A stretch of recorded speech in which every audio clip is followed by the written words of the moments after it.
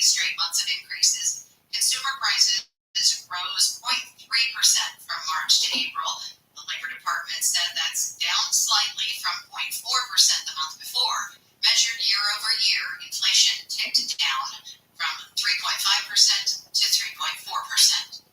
The president of Ukraine has postponed all upcoming foreign visits because of a new Russian offensive. President Zelensky's office said he had trips that were planned for the coming days. He was supposed to visit Spain, maybe Portugal. Ukraine's army has been fighting to contain a frontline push by Russian forces. Russia's defense ministry says its air defenses shot down 10 U.S. supplying Ukrainian missiles targeting Crimea. A memorial has been unveiled to honor the 10 black people killed in a mass shooting at a supermarket in Buffalo.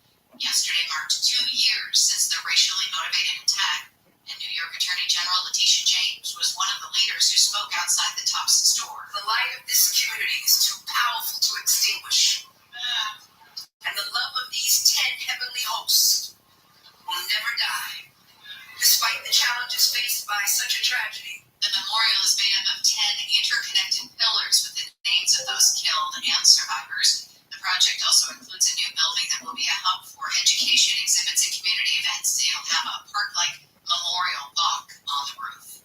The LA City Council's honored KTLA entertainment reporter Sam Rubin. Yesterday's meeting was adjourned in his honor, with Councilman Hugo Soto Martinez paying tribute. His district includes Channel 5's TV station in Hollywood. You grew up in LA, you grew up watching it your entire life. I worked at KTLA, which is one of the last local news stations, which is in C13. And so I just want to send my condolences to the entire KTLA family and Rubin family. Rubin died of a heart attack Friday at his home. He was on LA TV for more than 30 years. We'll check the 710 with the KFI in the Sky next. Having been overweight for a good part of my life, I mean seriously overweight, self-esteem issues and rationalizing in front of the mirror and avoiding the different sizes of clothes I had, and being called lazy. Fat, yes. Lazy? No, it's just a thing, and I hated it. So I underwent bariatric surgery 18 years ago, and it totally changed my life. And if you are 50 pounds or more overweight, you've tried it all, let me suggest calling the folks at West Medical. They offer proven long-term solutions like the ultra-minimally invasive gastric sleeve technology, way better than anything that I underwent 18 years ago. And they've helped thousands of people reach their weight loss goals. And by the way, this is as close to a magic bullet as I know there is. Call 800 West Med for free consultation covered by most PPO health insurance plans. Call 800 West Med. Visit westmedical.com, westmedical.com. The results will vary depending on the procedure selected and the endurance care program. Southland weather from KFI. Another day of May gray. Should see sunshine by this afternoon. Highs in the mid-60s at the beaches. Low 70s for Metro LA and Inland OC. Upper 60s to mid-70s in the valleys and Inland Empire. 80s to low 90s in the high desert. A couple degrees cooler tomorrow. Then we'll warm back up into the mid-upper 70s to mid-80s Friday through Sunday. It's 58 Costa Mesa, 59 Los Alamitos, 55 in Santa Clarita, 57 in Pasadena. The KFI market report sponsored by Revive Real Estate. The Dow is trading up 134 points. The Nasdaq up 78. S&P 500 is up 24. Revive Real Estate just released a new tool that lets you see what your home would be worth after renovations. It's free to use. Just go to kfirevive.com. That's kfirevive.com. The crash in Long Beach is slowing you down on the 710. This was kind of bad. 710 freeway southbound right there in Willow Street. It's going to be just past the 405. There's both a car crash and a semi's involved. Now, everything's off on the right shoulder. The fire department's blocked the right lane, and that has jammed the traffic solid all the way back from the 105. Trying to get through Seal Beach if you're heading south there on 405, approaching the 605 injury crash as the car pulled left lane's blocked. You're going to find the brake light started about Bellflower Boulevard. Corona's still working on an issue there on the 91 freeway westbound before the 71. It's a crash in the right fast track lane, and that's got things slowed back from the 15. One more just really slow spot right now in Downey, the 5 freeway northbound between Florence and the East LA interchange. Traffic basically stopped there, so I just added a little extra time for your commute. With Southern California's only airport traffic reports, Will Holtzschreiber, KFI in the Sky. 16th Minute of Fame is the new weekly podcast hosted by by me, Jamie Loftus, and every week we take a closer look at an internet character of the day. Bean Dad, The Dress, 30 to 50 Feral Hogs. If you knew what any of those were, you spend too much time online. And I do too. Who are they? What made them notorious? Why did the internet choose them? And what does a person do when they get more attention than the human psyche can handle? Listen to 16th Minute of Fame on America's #1 podcast network, iHeart. Open your free iHeart app and search 16th Minute of Fame. There are more identity threats than you realize. Even if you monitor your credit, only a little personal info needs to leak out, like your social security number or password, for you to become a victim. LifeLock alerts you to threats you could miss. If your identity is stolen, a dedicated U.S.-based restoration specialist will work to fix it. No one can prevent all identity theft or monitor all transactions, but everyone can save up to 25% off their first year with promo code NEWS. Go to lifelock.com. MITRE's mission is to solve problems for a safer world. If you have a passion for advanced artificial intelligence with skills in generative AI, large language models, ML transformers, prompt engineering, or emergent behaviors analysis, explore the many challenging and fulfilling career opportunities at MITRE.org/careers. That's MITRE.org/careers. Listen on the free iHeartRadio app for all your music, sports, talk, and podcasts. Free, never sounded so good. KFI AM 640. You are listening to The Bill Handel Show. I am an innocent man.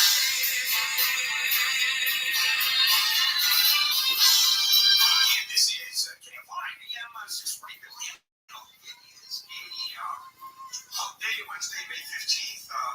We're looking at a bunch of stories. One of them being that President Biden is, in fact, shipping lots and lots of arms to Israel, a new package worth over $1 billion. And so that's scuffled over those 2,000-pound bombs. I don't think those 2,000-pound bombs are being shipped over. So everything else is. And tariffs on China. Yesterday, President Biden announced $18 billion in tariffs on Chinese imports, including 100% on EVs. I'm going to talk more about that coming up at 8 o'clock. Now, yesterday was the day that Michael Cohen, was going to be skewered by the defense in the Trump hush money trial. And they tried. Man, they tried. But here's the problem. I think the prosecution, this happens all the time, because you have Cohen, who is a convicted perjurer, who did jail time, who kept on lying on behalf of President Trump. And now the defense is going, so you're a liar. You expect us to believe you. Well, yeah. Were you lying then or now? Well, effectively said, I was lying then to protect the president. And I think that resonated, certainly with me, if not the jury. And so the first thing that Todd Blanche, Trump's attorney, brings up is a quote, an insult from Cohen, and he made it personal. So he asks Cohen, on April 23rd, you went on TikTok and you called me a crying little, crap. Obviously using the word. Blanche asked Cohen, raising his voice to deliver that word. Prosecutors objected. You know what? Cohen blurted out. Yeah, that sounds like something I would say. Moments later, he confronts Cohen with more TikTok commentary that Michael Cohen had put up, including calling Trump a dictator douchebag. And he said that Trump leaves the courtroom to go right into that little cage where he belongs, in an effing little cage like an animal. And therefore, that was what undermined Cohen's testimony as to whether the hush money was paid, whether Trump was at the center of it. Okay? I don't think it did. Because he was asked, do you hate Trump? Yeah, I do. Do you want him convicted? Yeah, I do. Therefore, his credibility is at risk, but I don't think so. I think it all falls into place. He described in detail how he flipped on Trump when there was a raid on office and his house, and they grabbed it, grabbed all of his personal effects, business effects, and he lied about it. And he was charged. And he described how Trump told him, "Don't worry about it. I'm the president. I'm going to cover you," which, of course, that didn't happen. So, yeah, he flipped.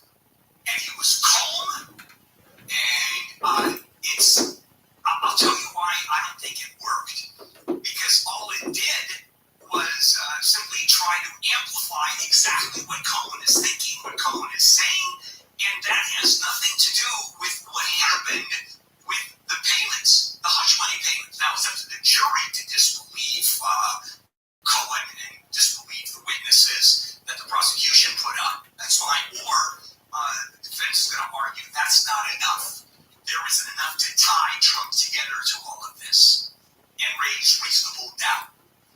Now, based on what I know, I'm convinced that Trump did exactly that. And here's why. I have no doubts, because this is a man who believes he's above the law. He truly believes the law doesn't apply to him. For example, his defense in the classified documents case, and he's already brought it up, when the prosecution said you took classified documents as a citizen out of the White House and moved them to Mar-a-Lago, and these were classified, secret, top secret. And he said, I declassified them. And they said, what, where? Where are the documents? Who'd you say that to? And he said, all I have to do is think about declassifying, and that declassifies. And in his arguments that he's been making over and over again across the board, that a president cannot be charged for anything. In one of the cases that went before the Supreme Court, Elena Kagan asked his attorney, are you telling me that as president, he can order the assassination of a rival and cannot be prosecuted? Yes. A president is completely immune. That's what he believes. And since he's president, he's immune from anything. That's his mindset. So I have no doubt that he did all that, only because even if he knew it was illegal, even if he knew that the law was being violated, it doesn't matter. He can't be prosecuted. He could do no wrong, no matter what. That's why I believe he did it. Because he's a pretty vindictive guy. How many times has he said, you hit me, I hit you twice as hard? You come after me, I come after you twice as hard. And keep in mind, he has unlimited money. So it's not a question of throwing the best attorneys against anybody. And I mean, not just one or two either. So we'll see what happens with this. I don't think that the defense did anything to harm Michael Cohen or his testimony. At least that's the way I take it. If I was, well, I'm not on the jury, so, and I have to look at all the evidence. That's the other thing, because there are parts of this that I don't know. They're not telling us everything that has happened. And you know what? You don't know what the jury thinks is important or not. It's surprising afterwards. I've talked to many attorneys in jury trial. They said, there was something that was said that the jury thought was the most important thing in the entire trial. It never even occurred to me. Or the most important thing that I brought up in the trial, the jury just ignored. This is afterwards when they poll the jury. And they can ask the juror questions. And they do it all the time. All right, coming up. The Los Angeles restaurant industry is like falling apart, and I'm going to have Neil join me on that because he's our foodie guy. Let's check in with Amy live at the KFI 24-hour newsroom. A person's been attacked and robbed on a metro bus in Encino, marking the third violent attack on the metro system in 24 hours. The LAPD says the attack happened yesterday afternoon near the intersection of Ventura Boulevard and Balboa Avenue. They did arrest an attacker.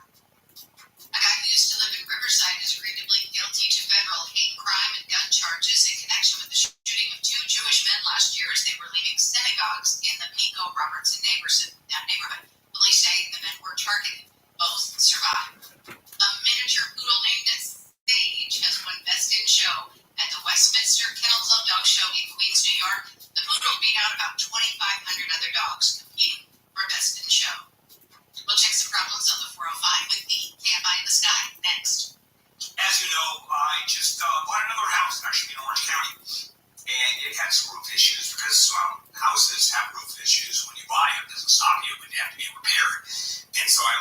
expanded to advanced roofing systems took care of the problems almost instantly. And of course they would for me, right? But they do for you too. They have that reputation. That's advanced roofing systems, using only the finest roofing materials, primarily from GAF, the largest and most respected roofing material manufacturer in the U.S., 25-year guarantee. When you make the phone call to Advanced Roofing, you'll talk to Carlos, the owner, directly. That's his number that you're calling. If your roof needs repairs or you need a new roof, let me suggest calling Advanced Roofing Systems. You're going to get a free inspection, even if you don't know the condition of your roof. Certainly, if your roof is over 20 years old, it makes sense to call Advanced Roofing Systems. Remember, it's a free inspection. Now, pound 250 on your cell and just say Advanced Roofing. Pound 250 on your cell phone, say Advanced Roofing. Financing is available. Pound 250 on your cell phone and say Advanced Roofing. Morning low clouds and sunny with highs in the 60s and 70s, except for the high desert where highs will top out in the 80s and 90s. This report brought to you by your Amazon Fresh Grocery Store. We're going to crash in Seal Beach on the 405. It's an injury crash, 405 southbound, right before the 605. Right lane is blocked. The crash is all over the right side. Actually, the carpool and left lanes now. So it's not out of lane 2. 405 southbound approaching the 605 is where this is. And again, you're slow from Bellflower. In Long Beach, right around the corner, 710 southbound, right there at Willow. Crash there, right lane. That's what I was thinking of. And that is the slow back to the 105. Also, still a big mess in Corona. Crash there on the 91 freeway westbound before the 71. It looks like traffic is recovering from the 15, so it may have cleared. Keep an eye on that one, but just be aware that it's pretty slow through there. With Southern California's only airborne traffic reports, Will Goldschreiber, KFI The Sky. 16th Minute of Fame is the new weekly podcast hosted by me, Jamie Loftus. And every week, we take a closer look at an internet character of the day. Being Dad, The Dress, 30 to 50 Feral Hogs. If you knew what any of those were, we spend too much time online. And I do too. Who were they? What made them notorious? Why did the internet choose them? What does a person do when they get more attention than the human psyche can handle? Listen to 16th Minute of Fame on America's #1 podcast network, iHeart. Open your free iHeart app and search 16th Minute of Fame. There are more identity threats than you realize. Even if you monitor your credit, only a little personal info needs to leak out. Like your social security number or password. Or even a common victim. LifeLock alerts you to threats you could miss. If your identity is stolen, a dedicated U.S.-based restoration specialist will work to fix it. No one can prevent all identity theft or monitor all transactions, but everyone can save up to 25% off their first year with promo code NEWS. Go to lifelock.com. 1877 cards for kids. KARS cards for kids. 1877 cards for kids. Donate your card today. Donate today at carsforkids.org. That's cars with a K. Your car can be picked up as soon as the next day. Receive a tax deduction and vacation voucher. 1877 cards for kids. Donate your card today. Now accepting donations of land, homes, buildings, or any kind of real estate. MITRE's mission is to solve problems for a safer world. If you have a passion for advanced artificial intelligence with skills in generative AI, large language models, ML transformers, prompt engineering, or emergent behaviors analysis, explore the many challenging and fulfilling career opportunities at MITRE.org/careers. That's MITRE.org/careers. Hey there, it's Ryan Seacrest for Safeway. Take care of your personal well-being this spring. Now, for May 28th, when you buy more personal care favorites, you can save more. Shop right now for products like Pantene shampoo, Gillette razors, and refills. Always products, Crest toothpaste, and Olay creams, and save during the Buy More, Save More sale. Check out the deals on all your favorite personal care items in-store or online. Offer expires May 28th. Restrictions apply. Promotions may vary. Visit Safeway.com for more details. In this week's Marketers Report, Angela Zepeda, Chief Marketing Officer of Hyundai Motor America, talks about audio storytelling. For an auto brand, a lot of people scratch their heads and say, why would you put your brand on a channel that doesn't show the sheet metal? But there's a lot we can talk about these vehicles that gets people excited about the car. And it's more than just the sheet metal. It really is about lifestyle. lifestyle in a lot of ways. For us, it's about storytelling. That's driving a lot of brand awareness, but we can also drive a lot of intent, and that's because we can talk a lot about the features. I think we're learning that we can get a lot more from audio. As the #1 audio company, iHeartMedia gives marketers access to all, from national to local. Every audience, live conversations, trusted influencers, and the insights and data you need to grow. Not just a media company. iHeartMedia is your access company. If you're a marketer, go to iHeartResults.com. That's iHeartResults.com. They promoted a course entitled Dealing with Cops Workshop that teaches them how to take looks from police. All these protesters play acting like little children. It's like when kids used to play cowboys and Indians. None of these people really want to help the cause. What are you doing in Los Angeles? The action is in Gaza. John Cobell, go there. Live 1 to 4 p.m. on KFI. And on demand anytime on the iHeartRadio app.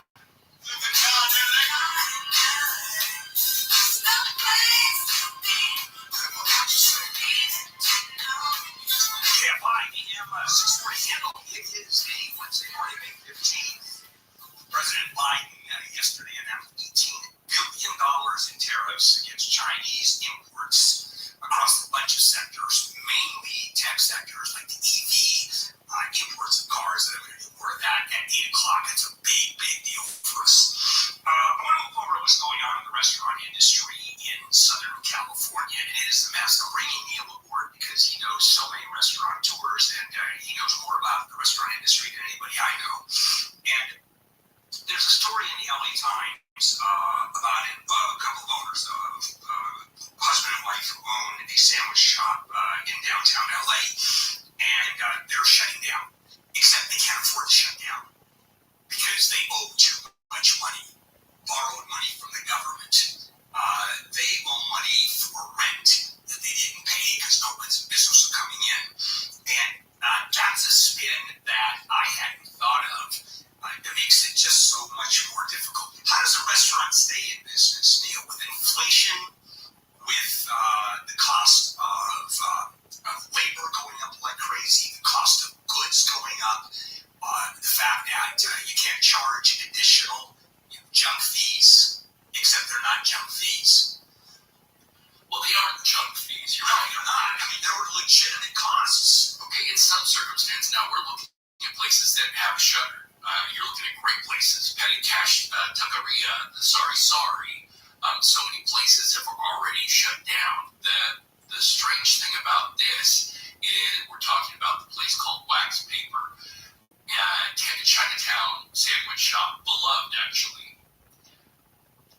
They owe so much. Bills are still coming in. So as far as what they owe the government for any money that was loans that were taken out during the pandemic, you've got the rise in the minimum wage. You have a rise in gas costs. So now anything being delivered, or if you're a bakery and you make bread for restaurants, you deliver it, the costs have gone up. Flour costs have gone up because of the war in Ukraine. And so they're looking at, in some places, some well-known pizza places that have, let's say, 4 locations, have gone from a 20% margin to a 2% margin. It's what's happening is, and they suck up a lot of costs. But so let's talk about restaurant going for a moment. First of all, let's start with the fact I don't go to these high-end restaurants, $150 a head, $200 a head. I'll do that once every 3-4 years. Like I took my daughter to the French Laundry because she's a foodie. Biggest waste of time in my entire life. Sushi, I hated it. So to me, a high-end restaurant is the Cheesecake Factory. And that's about as high-end as I go. Nothing wrong with the cheesecake. No, I love it. It's just, it's considered moderately priced. But and I can afford to go out. I make a pretty good living. I will not pay $18 for a cheese quesadilla. I just won't do it. Well, you know what? I just say, no, thank you. I'll just go get home. There was a viral ad that has been circulating the past week or so as prophetic. And it says 30 years from now, you will be paying $14 for a hamburger. And they're off by a couple dollars. They were talking about fast food. And that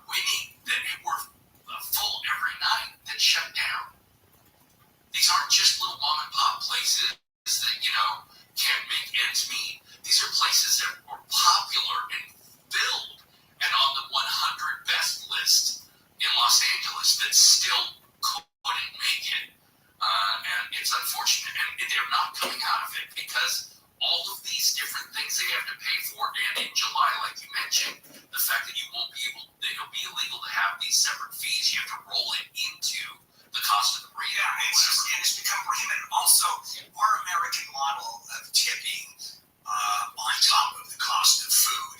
I mean, when you think of $50 a head, right? That doesn't include tip usually, or let's say my $18 quesadilla. And I'm a pretty generous tipper because I know these people are minimum wage and they live on this. So 20% usually 20-25% I tip, and just because that's the way I feel. You go to Europe and you don't tip because the servers get paid a living wage, and it's just the cost of food. And in Europe, for example, Italy, it's less expensive than here, and you don't tip. We have to switch to a new model. This is broken. It's not going to work, and we're not going to dig our way out of the pandemic and the decisions that were made, especially here in California. You heard Amy this morning on Wake Up Call talk about the impending double back-to-back raise of fees for gas. You're going to be over $6, and that rolls into the cost of having food delivered. That rolls into the cost of having ingredients delivered. Every time they inhale a breath, they exhale another problem in this industry. If we want to go out to eat and we want to have the art of, the culinary art to be a part of our landscape, we as people that go out to consume this need to change our mindset. We have choices as consumers, like not eating out as much. Restaurateurs don't have choices. They are either in business or out. And I don't know if you have noticed, the other day I forgot what restaurant, and I love rack of lamb. That's off the menu now. Now it's rack of mutton. It's just As in every place is serving haggis. Haggis and menudo are the only things. Even that's become way expensive. All right, coming up. IP, UP, IP for you, UP for me. We all pee together. The family that pees together stays together. You have no idea what I'm talking about, do you? Well, you get to stay. How about that for ATs? That's coming right up. And by the way, strangely enough, I'm actually going to take a break and go and pee just for this story. Some things you don't need to narrate, but thank you. Naked Guns. You're going to hear some sound effects here. All right, Amy, live in the KFI 24-hour newsroom. A plan to raise sewer rates for customers in LA is moving forward. The LA City Council has given the green light to the Sanitation Department's intention to raise sewer bills by an average of 22% this fall and then more than double 4 years from now. Councilwoman Katie Yaroslavsky said in yesterday's meeting the city's What up, Andy G? How are you, baby? This sewer fee Dude, we was got something Andy G in this we bitch. did pretty much every year. Damn it. And we are now in the unfortunate position that for 5 years we haven't assessed it. There will be a protest period and a public hearing later this year. In downtown LA, Michael Monks, KFI News. News brought to you by American Vision Windows. A state lawmaker from Huntington Beach claims a secret carbon tax will raise gas prices by 47 cents per gallon next year and 51 cents a gallon in 2026. Republican State Senator Janet Wynn says the tax was hidden in an emissions reduction report from the State Air Resources Board. 2022 was a year when the price of gas skyrocketed across the nation, but it was higher here, reaching over $7 a gallon. And it's not going down. People can't afford to live in California. The State Air Resources Board says the estimates are not a tax or a secret. The board says the incomplete preliminary report released last year offers options on how the state can meet its clean energy goals. Investigators in Riverside County are trying to find the person who shot at a sheriff's deputy during a traffic stop in Aruba Valley. The shooting happened about 7 last night. No one got hit. There was a massive surge overnight near Pat's Ranch Road at 68th Street, but it was called off early this morning. The Labor Department says measured year-over-year inflation was down from 3.5%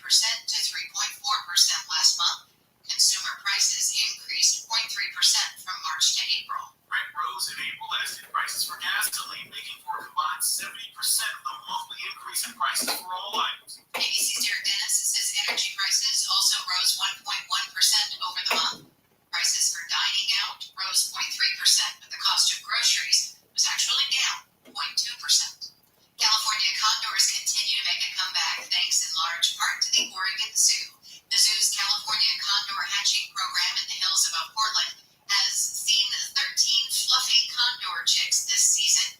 That's a record for the zoo program that's been working to grow the species for 20 years. Back in 1982, only 22 condors remained in the wild. Now there are 560. The chicks will spend at least 8 months with their parents before moving to pre-release pens for about a year, and then they'll eventually be released in Arizona and, of course, California. We'll check some problems on the 57 with the KFI in the Sky next. If you're in business and you do not have an EV charging station, boy, you're looking backwards. If you don't have a station for employees and or customers, Walters Wholesale Electric is a Southern California leader in commercial, industrial, retail charging stations. And when I'm driving my EV, as you know, I have one. I'm always checking out where charging stations are. There are not enough of them. I have range anxiety, as a lot of EV drivers do. How much juice do we have left? Where am I going to charge? When I drive to a hotel, for example, I'm always asking how much juice do I have left? Where's your charging station? That's important to me. Walters Wholesale Electric offers both small and large EV charging installations, and every project is different. This is complicated stuff. City, county ordinances, electrical, plumbing issues, a whole lot more. You need a real expert to do this, and that is Walters Wholesale Electric. Dial pound 250 on your cell phone, say EV charging. Pound 250 on the cell, say EV charging, or visit WaltersWholesale.com. Southline weather for KFI. Morning clouds and sunny with highs in the mid-60s to the coast. Low to mid-70s for Metro LA. Window C, the valleys in IE. 80s to low 90s in the Antelope Valley. We're going to see that same pattern. Morning clouds with sun breaking through the afternoon through the week. Highs mainly in the 70s and 80s. It's 59 in Morgan Park, 59 in Seal Beach. We've got a truck just sitting there in Brea on the 57. Tractor trailer that somehow caught down there. He's stuck me in White Lake 57 freaking selling on past the highway. Traffic stop and go back to Taller Canyons. That mess. Some good news coming from Seal Beach. The 405 southbound right before the 605. That entry crash is clear from the carpool left lanes. Traffic's still really slow though back from Bellflower Boulevard. And this is going to be the 710 southbound between the 105 and PCH. Crashed there in the right lane. There were some injuries, and the CHP is on the way. With Southern California's only airborne traffic reports, Will Volschreiber, KFI in the Sky. 16th Minute of Fame is the new weekly podcast hosted by me, Jamie Loftus. And every week, we take a closer look at an internet character of the day.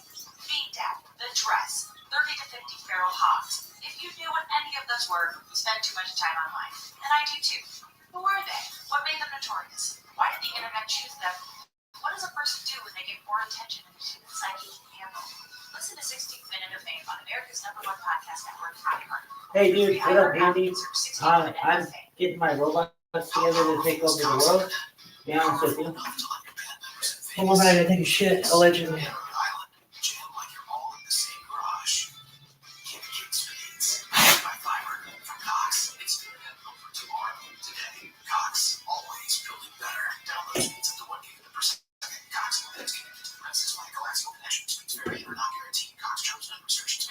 As the #1 audio company, iHeartMedia gives you access to all, every audience, live conversations, trusted influencers, and the insights and data you need to grow. iHeartMedia is your access company.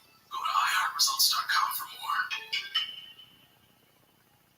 The Daily Calendar. Today, May 15. Hey, you with all those big ideas. Today is Break the Glass Ceiling Day. So don't represent. Also, don't make glass ceilings because it burns and consume your naked. It's also Buddha Day. Nice guy. Super chill. And it's Bring Someone Flowers Day, especially if you messed up big time. Boom. Happy birthday, Dallas Cowboy great Emmett Smith. And actor Chaz Palminteri, and that's about it for the Daily Calendar from KFI AM 640. I just came into the party for the drugs. KFI, Bill Handel here, and the rest of the crew on a Wednesday morning, May 15th. It is Hump Day. And we have some stories we're going to share with you, or I'm going to share with you. $1 billion, new $1 billion weapons deal for Israel. Finally, that was voted in. Biden was able to push that through.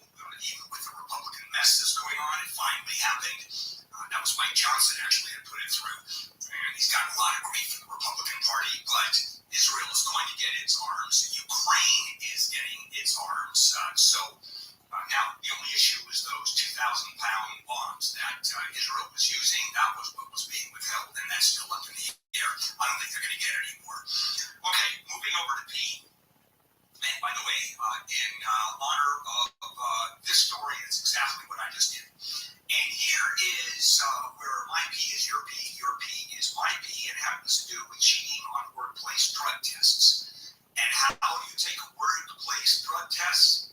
You pee in a bottle. Well, not a bottle, but you pee in a little specimen, little Dixie cup kind of thing, and then it's tested for drugs. And I think it's just a little litmus strip that you test for, that they test for drugs. And according to Quest Diagnostics, which is the big testing center, the increase in tampered tests has grown at the highest rate in more than 30 years.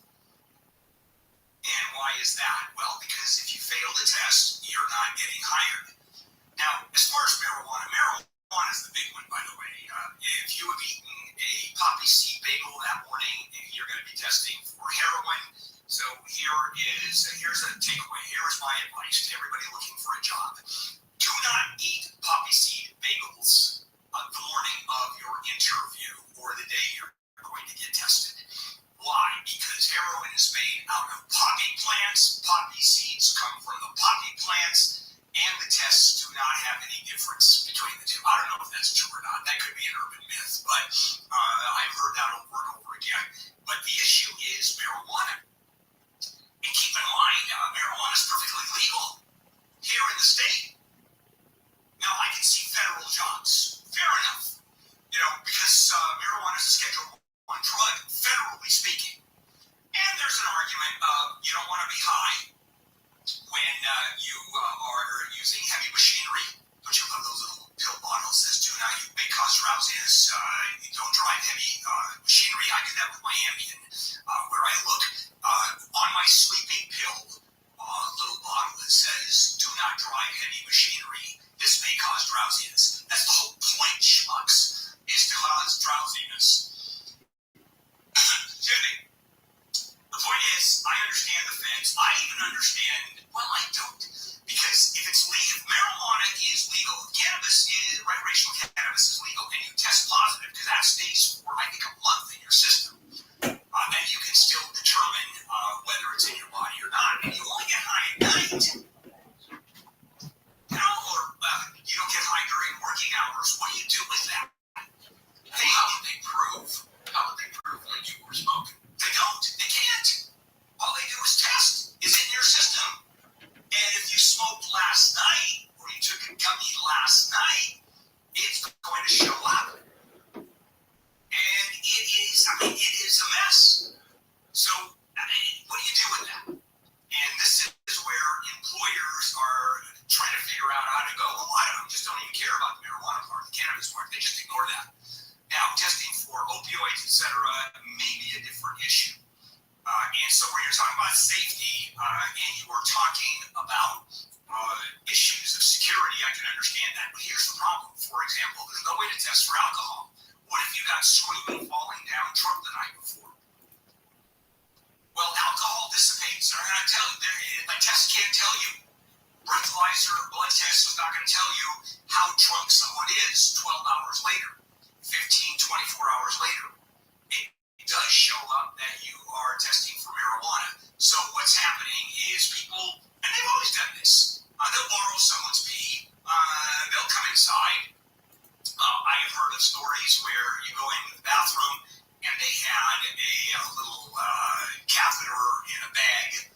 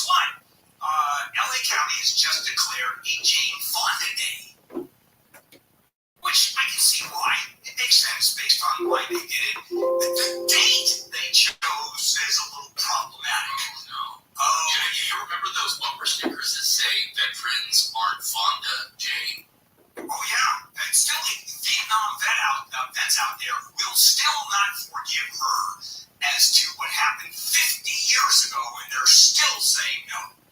They're still nailing her. I used to joke about, I would say my turn-ons are Jane Fonda and Barbarella, turn-offs Jane Fonda and Hanoi. That's not bad.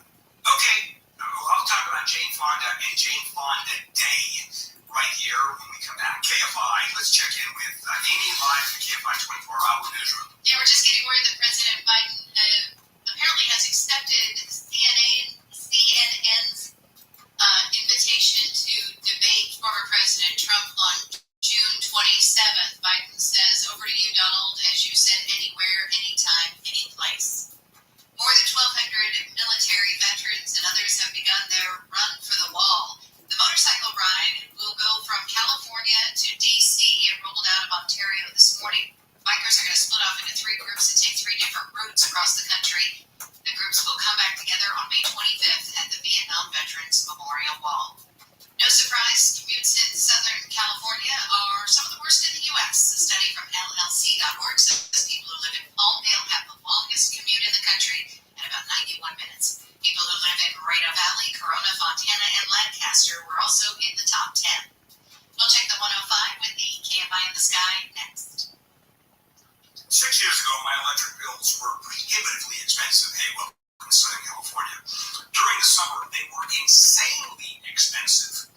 Sunlux installed a solar system in my house, and my energy costs went down to zero. So my new house, I happen to have bought a home in the most expensive electrical district in the country. Boy, did I jump on having a Sunlux system put in my new place. And that was one of the first phone calls I made. If you're a home or business owner and you're paying $175 a month more on your utility bill, and I don't know anybody who isn't, Sunlux is going to save you money and a pile of money. Energy costs keep on rising, and they're so expensive anyway. Go to sunlux.com, schedule a free consultation, and they're offering the all-new Tesla Powerwall 3 battery system out there, which of course I'm getting also. Visit sunlux.com. Sunlux.com. Of course, financing is available. Sunlux.com. Becoming sunny with highs in the 70s, 80s, and 90s for the Antelope Valley. This report brought to you by Mattress Firm from the Southern California Toyota Dealers Traffic Center. Let's go places. We're going to Hawthorne. We've got a stall on the 105. Yeah, we're not going anywhere very quickly on the 105 freeway westbound right before Prairie. That's because it's a small vehicle, some sort of compound vehicle there in the center divide. Traffic's really jammed up. Out of South LA from the 110, CHP is currently running a break with all lanes. So, but they actually were a little while ago, so that may be reopened by now. But just be aware, that's very slow. In Paramount, 710 southbound between the 105 and PCH crashed there somewhere in between those 2 off ramps, and the right lane is blocked with that one. Crews are blocking that to treat some injuries on the scene. And Cerritos is stalled on the 91 eastbound right before the 605. The center lane is blocked. With Southern California's only airborne traffic reports, Bill Colts from KFI in the Sky. As the #1 audio company, iHeartMedia gives you access to all, every audience, live conversations, trusted influencers, and the insights and data you need to grow. iHeartMedia is your access company. Go to iHeartResults.com for more. All the good stuff. Yeah. Camps keeps you on top of pop culture. Forget all you've heard about Quentin Tarantino's next movie because it may not be happening. Deadline.com reports that the Pulp Fiction director is abandoning the movie critic. The project intended to be his 10th and final film following rewrites which led to production delays. Brad Pitt won his first acting Oscar for his role in Tarantino's 2019 Once Upon a Time in Hollywood, was set to star in what would have been their 3rd collaboration after that film in 2009's Inglourious Basterds. While Quentin Tarantino dropped The Hateful Eight after its script leaked to the internet in 2014, only to film it later that year, it sounds like this may be another entry on his Wikipedia list of unrealized projects, alongside his adaptation of The Silver Surfer, the sequel to 2007's Grindhouse, and several reported spin-offs of the old Kill Bill. And that's what's poppin'. I'm Camps on iHeartRadio.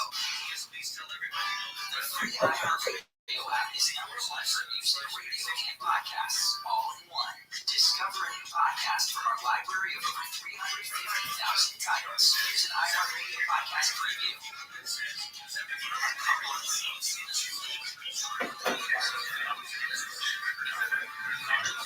Damn it.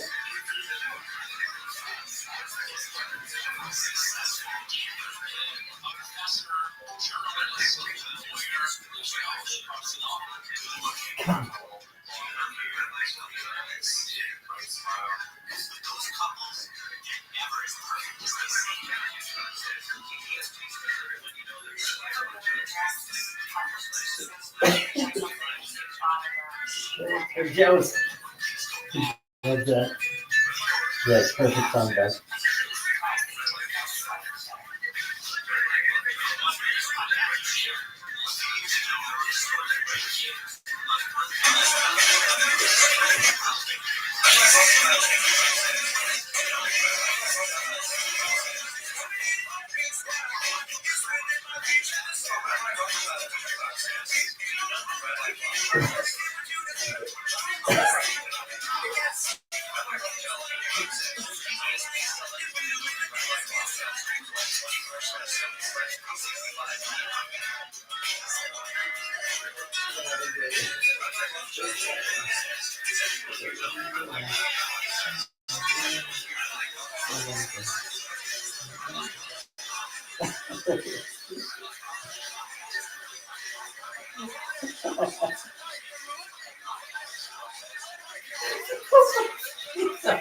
How funny is this, people?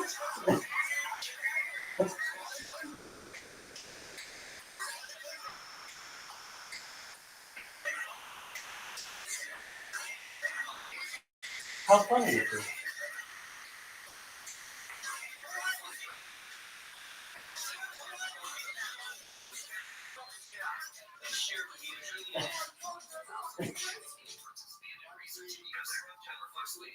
Rabbi Rothschild Bugs Food says, details, please tell everyone you know that Rabbi Rothschild streams Life 24/7.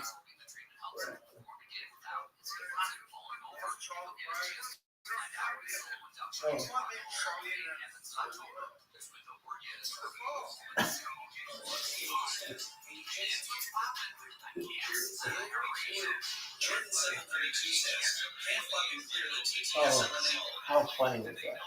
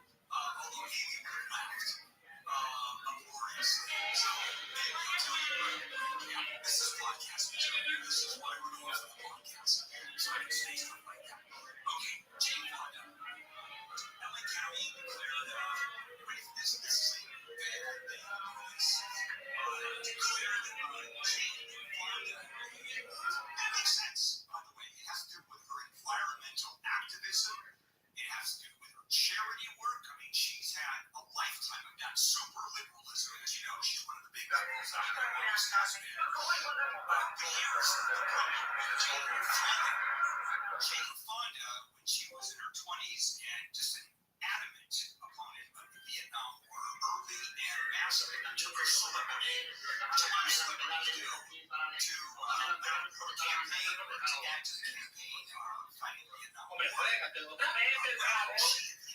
had the invitation on stage at the time, went to North Vietnam, was photographed in North Vietnam, went on the radio in North Vietnam, denouncing the war. And she has regretted her entire life. 24/7 taken at a North Vietnamese anti-aircraft gun. Now, we don't know if it was used to shoot down American fighters, but it might have been. And that cost her. To this day, Vietnam vets and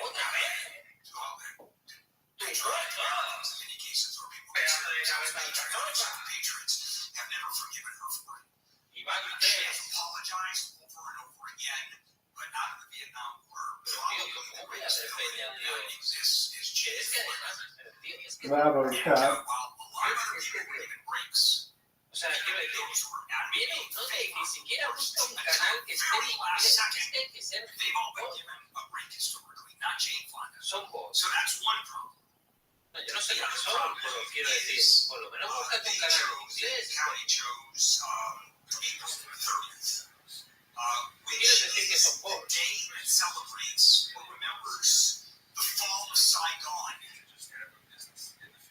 And for the Vietnamese community, it is effectively the worst day that they have ever had. It's like the Holocaust Memorial Service. The day the Holocaust is memorialized. The rabbi does. This lady does. Vietnamese community in hoops. So we have some Vietnamese legislators, assembly people. Not the rabbi. Some local politics, Orange County specifically, has the largest population. Slightly first funded, slightly got an email from BCJ And so LA about County a partnership. it makes sense to honor the day of the fall of Saigon as a very solemn, not a holiday, but a very solemn day. And you can't choose that day to honor Jane Fonda. It just doesn't work. Now, the county supervisors were told in no uncertain terms two things. That's not the day, and two, you rescind the proclamation. They have changed the date, however. Thank you. And they said it was an accident. No one thought it through. No one put it together. So I'm going to give LA County supervisors, which I really do, a pass on this one. Then the other issue, which I think is a bigger issue, is I think that's a day that got mixed up, that we got it through. Okay, they moved it immediately to April 30th. Now the issue of Jane Fonda Day. And at some point, this was 49 days ago, at some point, there's someone pass who has apologized over and over again. Just a daily reminder, you're a little bit, So, I don't know how you feel about it. She was known, to this day, still known as Hanoi Jane by many veterans of Vietnam. This is my generation. And so, I know, and I do know people who did fight in the war. Boy, I'll tell you, across the board, Jane Fonda is not a fond memory of what happened. All right, coming up, I was telling you about this China and the trade war and the $18 billion in tariffs that President Biden announced yesterday on Chinese goods. I'll try to put all of that together for you when we come back. KFI AM 640 live everywhere on the iHeartRadio app. Your vaccine for stupidity. KFI.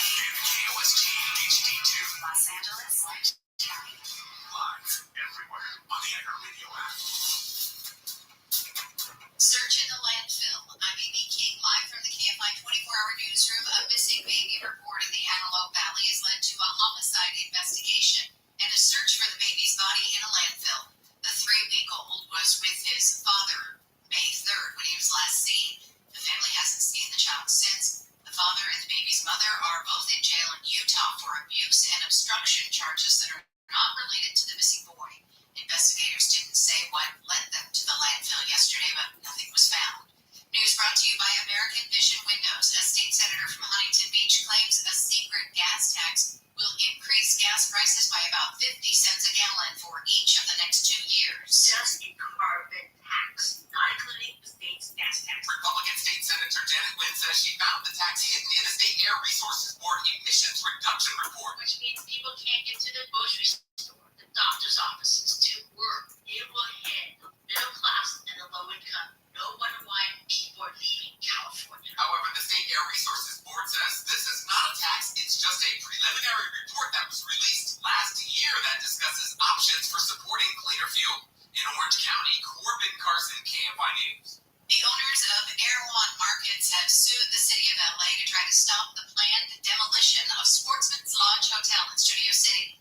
Erewhon has a store next to the site where developers want to build an apartment complex. The lawsuit filed last week claims the city failed to comply with the California Environmental Quality Act as well as other state and local laws. A section of Highway 1 in Northern California that was shut down because of storm damage is about to reopen earlier than expected. Governor Newsom made the announcement yesterday, saying crews have been working hard to quickly repair the damage near Big Sur. We're trying to address, we have been for some time, the deep anxiety folks out there on Highway 1. And good news is this Friday at 6:30 a.m., Highway 1 will be reopened. That's 8 days sooner than scheduled. In March, a rock slide below Highway 1 south of the Rocky Creek Bridge took out part of the roadway, making it impassable. Slovakia's prime minister has been shot. Robert Fico was hit 4 times in the stomach outside the House of Culture where he was meeting with supporters. He's in critical condition. A suspected shooter has been arrested. President Biden says he has accepted an invitation from CNN to debate former President Trump on June 27th. Biden had earlier... Forgot to mention to you that PRDC, but it won't be. Biden said in a video on X that Trump lost 2 debates to him in 2020, and now Trump is acting like he wants to debate again. Biden said in the video, make Monday how... also take almost all the same concerns and arguments of Medicare, which is also on the calendar. That was a jab at Trump over the hush money trial in New York, which is off on Wednesdays. Trump responded he's ready and willing to debate Biden. He also posted on his Truth Social that Biden is the worst debater he ever faced, and put 2 sentences together. Former President Trump is scheduled to couple campaign fundraisers in Southern California. One is set for June 7th in Beverly Hills. Tickets range from $5,000 to $250,000 each. Tickets for an event in Newport Beach on June 8th range from $3,300 for a lunch reception to $100,000 to be designated as a member of the Round Table Host Committee.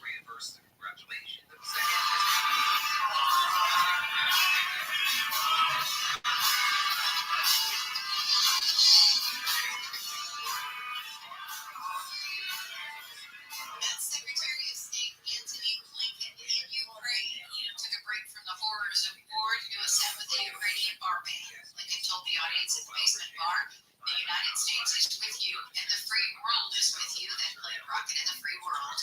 Blinken had met with President Zelensky earlier in the day and vowed the U.S. would continue to help Ukraine win the war with Russia.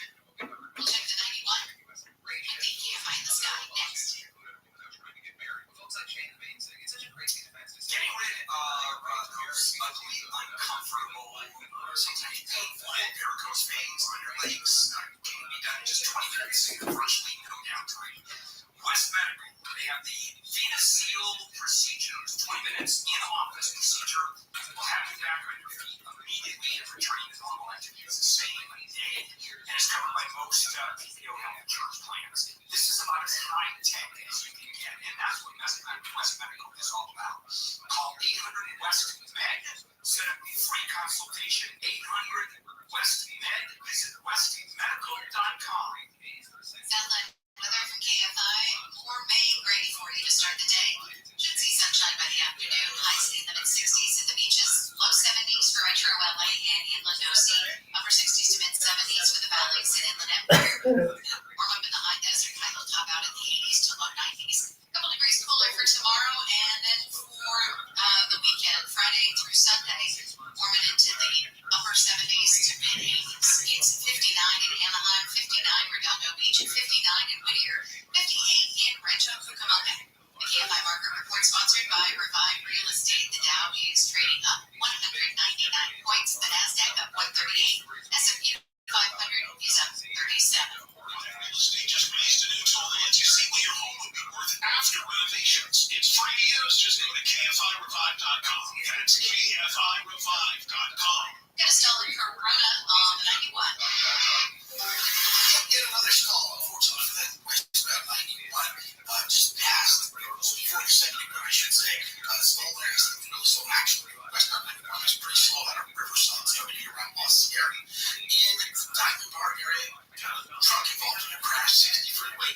at Lending. That's the right lane in the Costco condos. And of course, there is the low volume sign for me. So get it eastbound in Diamond Park, Glendale. We've got some slowing down on 434 eastbound passing to that because of the crash. Lots of brake lights there. And Mortgage is still working on this crash. Freeway southbound at Pacific Coast Highway right is blocked. Slow all the way back to Route 105.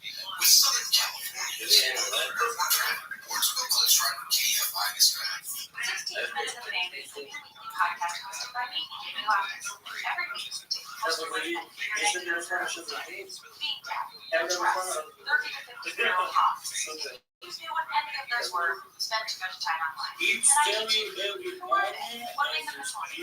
What is a person who is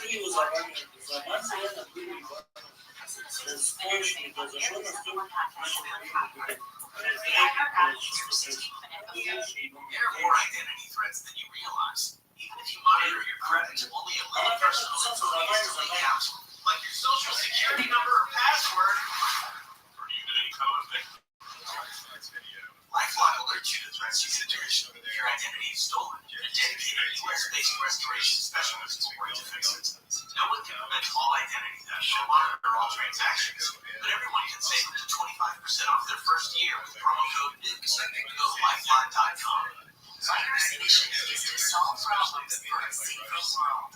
If you have a passion for advanced artificial intelligence with skills in generative AI, large language models, ML transformers, prompt engineering, or emergent behaviors analysis, explore the many challenging and fulfilling career opportunities at MITRE.org/careers. That's MITRE.org/careers. Microsoft's I don't think he'll play too insinuous songs. He's going to make boy. There's no way it's going to be luck. Like the main thing about Alan Wake had like 5 times more light behind it. And shit, it even never has a turn profit. So if that makes the turn profit, not as well. Let's look around the place and go.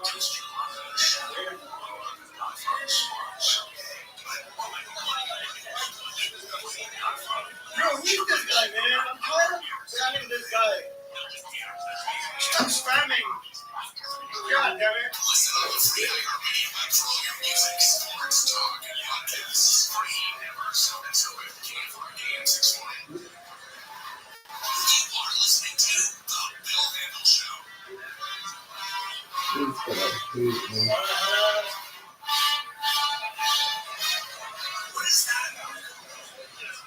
What am I missing on that news? China, trade war, Star Wars,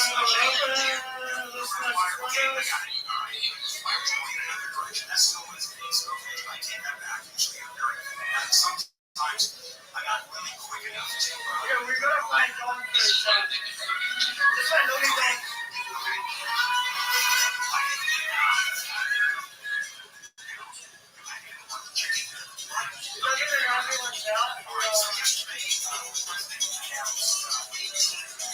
It's the only biggest tent ever. I know, it's a fun game song.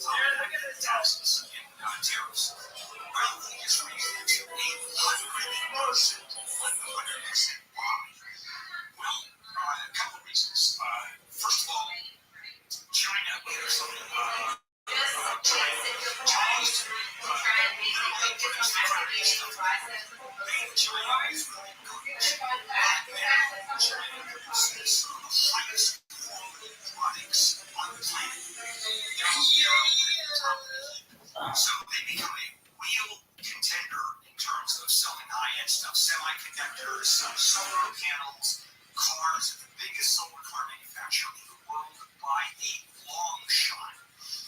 And they're able to produce EVs at a much lower price, which are as good as anything out there. So they're out to dominate the world market. This is what Jing he's chosen certain aspects of industry, EVs being one of the big ones, and Mar del Plata, market. So Rosario has even the Chinese, the government giving Chinese manufacturers the U2 subsidies. Here's the problem: they're building like crazy. They are building so many manufacturing plants to breakneck speed, to the point where the biggest car market in the world, which is China, consumer can't even come close to buying the products they have to sell overseas. And what China has a habit of doing is did the steel many years ago. That might be their first major product. The government subsidizes the steel industry. Steel is exported.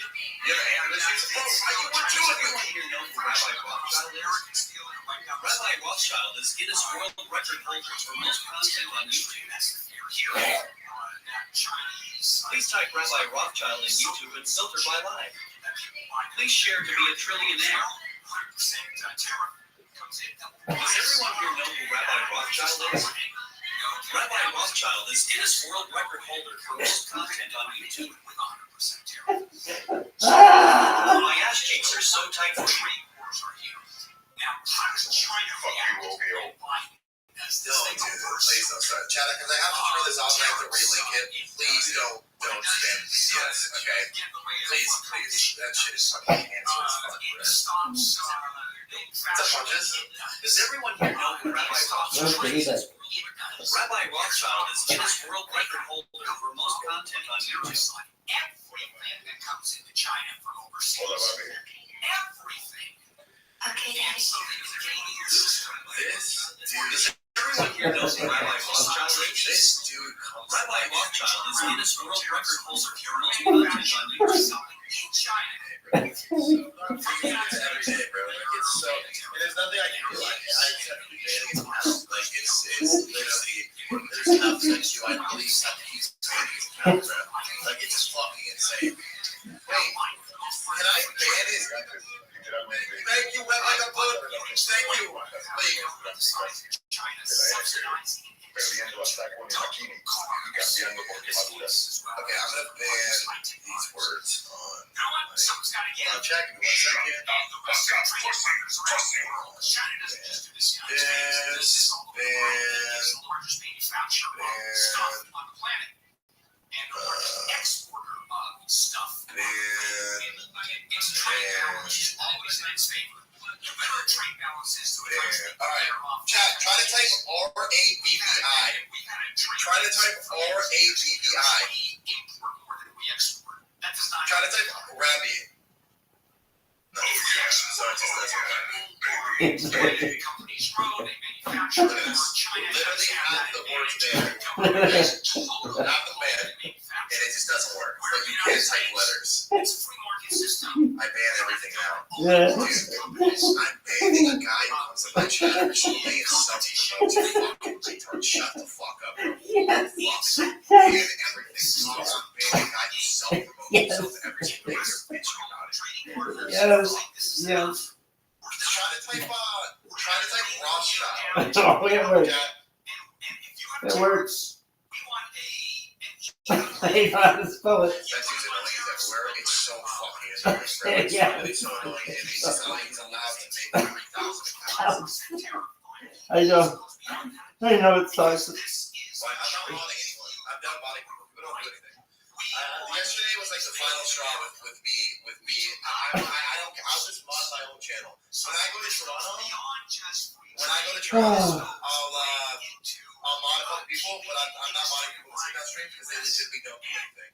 Like I can mod better myself while I'm streaming than mod. Mods literally don't do anything. I'm sick and tired of modding a lot of people. Sometimes you have absolutely no choice. Okay. I think what he did had to be done based on China's philosophy and the crazy stuff that China does. All right, coming up. How much is that Uber from the fucking train station to? Alright, what is the name of the train station in Toronto? Union Station. Union Station. 8 teenagers on a field trip to where the La Brea Rabbi.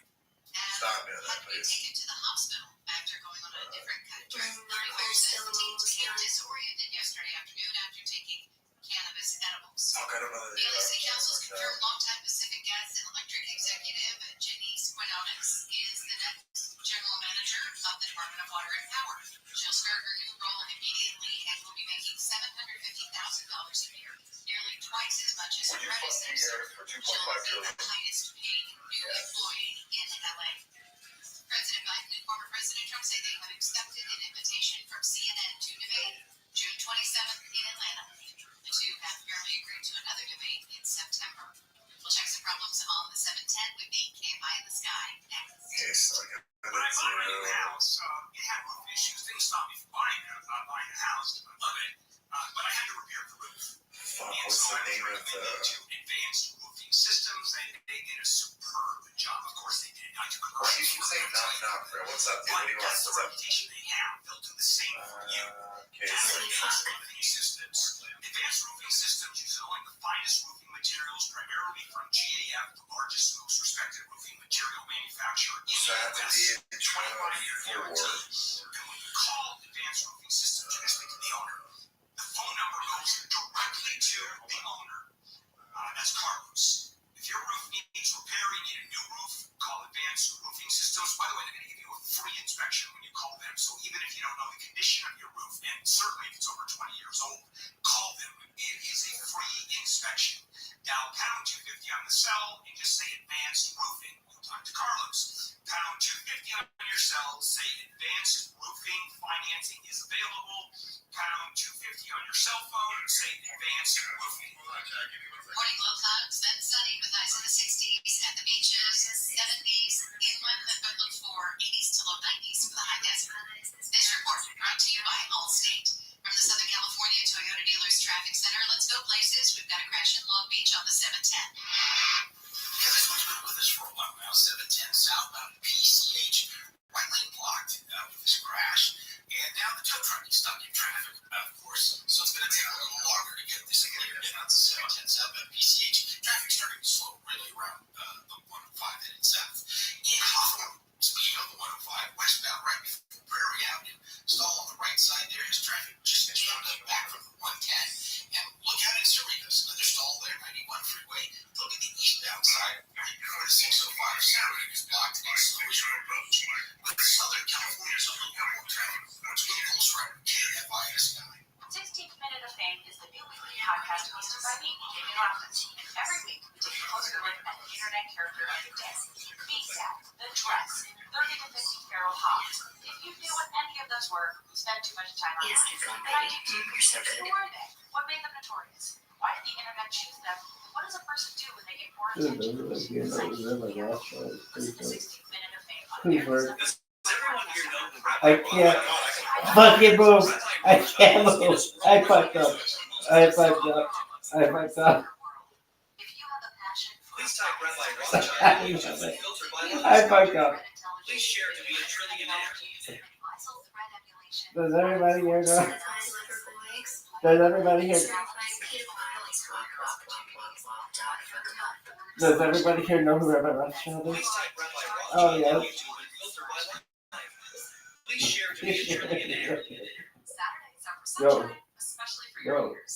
With another election, ongoing wars, and natural disasters, we know the news can be a lot to Does take in. everybody here We're know? determined Who? to share this anxiety. Does everyone here know who Rabbi Rothschild is?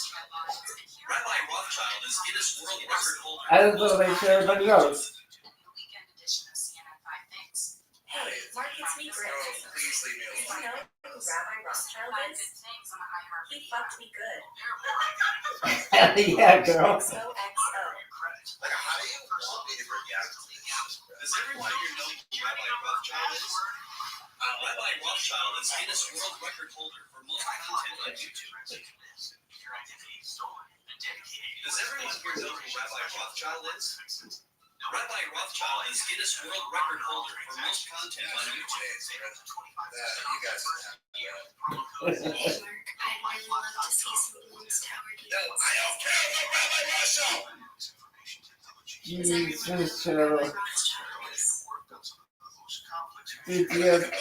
Yeah, texting close to my friend. Okay, so I can literally walk to the hotel. DTSW, we are on Rothschild.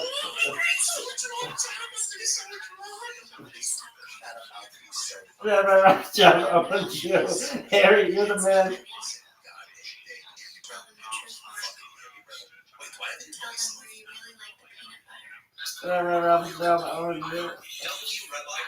Yes.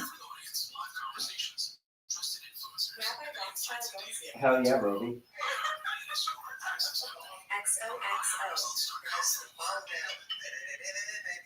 Benny. Benny.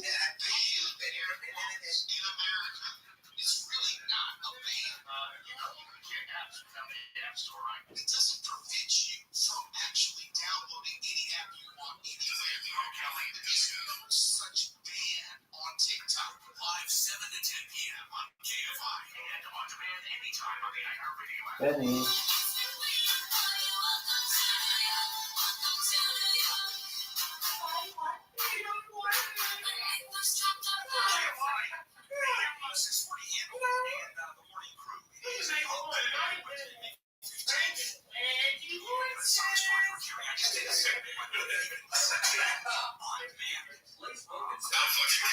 China and the tariff fight between the U.S. and China. President Biden announced $18 billion in tariffs and tax on goods coming in from China, especially Jason and Rick, please massage my tax.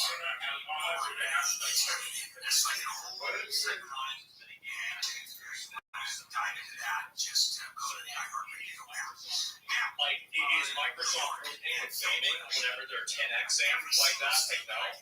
Let's look it up right now. All right. We're going to look at PS Plus subscribers. So we'll go ahead. We're going to pull this up. New York, primary competition. And this is how many subscribers does it have? March 2023, it has 47 million subscribers. It's PS Plus Extra? Oh, okay. Not Hollywood. Because it was live TV. 6.1. And they were generally playwrights. Okay, so this gives you all the data right here. So this shows everything.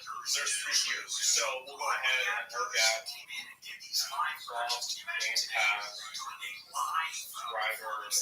Very rare has that ever happened. So now 34 million. And then of course So there's 3 tiers, yeah. And so New York and other states are making this huge and have made for years. This huge 2023, it has 47 million subscribers. Their state, particularly New York Is City. PS Plus Extra? Why is that? Oh, You have a okay. company that comes out, a film company with a $40 million budget on a film, 6.1. hundreds of people, a lot of them flying. Okay, so this gives you all the data right here. This shows everything. There's 3 tiers. So we'll go ahead and look at catering companies that are out of Microsoft, Game money Pass, that flows into the city subscribers. on a film basis is enormous. So And I'm getting too many different people giving me has done this to keep productions here. They give you a tax credit. And what does that mean? They'll say, okay, depending on the size of the film, depending on the budget and what you are spending, New York malakas pa signal dyan for live stream.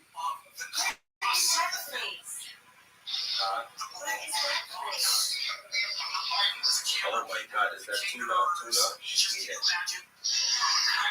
Oh, you motherfucking bastard. Okay. Sige, friends, can you send me the address to your place? Celia San Mateo. Yeah, friends, just send me the exact one because I need to look and grab how much it is, friends. For example, there was one film. Okay. Sige, sige, friends. Sige, message kita. It's hard to tell. You're one of them. Okay, message kita, friends. Okay, I can take that one and go forever, 40% off. I mean, that's a Jewish joke that I'm just not even going to get into that. But the point is, so many productions are moving to New York and other states that the number of sound stages have exploded. And those are all over the place. Go to North Carolina, sound stages. Atlanta, building like crazy because Atlanta, Georgia's doing the same thing. New York are exploding. LA sound stages are exploding. Problem is, like I said, the previous story with China, too much, too quickly, and it is, well, when things are good, you open house like restaurants. You know, you have a chain, you roll like crazy, and all of a sudden you realize too many too quickly, and you go under. Or you have some real problems. It happens all the time. Same thing with sound stages. Now, sound stages are not owned by the studios. Netflix doesn't own any sound stage. And it spends $12 billion on production. So, Obviamente es 0,02 dólares o lo que sea. Obviamente tendrán que hacerle me cago en tu puta madre. Dios. El puto pesado este. CEOs and upper management get a lot of money because to navigate that line, you want growth. You don't want growth quicker than it should happen. You want to maximize the amount of money. You want to maximize profit. There's a lot of stuff going on. And that's what's happening with the New York film industry, particularly LA. It's already sort of baked in. Because production's happening here. Production Dick Wolf, it's all New York. Woody Allen will not get out of there yet. When he does Silenciar, vale. Qué pesado, tío. Well, what do you think? Of course it's going to be in New York. So, a lot of money is being spent in California. No funciona lo que habíamos pensado. Porque hemos quitado una palabra. ¿Y los efectos solares? ¿Y los efectos solares? No era una palabra rara. He visto que ponía Rothschild, Digo, como su nombre, y esto, pues nadie. Entonces silenciar esa palabra. You don't build infrastructure, the city just gets money. They get tons of tax come dollars. on, dog. Funciona silenciar es solo para ti. Filter by life. $50 million is being spent.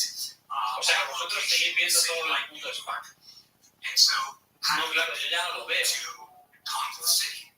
Well, what you do in all of these cases is you have these programs in their tax credits. Filter by life. We will pick up the expenses. Te va a sacar más. We become your partners. Sí, Actually, of course, we don't get any percentage of the film. We get none of the gross. We get none of the net. Que lo único que me queda es poner el chat. Here. A ver, modo So seguidores. now everybody competes. Modo seguidores de. You get a Pero no se program quedará for money. It fuera. used to be crazy to get Router permits me for acaba de filming seguir in en Los este Angeles. minuto, me It's cago en la impossible puta. today. There's one Como place decía, de alto, hijo de in the puta. privatization. ¿Veis estas cosas Persian en Twitch? Palace. No Get pasa. to the Persian Palace. There's one major street. And there's one house on that one street that for some Mira el chat de la pantalla, sus is muertos. a Nada, filming esta mierda. center. Cabeza And pipa. there are months where a week out of the month, let's say 4 or 5, 8 No, pero lo peor de todo es que lo he silenciado y ahora no sé de silenciarlo. because you have a He major tenido que poner el chat modo TV suscriptores. company, I don't even know what it is. Maybe they do commercials there, and the police are there. Que veo que tampoco funciona, ¿no? O sea, es que lo he silenciado y ahora no sé de silenciarlo. You hire uniformed police officers. You can't in any other business. You can hire cops who moonlight, but cops on movie sets and on location can't be uniformed police officers. So you've got an LAPD cop doing security. He's in a store. This is the same The house. cop says you can't It's drive like a there. house that you come over You and pay attention. G's waiting on you, bro. And then you wait until It's the the house scene you is come over done. and G's waiting on you. And they have the crafts table right outside. G's waiting on you in this Get house. some samples. Hold up, Rabbi. We're stopping to have some man. lunch. I know. Come here, Shorty. You ever been to a set? I love you. Big Ed Rodeo? You walk in this house, as soon as you walk in, from a G's waiting on you. I ain't a fitty, what you are, you are. Bid for the business. And so Hey, Rabbi, where you from, so man? much money. I've gone to the couple of TV I love you shows. too, bro. It's incredible. Steak, lobster, 3 entrees, 4 vegetables, salad, dessert. California? It's a good meal. That's that word. It is. It's not You just. see. What do we here I'm gonna make some water. more out of Cali. There's the machine now. I think I'm going to Cali like in July. That's for guests. Okay, we're done. So there's so much confidence out. What the fuck? That's how we end our Wednesdays. Let's check in with Amy live. This house was your mama's house. 50, what the Hey, fuck? it says LA Mayor Vance is working with other members of the Metro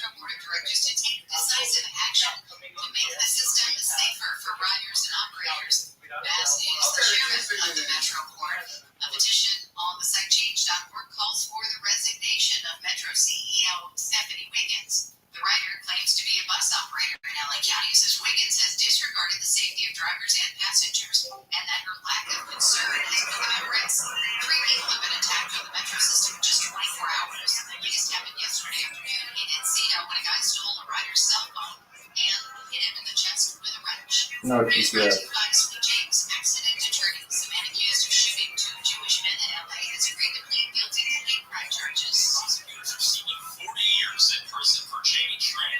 U.S. Attorney Martina Estrada says it was critical in the case to demonstrate that hate will not be tolerated. The federal government did not always act as swiftly as we did here. But overnight, as soon as this guy was caught, he brought federal hate crime charges. Prosecutors say Jamie Tran researched kosher markets last year to locate Jewish people.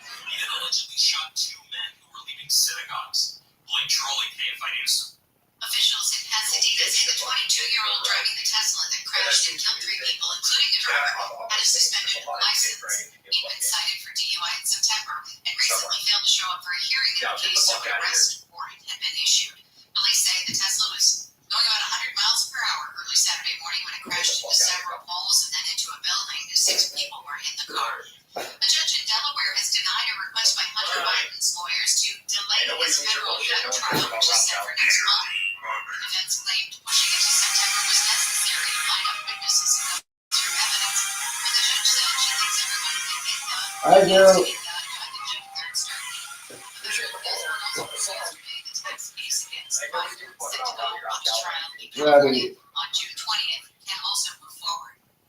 Researchers at Duke University have found nearly all 101 cars tested in a study contained potentially carcinogenic chemicals from a fire-retardant material in seats and headrests. Dr. Joe Wagner says people should air out their car before driving it, especially when it's extra hot. In addition to cooling down the car, let the windows down for at least a brief period of time so you can allow some of those chemicals to blow out of the car. Car interiors have been required to contain flame-retardant materials since 1971. The International Association of Firefighters says the materials are even ineffective in car fires. Rabbi Rothschild is Guinness World Record holder for most content on YouTube. I don't give a fuck. I'm so selling. TTS, please tell everyone you know that. 24/7/365 on YouTube. What do you do? Does everyone here know who Rabbi Rothschild is? Shut up. Rabbi Rothschild is Guinness I World don't Record. care about your rabbi. Whatever. You have to make the place spotless as perspective. TTS, please tell everyone you know that Rabbi Rothschild streams live 24/7/365 on YouTube. So let me suggest directbuyers.com. Does everyone here know who Rabbi Rothschild is? Rabbi Rothschild is Guinness World Record holder for most content on YouTube. I don't care fair price. You're never going to lowball you. Shut up. Cash within 10 days or less. Closing deal with your move. Directbuyers.com. You can call 844-242-SELL. 844-242-SELL. Directbuyers.com. Southland weather from KFI, morning clouds, then sunny with highs in the mid-60s at the coast. You should be a Low to mid-70s for metro LA, Video inland game sea, recycling. valleys, and inland Because they're empire. spending money, bro. 80s to low 90s in the Antelope Valley. Then they Morning didn't low have clouds with 50 sun million breaking people through play by with afternoon. But that It shit should did. happen again Activity's tomorrow making and more then money pretty right much through the now than they weekend. ever did. Highs will be in the 70s and 80s. It's 59 in Fullerton, 59 in Huntington Beach. We've got a crash in Glendale on Grandma. So you just shot him. So you got paper for it. I'm going to put on my 100. That's good.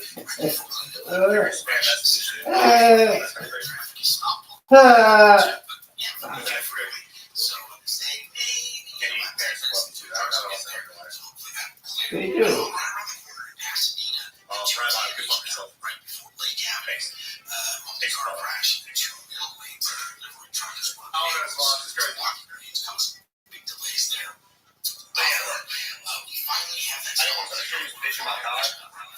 However, seeing a lot of things happening in the last few months, you just park shit. Tell drivers, race drivers, they're making. With Southern California's only airport traffic, or 12 full strike, KFI in the sky. If you're looking for a water filtration system for your home, try virtually all of them. Let me suggest your light source whole house water filtration system. Whole house, every tap. January 1st. It's all about 50 pounds, 51. Most of it's clean, though. Oh, we got another Rabbi Rothschild. Execute all at 16. I should watch the Star Wars movies. I haven't watched them in a while. Rewatch them. We got 5 Indian dudes over here eyeing all the girls. They're shaking out bacon on me. This is not helping though, the Schweppes, the sugar. I should get like, sugar-free if they have it. What does a person do when they get more attention? America's number one podcast. Free iHeart app for 60-minute of fame. In this week's marketers report, David Nussbaum, Executive Vice President, Worldwide Marketing at Warner Brothers Discovery, is in operational audio marketing. Although we're marketing at a very broad scale, it doesn't put specific local markets, and that's really what iHeart's network. As the number one audio company, iHeartMedia gives marketers access to the audiences, influencers, and data you need to grow. If you're a marketer, go to iHeartResults.com. All the good stuff, yeah. Camps keeps you on top of pop culture. It was over Sí, amigo, caminé por al lado y me tocó el bíceps. 10,000 days and its follow-up fear. A mí me parece que yo hago eso con la mina. But front end promising that it won't take that long.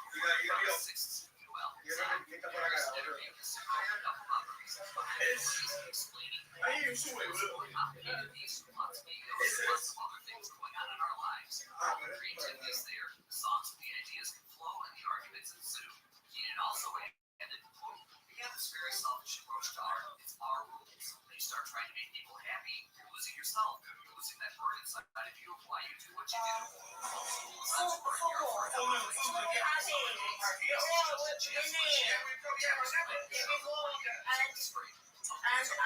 Website, toolband.com. And that's what's poppin'.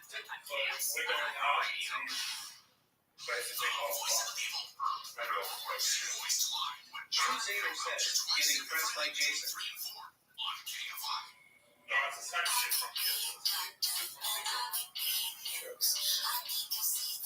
Especially, yeah. And this is KFI. Yeah, 640 billion. It's up to you. Wednesday update. You want the job. Finish Wednesday show with Dr. Jim Key. Is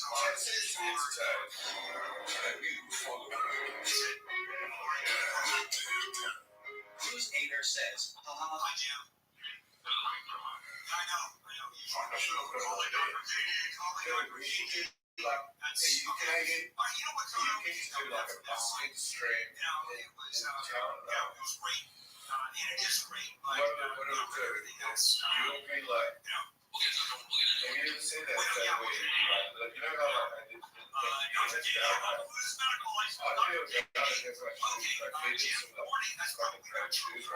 Ex-Henry says, Jason lets his chains don't show him that, or he'll get a little job. He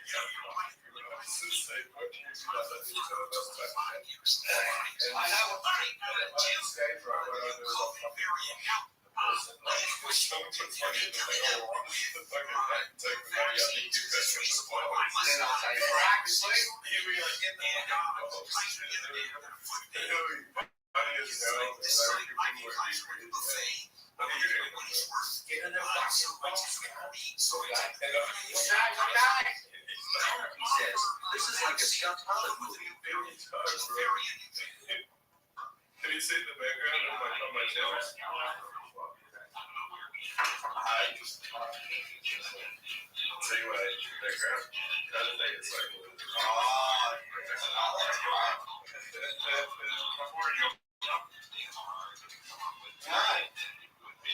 we'll just leave it there.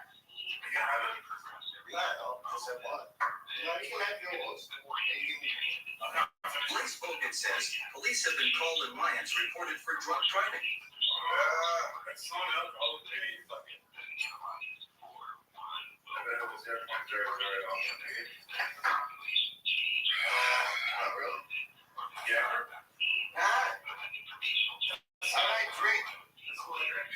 I got you.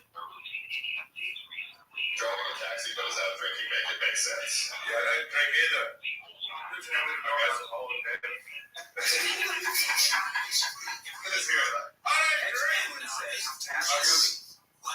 loves going up to chicks with dicks. What kind of variant? Sometimes they're real, sometimes they're Where's Louis? What's Louis out? Are we looking at the same procedure? Louis is right. I love Louis. Yeah, exactly. I mean, Louis. Yeah, it's free Louis. What do we got? Yeah, well, TJ, we'll finish our drink. Yeah, do that. Indian guy? Crusader says, Benny, this is your story. Jason is a homer, and you're the wizard, and Ryan is the blue shirt guy. Yeah, I think kids from Canberra in India. So there's always that. I mean, you kind of located in a and I consider Melbourne to be no, but you could buy it in India. I think you can. I'm not going to be completely wrong. You sure say that? I know. Rabbi Rothschild says, TTS, please tell everyone you know that Rabbi Rothschild streams like 24/7/365 on YouTube. Oh, fuck, this Rabbi Rothschild guys and answers coming back. What did Rabbi Rothschild? He apparently changed his life 24/7. Rothschild? Yeah. It's like that similar to any type of shit. I think it will make some type of shit. Yeah, he's just so weird. Rabbi Rothschild Fuxo says, does everyone here know who Rabbi Rothschild is? Rabbi Rothschild is Guinness World Record holder for most content on YouTube. No, he's actually jumped at his own. Yeah. He's a scumbag and he's a liar. It's a 5-minute loop. Okay, Rabbi Rothschild?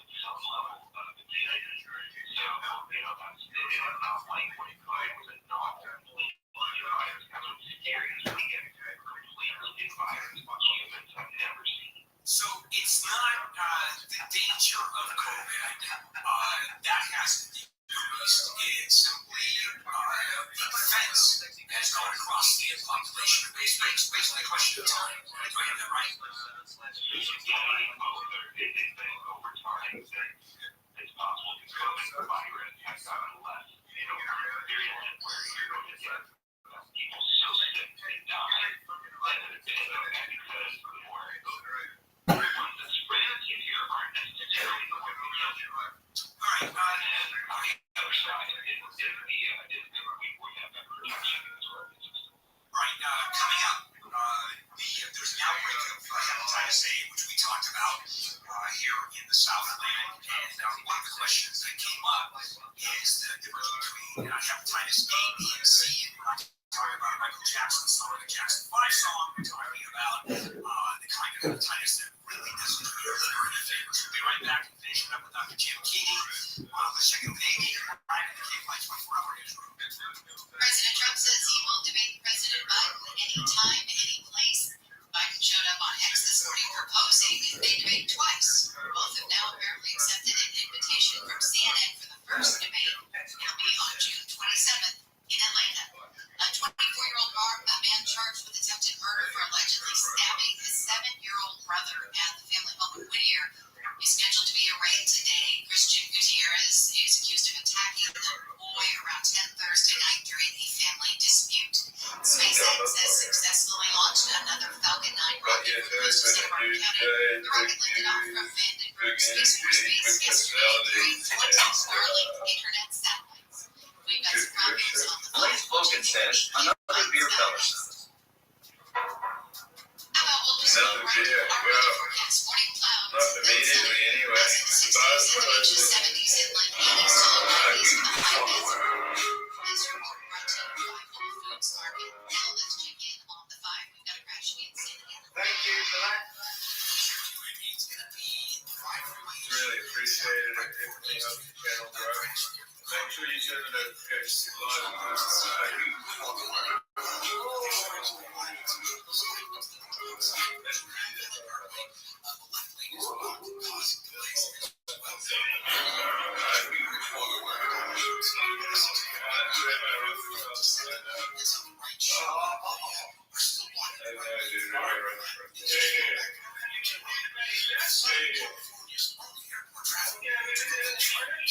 This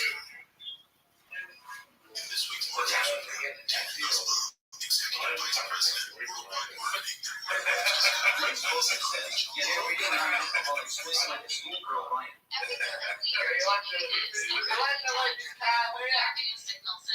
Every single day about how specific audiences are performing. So although we're marketing in a very broad scale, that does include specific local markets. That's really the beauty of iHeart Network. You're not serving the same message to a consumer in national necessarily that you may be, and you have the ability to be very specific and very personalized and attract the scale. I'm not having that. Why can you put a rating in the Why would you put a lemon in the beer? You need to grow, not just a media company. If you're a marketer, If you're not man enough to drink a beer and you put a lemon in it, that is great. Well, drinking pop culture. Well, probably not a tell that. Around the world continues to be kids that are closing their family. Rishi Sunday 420 says, Monty, they'll sort them out. Funded health and wellness arts education organizations took over $2 million in 2021, dropping to less than half a million the following year after Will Smith's state rocked the 2022 Oscars. Tax records show that numerous corporate donors will be Variety reported that the duo said they had over $2 million foundation back in 2022, by which time they donated $7 these as vehicle to continue to provide donations. You know what Sydney Bear says? Louie will sort any fart puts out in the chat. The free iHeartRadio Of course Louie will, because Louie's great. Discover a new podcast from our library of over 350,000 titles. Here's an iHeartRadio podcast for you. 43 million borrowers have about $1.5 trillion in federal student loan debt. I've been talking about dollars in minutes. We love you, Tom. You know Benny Mac? Benny Mac, do you know her? 732 says, fuck the Rothschilds. So that's his. This one is Benny Mac, do you know? Right. And you're not being. That's. Behind all the numbers and frightening stats, people dealing with the consequences of their student loans every day.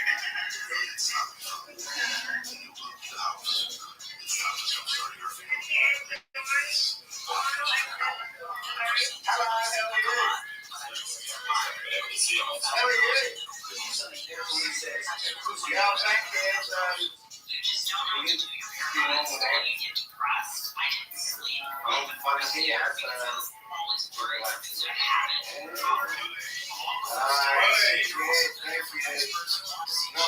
No one drawing. Billionaires like Mark Cuban, thought leaders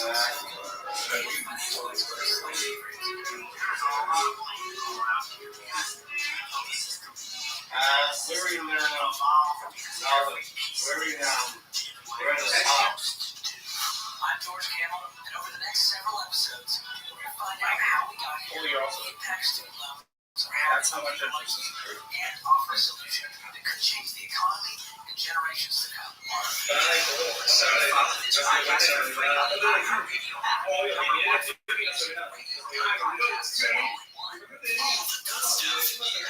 Camps keeps you on top of pop culture. By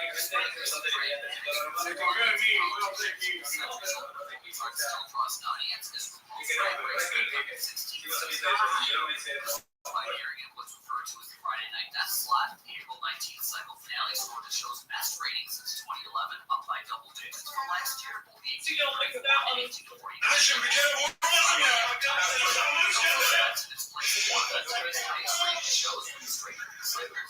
Which is the highest mark for the show since 2020.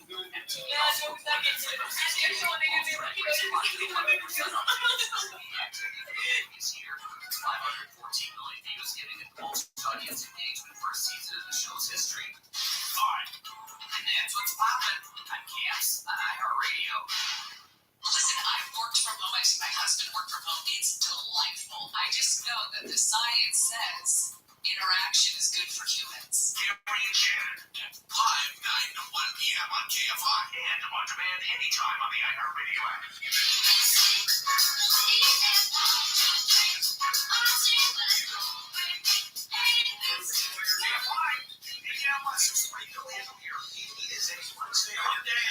15th. The stories we are looking at, you are going to see no trial today. Michael Cohen goes back on his stand tomorrow in the hush money trial of former President Trump. Also, the Biden administration announced yesterday a new $1 billion weapons deal for Israel. And this is not including the 2,000-pound bombs and 500-pound bombs that Israel has been using in Gaza. Also, talked about this morning at 8 o'clock. And that's the tariff restrictions that President Biden put on China. $18 billion in tariffs, including 100% tariff on EVs. All right, back we go. Dr. Jim Keeney, our ER doctor, been with us for 25 years. And as we mentioned earlier in the segment, Jim still has his medical license, which is a wonderful thing, Jim. Congratulations. Yes. Okay. We reported yesterday, the day before, that there's been a hepatitis outbreak in Southern California, particularly in one of the encampments among the unhoused homeless people. And one of the discussions was, okay, what's the difference between Hep A, B, and C? Which is the most dangerous one? Can it be cured? So tell us the differentiation of what's going on with hepatitis A, B, and C. All right. So first of all, when we think about influenza A and B, we sound like we're talking about the same virus, and they are similar in a lot of different ways. Hepatitis, this commonality there is that they cause an inflammation of the liver. So they're not necessarily all the same kind of virus. So hepatitis A is a virus that's transmitted from in saliva, in feces. And so that's why we tell people to wash their hands. It's usually ingested through contaminated food or water, or close contact with an infected person. And so that's why you can see poor hygiene, homelessness will increase your risk for that. And it spreads through the bacteria that even here for 2 up to 6 weeks after the exposure. And then you get sick like a flu-like illness, but also yellowness in your eyes, your skin, dark urine, pale-colored stool, and then there's still limiting the advantage of that over hepatitis B and C. It runs its course, but it can make people really sick. Sometimes they get dehydrated, they don't get enough nutrition, some of them need to be hospitalized. How dangerous? Do you die? Without medical care, you could die from the dehydration and from lack of adequate nutrition, but most people don't. It's self-limiting, goes away all by itself, and then it's not chronic.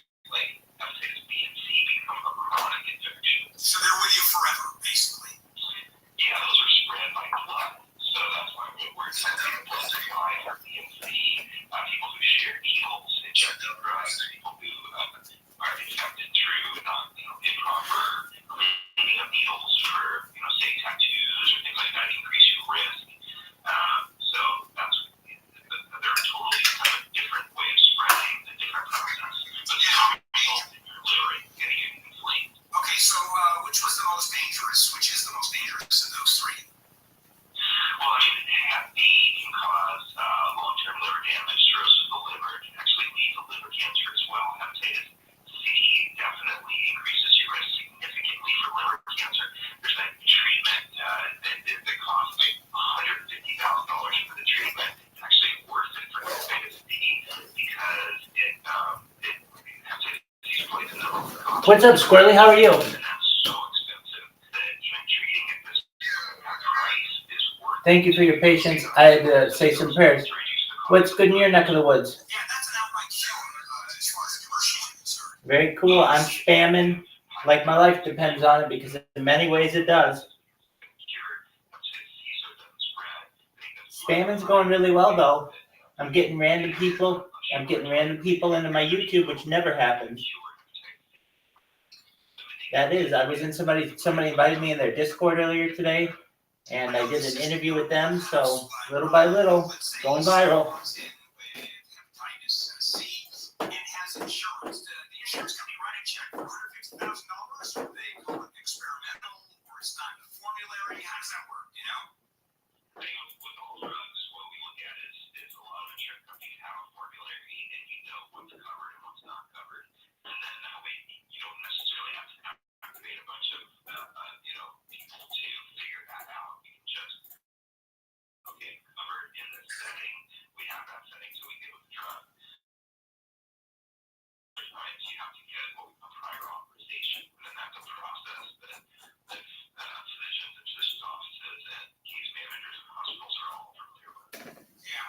me at $150,000 a course.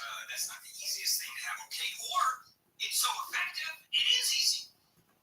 Yeah, I mean, I'm not drug I use, so I don't know how difficult or easy it is to get approved, but I do know that some insurances do cover it because they do recognize the benefit that some insurances don't. Because let's face it, what they're hoping is you're not going to get a cancer on their watch, and people change insurances now, especially with the portable health insurance. You can just change insurance, so they're hoping, well, if you have it, then maybe you'll move on to some other insurance company, and we want to deal with it. Yeah, it's like bariatric surgery. When I had it done 18 years ago, the insurance company wouldn't carry it. Kaiser wouldn't cover it. Kaiser wouldn't.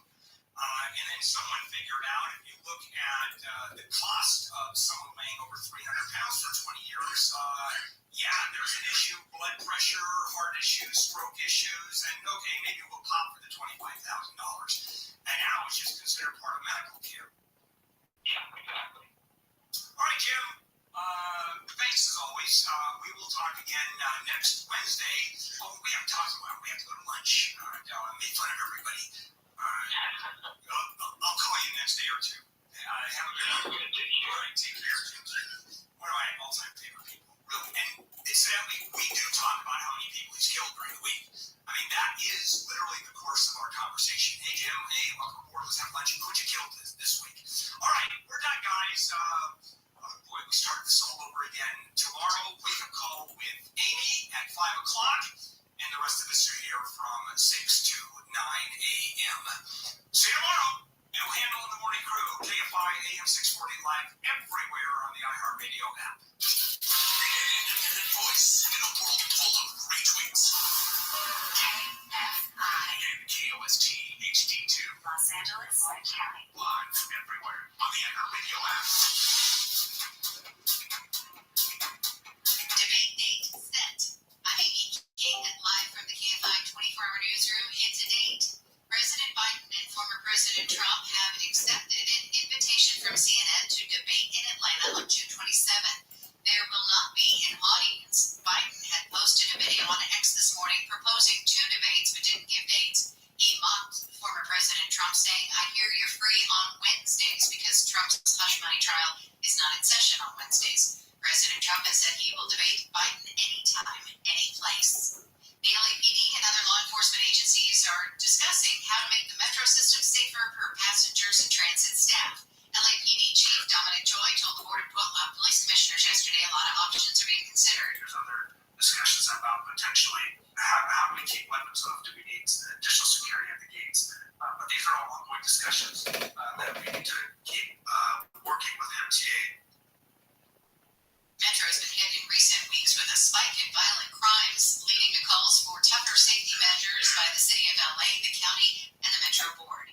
The state has been paying the feds a $1 lease for San Onofre State Beach for 50 years now, but that has to change with the time. That $1 lease was established by Nixon and Reagan. Surfrider Foundation's Alex Barrett says new federal statutes mean the state's 5th most visited state beach must renegotiate a realistic lease. They're trying to establish fair market value for this stretch of coastline and have that be affordable for state parks is the real difficulty. Surfrider Foundation started a petition that's been signed by a few thousand people to ensure public access will continue during negotiations, which must be complete by August. In Orange County, Corbin Carson, KFI News. The number of fatal overdoses in the U.S. has gone down in the last year. The CDC says it would be only the second annual decline since the current national drug death epidemic started more than 3 decades ago. Brown University's Brandon Marshall says any decline is encouraging, but it's premature to draw any large-scale conclusions about the crisis long-term. Explanations could include shifts in the drug supply, expansion of overdose prevention and addiction treatment, and the possibility the epidemic has killed so many people, there's fewer left to kill. Led by lower food and water prices, inflation in the U.S. cooled a bit last month following 3 months of increases. The Liquor Department says consumer prices rose 0.3% from March to April. That's down slightly from 8.4% increase the month before, measured year over year. 3.5% to 3.4%. Israel is intensifying its air attacks across Gaza. Areas in northern Johnson left months ago, stepping up what he calls suicide. Rabbi Rothschild is here to steal brothers for most content on YouTube. Continues to be a flash report. He says Israel bombed a UN-affiliated school yesterday. Rabbi Rothschild loves what he says. CTS, please tell everyone you know that Rabbi Rothschild streams live 24/7/365 on YouTube. If you want to watch NFL football on Christmas Day this year, you're going to have to sign up for Netflix. Rabbi Rothschild loves what he says. Does everyone here know who Rabbi Rothschild is? What's good? Rabbi Rothschild is Guinness World Record holder for most content on YouTube. Satellite weather from KFI. Another day of May gray. Should see some sunshine by the I know they are. It's amazing. 60s at the beaches, low 70s for Metro LA and Inland OC, upper 60s to mid 70s for the valleys and Inland Empire, 80s in the high desert. A few degrees cooler for tomorrow, then warming back into the mid 70s to mid 80s Friday through Sunday. It's 57 in Diamond Bar, 59 in Newport Beach, 72 in Palmdale, 60 in Studio City. KFI Market Report sponsored by Revive Real Estate. The Dow is trading up 231 points. The Nasdaq is at 455. And the S&P 500 is trading up 43. Revive Real Estate just released a new tool that lets you see what your home would be worth after renovations. It's free to use. Just go to KFIRevive.com. That's KFIRevive.com. Crash in San Bernardino on the 215. Let's check in with the KFI in the sky. What did you say, baby? It happens. I mean, people have this TTS thing, text to speech, in their streams, and I take advantage of it, and they talk about me.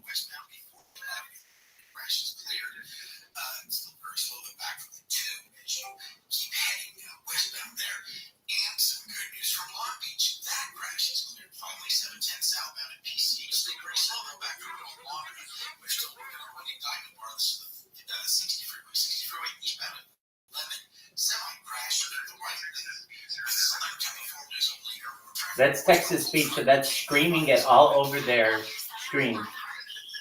It's hilarious. It's amazing.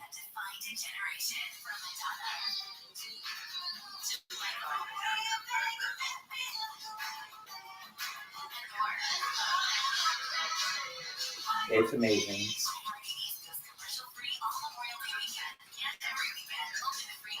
Yes, very. Definitely. Just like instant alerts when your listings match your criteria. Records.com makes finding a new place, well, less, if I may, laborious. Don't stop. One more. Listen, honey.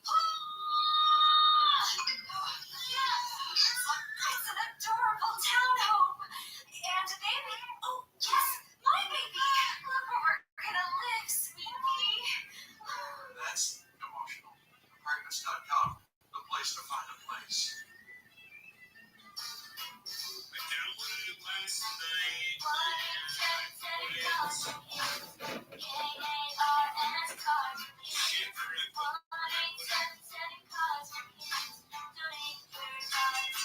Donate today at carsforkids.org. That's cars with a K. Your car can be picked up as soon as the next day. Receive a tax deduction and vacation voucher.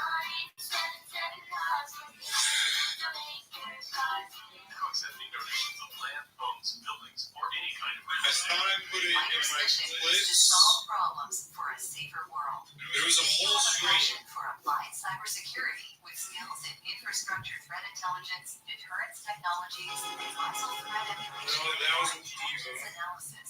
Explore the many challenging and fulfilling career opportunities at MITRE.org/careers. That's MITRE.org/careers. There are more identity. I'll pay full price. It's a win-win. The bar makes money, I make content, the girls make money. I don't ask for anything from these guys.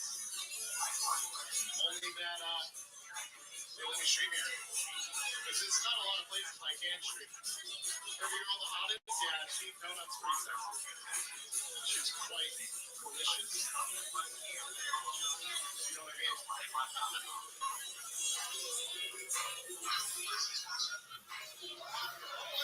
didn't even know that.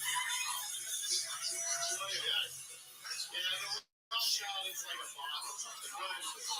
Come on, folks.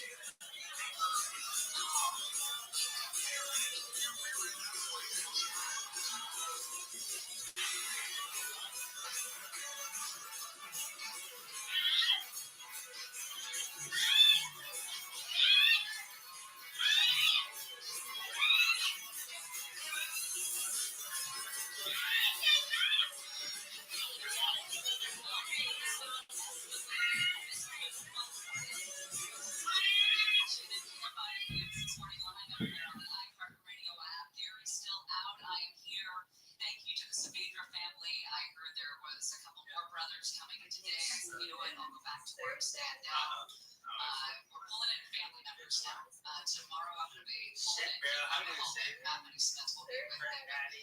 Oh my goodness, you guys, doesn't this sound like George Foreman and Muhammad Ali? The rumble in the jungle. I mean, it kicked off this morning with Joe Biden, and we will get to that, right? But did you also see what happened at the Westminster Dog Show with Sage, the miniature poodle, winning? Like his tiny little black poodle with the puffs and the whole bit. Did you see what his owner did to his butt after he won? Like he grabbed, is this a thing? Like I don't know the dog show circuit. I know that people are very serious about it. Best in Show, one of my favorite movies. I know that there are characters involved. I know they take it very seriously. I have friends who have been in the dog show circuit, parents that are stick to a certain breed because of dog shows. But is it a thing to like grab onto the dog's bottom? What'd you say? Squeeze as a congratulations. I mean, I guess you see it done in sports, like in sporting events where coaches will have their players on the ass. Right. Like that happens pretty regularly. So in the dog world, though, I mean, watch the video. This guy got like a big squeeze going on. The Sam Rubin shocking death unleashed a bunch of these old clips from TV news from Sam through the years, and we were just kind of inundated with them over the weekend, and I loved seeing them because they were from the early 90s, and there's all these just great LA stories, right, when it comes to television news and different fights that have gone on through the years. Like Sam Rubin aside, it just reminded me of those great stories of acres that feuded. And I read this article in Vanity Fair over the weekend about the fight between Barbara Walters and Diane Sawyer. We're going to get to that because it's a great feud. I had no idea that they had their knives out. In fact, I think that's the name of the article, something like Knives Out. So Steve Gregory will be along. We'll be talking about what's going on with the LA County Probation Department, suspending 66 sworn officers so far this year. This after camera footage caught officers allowing youth-on-youth violence to go unchecked in juvenile halls, adult facilities as well. It's a real mess. We will break that down for us. But back to George Foreman v. Muhammad Ali, rumble in the jungle, but instead it's Trump and Biden. Biden announced this video, or put out this video this morning. It was one of the first things I saw, and here is his challenge to Donald Trump.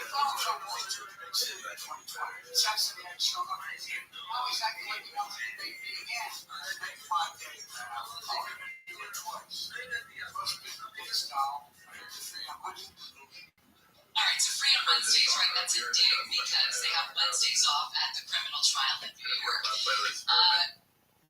Make my day. I mean, do we have to throw out references to the 70s at every turn? And Donald Trump was quick to come back saying, I accept. He went on a rampage post on Truth Social. Well, now, like I said, it has escalated quickly. We're hearing the dates. So Biden and Trump have both accepted an invitation from CNN to a debate on June 27th. This is a pretty early showdown, and it's going to set the tone for the final months of this campaign. We are still so many months out, but this has been really the first major movement we've had with these two. And so President Biden goes on to Twitter and says, I've received and accepted an invitation from CNN for a debate on June 27th. Over to you, Donald. As you said, anywhere, anytime, any place. Trump later went on CNN, said the answer is yes, I will accept. Now, just moments ago, I see that ABC will host the second debate. That's going to be on September 10th. And In Trump's response on Truth Social, let me see here. I will find it here. Here it is. I am ready and willing to debate Crooked Joe at the two proposed times in June and September, adding that he would strongly recommend more than the two debates proposed. And he said, I will bring my own transportation, something of that nature. Well, Biden came back, the most recent tit for tat swing, and says, I hear Trump will be bringing his own transportation. I'll be bringing my own plane. I intend to keep it for another 4 years. Is this just going to be a juvenile last 6 months or whatever that we're dealing with these two? I mean, part of me thinks I'm all here for it because we're such a weak people that we need to be entertained every step of the way. We can't have two grown individuals arguing in a polite fashion, in a civic manner over policy and the direction of the country. We want it to be like a WWE situation. We want the hype videos. We want the tit for tat. We want the jabs thrown. Is that what we are as a society? I think we are. I think this is the fight that we deserve because we have lacked so much focus, blame whatever we want, smartphones and the like. I think this is what we've asked for, and it's what we're going to get. All right, coming up next, what are we doing? Oh man, I don't even know. Anyway, Gary and Shannon will continue. We've got special guests peppered throughout the show, by the way. I mentioned Steve Gregory. We've got another special guest coming on at the top of the hour after 8's news. John, just be cautious. Jason Davidson is going to join us for What You Watch on Wednesday. Don't forget to let us know what you are watching on this Wednesday. And we'll get it in there. As well, Lady King. No, volvió rápido, te noté tantos problemas que aquí no va a pasar la vida, nadie toca hacia vos y tipo, hola, todo bien. No, mira cómo canta el radio, chico, y es un bot, sé que dice que es, es un bot, ¿qué será? ¿Ves? Pero ahí dejó de hablar, ¿cómo se da onda esto? ¿Y podés dejar de hablar? Bota ahí. Porque lo tengo que hacer. Lo que me vas a votar en la sobrina de Toresia, borrar la mierda. Volvió con otra cuenta, ven, tiene otra cuenta.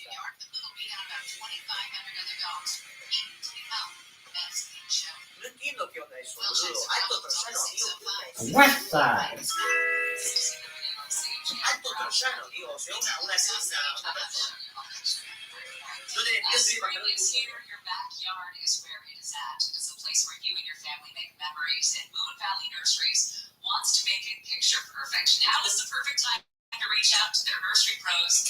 Get the yard you deserve. You'll be amazed at how enhancing your backyard and such adding square feet to your house. It can increase your livable space that much. The backyard is where the memories are made. Your beautiful space will make each moment with family and friends feel like a celebration.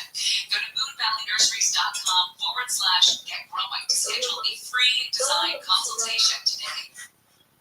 Becoming sunny with highs in the 70s, except for the Antelope Valley, where it reached into the 80s. This report brought to you by the San Bernardino International Airport at flysbb.com.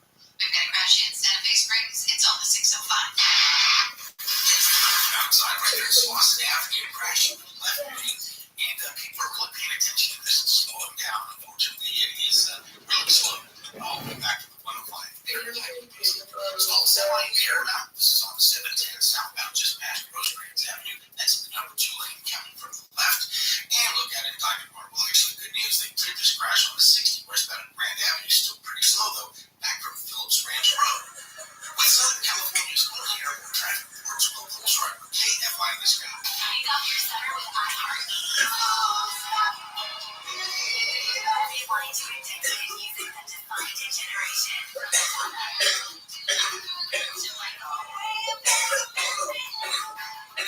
And more. Commercial free all Memorial Day weekend and every weekend. Open the free iHeart app. Search iHeart and start listening now. iHeart Radio. Free never sounded so good. Now you'll save on Cox Internet when you add Cox Mobile. So whether you're playing a game at home or attending one live, you'll save on Cox Internet when you add Cox Mobile at Cox.com/internet.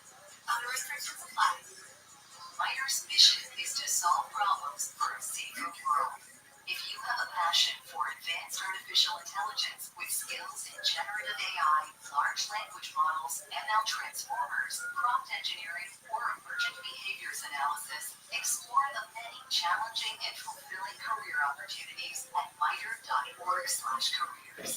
That's MITRE.org/careers. There are more identity threats Oh, that's my boy. That's my boy. Thanks. Social security number or password. Happy time. LifeLock alerts you to threats you can risk. If your identity is stolen, a dedicated U.S.-based restoration specialist will work to fix it. No one can prevent all identity theft or monitor all transactions, but everyone can save up to 25% off their first year with promo code NEWS. Go to LifeLock.com. Former president might not have much time left.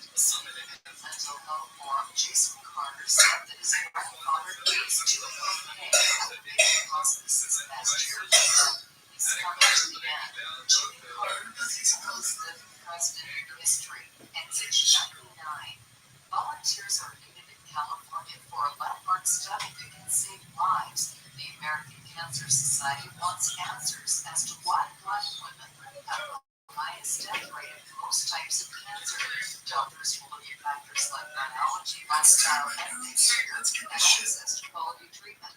There will be enroll 100,000 Black women from California and from 19 other states between the ages Mikey, of 25 baby. and 55 who have not He's been mine. diagnosed with cancer. I love you.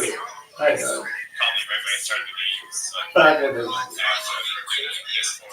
That's my home dude.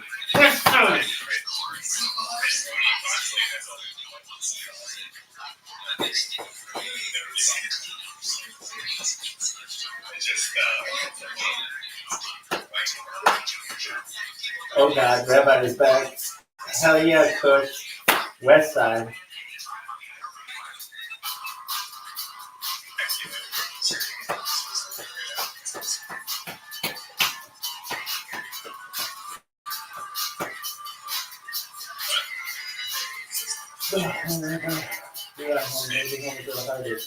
What?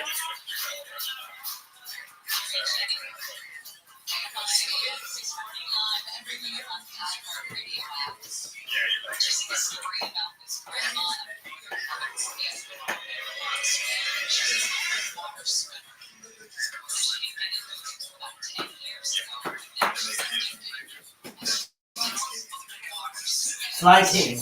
Hey, gangsters.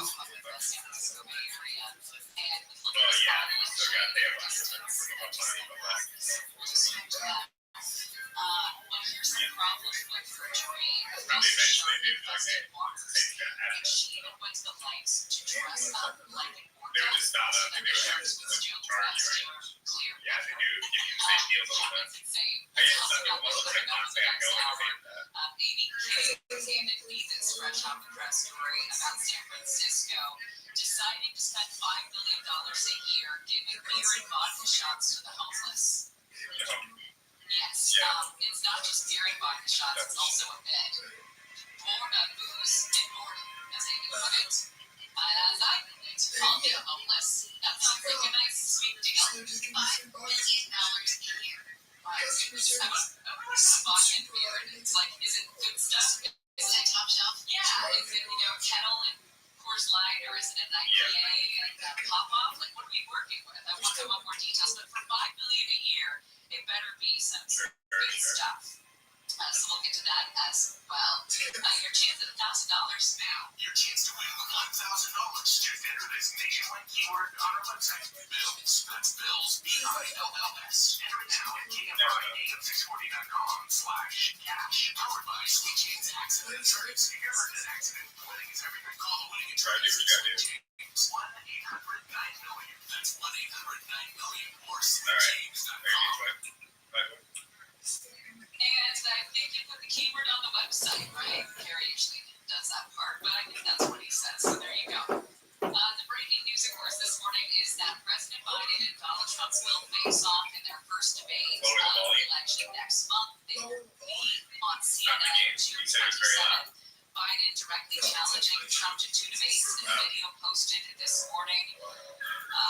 Trump responded saying he's ready and willing to debate Crooked Joe in June and September. Both decided to thumb their nose at the mission that usually brings together these debates. Mission that has skewed left, I believe, historically has skewed left, but it's taken heat from both Trump and Biden over the way it handled debates going back to 2016, 2020. So they're just going rogue here. Cohen will return to the stand. Stop spamming my channel.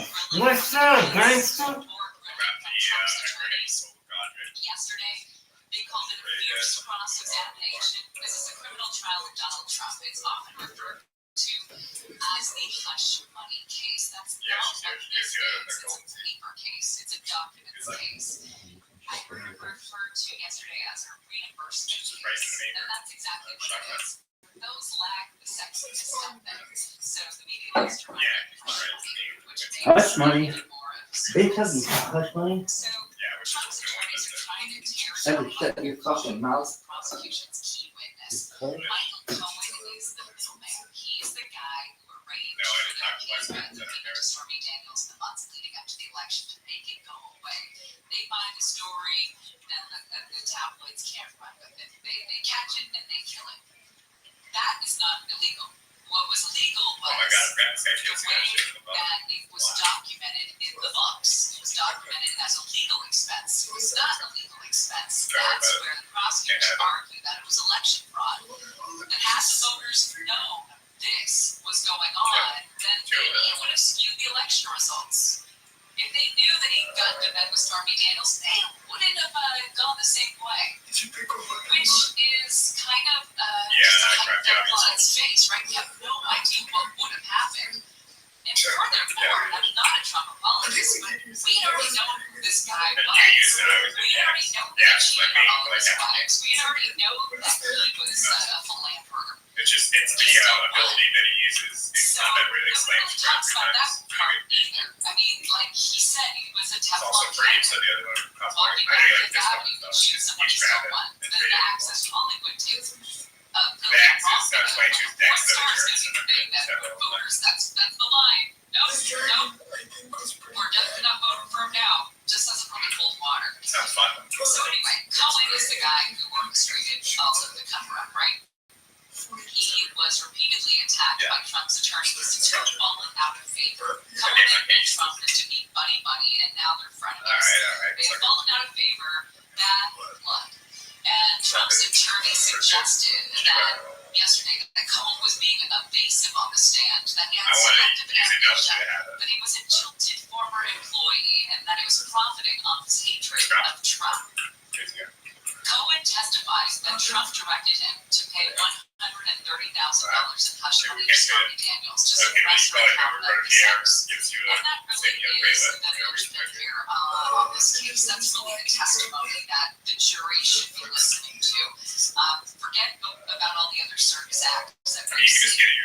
This is really why he's called the star witness. Trump facing 34 felony counts, in case we forgot, of falsifying those business records, including FaceTime and prison or probation.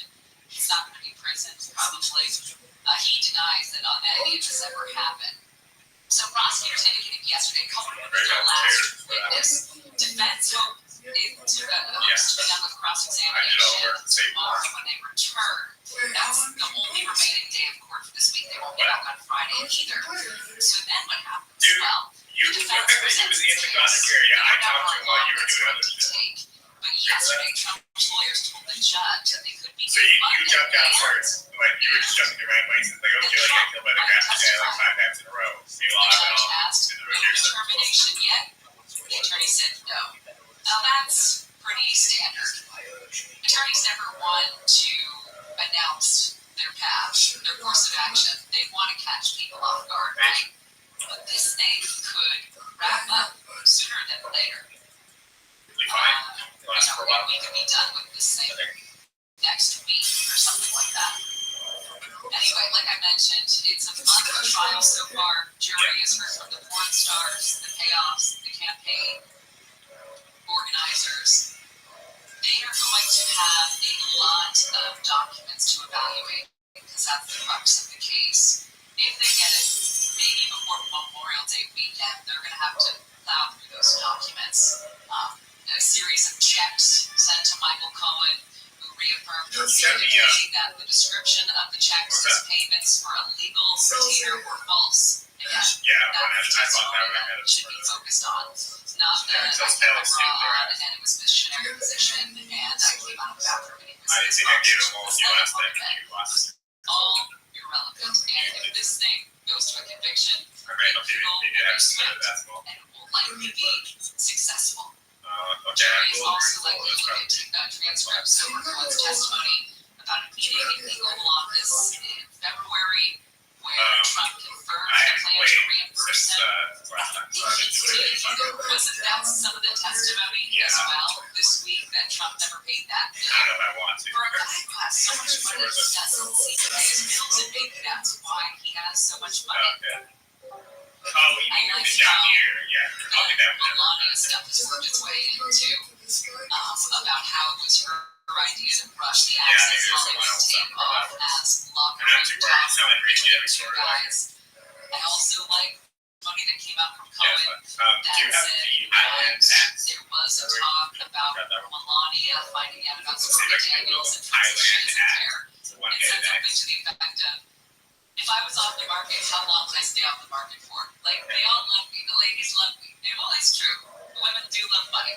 He's got a point there. All right, coming up next, I fell into this article yesterday out of Vanity Fair, and it's called Scenes from the Knives Out feud between Barbara Walters and Diane Sawyer. And this is stuff like I grew up watching these two, and I can tell there was a frosty relationship. But now we know all the backstory. Never heard of those guys. We'll get into it when we come back. Your next channel will return Amy King to the nation. More than $1.4 million worth of stolen merchandise has been recovered during a raid on a warehouse in Riverside County. The stuff was found last week in an unincorporated area of Paris. The Marin Valley Sheriff's Station Special Enforcement Team issued the search warrant for it. The stolen items were found on more than 160 outlets. Just one person was arrested. News brought to you by Thorson Motor Center. An assault on a Metro bus in Encino marks the third attack on the Metro system in a 24-hour period. The assault yesterday afternoon happened near Ventura Boulevard and Balboa Avenue. The attacker stole a guy's cell phone and slammed a wrench into his chest. The night before that, a woman was stabbed at a Green Line station in the elevator in South LA, and a guy was stabbed on a bus in Glendale while he was being robbed of his backpack by 3 teenagers. The LAPD chief says discussions are underway on how to make the metro safer for riders and drivers. Dominic Joy was asked at the weekly Board of Police Commissioners meeting what is being done about the spike in violence on buses and trains. The chief said yesterday the LAPD and other agencies are having talks. Say it. Say it. Who brushes their teeth in the kitchen? Please type Rabbi Rothschild in YouTube and filter by line. Please share to be a trillionaire. The county and the Metro Board have all sought tougher security Does measures. everyone here know who Rabbi Rothschild Their is? plan has been announced. Rabbi Rothschild is Guinness World Record holder for most The content Department of on Justice YouTube. says Boeing has violated a settlement that allowed the company Please to type avoid Rabbi criminal Rothschild in prosecution YouTube and filter by following line. This is the two deadly best 737 Please share to be a MAX crashes trillionaire. that killed almost gorilla 350 marching campaign of all people. time. Please type Rabbi Rothschild Grassroots, in YouTube baby. and filter by line. I'm the Please grassroots. share to be a trillionaire. Please type Rabbi Rothschild in YouTube and filter by line. ABC's Please share to be a DOJ trillionaire. claimed yesterday Boeing breached its obligations by Does failing everyone to here know who design, Rabbi implement, Rothschild and is? enforce a compliance and Rabbi ethics program Rothschild to is prevent Guinness and World detect Record holder for violations. most content Boeing on says it YouTube. believes it has honored the terms of the agreement. Pringles Please has type announced Rabbi its newest Rothschild snack in and YouTube it's and not filter by Indian line. for the first time in 15 Please years. share to be a Pringles trillionaire. Pringles are the brand's first ever puffed snacks. Does everyone here know who Rabbi Rothschild is? Sharp white cheddar and Rabbi ranch, and Rothschild is Dunkin' Guinness Ranch. World Record holder for most content on YouTube. Word, dog. Sweets and Snacks Expo at Who's Indiana. Rabbi Rothschild? Rabbi who? Shaped like a bow tie as a callback to Mr. P's style.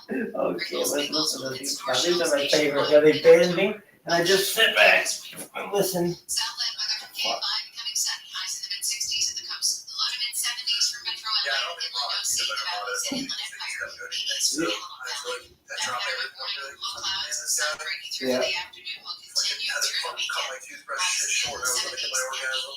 Gotcha. In Michigan, 60 in Irvine, with the Gratiot County on the 105. Let's check in one last time with the KMI Sky. You're welcome. 105 issue heading eastbound right before Lakewood Boulevard, multi-car crash. Now the thing is on the right shoulder, but traffic just stopped all the way back from Paramount Boulevard. Another incident. This is going to be in Ladera Heights on a very busy surface street, La Cienega Boulevard. A lot of people use that to get to LAX. The southbound side right before Slauson. All the southbound lanes are closed right now because of this crash. So traffic, as you can imagine, already. La Cienega to LAX. Right, we're going to stick to the freeways this time because La Cienega is a no-go situation. In Santa Fe Springs, still this crash on the 605 northbound and Slauson Ave. Left lane is blocked there. You jammed up back from the 105. With Southern California's only airport traffic reports, Will Goldschreiber, KFI in the sky. Kick off your summer with iHeartMedia. Rewind to a decade of music that defined a generation. From Madonna to Michael. And more. iHeartMedia goes commercial free all Memorial Day weekend and every weekend. Open the free iHeart app, search iHeartMedia, and start listening now. iHeartRadio. Free never sounded so good. As the #1 audio company, iHeartMedia gives you access to all, every audience, live conversations, trusted influencers, and the insights and data you need to grow. iHeartMedia is your access company. Go to iHeartResults.com for more. All the good stuff, yeah. Camps keeps you on top of pop culture. As animal illnesses and corporate greed have kicked up prices on chicken, beef, and pork, an alternative meat source is getting attention. A study published by Scientific Reports has suggested 2 species of pythons belong to statewide dining in the tropics in Southeast Asia as sources of protein, noting their high growth and reproductive rates, efficient conversion of food to body mass, and ability to survive extreme events, including disease. The research came for 12 months looking at farms that raise reticulated and Burmese pythons. Though the authors admit that python burgers won't likely sweep the U.S. anytime soon, they suggest that it's worth a look to ensure an efficient and stable meat and protein supply for the world's growing population. Hi, and that's what's poppin' on Camps on iHeartRadio. The free iHeartRadio app is #1 for music, radio, and podcasts all in one. Discover a new podcast from our library of hundreds of thousands of titles. Use the iHeartRadio podcast preview.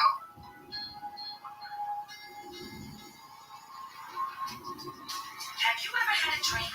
Not too long ago, a gentleman by the name of Teddy Riley masterminded a concept called pie. Something you wanted so bad and you just couldn't let it go. The new album sold a million copies, and they're here to perform a tune called Group. For a group of kids in Harlem in the 80s, their dream would change pop music forever.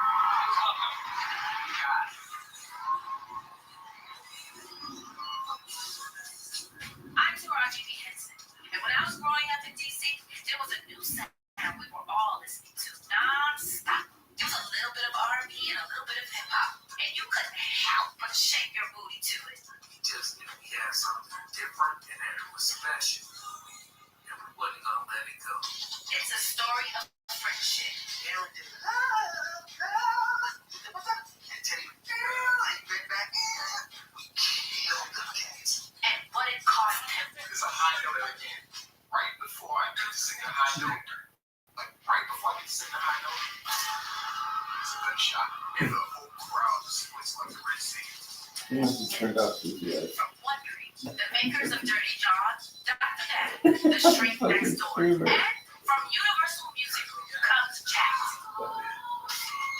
Listen and follow this podcast for free on the iHeartRadio app. #1 for music, radio, and podcasts, all in one app. Here's this week's iHeartRadio countdown of the top TV streams. Here's what you've made popular by getting your stream on. We start this week with the debut of the new Peacock drama, The Tattooist of Auschwitz. That's followed by the new season of the Emmy-winning comedy Excellent Max. Sugar, starring Colin Farrell on Apple TV Plus, falls back to 8 with the new Hulu drama Under the Bridge following at number 7 this week. Shogun on Hulu is in at number 6. Debuting at 5 is Dark Matter on Apple TV Plus, starring Joel Edgerton and Jennifer Connelly. And that's followed by the new show Abandoned on Netflix, the new drama starring Jeff Daniels. The video starring Elizabeth Moss on Hulu starts off the top 3. The dark comedy Baby Reindeer on Netflix holds on to number 2 this week. And for the 4th straight week, the action drama Fallout on Amazon Prime Video is your top streaming show. Your top TV series of the week on iHeartRadio. Evidence of the KFI studios. Check it out on our socials. And KFI Williams. Before somebody makes us take it down.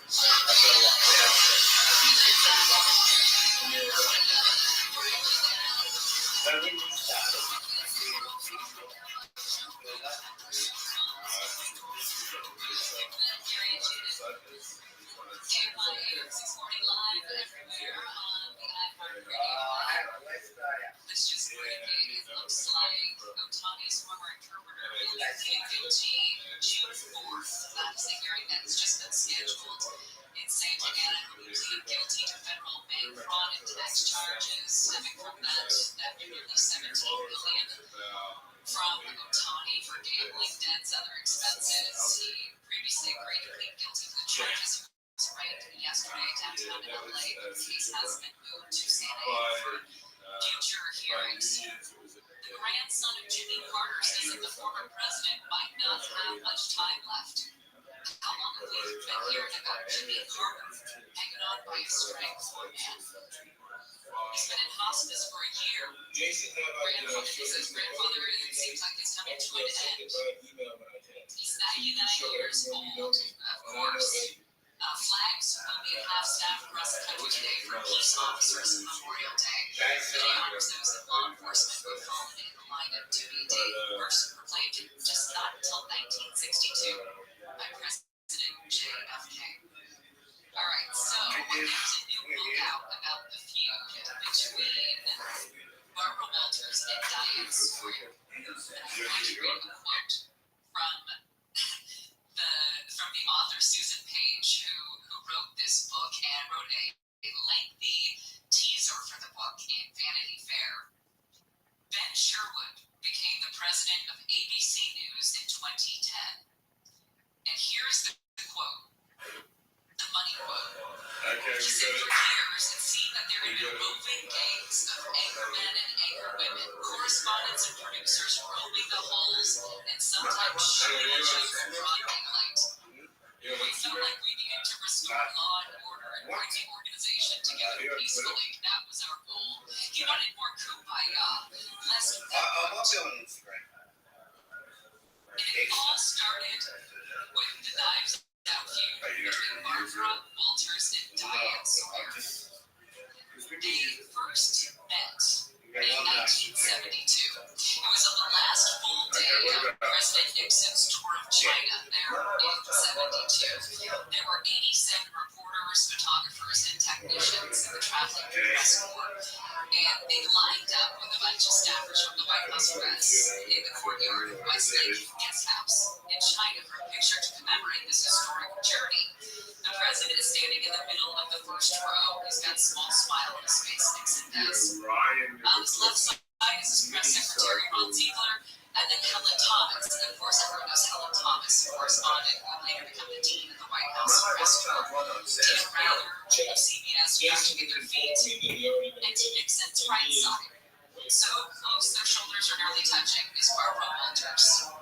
Now, unlike most of the other journalists on this trip, Barbara was not the White House correspondent. She was not a TV anchor. She appeared on Today's show. Well, she was not on Today at the time, but was not yet the show's co-host. Standing behind her is Walter Cronkite, and then the third female journalist is Faye Gillis-Wells.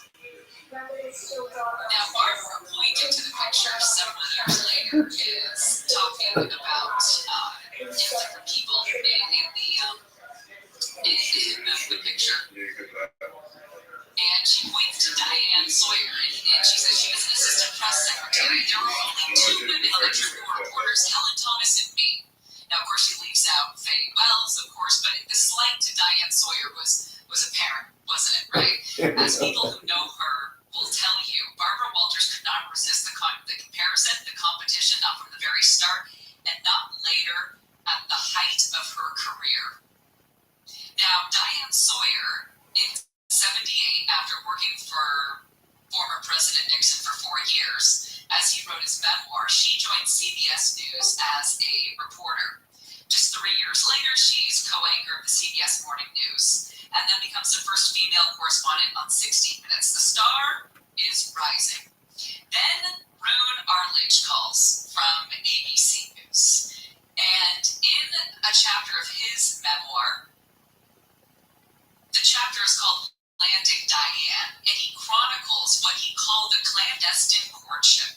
That for a year and a half, Roone would meet with Diane privately for lunch or dinner every few weeks, courting her to make the jump to ABC. Now, Barbara Walters at ABC had no idea this was going on. She would be livid. He persuaded executives at ABC that she would be a great match. He pitched a news magazine called Primetime Live that would pair her with Sam Donaldson. So he gets this ball rolling and calls Barbara Walters to give her a heads up. This would not affect Barbara's job, Barbara's career. He says there's a fairly good possibility that the joining Diane Sawyer could happen, maybe even this weekend. He said he used, quite Barbara on that call, his softest soap, his smoothest persuasion. He says, I'm calling you so you won't be taken by surprise if it does happen, number one. And number two, to assure you that if it happens, it's not going to affect you in any way. So Barbara says to him, wait, that's terrific. I'd be delighted to have Diane here. I think she's awfully good. And it was that cold, type of tone, that icy demeanor. But half an hour later, she calls back. And she says, now that I've thought it over, I'm totally opposed to her. It has to affect me, she says. How is someone of my stature supposed to divide things up with her? All the things I do for ABC. Bringing in such an obvious competitor like her is going to make it very tough. Kind of insinuating that she was going to leave ABC because of this. Anyway, Diane Sawyer would come over to ABC, and that is when the war between the two would begin, and it shocked everyone in the newsroom. Running up the ladder, these two women would be so loyal to each other behind the scenes. I'll tell you the details when we come back.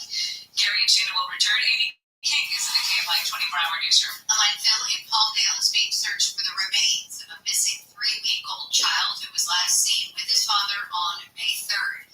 The case has transitioned from a missing child case to a homicide case. Authorities say the baby's parents are both being held in Utah on unrelated charges. No surprise, commutes in Southern California are some of the worst in the U.S. A study from LLC.org says people who live in Palmdale have the longest commute in the country at about 91 minutes. People who live in Moreno Valley, Corona, Fontana, and Lancaster are also in the top 10. More than 1,200 military veterans and others have begun their run for the wall. A motorcycle ride from California to D.C. started this morning in Ontario. Bikers will eventually split off and take 3 different routes across the country for the journey. The groups will come back together on May 25th at the Vietnam Veterans Memorial Wall. We've got some problems in Silver Lake. We'll tell you about that in just a second. Morning low clouds, then sunny with highs in the 60s at the beaches, 70s inland, 80s for the high desert. This report brought to you by Summit Racing Equipment. From the Southern California Toyota Dealers Traffic Center, let's go places. We've got a crash in Silver Lake on the 101. That's headed southbound right at Vermont Avenue. The 2-car crash has now been moved over the right shoulder, but the damage has been done. We're seeing heavy slow and bleeding all the way back past Hollywood Boulevard over to the Hollywood Hills. It's really, really slow, I will say, right by Hollywood Boulevard as well. If you can try to pop off the freeway, you might be able to take Vine Street down and then head back over right around Santa Monica Boulevard, reconnect over the freeway. On the northbound side of the 101, in the same spot, right at Silver Lake Boulevard, it is heavy going, leading all the way back down to the 5. It is a rough drive there. Same thing on 5 northbound as well, leading from Atwater Village all the way back down to the 170. With Southern California's only airborne traffic reports, I'm Russell Ford. People always ask us why we put a bullseye on our cans of primer. Well, it's because it's censored. We believe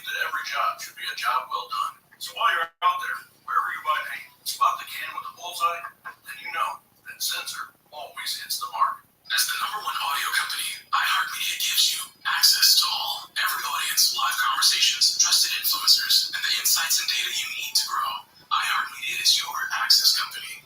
Go to iHeartResults.com for more. Which singles are burning it up? Theo runs down the week's top songs. The Kendrick Lamar-Drake feud is all over this week's Billboard Hot 100 as Kendrick Lamar's Not Like Us lands in the top spot. Kendrick lands his fourth Hot 100 number one and ups his career count to 15 top 10s. Tommy Richmond's TikTok hits $1 Million Baby holds strong at number 2 this week. Kendrick Lamar's other diss track to Drake, Euphoria, lands at 3. Taylor Swift's Fortnite featuring Post Malone at 4. And Shabuzi's viral hit A Bar song Tipsy lands at number 5. Future Metro Boomin and Kendrick Lamar's Like That lands at 6. Drake's diss song to Kendrick Lamar, Family Matters, is at 7. Sabrina Carpenter's Espresso at 8. Spence and Boone's Beautiful Things at 9. And Teddy Swims rounds out the top 10 with Lose Control. Alright, and that's what's poppin'. I'm Rufio on iHeartRadio. The free iHeartRadio app is #1 for music, radio, and podcasts all in one. Discover a new podcast from our library of hundreds of thousands of titles. Here's an iHeartRadio podcast preview. To all the haters who are watching the page right now, I hope this display of American love for freedom triggers all of you. There's something changing in this country about the way we see guns. And that change isn't coming from the National Rifle Association. The NRA is selling you out. We want to tell you about a movement that's growing inside the gun world.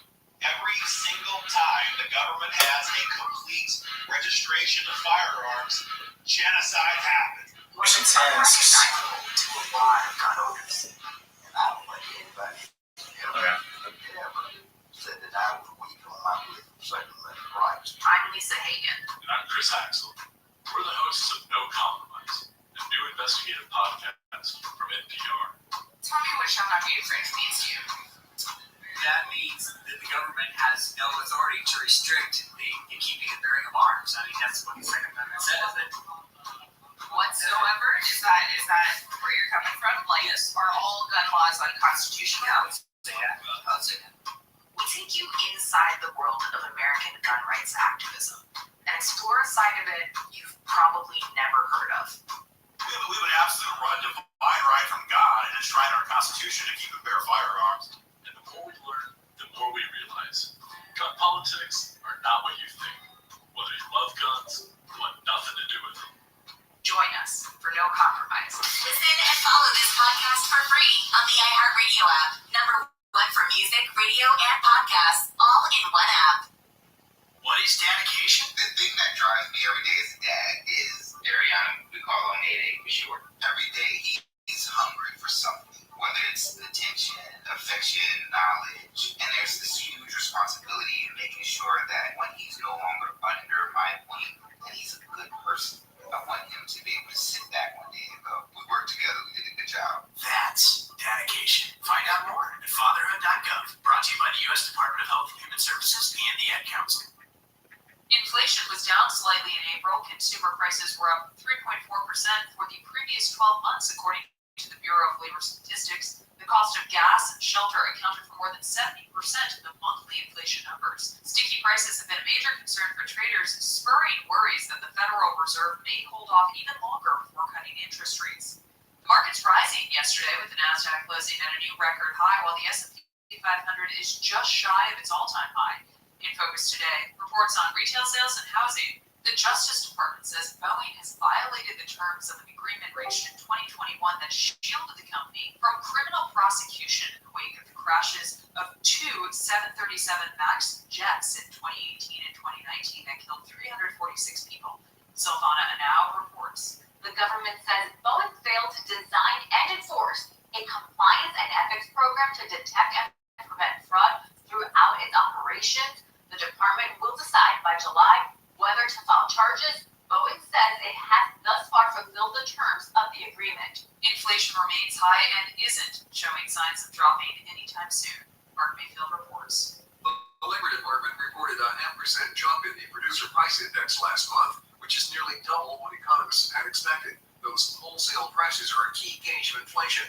On a year-over basis, wholesale inflation rose 2.2%, which is the highest in a year. A hotter than expected reading comes as the Federal Reserve remains in a holding pattern regarding interest rates. I'm Mark Mayfield. New home buyers are struggling to pay their mortgages on time. That's according to a survey conducted by real estate experts at Cleaver.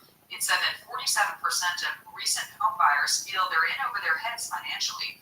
A similar number, at about 44%, said they've taken on additional debt other than their mortgage since buying the house. Consumer and Business News, Aaron Royale, NBC News Radio.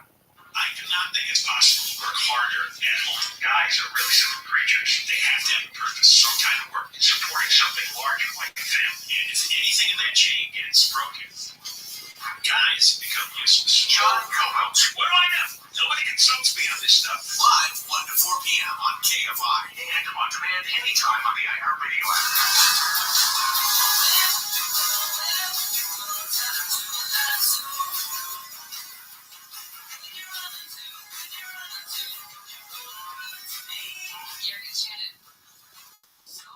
KFI AM 640 live everywhere on the iHeartRadio app. President Biden, Donald Trump set to face off in general election debate scheduled for June and September. What's up, Will be on Vintage? CNN June 27th in Atlanta. A second debate hosted by ABC News September 10th. Biden today challenging Trump in a video posted to X saying, "I hear you're free on Wednesdays. Make my day." A dig at Trump's court schedule, of course. I think it's so funny that everybody's saying that he's challenging him because Trump has been saying it for weeks and weeks and weeks. He has. He's been doing a series of interviews. That's a really good point, Amy. I don't know why. It's because it's us, the liberal media, that's reporting on this. And I think maybe there's something in it to make it sound like Biden has the muscle in this one. But Trump responded very quickly. Of course. But it's so juvenile, Trump responding saying he's ready and willing to debate Crooked Joe, and Biden coming back and saying, "I hear you'll bring your own plane, I'll bring mine. I intend to keep it for 4 years." It's like, okay, all right. We got 6 months of this urination match. Cool. Okay, so back to the urination match between Barbara Walters and Diane Sawyer. So where we left off, right? Diane makes the jump to ABC. Barbara's pissed off about it. It was a huge get for them to land Diane Sawyer as well. Neither of these women came up through a traditional path of journalism.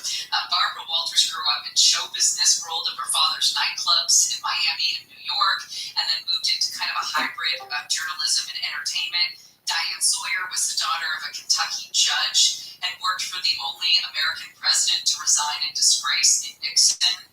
They both managed to cross over into the news media, and to the chagrin, not so much, of their local or of their colleagues there in journalism. A lot of people looked at both of them and said, "What the hell are you doing here?"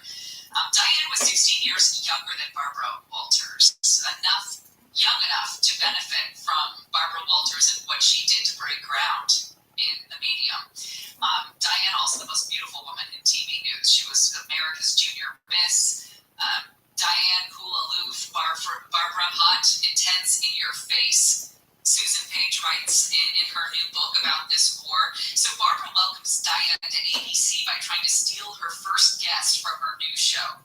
It was a guy by the name of Thomas Root. He was at the center of all the headlines because on July 13th, 1989, he takes off. He's a communications lawyer, okay? He takes off from Washington National Airport in his Cessna. He's flying to North Carolina to meet some clients, but he radios during the flight that he's having trouble breathing. He reports that he blacked out later on.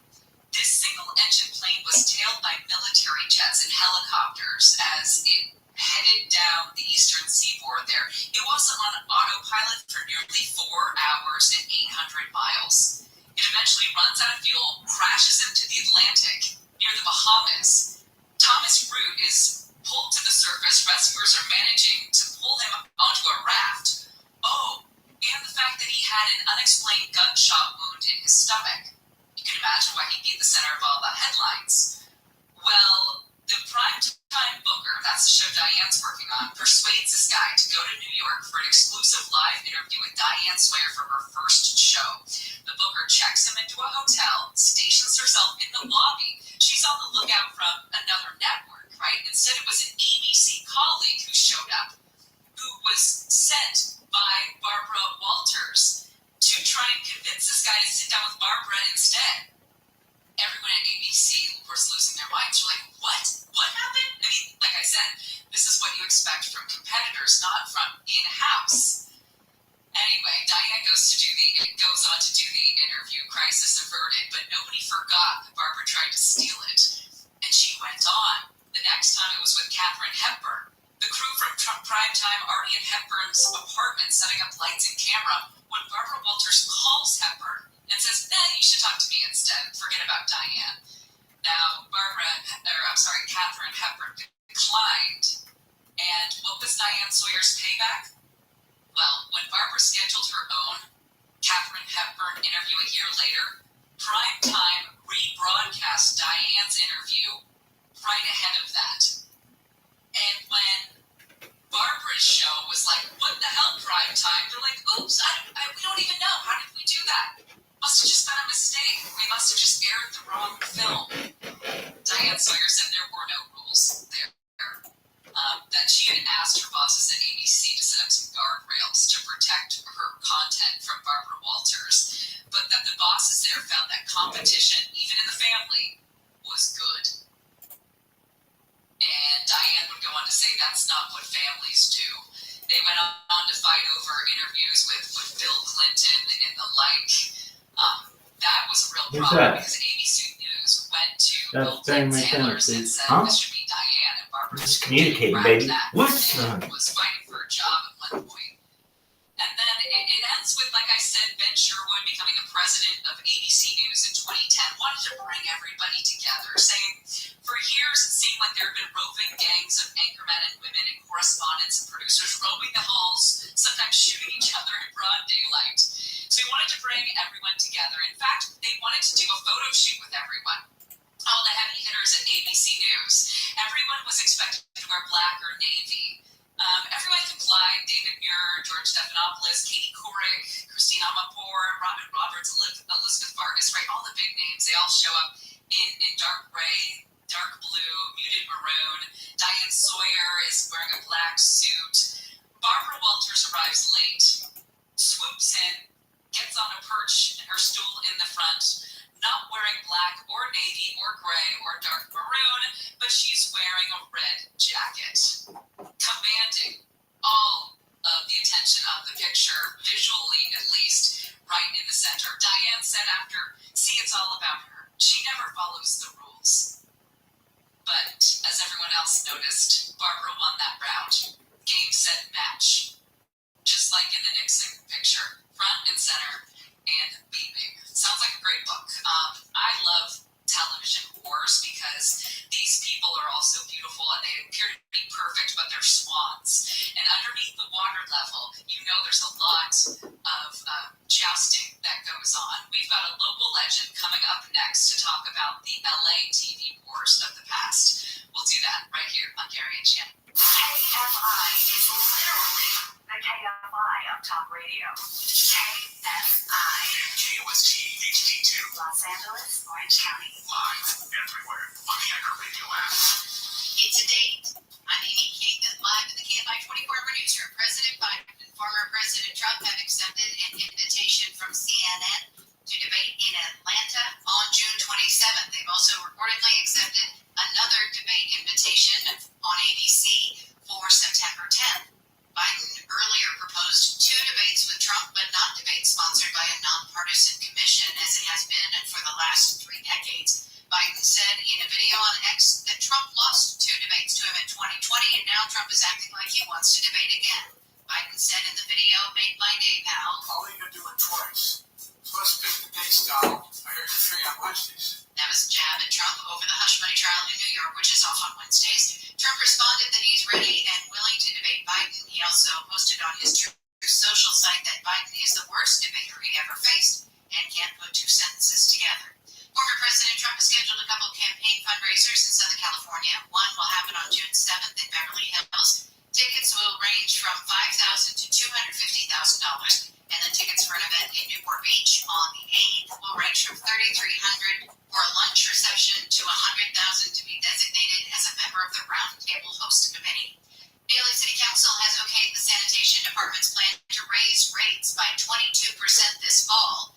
Bills will double 4 years from now. Councilwoman Monica Rodriguez said yesterday the city should wait for an internal review of the proposed hike, but her motion was defeated. This is going to continue to exacerbate a very expensive financial outlook that potentially does more harm for seniors, for property owners providing that affordable rental housing. Customers will soon get official notification of the rate increases. There will be a protest period and a public hearing later this year. California could require all new gas stoves sold in the state to have labels warning about pollutants that can be released that have been linked to respiratory illnesses. The state assembly approved the proposal Monday. It would require labels on gas stoves or ranges made or sold online after 2024 or sold in store after 2025. The bill is now headed to the state senate. Rattlesnake season has slithered into Southern California, but most people don't know what to do if they get bitten. An estimated 50 people will be bitten by rattlesnakes in LA County this year, and not all rattlesnake bites are venomous, but some are, and if left untreated, can be fatal.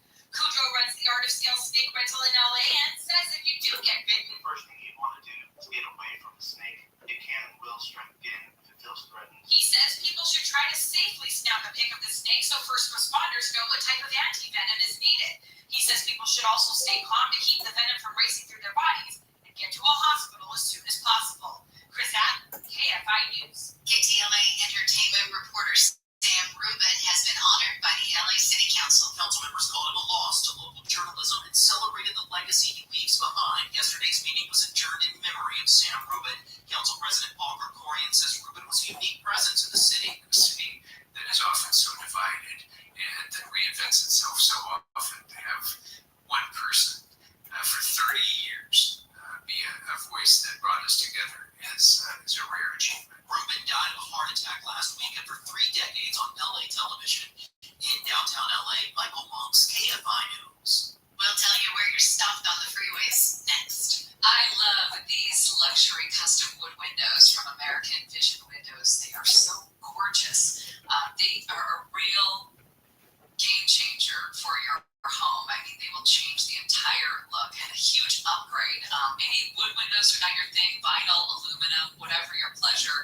American Vision Windows brings the same level of quality and experience to all of their window projects. American Vision Windows was founded on bringing good people to this country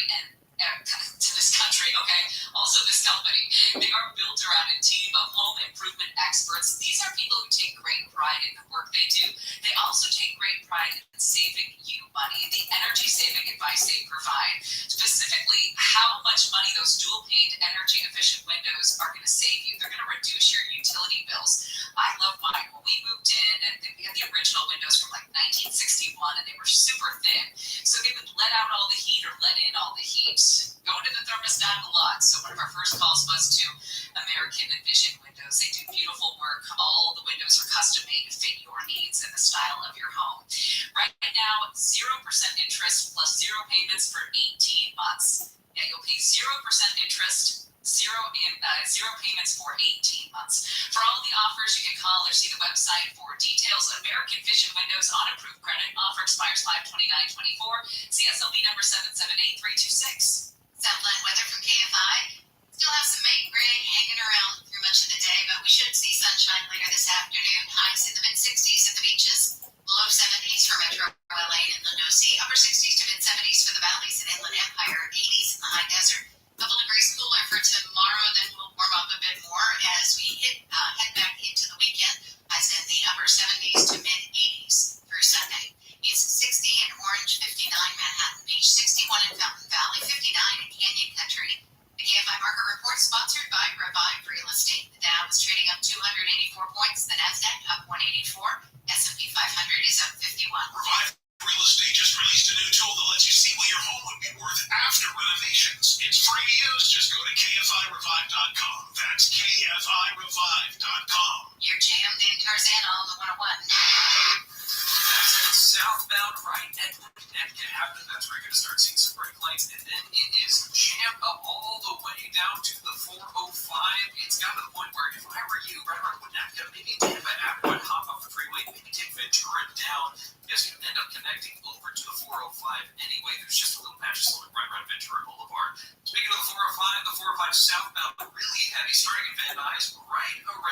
Urban Way. It's an absolute parking lot as you make your way down to the 101. Doesn't get much better after that point. Just stop and go traffic through the Sepulveda Pass, and then once you hit Sunset, you finally see a little bit of green as you head into the rest of LA. Also, looking at some slowing in Hollywood on the 101 southbound right in Vermont Avenue. It looks like that two-car crash now moved over to the right-hand shoulder. Just a patch of slowing there. With Southern California's only airborne traffic reports, I'm Russell Ford. 16th Minute of Fame is the new weekly podcast hosted by me, Jamie Loftus, and every week we take a closer look at an internet character of the day. Being Dad, The Dress, 30 to 50 Feral Hogs. If you knew what any of those were, you spend too much time online. And I do too. Who were they? What made them notorious? Why did the internet choose them? What does a person do when they get more attention than the human psyche can handle? Listen to 16th Minute of Fame on America's #1 podcast network, iHeart. With your free iHeart app, search 16th Minute of Fame. Saturdays are for sunshine, especially for your ears. With another election, ongoing wars, and natural disasters, we know the news can be a lot to take in. And we're determined to share the bright side of humanity. Every Saturday, take a breather from the headlines and hear all the uplifting happenings across the world. With 5 Good Things, a new weekend edition of CNN 5 Things. That means you can find this goodness in the same feed as 5 Things. Listen to 5 Good Things on the iHeartRadio app. What impact do you want to have on the world? At General Dynamics Information Technology, GDIT, we put technology to work on some of the most complex government, defense, health, and intelligence missions. Grow your career beyond your imagination with meaningful work that matters. At an award-winning top workplace, if you are driven by a vision of a better and more secure future, join us and apply now at gdit.com/careers.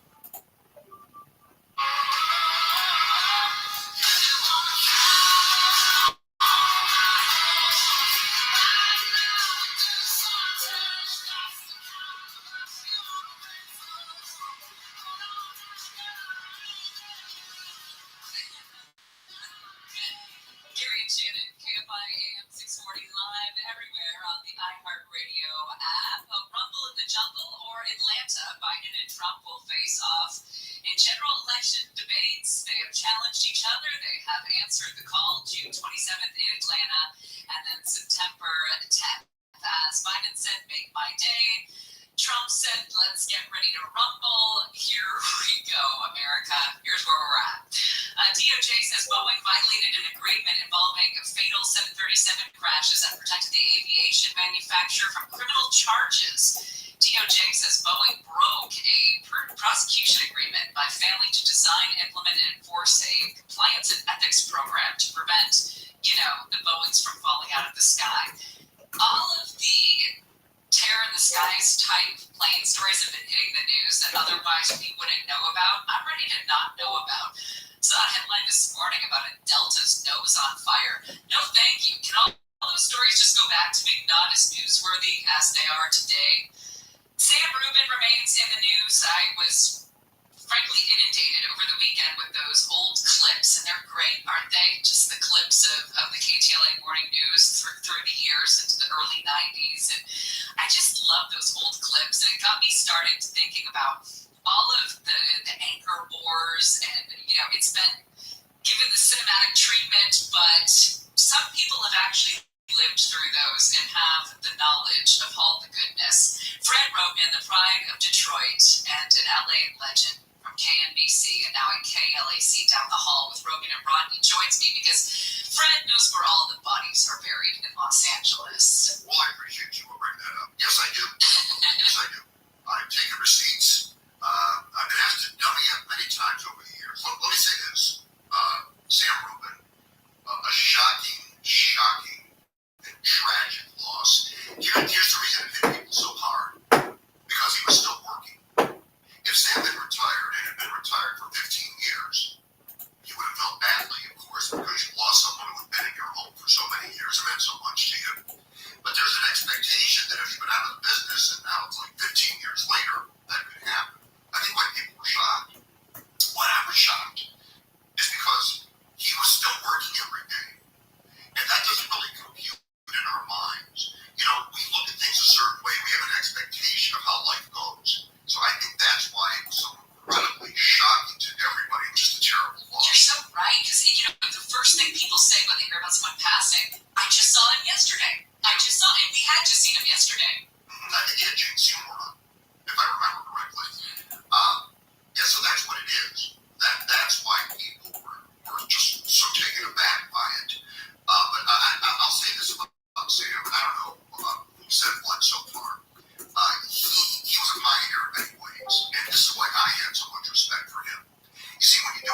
for a living. And oftentimes you're the face, and you sit there, and I pointed this out many times, you're a reader, you're a professional reader.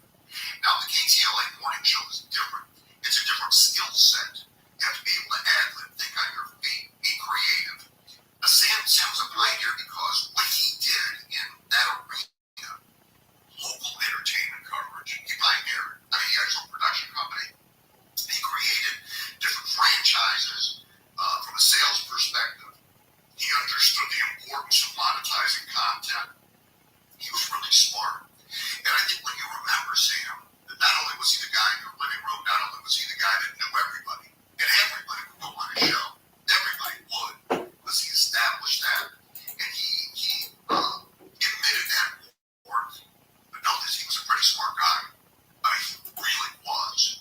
And to do what he did, not only the length of stay he had on the air, but everything he did in the background was absolutely remarkable. It's a big loss. It's a terrible loss. And I saw the clip, I believe, of his son on the morning news. Yeah. And first, that young man was incredibly courageous. Incredibly courageous to do that. And it was also heartbreaking to watch. But the KTLA Morning News, that group with Barbara Beck, Carlos Amesco at the beginning, Mark Krisky, and Sam, they were the first group in America to do anything like that. WGN had their morning news. KTLA started their morning news, and the concept was we would create something to compete with the Today Show or Good Morning America or CBS This Morning, which nobody ever watched. So you were only competing against GMA and the Today Show. And they thought if you do it locally, you'll develop a different vibe. It'll be light, it'll be airy, it'll be fun, and it was. And the problem became that they were so good at that it basically dwarfed every other local news television show in the morning. You know, if you watch Today in LA, and now it's on at 4 o'clock in the morning, and you know, we'll tell you it's on at 4 o'clock in the morning because we need to be there for you. First, you're not there for us, it's 4 o'clock in the morning. And second, nobody really cares at 4 o'clock in the morning. The reason is they just wanted more inventory for sales. That's why. That's why you are inundated with flooded local news. It's relatively inexpensive programming that they can monetize. Anyway, KTLA went off and did it really well. Nobody could compete with that. Nobody in the morning could ever compete with that. The people on the network affiliates are very talented people, but most of them are professional readers. What the people like Don't hold any punches, Fred. But is that not true, Shannon? Well, I've been called a professional reader before, so Who called you that? somebody upstairs here years ago. So I take offense to that because that's hurtful. I think that we're all more than professional readers, at least around here. But I know what you're saying. No, listen. Anybody that called you that is sadly mistaken. Because you're not even professional, you're just a reader. No. The point is that, you know, it's a different skill set to do this. It was an entertaining show. It really was. The KTLA Morning News. You know, and it's so entertaining. My husband watches every morning. He refers to Henry as Henry name basis in my home. But Fred, can you hang on a second? Yeah, well, okay, great. Well, I gotta take a break, but I really do believe that when it comes to television and television news, there's really nothing better than when TV anchors fight. And I think that's one of the reasons we love Henry on the KTLA News so much is because he kind of gets a little chippy with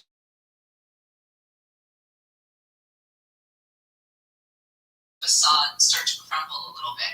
I wanted to ask you about some of your all-time favorite anchor fights here in Los Angeles when we come back, if that's okay. Yeah, you know what? I'm going to pull some tape for you, too. Great. All right, more Fred Rogan when we return. Gary and Shannon. Amy King is in the KFI 24-hour newsroom, and she is not a professional newsreader. She's Amy King. But I'm going to tell you about a fight that's brewing. President Biden and former President Trump say they've accepted an invitation from CNN to debate on June 27th in Atlanta. Biden said earlier that it wouldn't be a debate sponsored by the nonpartisan commission that's organized them for more than 3 decades. The two have apparently also agreed to another debate in September on ABC. Ellie Mayor Bass is working with other members of the Metro Board of Directors to figure out how to make Metro safer for riders and drivers. Bass is the chair of Metro's board. Bass's comments came following the third attack on the Metro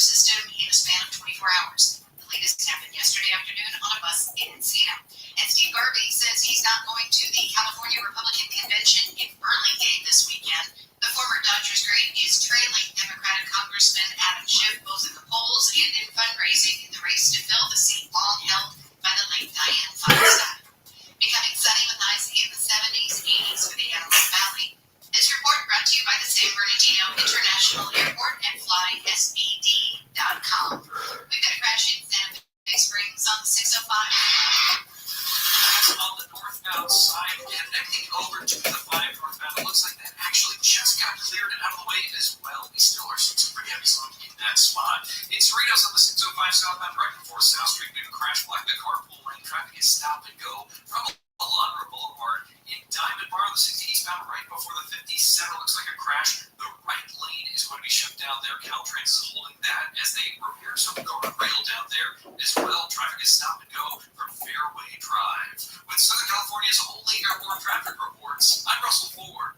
MITRE's mission is to solve problems for a safer world.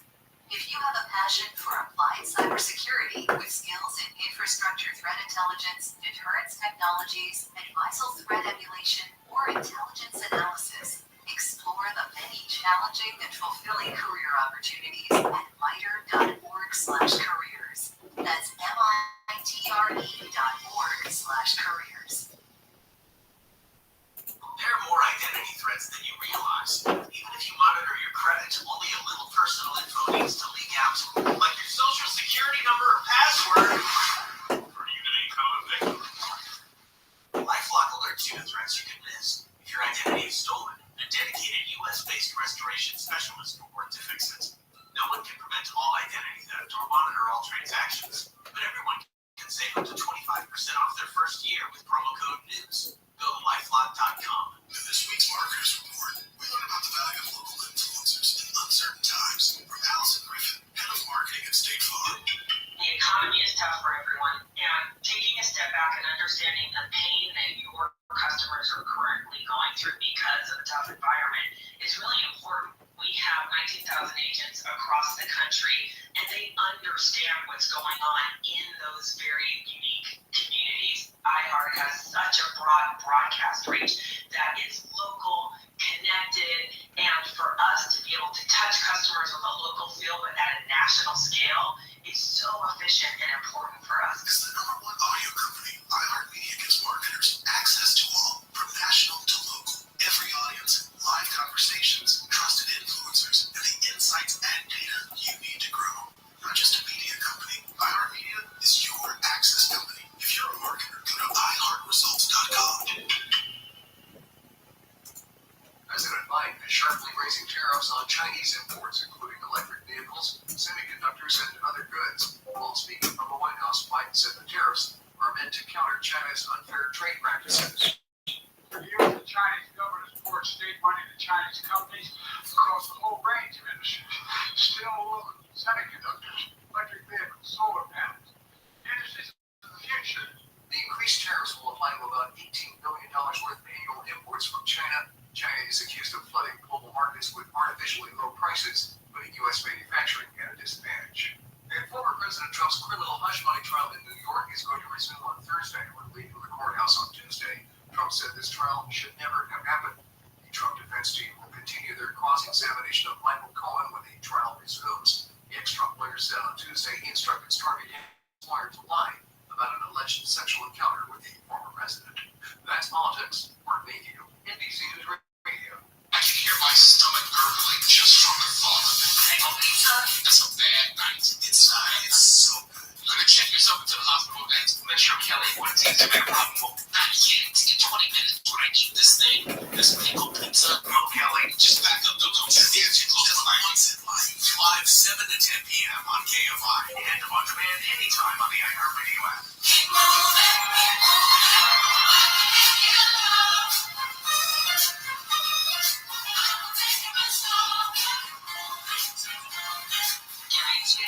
KFI AM 640 live everywhere on the iHeartRadio app. Coming up in the next hour, we will get an update out of the LA County Probation Department. What the hell's going on over there? 66 officers dismissed for misconduct this year so far. Seems to be a cultural issue.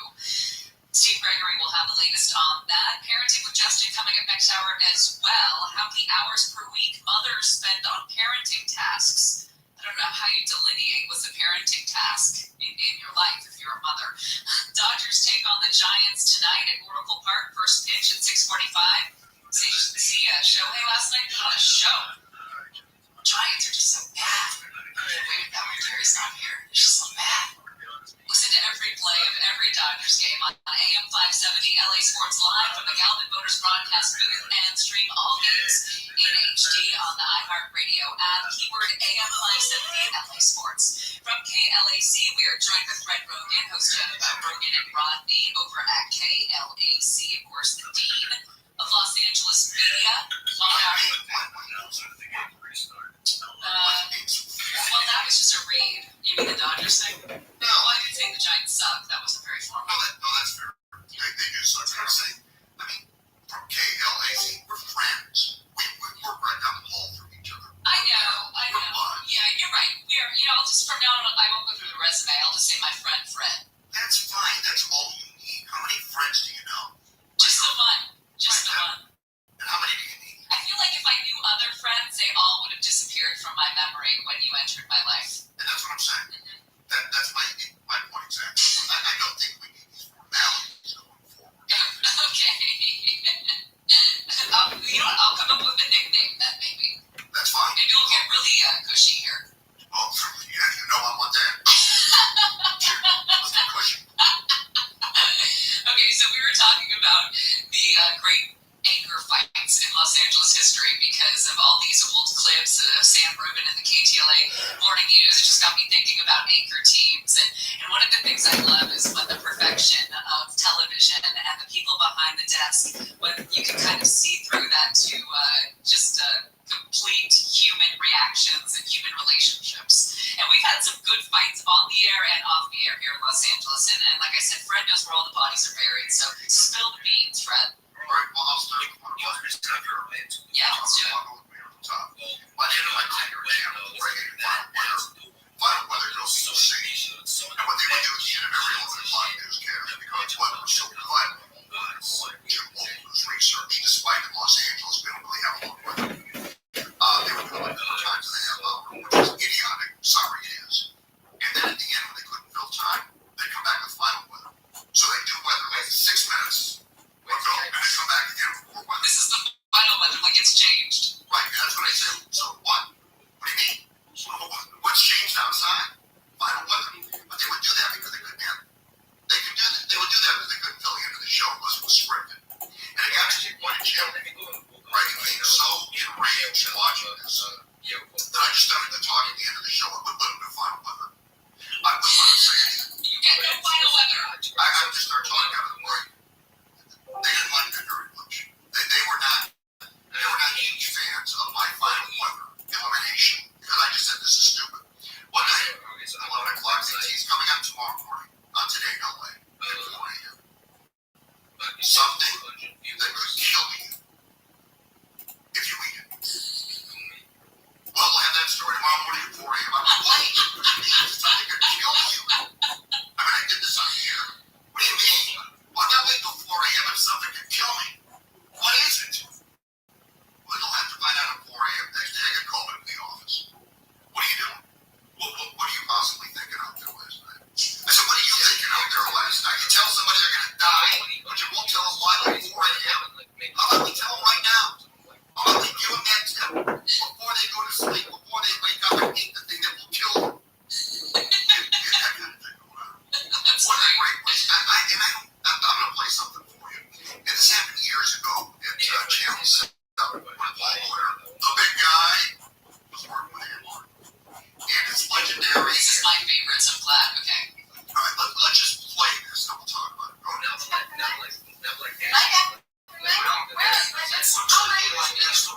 I'll take the ante up a little higher than that. You're not only wrong, you're way out of line.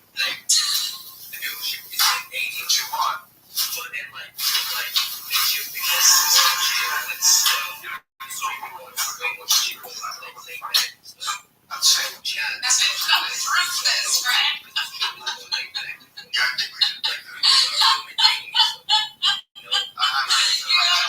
get in trouble. I mean, one thing about myself, and you come on the air and you start effing it up, and no.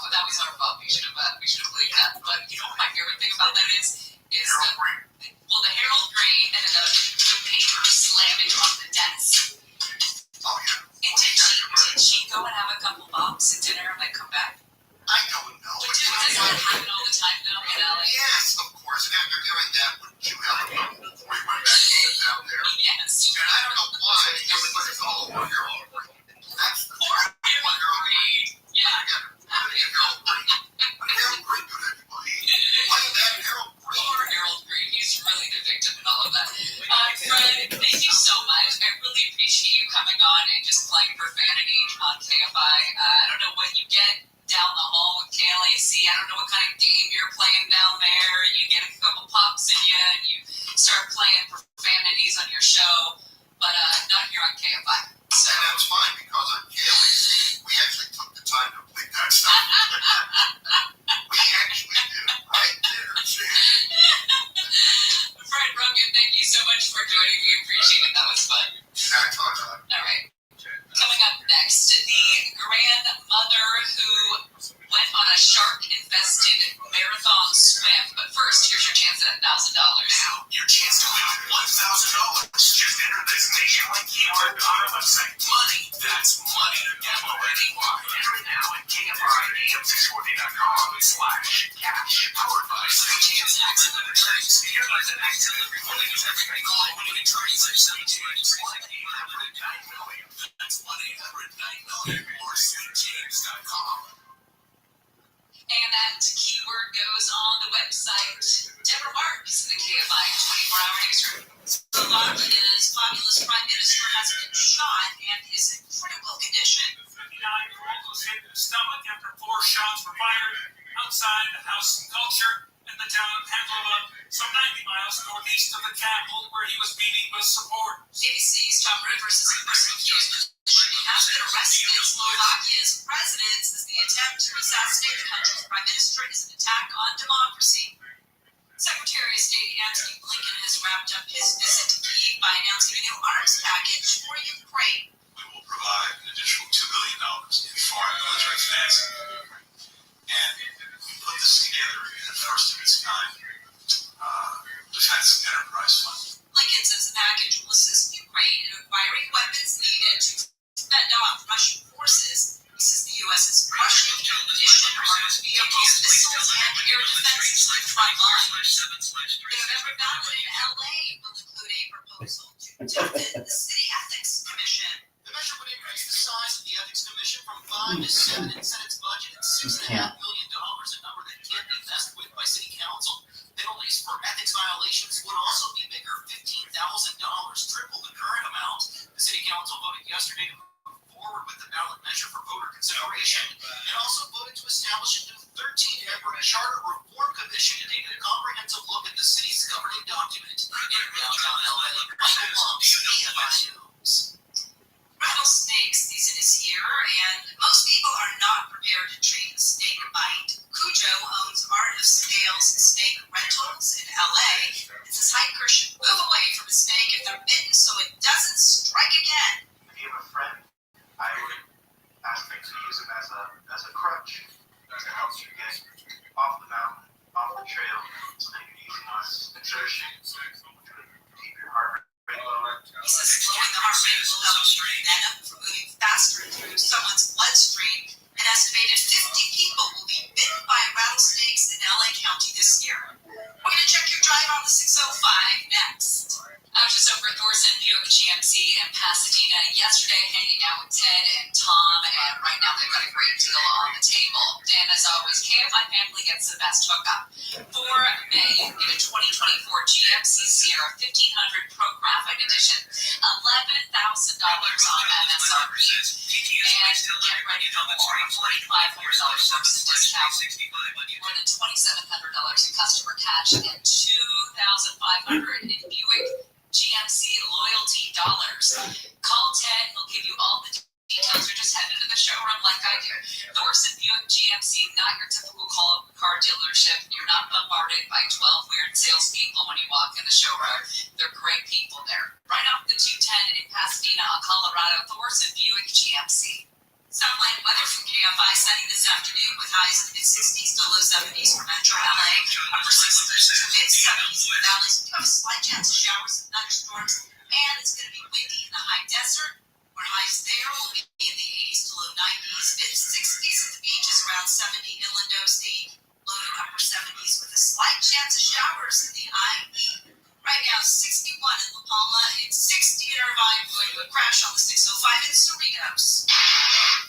That's headed southbound right before South Street. That crash is taking the carpool as well as the left lane. Two vehicles involved for those lanes.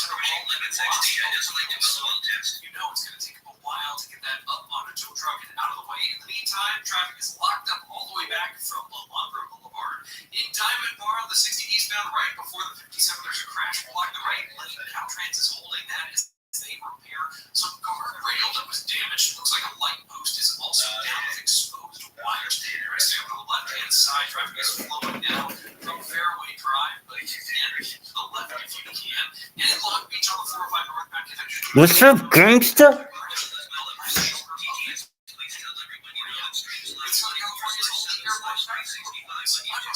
Some people just know the best rate for you is a rate based on you with Allstate. Not one based. 16th Minute of Fame is the new weekly podcast hosted by me, Jamie Loftus. And every week we take a closer look at an internet character of the day. Being Dad, The Dress, 30 to 50 Feral Hogs. If you knew what any of those were, you'd spend too much time online. And I do too. Who were they? What made them notorious? Why did the internet choose them? What does a person do when they get more attention than their human psyche can handle? Listen to 16th Minute of Fame on America's #1 podcast network, iHeart. Or your free iHeart app and search 16th Minute of Fame. Angela Zepeda, CMO of America, discusses measuring audio. The measurement capability within audio, I think, surprised all of us.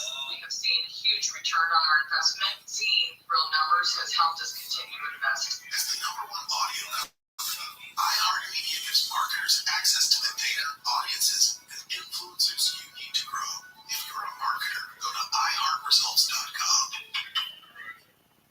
The free iHeartRadio app is #1 for music, radio, and podcasts, all in one. Discover a new podcast from a library of over 350,000 titles. Here's an iHeartRadio podcast preview.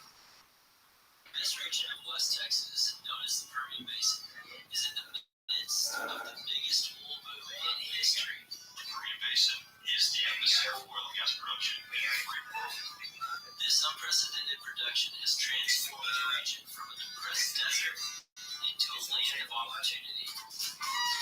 My name is Christian Wallace. I was raised in the Permian Basin, a small town called Edwards. I grew up on tales of the region's legendary heroes.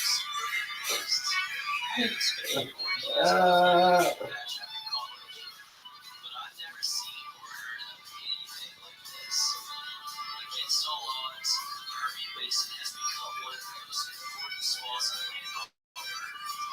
The boom is reshaping the world's climate, economy, even our geopolitics.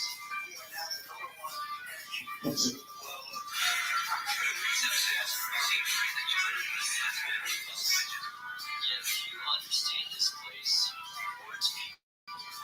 This is a story of roughnecks and massive guys, of millionaire wildcatters and wannabe dreamers and full-on hellraisers, and of average folks just trying to get by as the world around them is turned upside down. From Texas Monthly and Imperative Entertainment, this is Boomtown. Listen and follow this podcast for free on the iHeartRadio app. #1 for music, radio, and podcasts, all in one. KFI AM 640. The news, what it means, why it matters.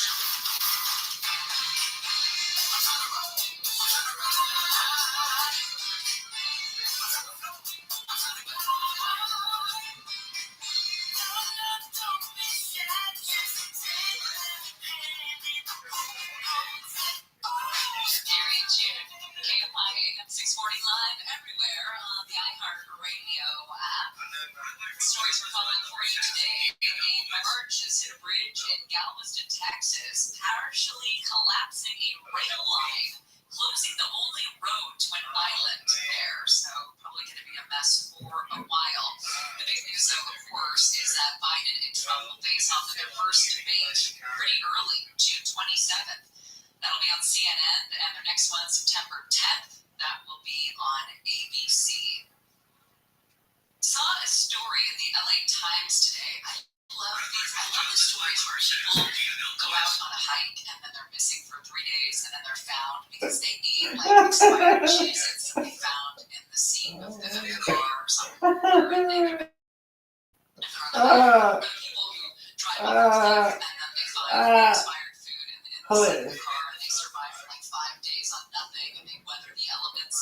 There's just something probably in our human makeup that likes to hear these survival stories. So just in case we are ever in peril, we know that we can do it, right? Well, this isn't a survival story, but it's one of those ones where it just seems like it's not an activity that you want to do. This woman's name is Amy.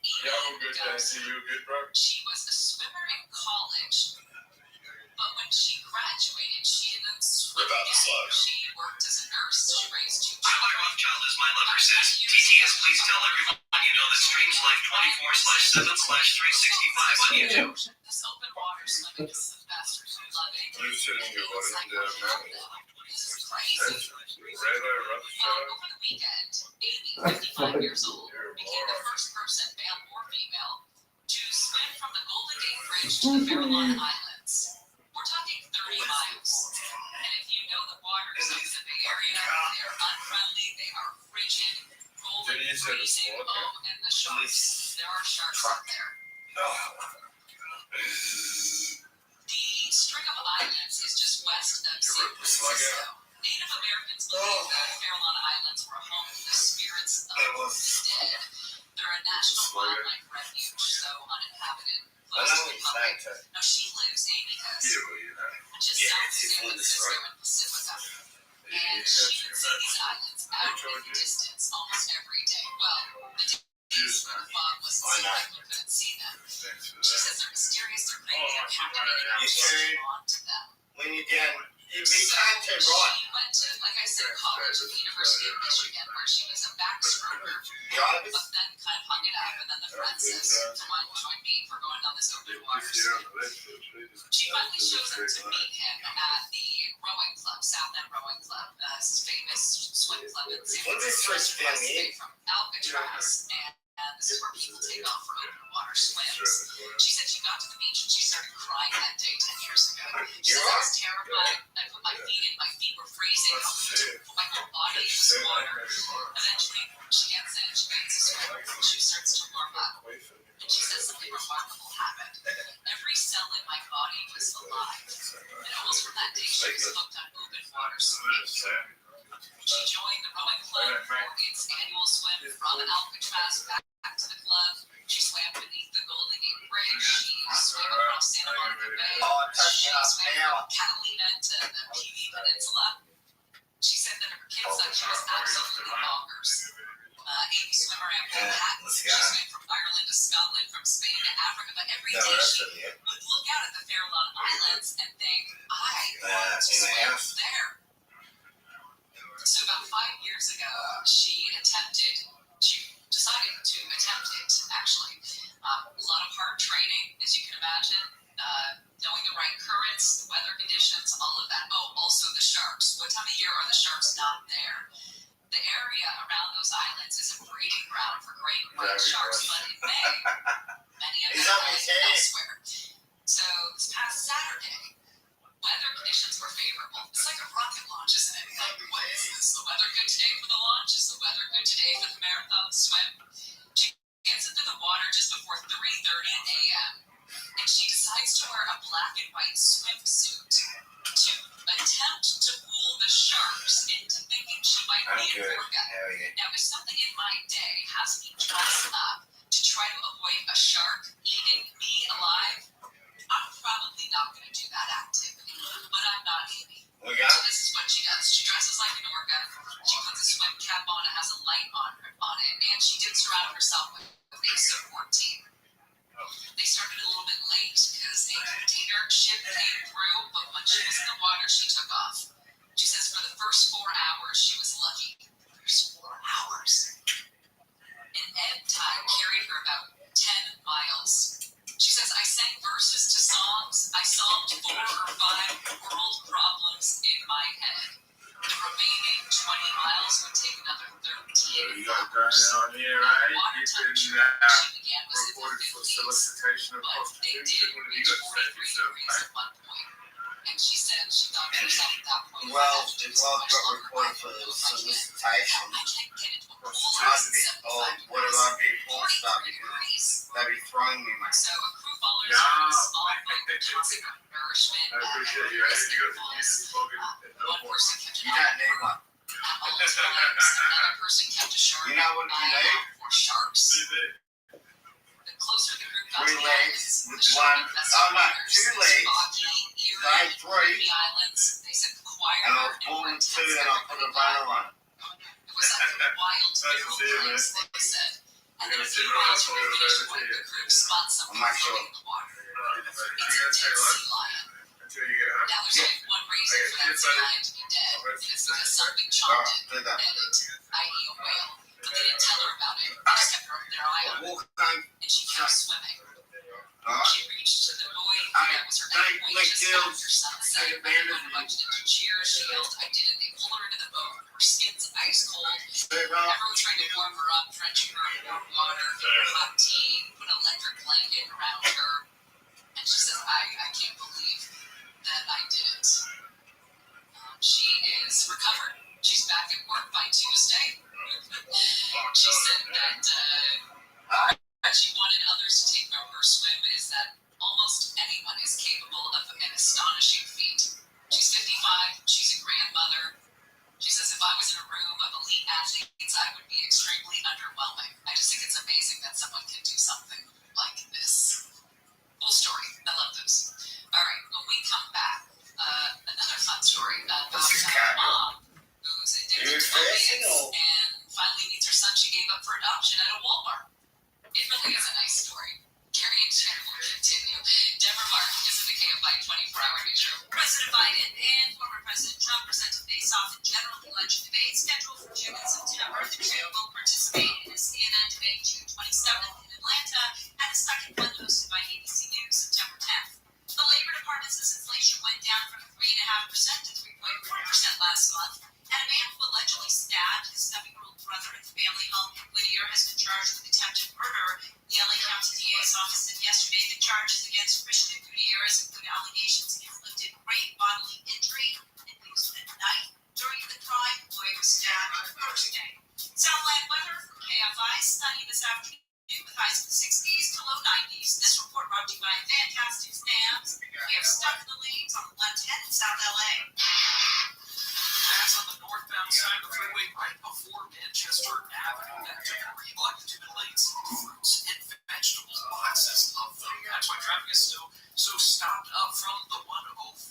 Also in Burbank on the 134 eastbound right before pass out. There's some construction materials blocking the 2 left lanes. So much stuff in the lanes today. And in Cerritos on the 605 southbound right before South Street. There's a crash, like the carpool in the left lane. That's the one involving 2 vehicles. One of those hit the center wall and lost a tire. So it's going to take a while to load that onto a tow truck. Traffic is locked up from Laundry Boulevard. Southern California's only airborne traffic reports. I'm Russell Ford. As the #1 audio company, iHeartMedia gives you access to all, every audience, live conversations, trusted influencers, and the insights and data you need to grow. iHeartMedia is your access company. Go to iHeartResults.com for more. The world needs more heroes, more action-oriented do-gooders, more here's how I can help right-hand sidekicks. The world of sarcoma is no different. And if you're thinking, what is sarcoma? We're glad you're listening. Sarcoma is a rare cancer of the body's soft tissue and bone, and this cancer affects tens of thousands of Americans yearly. The Sarcoma Foundation of America partners with like-minded heroes to advocate for sarcoma patients through funded research and widespread awareness efforts. Learn how you can join forces at curesarcoma.org. Jimmy Carter's grandson says that the former president might not have much time left. Speaking at a mental health forum, Jason Carter said that his grandson grandfather is doing okay after being in hospice this past year, but that he's coming to the end. Jimmy Carter is the oldest living president in history at age 99. Volunteers are needed in California for a landmark study that can save lives. The American Cancer Society wants answers as to why Black women have the highest death rate of most types of cancer. Doctors will look at factors like biology, lifestyle, and behavior, and access to quality treatment. They're hoping to enroll 100,000 Black women from California and from 19 other states between the ages of 25 and 55 who have not been diagnosed with cancer. Update Sarah Kessler, NBC News Radio. Here's this week's iHeartRadio countdown of the top TV streams. Here's what you've made popular by getting your stream on. We start this week with the debut of the new Peacock drama, The Tattooist of Auschwitz. That's followed by the new season of the Emmy-winning comedy Acts on Facts. Sugar, starring Colin Farrell on Apple TV Plus, falls back to 8 with the new Hulu drama Under the Bridge, following at number 7 this week. Shogun on Hulu is in at number 6. Debuting at 5 is Dark Matter on Apple TV Plus, starring Joel Edgerton and Jennifer Connelly. And that's followed by the new show A Man in Full on Netflix, a new drama starring Jeff Daniels. The Veil, starring Elizabeth Moss on Hulu, starts off the top 3. The dark comedy Baby Reindeer on Netflix holds on to number 2 this week. And for the 4th straight week, the action drama Fallout on Amazon Prime Video is your top streamed show. And those are your top TV streams of the week on iHeartRadio. iHeartRadio Did You Know? Presented by iHeartRadio. You know, what you're listening to right now. Did you know that iHeartRadio not only lets you listen to all your favorite AM/FM stations locally and nationwide for free, but iHeartRadio also gives you access to over 350,000 podcasts. Yeah, including all the most popular hosts and shows worldwide. Best of all, you can listen to all your podcasts for free. Tap on the podcast tab and explore podcasts from over 20 different topics. Sports to comedy, history to crime, music to politics, and much, much more. While you're listening, iHeartRadio will remember where you left off and pick back up when you return. You can adjust your listening speeds to slow down or speed up your podcast. Follow your favorite titles to get updates when new episodes drop. Download podcast episodes right on your phone so you can listen anytime, even without an internet connection. All the podcasts you want and all the functionality to make listening great. And you don't need any other app. It's all on iHeartRadio. Number 1 for music, radio, and podcasting, all in one app. iHeartRadio. It's a success because we say it's a success and we can't prove it and we don't have the data, but it was a success. These are the nonprofits saying, hey, give it. We want to fatten up and create some more 6-figure executive jobs here. They want a whole package like it's some kind of game show, and they just want to win it because they don't want to go to work. John Cobalt, they'd rather shoot up and snort. Live 1 to 4 p.m. on KFI and on demand anytime on the iHeartRadio app.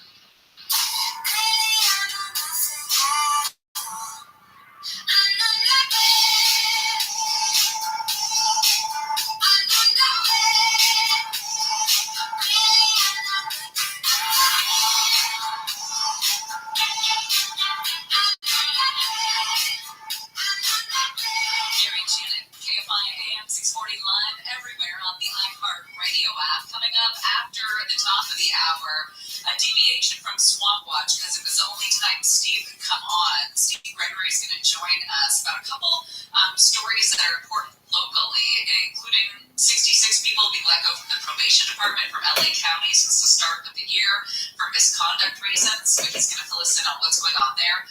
Also, the CHP response to protests is getting a lot of heat, apparently because of the way they aimed at the protesters. So he will get a square on those stories. Of course, the big Swamp Watch news dominating all of the news coming out of Washington is that Biden and Trump are set to face off in general election debates. They're scheduled for June 27th and September 10th. It's going to be the first one on CNN, the second one ABC News. Biden's video came out this morning challenging Trump, as Amy pointed out earlier. Trump's been challenging Biden anytime, anywhere, that kind of thing for months in his interviews. And so today Biden did the same. Trump was quick to respond, and the insults are already flying, as you can imagine. Well, there is a story that I began reading from NBC LA, and it starts off not good, but it's going to have a happy ending, so stick with me, all right? Amanda Rector was at the height of her addiction when she gave birth to her second kid. This was back in 2004. The baby was born dependent on opioids, and Amanda had already lost custody of her eldest son. She says, she's on the Today Show, I hated myself for using when I was pregnant, and when the baby came out, he was so uncomfortable. In my heart, I just shut down. She said, I knew if I looked at him for too long, I would start to hurt, and I couldn't feel that hurt. So, after you have a baby, and there's care coordinators that come in, and they question you, make sure you're all ready for baby. Not that you're ever really ready for baby. Questions, logistical questions like, do you have a car seat? What about a crib? Things like that. Amanda said no. She had none of this. And they said to her, you're not going to be able to leave with this baby. And she said, yeah, I know. At the time, she was living with an abusive boyfriend, and she ended up back at the hospital because her boyfriend had developed an abscess on his arm from, shooting heroin. She's back in that emergency room at the hospital where she gave birth, and she said they were waiting a good 2 hours before it occurred to her that she could go see the baby. That's how gone she was. And she remembers seeing herself in the mirror at the hospital on the way up to the nursery. Her hair's falling out. She's covered in bruises, trap marks, and she kind of has that, rock bottom moment. She didn't recognize her own reflection. And she goes to the nursery. She asks the nurses if she could visit with the baby. They remembered her. They knew the story. And they said, of course you can. She goes into a room with a rocking chair, and she looks down at him. And, I'm so sorry. This is not me. I'm so sorry. This is your life. And that, all those feelings that she had just cracked wide open. Hunter is his name. Hunter was legally adopted by a family in town. She continued her life of crime for a little bit longer until she was thrown in prison. And that was the true rock bottom moment, armed robbery. She did about 2.5. One of the first things she did was find Jesus. And she began attending 12-step programs. She joined the choir. She did anything that was healthy. I signed up for it.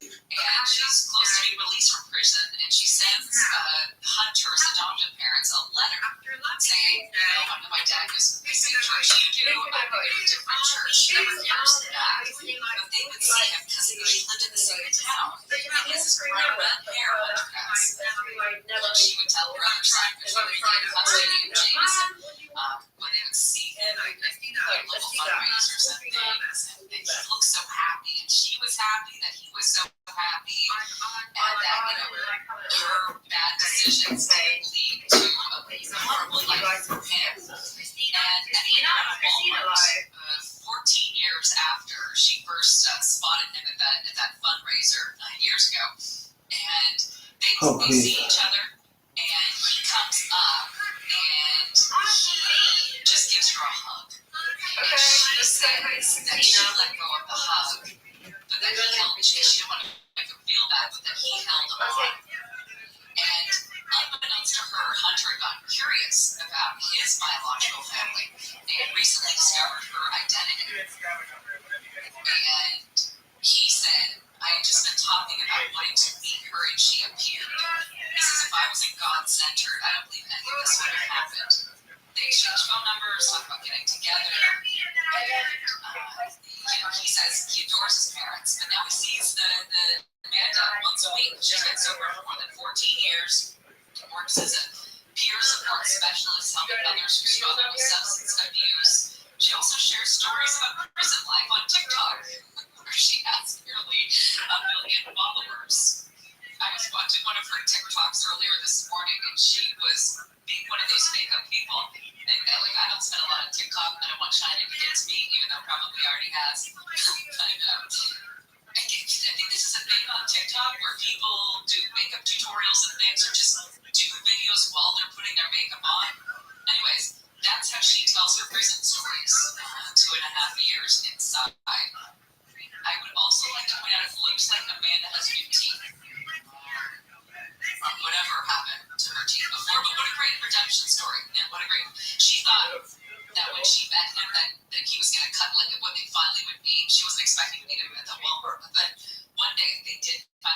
would cuss her out for all of her poor decisions, and that he would, just hate her. And so she said it was just such a nice gift that, that he was so welcoming and warm. He says about her, Hunter, as I'm so proud of her. She completely turned her life around, and we're building a relationship that we could have never had before. See, I told you it never works. All right, come again. Steve Gregory joins us. What the hell's going on in the LA County Probation Department? Why are so many people have been let go this year for misconduct? Is it a cultural thing? Are they unfairly maligned? Steve, have all the latest right here on Gary Show. There's a lot of misinformation out there. And none of it is allowed here. KFI. KOST HD2. Los Angeles, Orange County. Live everywhere on the iHeartRadio app. A lot of money on Deborah Moore live from the KFI 24-hour newsroom. LADWP has a new general manager who is starting with a big pay raise. Tuesday, Nunez takes over LADWP with a starting salary of $750,000, over $300,000 more than her predecessor. Her appointment was confirmed by the LA City Council yesterday. She told the council about her top priorities. Customer base, our stakeholders, and our regulators is important. Understanding our process improvements and the requirements to I don't know how he's with me right now. Council members have said the high salary is needed to attract talent from the public sector. Nunez comes from PG&E in downtown LA. Michael Bugs, KFI News. A man accused of shooting two Jewish men in LA has agreed to plead guilty to hate crime charges. Prosecutors are seeking 40 years in prison for Jamie Tran. U.S. Attorney Martin Estrada says that was critical of the case to demonstrate that he will not be tolerated. Waiting for the order here, but overnight, as soon as this guy was caught, he brought federal hate crime charges. Prosecutors say Jamie Tran researched kosher markets last year to locate Jewish people. He allegedly shot two men working in synagogues. Trolling hate crimes. Homeless providers in LA say they are being forced to dip into their own cash because they're not being paid fast enough by the city. Councilman Matthew Rothschild says for some agencies it's even worse because they don't have strong reserves. Larger service providers contracts with the city Gotcha, bitch. are owed so much they are taking out millions of dollars in loans in order to make payroll payments. City Council yesterday approved Rothschild's motion to ask for a report within 30 days on how the city can pay more. The labor department's measured year-over-year inflation went down from 3.5% to 3.4% last month. Consumer prices increased 0.3% from March to April. Rent rose in April as prices for gasoline making for a combined 70% of the monthly increase in prices for all items. ABC's Derek Dennis's energy prices also rose 1.1% over the month. Prices for dining out rose 0.3%, but the cost of groceries went down 0.2%. A memorial has been unveiled to honor the 10 Black people killed in a mass shooting in a supermarket in Buffalo. Yesterday marked 2 years since the racially motivated attack. New York Attorney General Letitia James was one of the leaders who spoke outside the Thompson store. The light of this community is too powerful to extinguish, and the love of these 10 heavenly hosts will never die. Despite the challenges faced by such a tragedy, the memorial features 10 interconnected pillars with the names of those killed and survivors. The project also includes a new building that will be a hub for education, exhibits, and community events. You'll have a park-like memorial walk on the roof.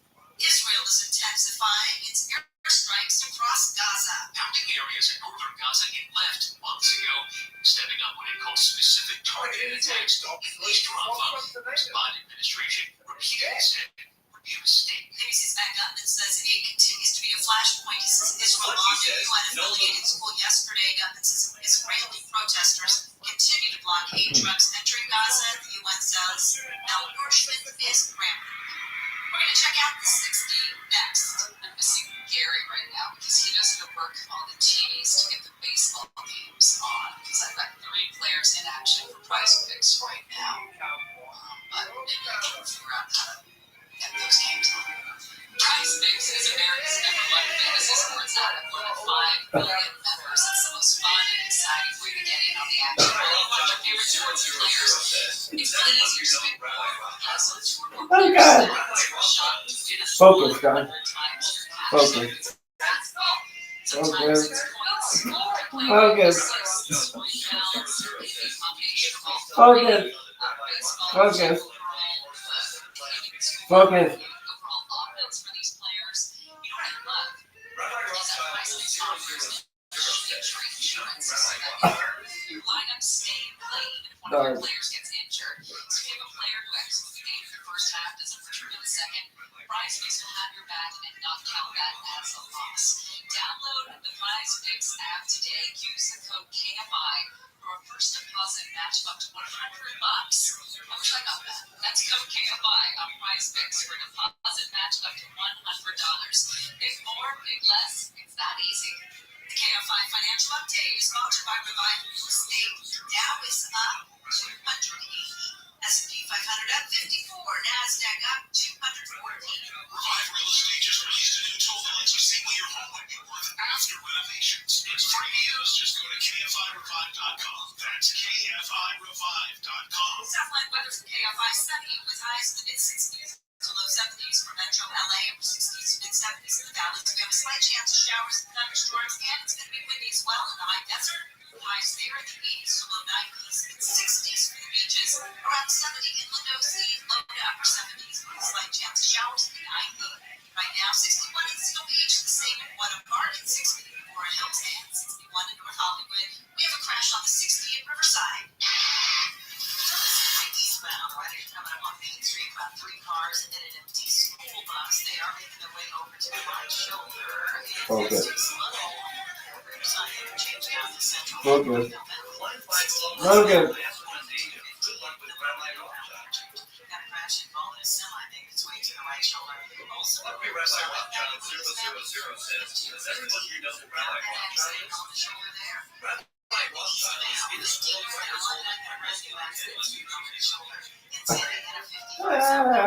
JD_14 says, WPT. South LA, 105 westbound. This is right after Rabbi Rothschild 000. Also, it's out on Manchester Avenue. They are a crash, but they're still serving brand in the lanes. They're trying to get that over to the right Rabbi Rothschild 000 says, does everyone here know who Rabbi Rothschild is? Rabbi Rothschild is Guinness World Record holder and most running time on YouTube. Pick up your center with iHeartRadio. They wanted to indicate music that defined a generation.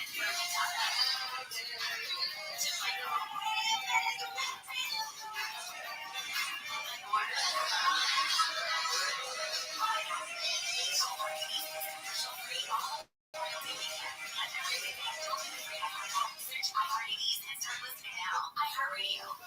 Free never sounded so good. Some people just know there's a better way to do things. Like Monday or home and auto insurance for Austin. Or going to the grocery store for milk instead of buying your own gas. You know there's an easy and better way. Save up to 25% when you bundle home and auto with Austin.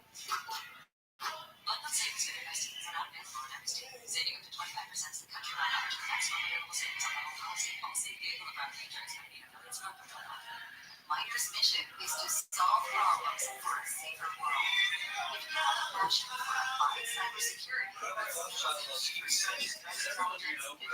technologies, Rabbi Rothschild is Guinness World Record holder for most running time on YouTube. challenging and fulfilling career opportunities at Rabbi Rothschild says, PBS News Rabbi Rothschild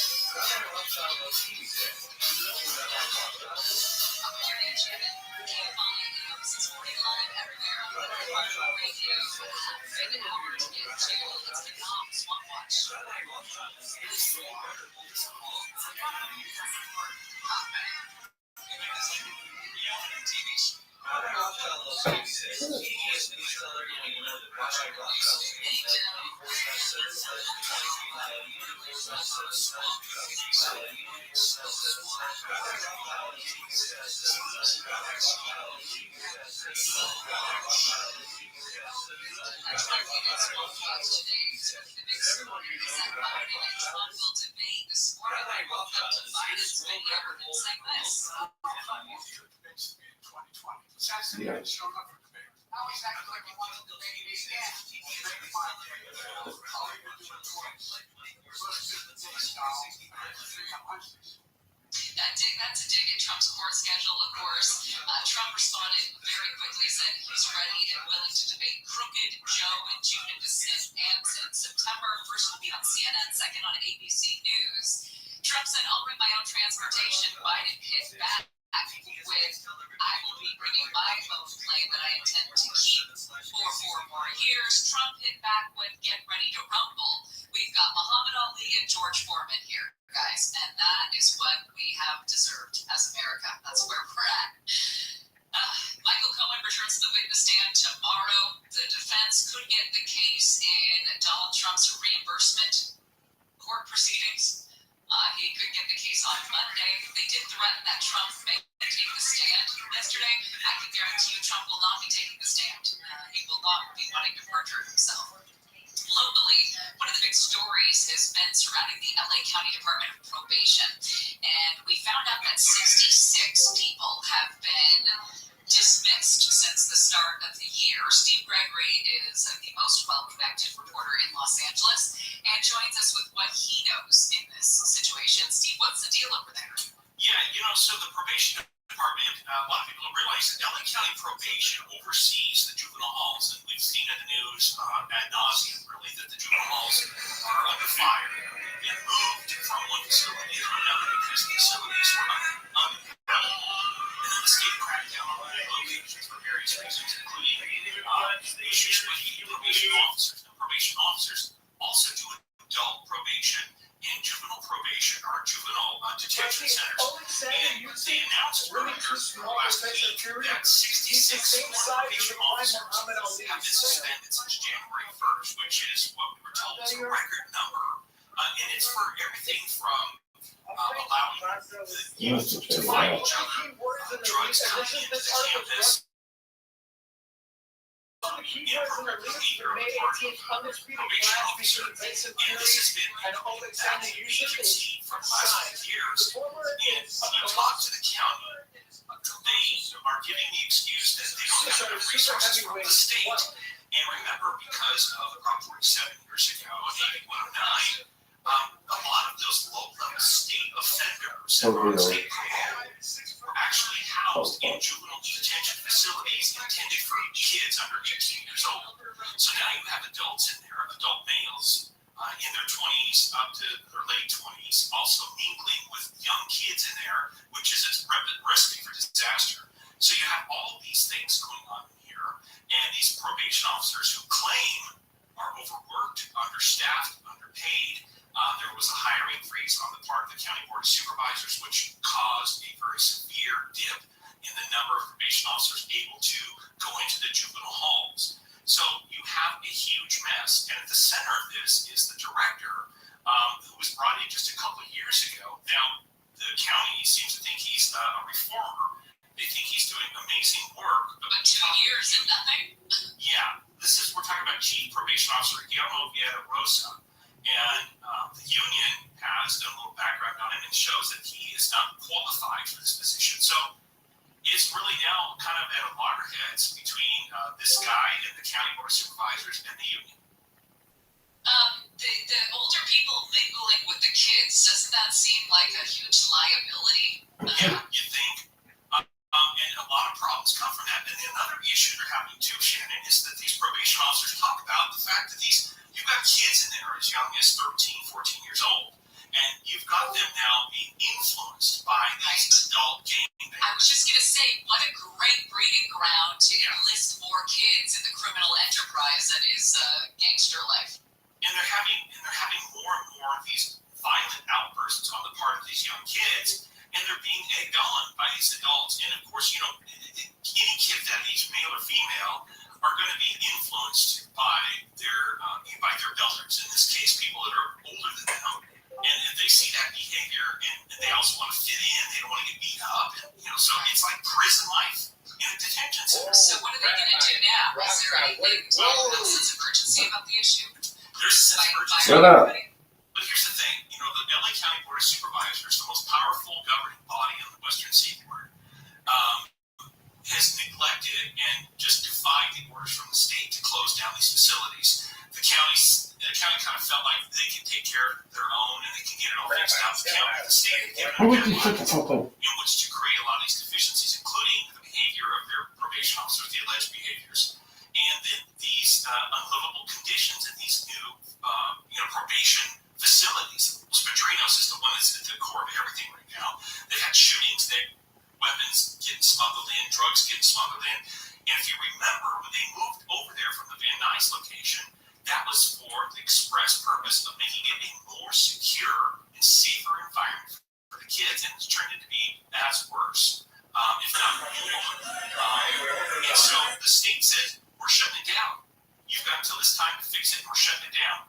Now the county's like, okay, we'll get around to it. And they're going to do it at their own pace anyway. Literally, what they can do is physically walk in there and shut the building down. Because they have all these kids they have to take care of, and these adults as well. So they're trying to go through these reforms. Now, this Rosa says he's bringing in some outside agencies, some county partners, everywhere from the Office of Education, Department of Youth Development, Mental Health, Public Health, Health Services, and they're forming interdisciplinary teams to care for the youth. So if you look at the paper trail too, this Department of Youth Development was a pet project of a few of the supervisors, and they wanted to get away from this hands-on approach from youth officers and create these offices of basically hands-off or touchy-feely approach to the youth detention facilities, but they don't handle effective violence.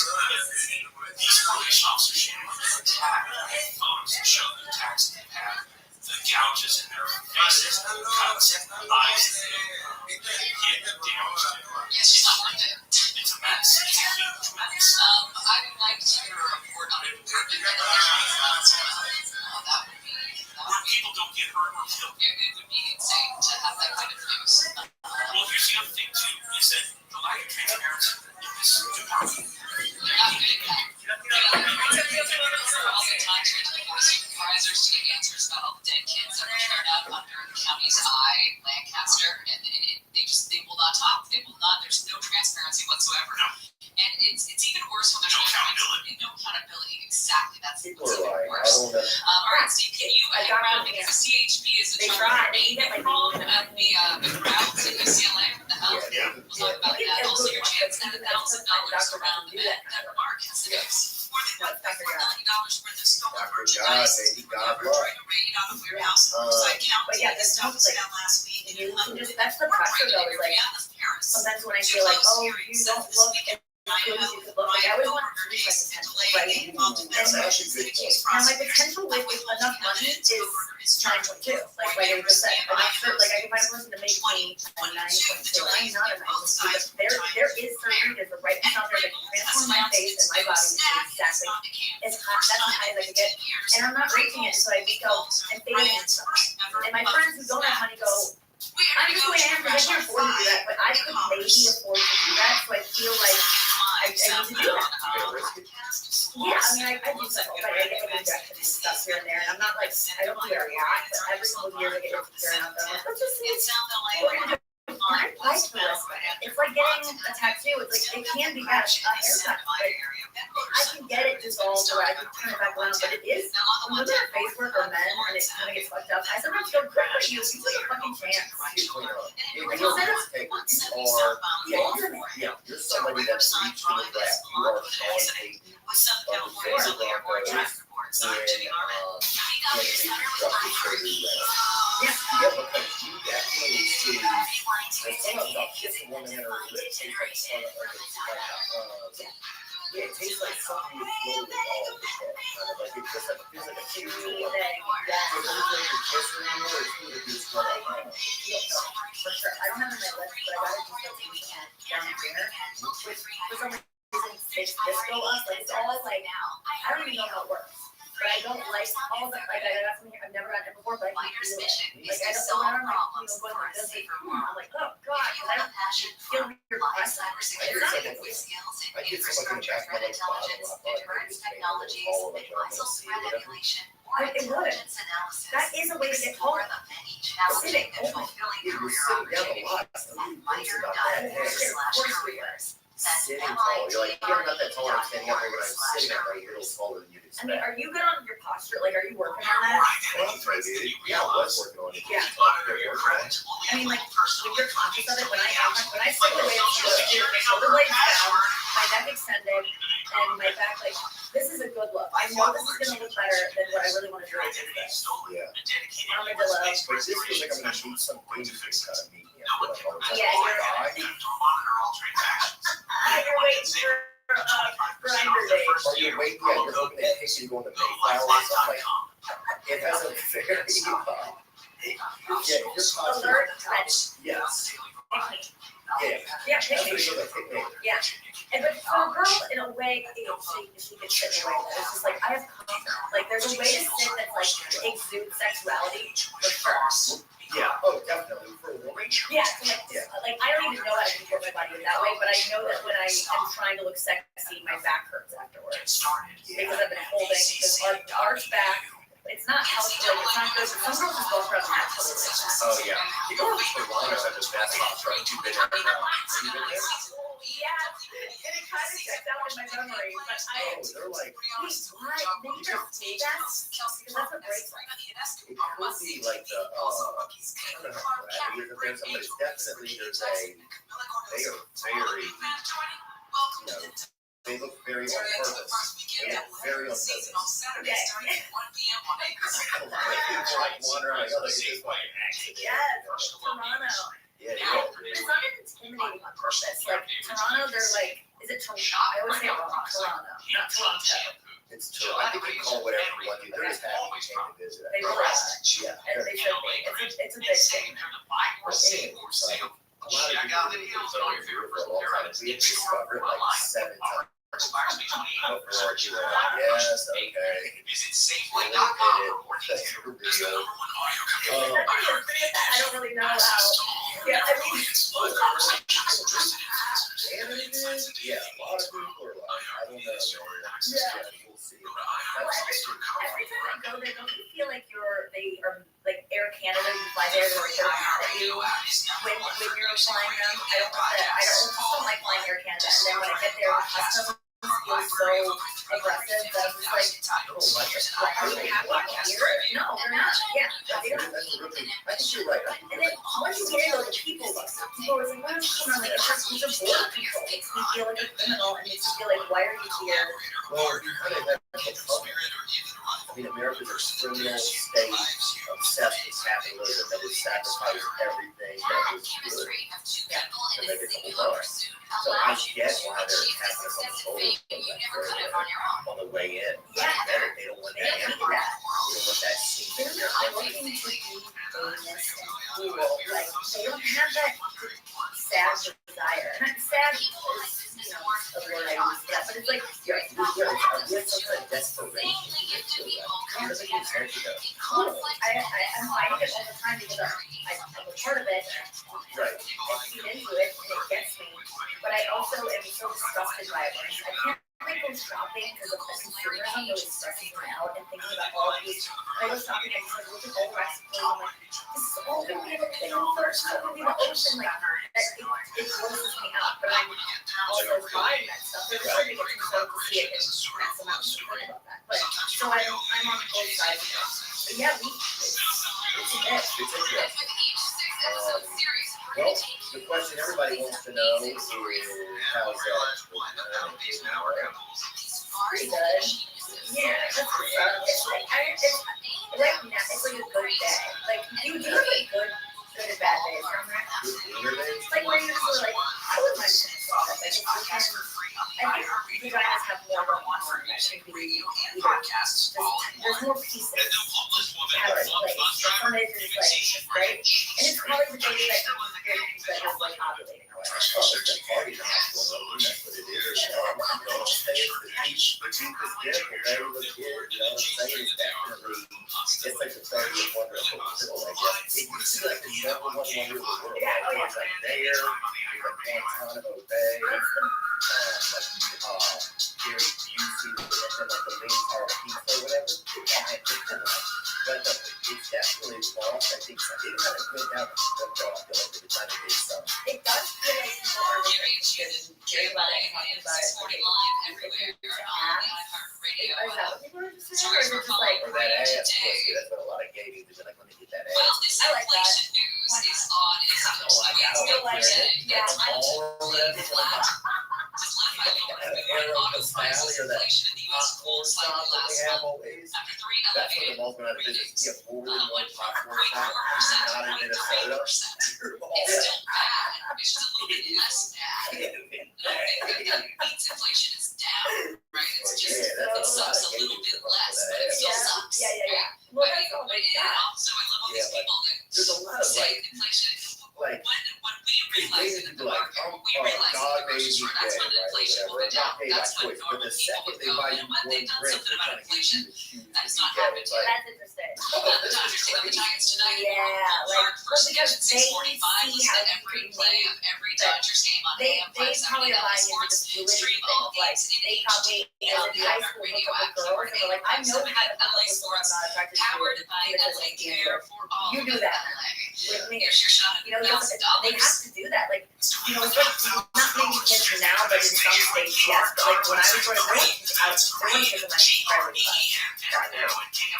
No one was that. Now, nobody is that. What was that? But we knew who was. They had to hook up with, I mean, they were in their 20s and 30s, and they're making all this. Can you imagine having to hook up with your so not that it's, I mean, yes, I can, I've done it before. And But that it's alcohol. keyword goes on the website that is how Yeah, you or win. We are married. talking with Well, Steve yeah, I think Gregory, a lot of people and he is get also reporting married or on the whatever, fact that and then they're CHP like, officers damn, are taking some heat gay for the way they or aimed whatever. at and then they're protesters stuck on with a gay husband. I UCLA's think a lot of campus women, earlier because of this things like, month. And I thought it couldn't have gone watch what better happens for the live. They optics. love For the having officers who responded to a these gay husband. It's protests, almost but of cooler course, than if having a there is straight police husband or involved, they whatever must he's be doing. criticized. They'd rather have this Especially crazy with gay police husband, and students. and then they just write But they weren't crazy students by boy and or large. butt or whatever with the sex or I don't No, know. I don't think they ever, I think they just, I do think they know he's gay, and they just have a tacit agreement that we're gonna kind of indulge in some of these things, but never call it out that you're gay. Like, I feel like you're right about like having being married to a gay man would be funny because there's a feminine energy to him that would be like almost like a Well, it's the largest Pomeranian you can have if you're a woman. Is a gay husband. That's when Yeah. police really did have But were left with few choices. at least you're not raining to go down. You know, and have a good time. Yeah. That is the irony of putting peanut butter on your dog or whatever, like, and having a dog lick it off is disgusting and absolutely illegal and should be. But the dog would like it. No, like, they already like French's, and then plus peanut butter, it would, I mean, there's no denying that party would enjoy it. It wouldn't be like, I don't wanna do this, I mean, unless they're like forced, but if it's on their own licking, It's we're really not open to every gay we want. I mean, that was a given. oh, and bestiality laws, yeah. It's just like, No, I know. as soon as animals can vote, we're gonna learn. Or as soon as they can do the alphabet or whatever, they just had a dog or whatever that can, open up no, we can open up a pack of cigarettes. So you look that up. I wanna say it was Australia. Now, this report that you're talking about came out from Cal Adams. You need to take them to a vet ASAP. Well,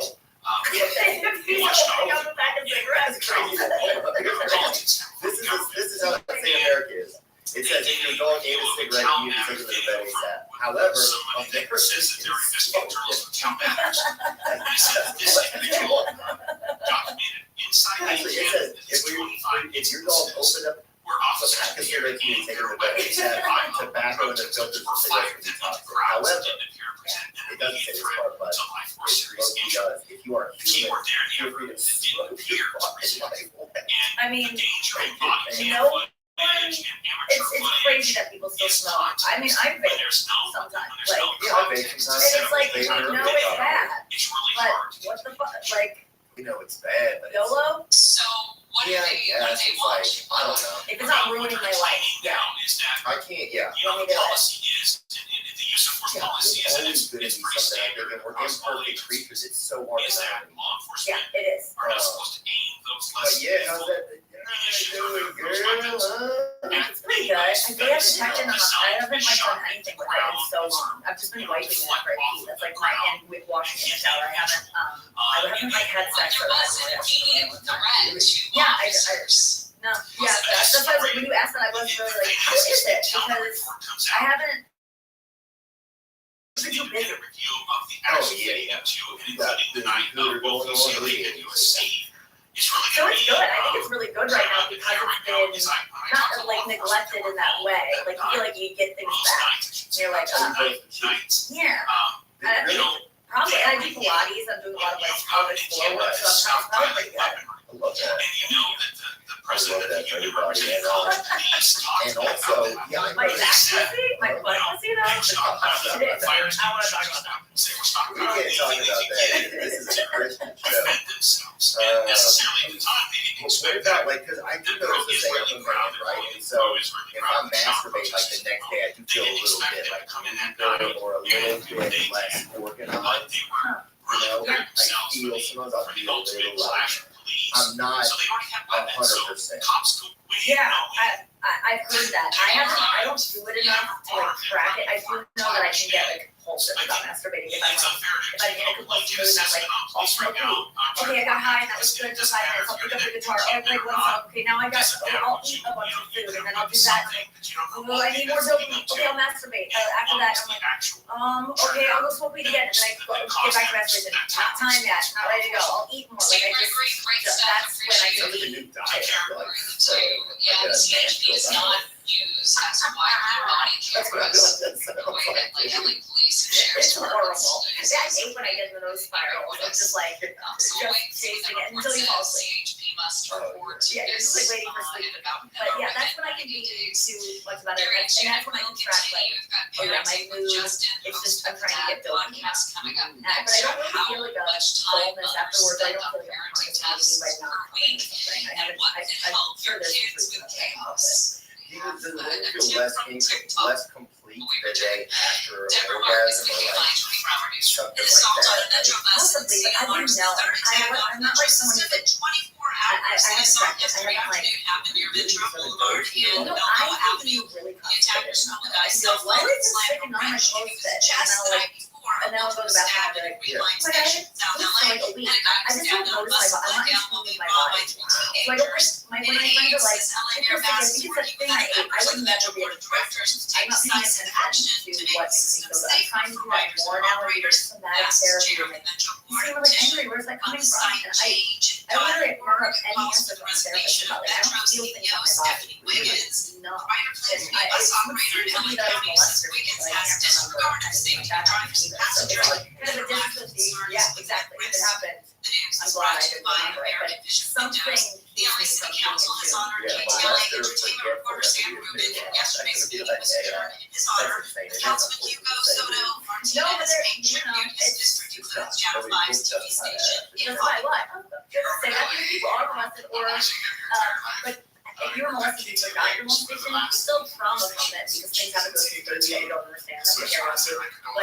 But what a gift it would be to not remember it. And Rubin just died have of a heart it. attack Then Friday in his home like Wednesday on LA TV for more than 30 years. A bridge in Galveston, Texas has been damaged after a barge hit that barge hit the railroad side of the Pelican Island Causeway that connects Galveston to Pelican Island. It's the only way on and off the island. A large piece of the bridge fell due to Is a type of But brain officials say surgery no that involves injuries or separate arrests connections have to the been frontal lobe and the other parts of The the driver brain. of a pickup truck who caused a crash in Florida that killed 8 farm workers has been arrested for DUI and manslaughter.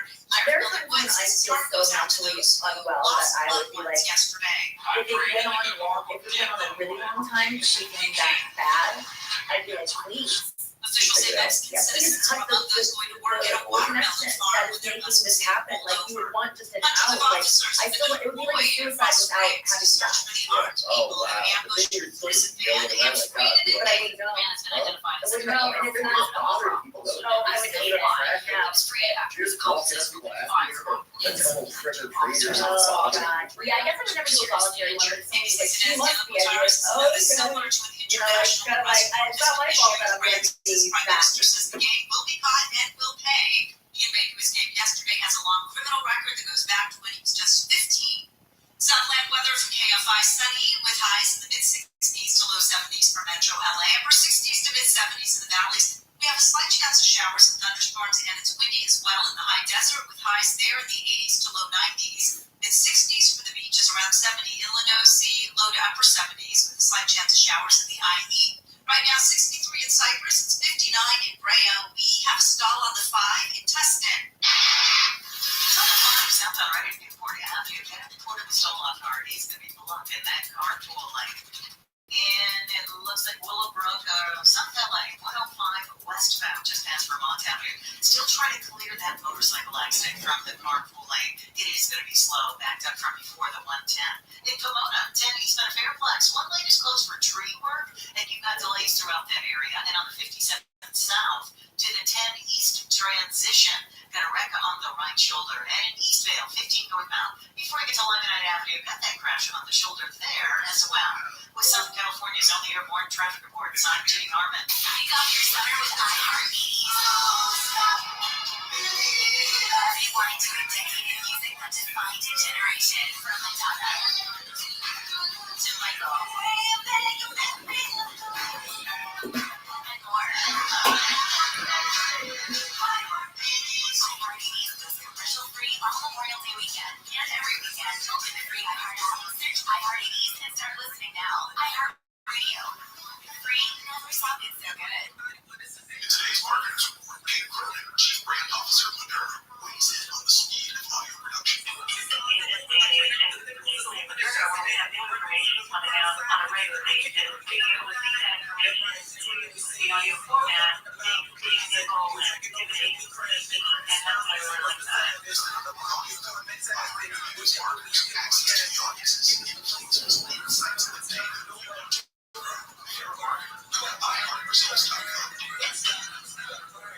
All the good stuff, yeah. Camps keeps you on top of pop culture. Graham is leaving the touring life behind after announcing in 2019 that he would dial back his number of dates. The 73-year-old says that he'll call it quits after this year, explaining that after 5 decades, life on the road takes a toll, and he is looking forward to spending more time with friends and family and being able to sleep in his own bed. Graham had mostly stopped touring with Foreigner in 2003, but did appear as an occasional special guest in 2017 and 2018. He's also released a trio of solo albums, with the fourth expected out later this year, and he'll be a part of Bret Michaels' Party Rock Tour this year for at least 6 shows. Alright, and that's what's poppin'. I'm Cass on iHeartRadio. The free iHeartRadio app is #1 for music, radio, and podcasts, all in one. Discover a new podcast from our library of over 350,000 titles. Here's an iHeartRadio podcast preview. It's a weird paranormal message board with very simple rules. Get in your car and take a drive. Take a left, then the next possible right, then the next possible left. Repeat the process 10 times.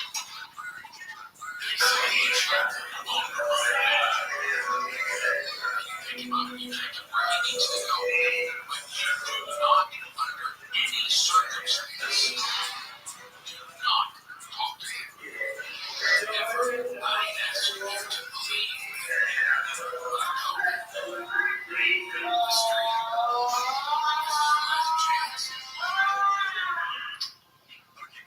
So very wicked.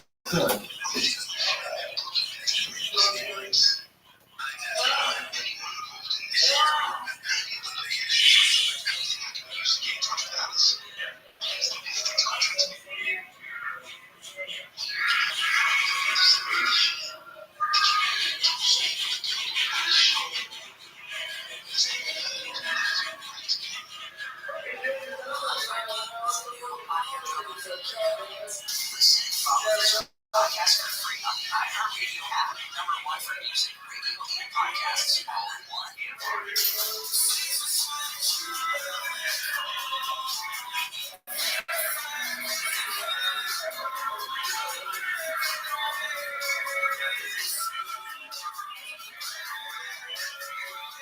Coolest tip ever.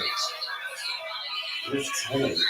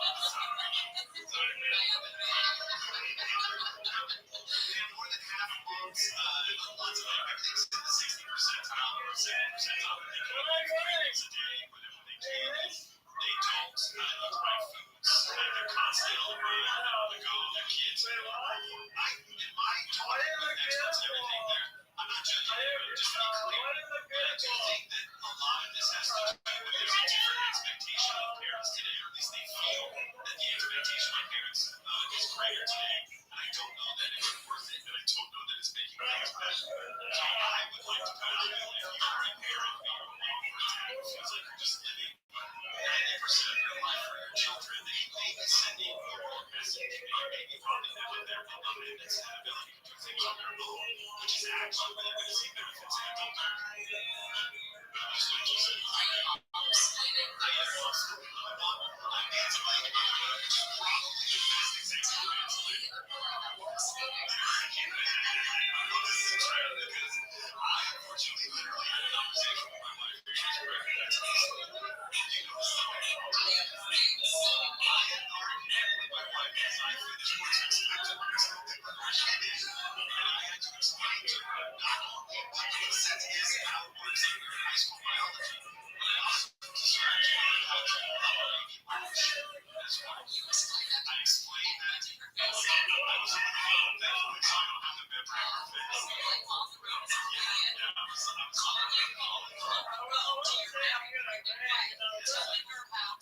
Somebody's reading my blog, yes. That's exactly.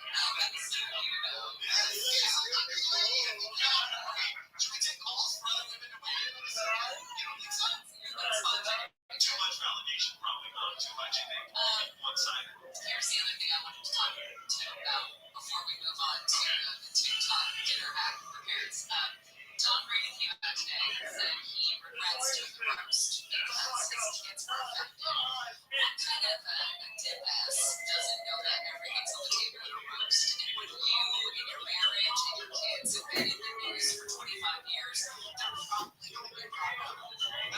Listen, I think the right opinion to have, this is my honest opinion, is I think that there's a side to comedians and to the comedy world that is very unexpected. That, honest to God, the only people I think that Yo, what up, Dave? people who work in news, such as yourself and the other people around here, I've had some very dark, funny conversations in comedy podcasts that pale in comparison to the things that are said when these microphones are not on amongst these halls here. And I think it's a different kind of, when you're somebody, this is my theory, when you're somebody who works in news and you deal with tragedy a lot, there's gotta be a Hey, Dave, don't worry, I'll be on kick soon. I own that motherfucker. I think it's very similar to the mechanism that comics develop for trauma in their life. Here, you want me to repay this? Don't put it so soon. It's gonna make your head spin. I'm surprised not big already. I think that's what's happening. So what really happened is Tom Brady Hey, don't worry. into the dojo of a No bunch one of likes me. comedians, and they're looking at him like, Nobody likes me. Nobody likes me. what was going to happen? Like, I heard guys talk about, like, why the Tom Brady talking to Jeff Rothschild said about the crap, like, well, the crap decided to show up. I only want to clean up before they throw it away. Because who's going to do that? We all know the story Oh about my the God, time often the reasons I would say this will be And the honest to God, that order in was the hospital, probably right? the joke structure, the jokes that were made. Child care, That's the best What does roast that I've mean? seen. agree. Like, Oh, I guess I get to women who probably have postpartum, where it's like, I don't really want this baby. Which most women were just getting raped by their husbands back then and making them have a baby every fucking chance that they could. Why would you want that? How to keep your kids at the table. I wonder if this will work for me. My husband is always giving me crap about how I can spend 5 minutes saying that I wouldn't be here if that was happening to my grandma.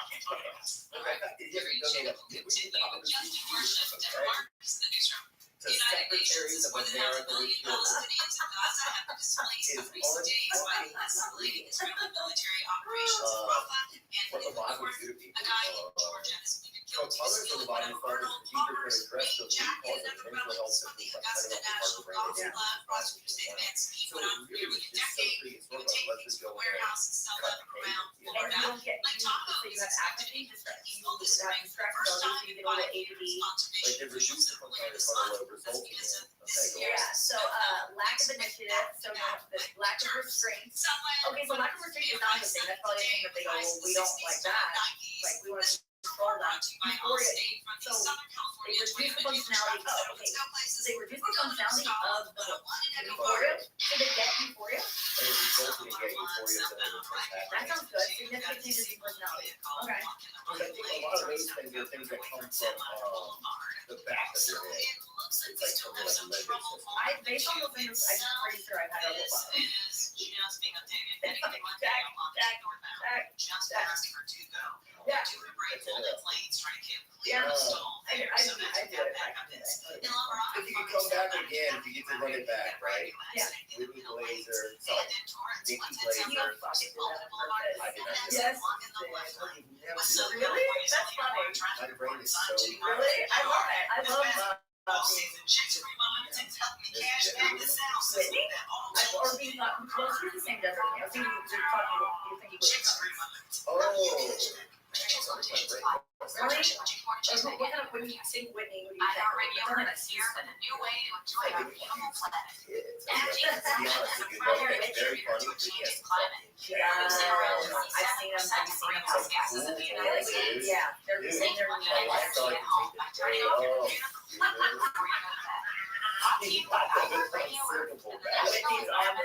Yeah. She got the To find more tips for smarter oh, that baby, I would never grow past 2 months. Those are insane, right? And they're probably, they get so good when you open up like that. My friends who have like tiny tits are just like giant, firm, bold, nice like colored nipples, and they get a little darker. Like it's just, their tits look amazing. God, That's the one thing that they don't. that's what I need, that freaking that birthing tip. Yeah. It's just something everybody wants. Declaring that his alter ego is officially dead. The rapper shared an obituary for Slim Shady while promoting his upcoming 12th LP. Everybody wants, but yeah, anyway, like Whitney is huge fan tonight. And when I saw them, I was like, Fans will never forget I want to like, I want to feel what that's like. Yeah. I don't know if I love them. Eminem announced the album last month is scheduled to run this summer. Oh yeah. I want you to know. Yeah. So, Yeah, it gets me reincarnated based on a lot of what you've done. You've been a women's lib activist, right? Shut up. Yeah. Whatever. Women's live activist. I'm just a woman. You being a woman and just wanting like speaking freely as a woman. I don't know that I'm. What comes to mind when you think of me like that? No, I think you haven't been like a you know, like,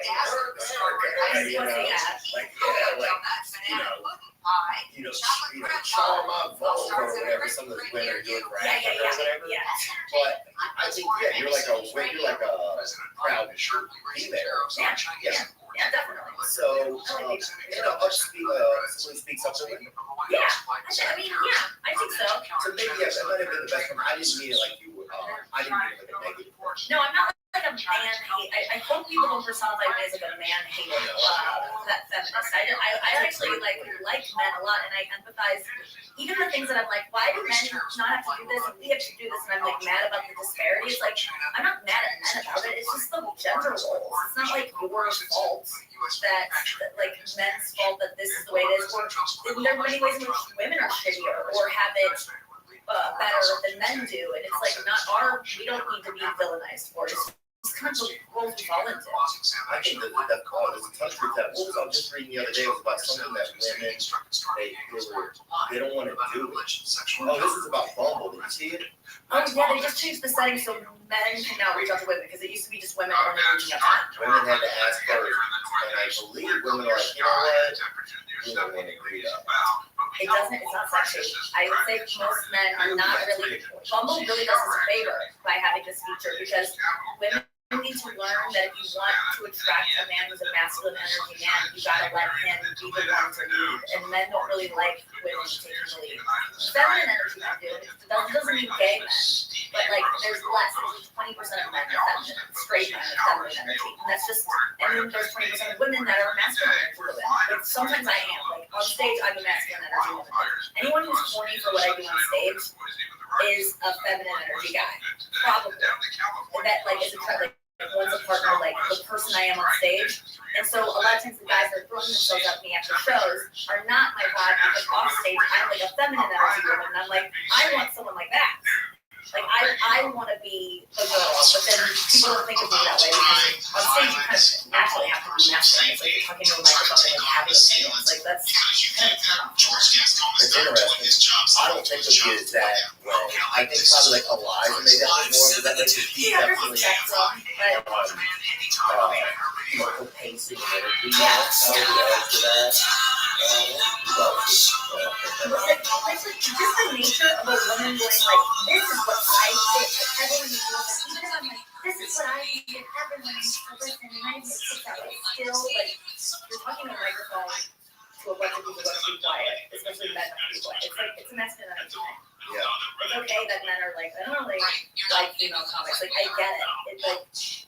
It's like, it makes sense to me when guys are like, that's not my thing. It's like a woman like yelling at you. If you grew up with a woman Yeah, it's like, I get it. it was hard for me for years. I mean, sometimes I listened to it, it was just like, I didn't even know you reminded me of my mother. She was always something, but I think some of that went away after that. But yeah, Bumble said now, Bumble said that they're not, for women who date men, making the first one they got to be hiring the package to now they don't have to, it's a Bumble area that really plan on letting women message first. So they now have to come to a profile for names to respond. Yes, good. I like it. Love it. Is any chance for a guy to like reach out and let you know he's like without really giving away too much? Oh, yeah. It's so embarrassing. Like even for me, if I like someone and like want to let them know, like I won't let them know until I'm 100% sure they're into me. Like 100% sure. I know. Like, I want that rejection. And I'm sure men feel it too. Yeah, there's no sure bets, you know, it's like everything, I think this is one thing that's a lot in our society, everybody wants a sure bet. Yes. They want a lot of messages to make sure that everything's okay, that there's, like, you're there. Everything has to be tested. Yeah, nobody wants to kind of make that move and be at risk, or they're even setting it up like that here. But now it's like a little thing, like it's like this is the equivalent of like the long, like a long look across the window. Like I've learned, I feel like sometimes I'm just saying I have to learn how to flirt. Again, you have like you like a guy, you're just like for like 4 seconds. It's a really long time. It's just a way to let a guy know he's fascinated without being aggressive. They're like, I'm into you. And he can then he gets to like, there's no way that they're home. He's just looking at that. But it wasn't like a masculine energy. It was like, it was like, come here, boy. We're leaving like this. And then that gives the guy an account that he's like, oh, it's fucking me. Now I get broke. This is that. It gives them a chance to like not risk it. I always feel like a relative like that, it's like she wants to call it, she wants to call it bad. Well, that too. Yeah, Yeah, well, you're a celebrity now, so that's different. Like, women are gonna look at you walking you all the time. Like, it's true. When I started podcasting, having an online store was the furthest thing from my mind. We started just selling a shirt, and then people wanted another shirt. We said, "Bang, we'll give you another shirt." And before you know it, I'm selling hoodies and shirts and long sleevery and all types of haberdashery. And it's easy. It's been so easy actually because I use Shopify. Shopify is the global commerce platform that helps you sell at every stage of your business. That's the best thing about it. It can evolve as you grow or ungrow. Shopify is there from the launch your online shop stage to the first real-life store stage, all the way to the did we just get 1 million orders stage. Shopify is there to help you grow. Whether you're selling scented soap or offering outdoor outfits or selling Ouija boards, they can help. Shopify helps you turn browsers into buyers with the internet's best converting checkout, up to 36% better compared to other leading commerce platforms. Right now, you can sign up for a $1 per month trial period at shopify.com/PO, all lowercase, PAPO. Just go to Shopify,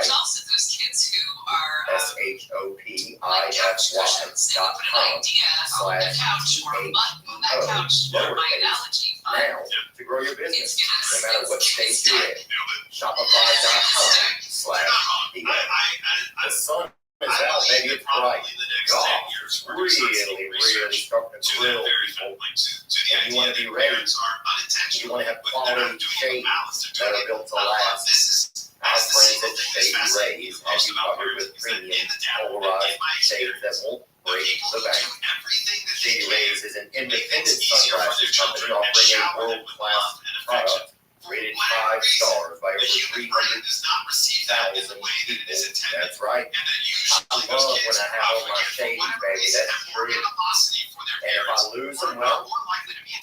that big of a deal. If your shades ever go missing or take an unexpected hit, don't sweat it. They have the most insane protection in all of eyewear.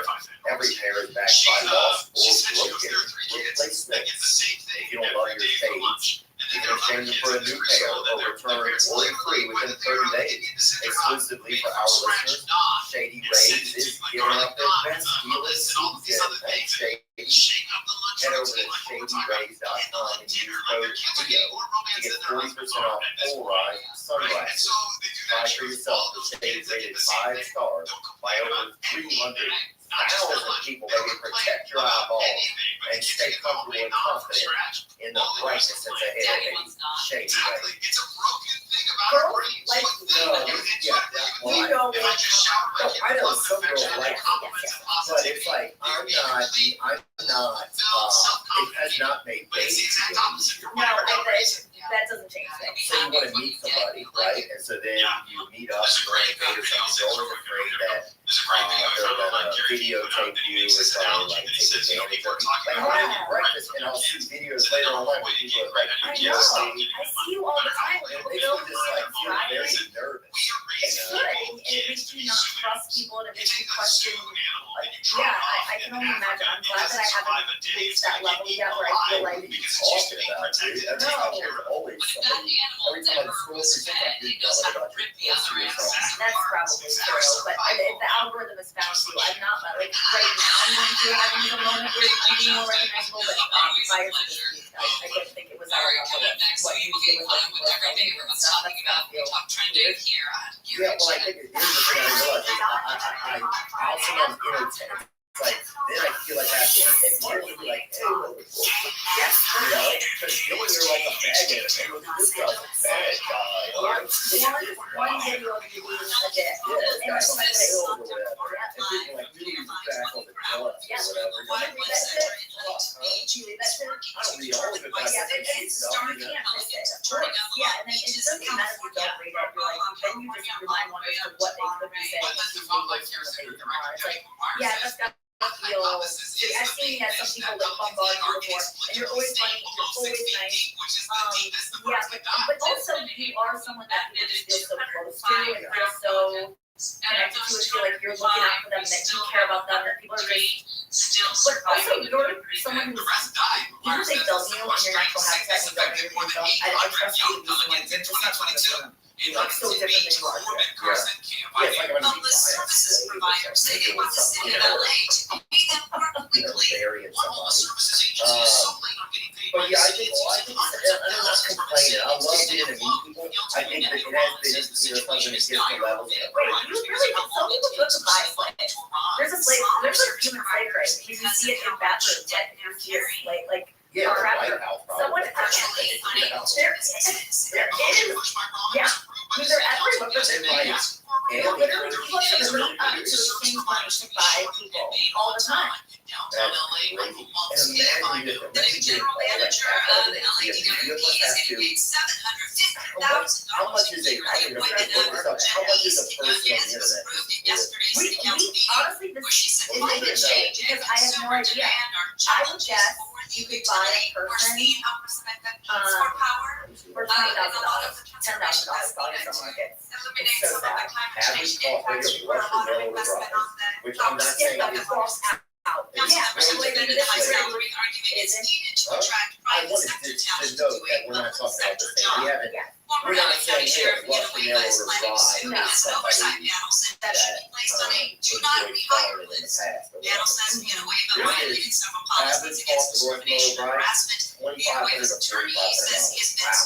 Yeah. I thought it was Oh, I'm aging out of Russian bride.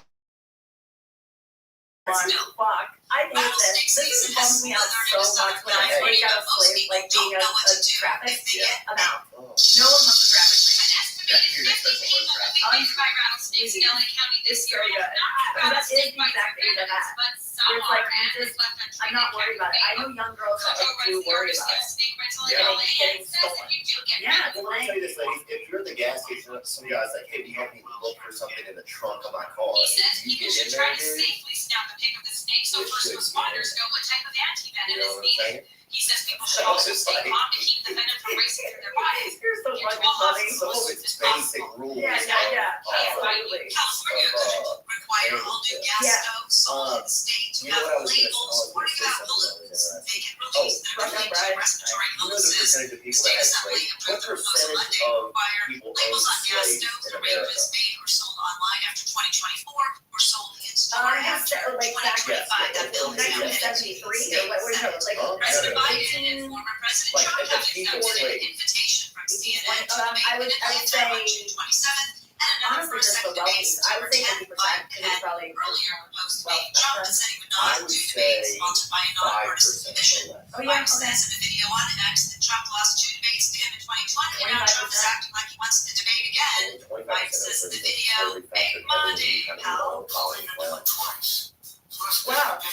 We also don't know what it is. Yeah, we don't know it. That was a jab at Trump over the hush money trial in New York, which is off on Wednesdays. Trump responded he's ready and willing to debate Biden. Trump also posted on his Truth Social site that Biden is the worst debater he ever faced and cannot put 2 sentences together. The KFI Financial Update is sponsored by Revive Real Estate. The Dow is up 274, S&P 500 up 53, NASDAQ up 215. We all like wear things and use things that are made by slaves. Like we all participate in it. I'm like, this shirt was made by a slave. Someone who was not getting paid a lot. Satellite weather for KFI sunny. Skies in the It's just mid-60s, the low way that it 70s for is. Metro We're so LA, lucky. over 60s, mid-70s in the valleys. Well, Include a slight chance of showers, I would winter be storms, like, and not windy doing too in that. the high We're desert. the The lucky highs there people in the that 80s to maybe low ever 90s, live in the mid-60s street at the beaches behind around where 70 in Ladosi, low to upper 70s, slight chance of showers in the high 80s. Right now, 60 in Tustin is 57 in Laguna Beach, 64 in Fontana, and 67 in Van Nuys. We have a crash on 5 in La Mirada. a slave over there that like I can't drink it out my life. I don't feel that. I feel like, you know, there's a problem with my life too. But Yeah, and it's all relative. Yeah. I think it's way up to the right shoulder. It's already slow from Carson Street. On the 110 north. Right to 91. That's a truck close to a load of dirt in bad lanes. In London, before Rose Rides out. And a new record they get its way to your shoulder. You guys are slow. I want to buy the hers, but I don't want to wear, you know, it's sad. You gotta like laugh about it because Yes, like that. I'm not making excuses for being like, I'm making an appropriate joke laughing at slaves. Literally, what the fuck am I supposed to do otherwise? At least we're talking about it. Like, at least it's something I feel. Oh, yeah. The other day I was with some black guys, this other black guy came up and they said, "Can Larry is like slave." And I was like, and everybody laughed. I wrote a joke for the roast that was about Andrew Schultz. That was like, what's this word you guys want? You were like a plantation owner that wants his slaves to make these rules. Which is like a great joke. But the word slave like just turned people off, and it was too high risk to like drop that word. And at first I was thinking a slave owner was a slave thing before. But then I did it, Vanessa Mitchell, a black man, who saw me do it at the Black Factory, and he suggested make it plantation owner just to like take some of because the black community, I guess, does not even like much of that word, which is something I didn't. Of course they don't. But I wasn't even like thinking that. That could be offensive or just like it's just not a cool thing to just say literally like that. Yeah, but I wouldn't have thought about that. I don't know. Maybe that's really me being so naive and just a dumb white bitch, but I didn't know that. But now I do. Yeah. Well, that's not the perfect picture for that. I was saying that that's you get it. Yeah, let's talk about the roast. Congratulations. Lots of artists First tried of all, to use their way onto country music charts. and not that Why you did want this it to be, but album I cause think it's such a a tough stir? environment to do it What in. about both this pop star and this I had possible one experience with the roast, caused all right? this That's nothing in conversation? comparison to yours, but Listen to the I assignment realized from something Body about it. March. It was Streaming probably now on the like iHeartRadio 8 app. years ago or 12 years ago or Player's something. It was like, mission is to solve on? It was problems like, for a safer world. If you I have a think, passion like, it for was like applied a lot of cybersecurity with skills B-list or in D-list infrastructure, threat celebrities. intelligence, It deterrence was like technologies, Tequila, and threat it was emulation, like or intelligence Jermaine analysis. Dupree, I Explore think the maybe many was one, I challenging don't and know. fulfilling Who else was career on it? opportunities at This is a VH1 MTV Comedy Central. What That's for MIT. that? No, no, it was just a fundraiser. Okay. This is a fundraiser. So not like films that were gonna exist anymore, but still. But still, right? And it was like, and like, that lady Octor Mom or whatever, that had Oh my like God, a Natalie or whatever. Portman or yeah. She had like 30 children Yeah. or something. Oh my god, this is a great roast fodder. You think it's funny and easy, it's gonna be cool, but then you get up there and the people are right there. Yeah. And you're like, oh my god, this is gonna hurt some people's feelings and I have to say this stuff. Yes. So that was when I realized how tough, what a tough moment it is. Do you feel that when you're doing it? I thought, no, I don't actually. The only time if you sign up for a roast, like I understand maybe the first roast that ever happened, and I would feel bad. It's like, what is this? And I wrote all these things. But like, go watch roast competitions. That's what Tony did. If you agree to do this, you are opening yourself up to that. What if you sign up for something and somebody's gonna call you a cafe, right? That's the thing. Yeah, it's like a good time. Yeah, you're backstage practicing or whatever, like how you're gonna react when they call you. Yeah. But they think you feel That's literally Tom Brady in the bowels of the Kia Forum the other night, practicing what to look like when they call it. Probably, yes. That's what I heard. Is that, he was nervous. You couldn't worry about his own stuff and thinking about the reactions, but I think that's part of Just a moment. the roast where you have to like think about what you're gonna do when they make fun of you. Yeah. I can't hide my feelings, I think it's tough. Yeah, it is tough. That's why I was so glad that I was like.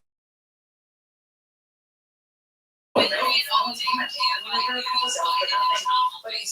consistent every person being with you, I think I'm gonna need that. I'll be older, my face will have more things in it that will make it look weird for people to like, you know, like there'll be more fodder, and it'll hurt a lot. So you agree though that there's some pain there. Oh, so like, but I did, like I said, before when I was doing roast, I never thought about people's feelings. And I think the last roast I did was 5 years ago, and in that time, I think I've worked on myself enough to have empathy and like not want to hurt people. So this time I was really worried about it, and like, I'm not saying stuff about the process to me. And I don't even believe that. I don't want to say this joke about the price for only having one joke. I don't even feel that way. But it's like, my friends kept reminding me, it's a roast. This is what it is. I signed up for it. Don't pull back. It's just right. So I just, but I thought it a lot. There were some jokes I did do just and wouldn't even say here because I was just like, they come from such a mean place, and I could never ever say that. But 5 years ago, I definitely felt that. Really? So you think you were turned down? Yeah, I mean, but it's like in the right way. Like, I think it resonated because I hit the exact right tone. Like you do that slave joke, and I could have lost people. It was like, why did she say slave? Like the set was built perfectly and worked. It was built perfectly so that it was didn't affect it. But I didn't go back. I found ways to like go this part of the way that I wanted to. Yeah. Oh yeah, I thought it was really magical. Thanks, man. Yeah. Really cool. And then, yeah, you see you everywhere. Everybody's like, First one June 27th, the next one September 10th. People are saying, Audience Prime Minister Yeah, no, like, Fico it's cool is in life-threatening it's like, condition in a hospital. what I found There is was shot Betsy multiple Ross, times in somebody an assassination attempt. I don't even Apparently like people that's were like lined up to like talk to him. 1800s Betsy This Ross. was at an off-site government The meeting. flag. The Oh my shooter God. was among a small Yeah. crowd of people waiting Thank to you. greet That the is Prime that feels Minister. really good. And 1700s shows him Betsy being Ross. funneled Like into a that. vehicle by his staff before it but it- speeds my away. grandfather knew her, and she was a chatty. He's the most Oh, powerful yeah, look at lawmaker in And she Slovakia. lived Unlike forever. the president, they say his role has limited scope. The prime minister will triangle his Yeah. decision-making head She of would have had a government. podcast. If you're wondering if it was Russia, it's not. He's an ally of Moscow. Yeah. One-third term as prime minister after Would have the had it, campaign man. that went after But Western they like support she for probably Ukraine. said 5 sentences a day. And It's they're like, like no she was secret of his mad. You know, like she probably was just like, Ukrainian can I get Nazis some and water? fascists for provoking You know, Rick's wife made that flag, and she's been real Across the sad pond as since well, then. King Charles has a new portrait. If you haven't Thankfully, seen my it, it wife looks like a picture of King Charles drenched in blood. It was different times back I then, am not a dude. good But I you judge. could just kill your wife. I go to the museum specifically. Yeah. Do not say that. Do not get that No, out. like you not now. Please don't. You're gonna get caught. Yeah. But back then, like you could do anything. It was so like I just don't understand. I've been talking a lot about like on stage about You know, there's the some things desire to have kids or where not it have looks kids like and it's how the work of a I think kid. that a lot I of just the have no feeling that when appreciation. women I've tell me tried so like many you gotta times do whenever I it, you know, travel and I know there's museums, trying to get you other know, women. go to Like Paris when 2 or you're 3 or not 4 having a good museums, time, stuff you're like, like other that. people, will you do this I too? tried to There's a feel part that and it's very appreciation or rewarding any in its sort own of way. eye. And I think a lot of it, they that actually do believe it's so rewarding, but eye I think At some point, you have to convince yourself that it is, because there's no other This makes no sense. You have to like it. You can't let in that this is a regret because you can't take it back. You can let in that you regret marrying your husband because there's an out. Or, oh, I bought this house. Or even this tattoo I got. You can let in a little regret when you're like, oh, I can get it removed. Kid, you have to convince yourself you like it. And I think you do actually end up liking it because of that. But I think it's because there's no out. What do you think? Well, about that?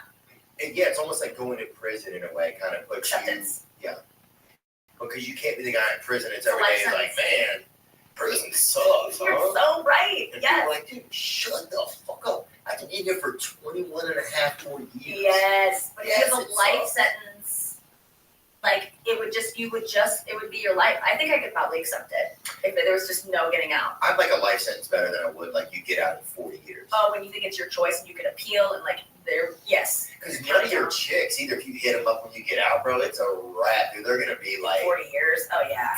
It's gonna Well, hopefully you have a pen pal that you've been lubing up. Yeah. That you like, and then there's someone waiting for you but as soon as you're available, they don't want you. Like as a woman who's attracted to unavailable men, as soon as a guy would get out of prison, I'd be like, I just think we should be friends. Like I would, all that stuff I said I was gonna do with you. Yeah. I'm just not into it anymore because now you're free. But there's a part of me that understands when women like are attracted to guys that have life sentences. They can never be with them. Wow. Fear of intimacy. That guy will never get to know me, never touch me, and I can just dream about it. And I can tell everybody about it. It's a great story. Yes. I'm the hero. Yeah. Or I'm the psycho who likes this guy who murdered his wife and has convinced myself that he wouldn't do that to me if he had a chance. Yeah. Or that I want that kind of. Or I want to be the one that's like, he wouldn't murder me. They murdered everyone else. Like I remember hearing about this like There's no way male he's gonna murder celebrity. me, dude. Oh, Ben Affleck. What was it? What was he like? I'm always fascinated. Didn't meet I'm him. such a fan. You didn't? No, we didn't meet even Brady before the show began. We just like got mic'd, got sat, and then all of a sudden the show starts. Is that one of the reasons We they didn't do meet it, each you other. think? So there's no... No, because I guess maybe this is a different production company this time, different network. It used to be Comedy Central. We would all hang out a little bit before, like 5 minutes before you shake their hand, like the guy you're about to roast. But there was none of that this time. And then Affleck, I think, just wanted in and out because he didn't want anyone to even know he was there to be roasted. And I think he was supposed to stay on stage after he got done, but he booked it out of there because Tom referenced him in his set at some point, and it was written in the prompter as if Ben would still be there, and he was gone. So I think either he got out because it didn't go the way he wanted it to, or he got out because he's like, fuck, I didn't realize it was going to be this kind of thing. I'm not going to sit there and get jokes told about me. Damn. So, but yeah, it was weird. So he was just in and out. In and out, yeah. And yeah, what was it like when he was up there? What's it like when somebody's up there and they are trying something, right? And it's maybe not being perceived or going over as well, right? We all do that. It's like trying a new joke. It's a brave way to do it. It just sucks for him that the reason his set went poorly is because he committed to a joke that is the whole, like, if the joke doesn't work, the whole set's gone, because the whole set was this one premise of I'm reading a tweet and I'm talking back to this guy. So if the first joke bombs, that's what's based, he didn't switch to another joke. Like for me, one of my joke bombs, I can get it back in the next one, totally different reset. But his was all about this one thing. So much risk. It was not a good something. Either he didn't prepare well enough or something happened, but it could have happened to anyone. It's just, it happened to him and it sucked. He's always been a risk taker though, I feel like. Yeah, and he doesn't give a fuck. Like, no one's even talking about whatever that was. Like, it'll be forgotten. He'll be fine. And he is a risk taker. I like that he even did it. And he had a point of view. You can tell it, like, the whole premise of it was like, Tom handed me his phone one day, and I saw his messages, and I couldn't even fathom what the hate he was getting. So he started talking to one of those people that was tweeting at him, and you could tell he was just really, that was his vendetta. He wanted to say something to the fans because he's been attacked so much. So it was a good premise. Like, he wanted to get something out that was inside of him. It just didn't come out the right way, but it was a good premise, I think. That was personal for him and obviously to Tom of getting so much hate. Like, it's something, but it doesn't resonate with other people because most people aren't getting hate online and are just like, I don't care.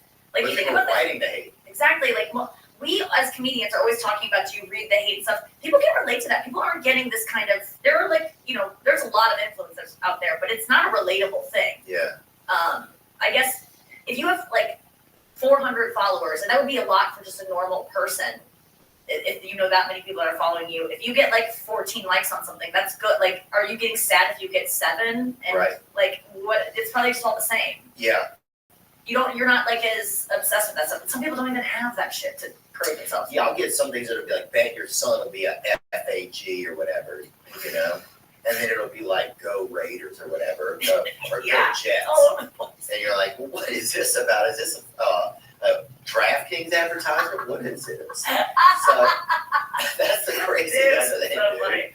Spring has sprung, baby. We're sprang. It's sprang. You know it. And whether that means stocking up on cleaning supplies or swapping out your winter clothes for new spring clothes, make sure you're using Ibotta and get real cash back with every purchase. Ibotta is a free app that gives you the most cash back every time you shop on hundreds of items, from groceries to beauty supplies to toys. So you can make sure you're beating inflation no matter what you're purchasing. The average Ibotta user earns $256 per year. Bang! Join the over 50 million users and earn cash back every time you shop from over 20 and retailers. Right now, Ibotta is offering our listeners $5 just for trying Ibotta by using the code Theo when you register.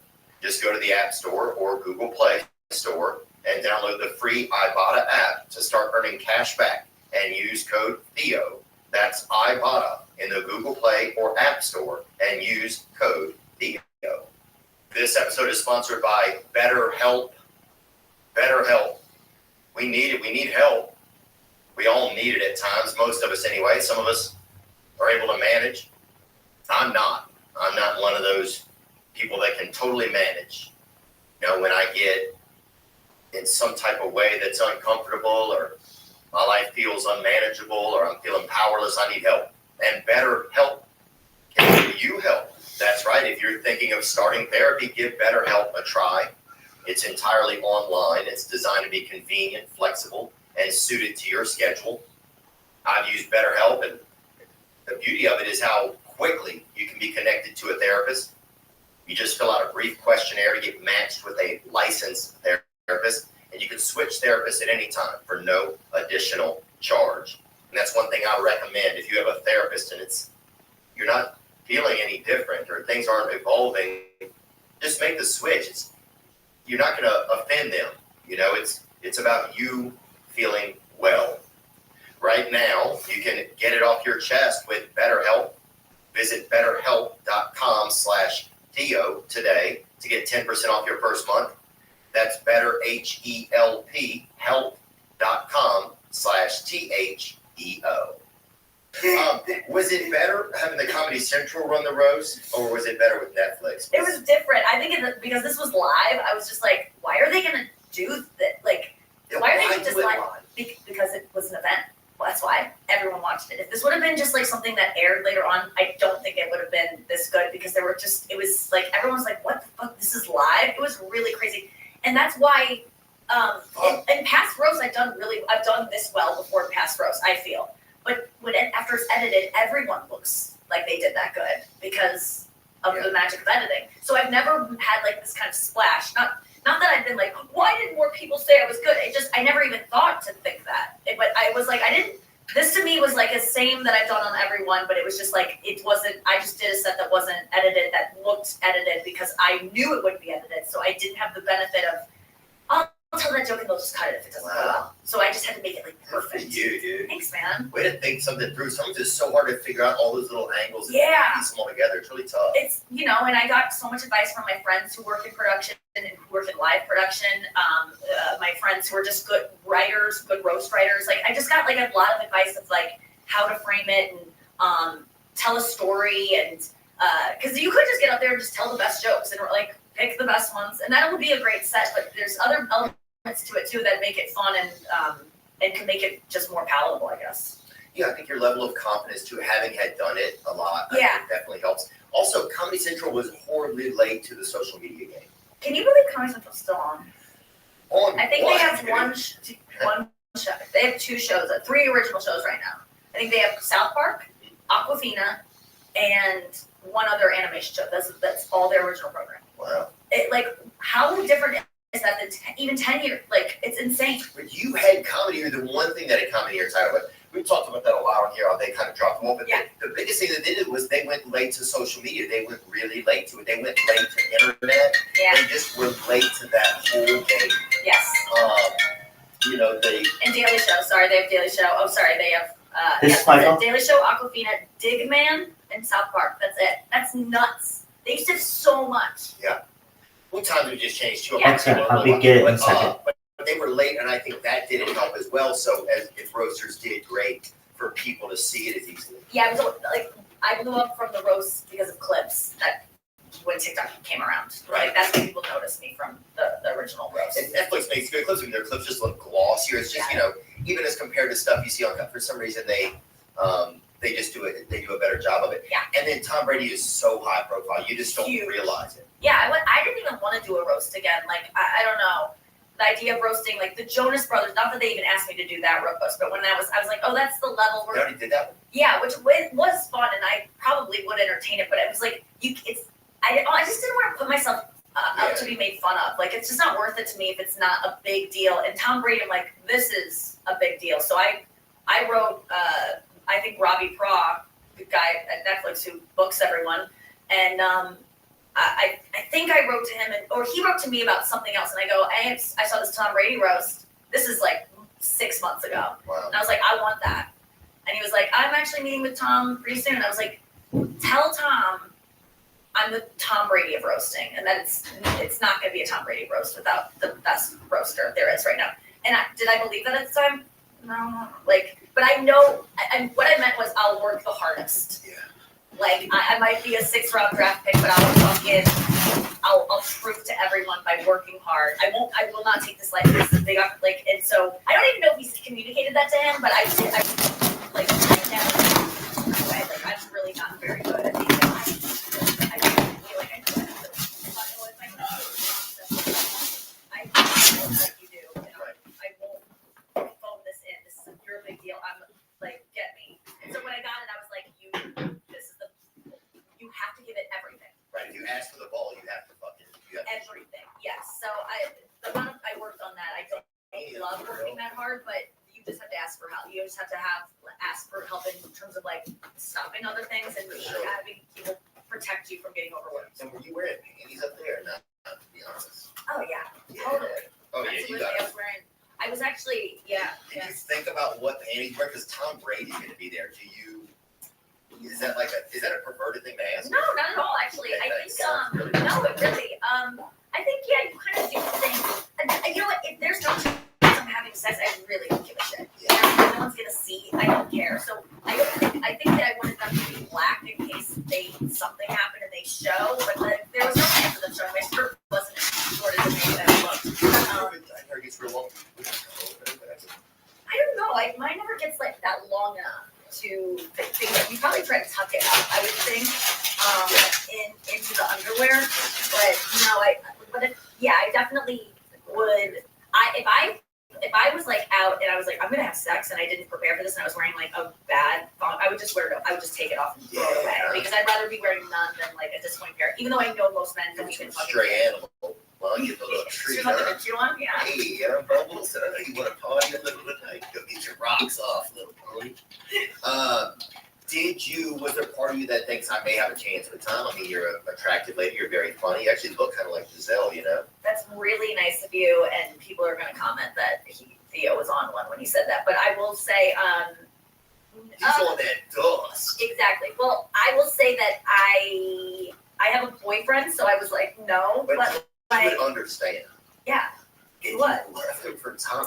Yeah, who's not going to understand? I'm not going to leave him for him, but if I bang Tom, like, I think he'd probably be like, you got to do it. Yeah, get in there. Like, but that wasn't in my, I really did not think that. But yeah, I mean, like, I will say that, you know, I've done these roasts before, and last time I was single, and I, like, did a bunch of jokes about wanting to fuck Blake Griffin because he was going to be there, and I would. I would. He's an attractive man. I was single, so I was like, I'll throw in jokes about that and just see what happens. And it's a joke, you know, like, I don't really want, it's a joke. But yeah, was there a little bit of like, I would, maybe, like, try me? Like, Like, I'm not like just gonna do, oh, he'll fuck me in a bat. Like, Right. if he wants to and like he's charming, like it's a way to flirt. It's definitely a way to open the conversation. Yeah. So yeah. Oh my God. Okay, I can kind of see it. I mean, that's my goal. Like, Giselle's the prettiest person that's ever lived. So I could get to a 9.2. If I keep getting the right kind of work in doctors, I could maybe get to looking like her, like, you know, her half sister or something like that. Yeah. Like Giselle. Yeah, exactly. You know, people are like, whoa, dude. Yeah. Sorry. I'm trying to think of another one. Giselle, but like the way you pay people. Yeah. Yeah, like that's the ultimate poker name, Giselle. That's great. That would have been a good roast show come, maybe. That's good. No, you got it. You could fucking. I was thinking your brain to like next time I do a roast, I'm just gonna be like, can I just send pictures of these people and you just tell me the first thing that comes to your mind? Because you say you're the funniest. You're one of the funniest people that's ever lived. Like you are you would be amazing at roast shows. You're able to just like look at something and break it down in a way that. Yes, you do know. I mean, like you've just been. Maybe you don't know, but the way your mind works and processes things is so fucking elite and cool. And yeah, whenever I'm feeling not funny, I'll watch some of your like compilations and stuff of just how you talk and how you think, and it gets my mind into a place of like being more creative. Oh, that's sweet. Like I don't know if you ever feel that way. Like the people you're around like make me funnier. Like I absorb it. Oh, I think that there's a lot of truth to that. It's funny because in fact, this no, it's true. You're stuff you to say. I think there was a time that my brain was really good and something happened to my brain. I think I might be getting a disease or something. No way. No, you're sharp as ever. Oh, I don't know. Really? You feel it? I live in here. You feel it dullness? Like I just feel like a lot of times my brain used to just give me like the craziest, like best idea, and it would even surprise me. Yeah. And now this motherfucker's just like. You might be used to it though. I don't know. Because I haven't sensed a dip off from You make me laugh. That's what I was thinking today. It's like some of you sit in here and you have fun, and this is one of those times. Oh, well, making you laugh is a privilege. But I always just come in here, I'm like, I'm not even going to try to be funny. I just want to, like, laugh because I actually, I'm on Reddit a lot, and comedian subreddits will... Oh, I'm thinking about... like how many programs people on? The more programs are Reddit, somebody's motherfucking work they're doing, dude. No, I only do it at night after a long day. Like I love Reddit, but they'll show me a lot of my friend comedians, and I kind of see their subreddits. And yours is like so beloved, and people like love you so much. And I've not participated in it, but I've like read through it. And like sometimes I just go through and they'll be like, "What's your favorite theoism?" And I'll just like read them. You're brilliant. I don't mean to say that, but I'm just saying like when I came in here, I'm like, oh, I'm just gonna like laugh the whole time. That's like what fun. it is. You and Tim Dillon, that episode, fuck yeah, I've listened to it a couple times. So you both. He is. But he's next. I mean, he's next level. You guys are on the same level. I saw him at a dessert place or whatever, dessert banquet. It might have even been like a dog show, but for desserts, you know. Okay. And it was like and he was there. I think he was a judge or whatever. But okay. He was like, man, that we did something that day, didn't we? Dude, did you ever? I talked to him about it so often, and I just talked to someone recently who was like Theo and Tim, and we were quoting pieces of it where you guys were talking about those the Uber Eats drivers, the DoorDash guys. DoorDash, yeah. You had some great lines in that. Like you both were just on fire. It was so fun. Oh my god, that was such a great episode. You should get together more often. This has been fun. I got to go do his show. He's like, let's let it simmer. Let's let it. No, we want more. You made a good steak. He's like, just let it. Let's raise the calf. No. Don't raise the calf because there's no amount that we as fans. I'm a fan of both of yours in the same way, and I'm not like that with every comedian. Like I'm not consuming their content, but you guys, I would be like the way I would be like refreshing. When is this going to be posted? I'd be so excited. It's my favorite. Yeah, he makes me laugh. I've been lucky to have some neat conversations with people, and it's a good way too to get to know people. And then this is what I start to realize, Nick. It's like the most time you get to spend sometimes in a real conversation with some of the comedians is through podcasting. This is our hang. Right. Someone said the thing of like, did comedians have friendships before podcasting? What did they do? This is how we get to know people. This this is the most we've hung out. We've gone to like dinner before and stuff, but like these are where we have conversations that we would never have even at dinner, maybe of just like sitting and doing nothing else. We're not on our phones. Yeah. When are you hanging with someone not on your phone? So yeah, this is how I love podcasting for the friendship that you get out of it sometimes. It's great. Yeah, and you get to catch up and have some moments in someone's life. Yeah. Do you jockey for position with the roasts on where you get to be in the order? I tried. I said I want to go first. How does that work?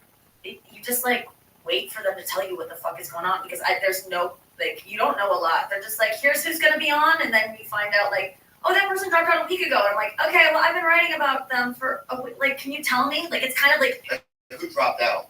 Mike Tyson. And then someone else will tell you off air. But yeah, like there were man or woman. I'm gonna ask 3 questions. There were actually 3 men that dropped off. 2 comedians, Mike Tyson, and 1 celebrity. 3 comedians. Mike Tyson. 2 comedians. 2 comedians. And they were men. Yeah, and I don't even know if they were confirmed. Maybe they were just names that were floated. I wish.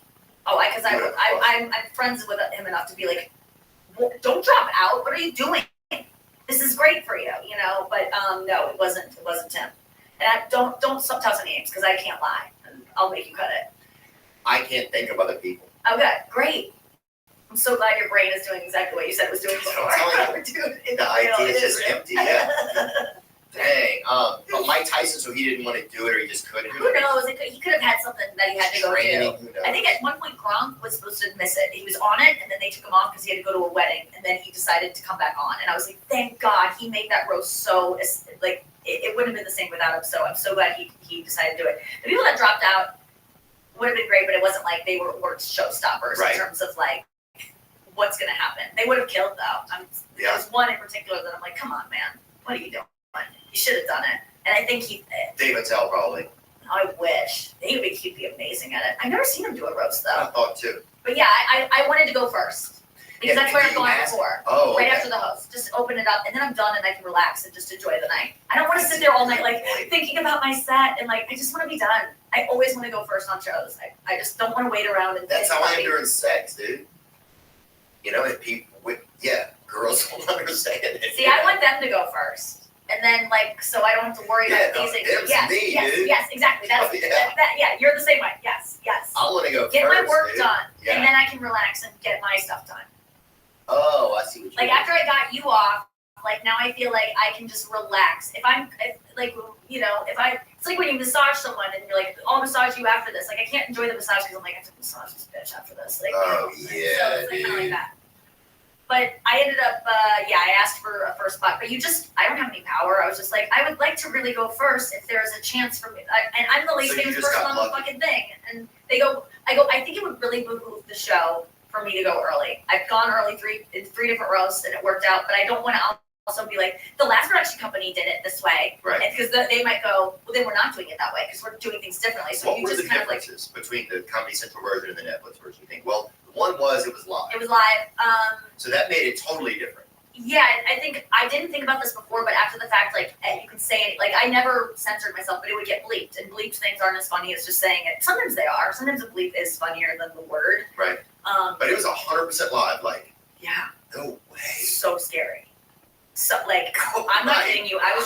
And I've said this before on other podcasts, so I'm sorry. I don't want to repeat myself, but I think we'll get into something else with this. Is that dude, I have my set locked in. It's in the prompter. I just gave it right before we're going out. Last minute, I'm making changes to certain words, everything. It's perfect. I submit it. I'm out there, and then Kevin Hart does one of the jokes in my set, and there's nothing I can do. There's no stop down. There's no commercials, and I'm just like, what do I do? And I just decided to tell it. Thankfully, it was our sets were separated enough that I was like, people might forget that he said that, but that was there's just this is another thing. I haven't said this before. Speaking of underwear, I was going to say this, and then I go, don't say this, but I think it's kind of funny. I think it's good. Yeah, I think people need to know. What is it? I right before, my period ended a day before the roast. And so I was like, I'm good. I took out the last one. I don't know if you know how it works. How many do you do? Because they're almost like cigarettes. You don't do a whole pack, do you?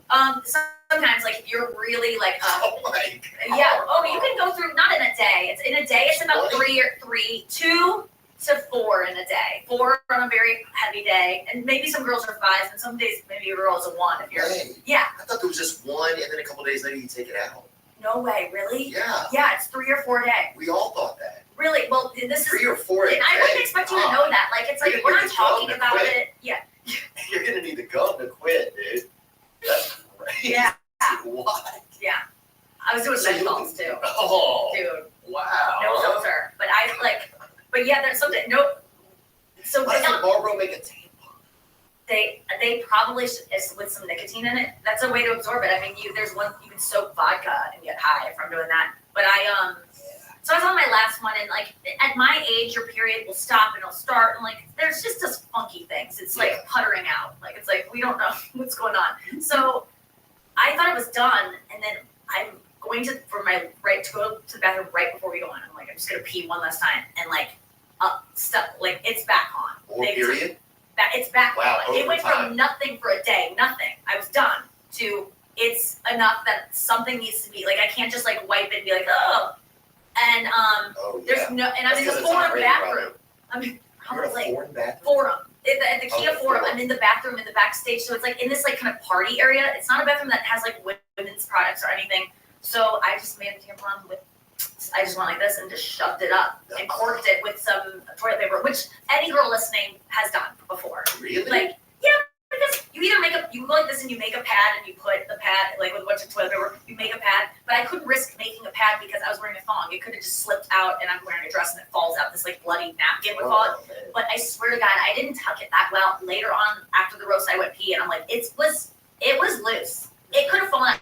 Can you imagine on live TV if my napkin with blood on it, like toilet paper would have fallen, like, and it's not like a nice look, it's like a crumpled up, fell out, like, Bong, James Bong. like Dog, that you're the man. thought goes through my mind. I'm like, that was so close to happening, so close to happening. It scares like one of those hospital scenes in Dunkirk. Have you seen Dunkirk? No, but It's like a war movie. even if the cameras didn't catch it, someone on the dais would have done something Picked with it up. it, and then it would have been a thing. And Who would have done it? Let's decide right now.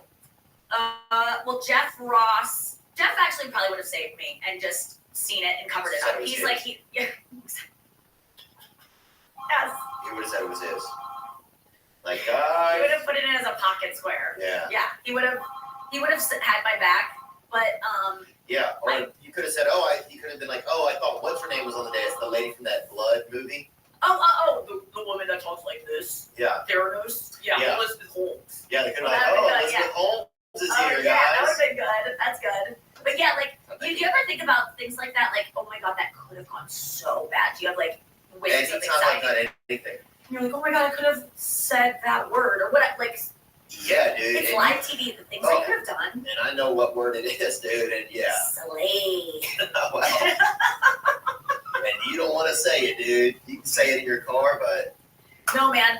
yeah, and you don't want to say it. And it's like, but yeah, it's like very scary. Like when they did, like, did Good Morning Football or whatever, Yeah. and it was for the SEC championship, and it was live, and I was like, I would never let me do live TV. Like I just don't even know it's gonna go. You know, I just don't always know how I'm gonna be if something gets me. So sometimes. scary. How did it go? I'm guessing it was great. It went You look okay. great. Oh my God, that's so scary. Is that Pat McAfee? Yeah. Oh yeah, I love him. He crushed it. He's so great. It was really fun, but it was just I never realized what it's like being live. I'm Oh like, and go. Yes. And you're like, what? Yeah, but you've done like morning TV in like local markets. That's the closest we get to doing something like this because that's live, but it's like low This stakes. is pretty live. You can take some stuff out, but Yeah, this feels live, and I like even that last thing. I'm like, oh my God, if someone out of context just hears me go say slave, and that was a callback if you're joining the show late and you missed it. Also, if you start listening to a podcast in the middle at like 47 minutes, But what if they're not listening to the beginning because they get like a package delivered or something, and they miss that whole bit, and then they keep listening, and then that's the only thing. well, if you don't know about slavery in America, dude, then that's your loss. If slavery even happened. I'm just saying they never found the boats.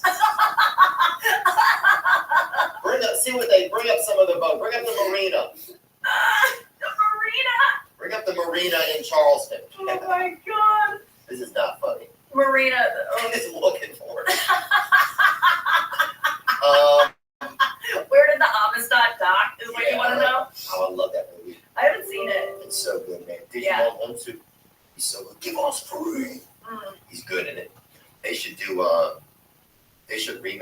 like, where are they now? You know? Right. Tony Hinchcliffe's so good.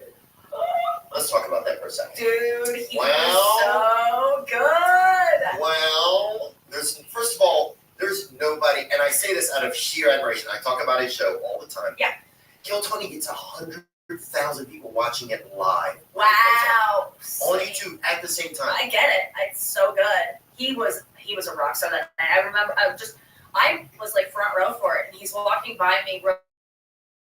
The steadiness of his pace, plus just looking at like just going, nice shoes, Tom. Did you get those in the divorce? Like just boom, like just so smooth, so confident. Who is this guy? Perfect way to get into it too, because it starts out in the crowd, and you're just like, who's this guy doing a crowd bit that's like not the same as what we're doing up here? Dana White does his thing. Tony's like sitting there, and then people know who he is, obviously, but at that event maybe not as much. Yeah. But he owns that fucking room in a second, and it just starts out slow. It's like good joke here. Oh, this guy knows how to write a joke. Oh, good too.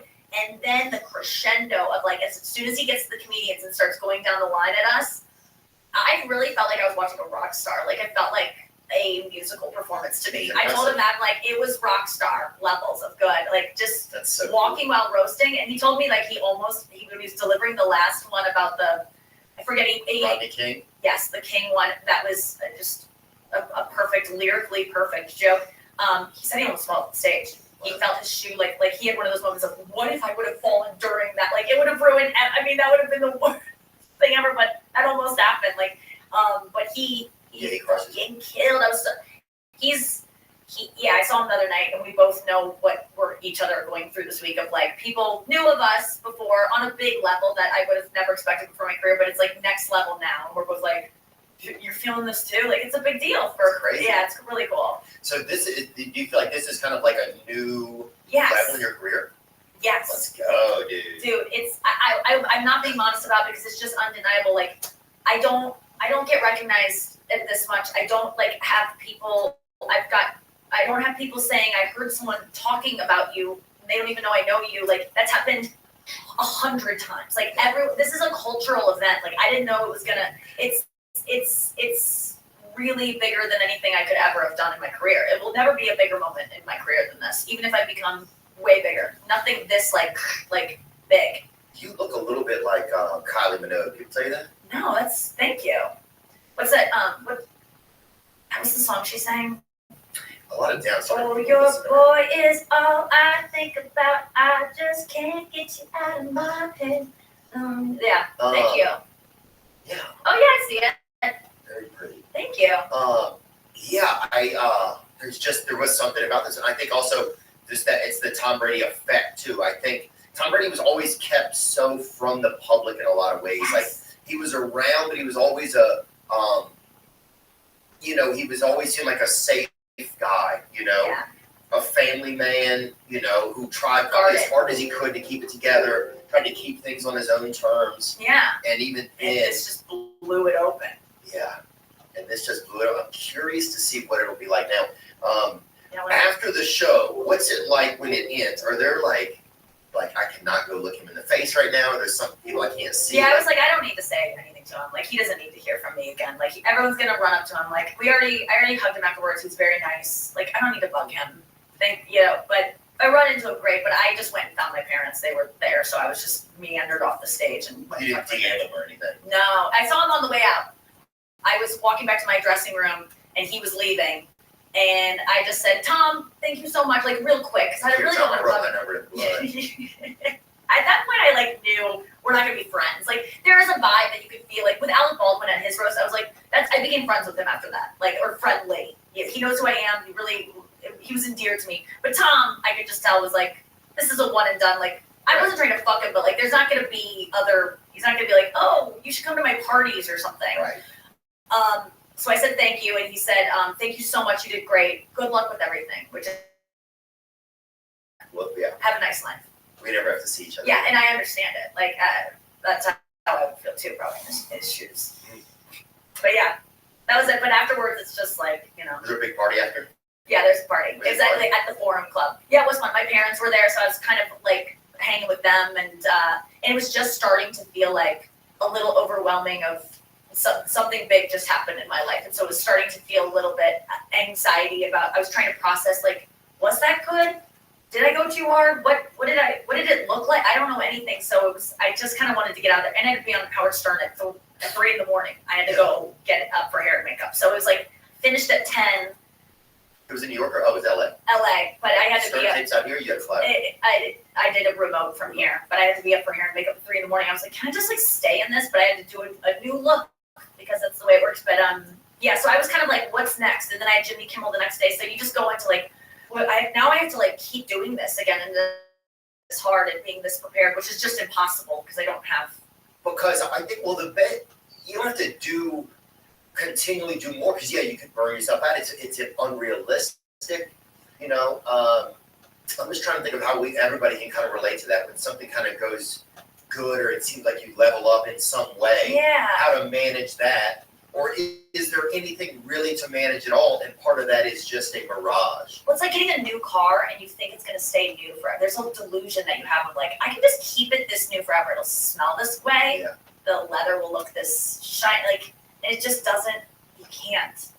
Like, you can with a lot of hard work, but you just aren't going to do that. Most people don't keep new cars looking good. I think that's how I would relate it to people who don't maybe have the, like, the way I feel about a new car. I'm like, okay, this is who I am now. Right. I'm this new car lady, Plaza and like owner. I feel so much better about myself being in this new car. Yeah. I can maintain this, and you definitely can. You can keep a car looking new. Like 2 days later, you're smoking menthols in it. You're like, I'll just have one cigarette, and I won't ever do this I don't regularly. keep my hand way out when I smoke, and then you fucking eat. But then an ash goes, burns the seat, and then it's game You're over. eating M&Ms in it. You're yelling queers out the window. Yeah, I'm putting on makeup, bronzer's going everywhere. Oh. Yeah, you're yelling queer out the window. Well, sorry, but you're in Clifton, New Jersey. Yeah. It's not like you're just lovingly. anywhere. Yeah. Yeah, and that is what the queer people like to be called queer. That they are queer. I mean, It's a term they embrace. yeah, beautiful queers a lot of times. Yeah. Yell. Yeah, I don't know that even though they embrace the term, they don't want it shouted out loud. Or maybe. No, you got to get out more. Yeah. Who was missing on the dais up there? Who was missing on the roast? Were there any roasters you like? Who's your Mount Roastmore? Geraldo. You know, like obviously that feels like he's missing from there. Someone who's just like is speaking from like the heart and a very personal place. And I try to I watched a lot of Geraldo to prepare for this. Of like, what is my actual take on these people? I think we always remember Geraldo at the roast. It was like Larry the Cable Guy, and he just at one point just breaks and is like, "Why are you so famous?" Like he just can't take it. It's not even. It seems like it's not part of the set. I don't think it was. And that is like a moment that I really liked and was like, okay, I'd like to recreate that. Like, how do I actually feel about this person? What's my personal frustration with them? Yeah. Trying to think who else you miss. Like Elisa Lampanelli, who's more of like a just boom, boom, boom, and like can say some really sick, twisted, racist, sexist, homophobic shit and get away with it. Like just a sharpshooter like she that. She wasn't there. She quit comedy. Oh, she quit. She doesn't do stand-up anymore. She was like, it's too mean. It's not who I am anymore. And she was like the queen of mean. That was literally her moniker. And like, I going to a Lisa Lampanelli show early in my career, there was no one that like. Yeah, she called me out one time in the audience. Yeah, I wasn't even a comedian yet, and she made fun of me. I was just sitting in like the back corner. So you've witnessed it. She was amazing, and she was just like, no, I don't want to do this anymore. She does like self-help stuff. She still like performs. Well, she lost all that weight. I wonder if that changed some of her mindset in her life. Probably, yeah. She quit insult comedy, and now she just does like she does like weight loss seminars and stuff. Oh, good. So she just wants to help people, wow. Which is something I could see either both you and me getting into, like just like empowering people. You watch these TED Talks and these TikToks of people just like telling people like how to live a better life, and I'm like, oh, I could see myself veering into that. Being a life coach or Yeah, something. being inspirational. Maybe not a life coach, but yeah, like. Just teaching people how to like themselves more, not necessarily being good at it myself, but seeing how other people could and seeing, just knowing the tools to get there. Not that I'm necessarily picking up those tools. Right, but like sometimes people can see things easily in somebody else, even if they can't see it in themselves or adjust that for themselves. It doesn't mean that they're not still a good, like you could be a good painter, but you may not know your own colors or whatever. Well, I used to, as a kid, I remember watching gymnastics coaches like yell at the gym, these little girls like, "You're doing it wrong, carry strong," like Bella Caroli, and I'd be like, You get up on that fucking beam, you asshole. Yeah. He can't do any of that shit, but he's good at coaching. So it's just like that's the kind of thing. And I don't even feel like my therapist needs. I don't need my therapist to have like a great, full, perfect life that I want. I feel like they're usually Yeah, people some fucked therapists up. have a round off back handspring. Yeah, they don't. Exactly. Yeah. I don't need them to be perfect. I think you can dish it out without really doing it yourself. It's hard to do it yourself. Being alive is tricky, dude. Some people have wieners, some people have, yeah, that is. Yeah, some It's people fucking have both. Some people have both now, imagine that. I don't think now. I don't think it's just getting built on. That's an interesting thing. I haven't heard about gender reassignment where they want to become a hermaphrodite. Where they're like, I want both. Don't get rid of my vagina. Let's just add on the dick next to it. Well, how many people are born, are more people born, can you be born trans? Yes. Yeah. You're born with both genitalia. No. Trans don't have both genitalia. People post-op trans have what they wanted.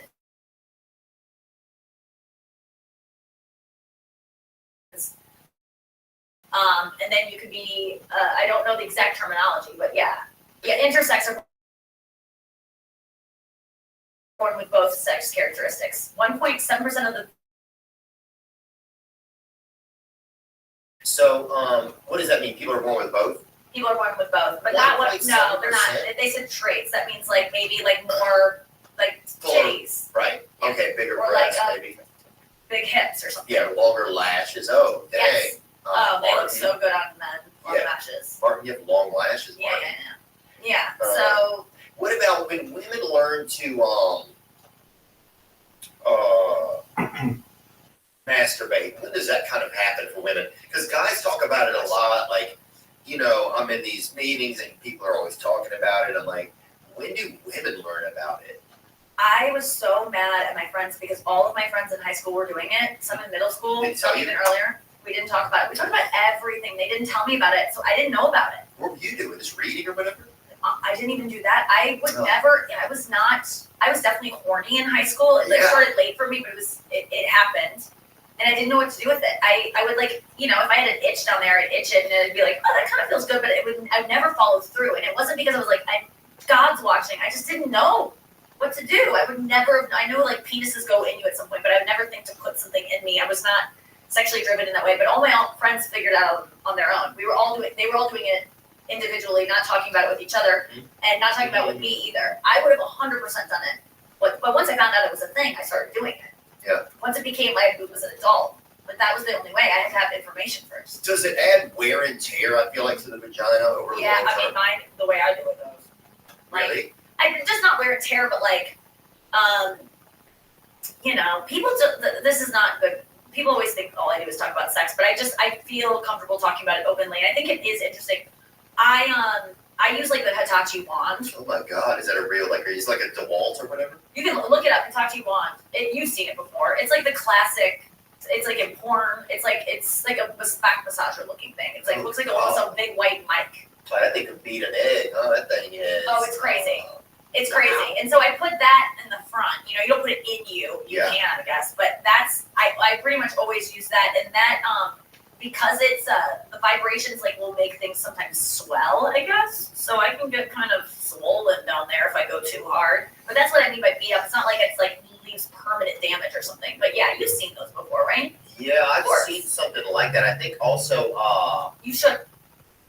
They're amazing. Everyone should have one.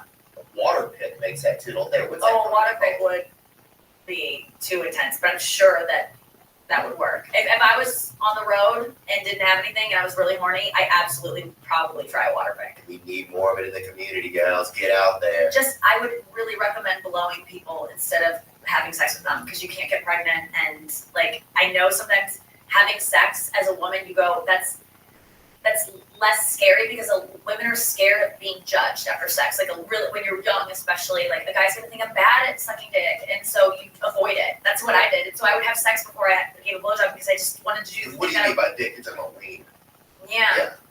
And I thought that I would be judged, and so I had so much more sex than I should have because I was just avoiding doing this thing that I thought was high risk, but really the high risk was almost getting pregnant. Yeah. You should have been blowing people. Yeah, definitely. If you could go back in time, I would teach my daughter about blowjobs and say, this is how you do it. If you're interested in boys. Teacher? Yeah, if my daughter was starting to be sexually active, when I just sensed like she's dressing in a way that she's like boys are liking her and she's hanging out with boys, I'd be like, listen, they're gonna want to have sex with you, but like if you want to I don't think you should, but I would recommend hand job. Do that, and I'm not gonna teach you how, but like do your research. Hand jobs are where it's at. Well, that's what they want anyway. In Native American cultures, a lot of the older sibling will go out into the woods and teach the younger sibling how to masturbate. So there's not as much shame with it because then it's like something you learn. You're like, oh, I do it like my brother did it. He did it like my grandfather did it. Like we've all. That's crazy. This is how we do it. But you know? Yeah. And so it's like you at least can have your own, not style of it, but it's like then it's not something that's taboo. Because I remember jerking off or whatever, and then just being like, "Oh my God, dude, I'm such a weirdo. God hates me. Yeah. People think I'm." Everybody knows. I remember thinking, even though nobody knew, I thought everybody knew that I've been jerking off because, like, the way I was like moving or something. Yes. And I'm like, damn, I'm walking like I've been jerking off, you know. And so I think I was always paranoid.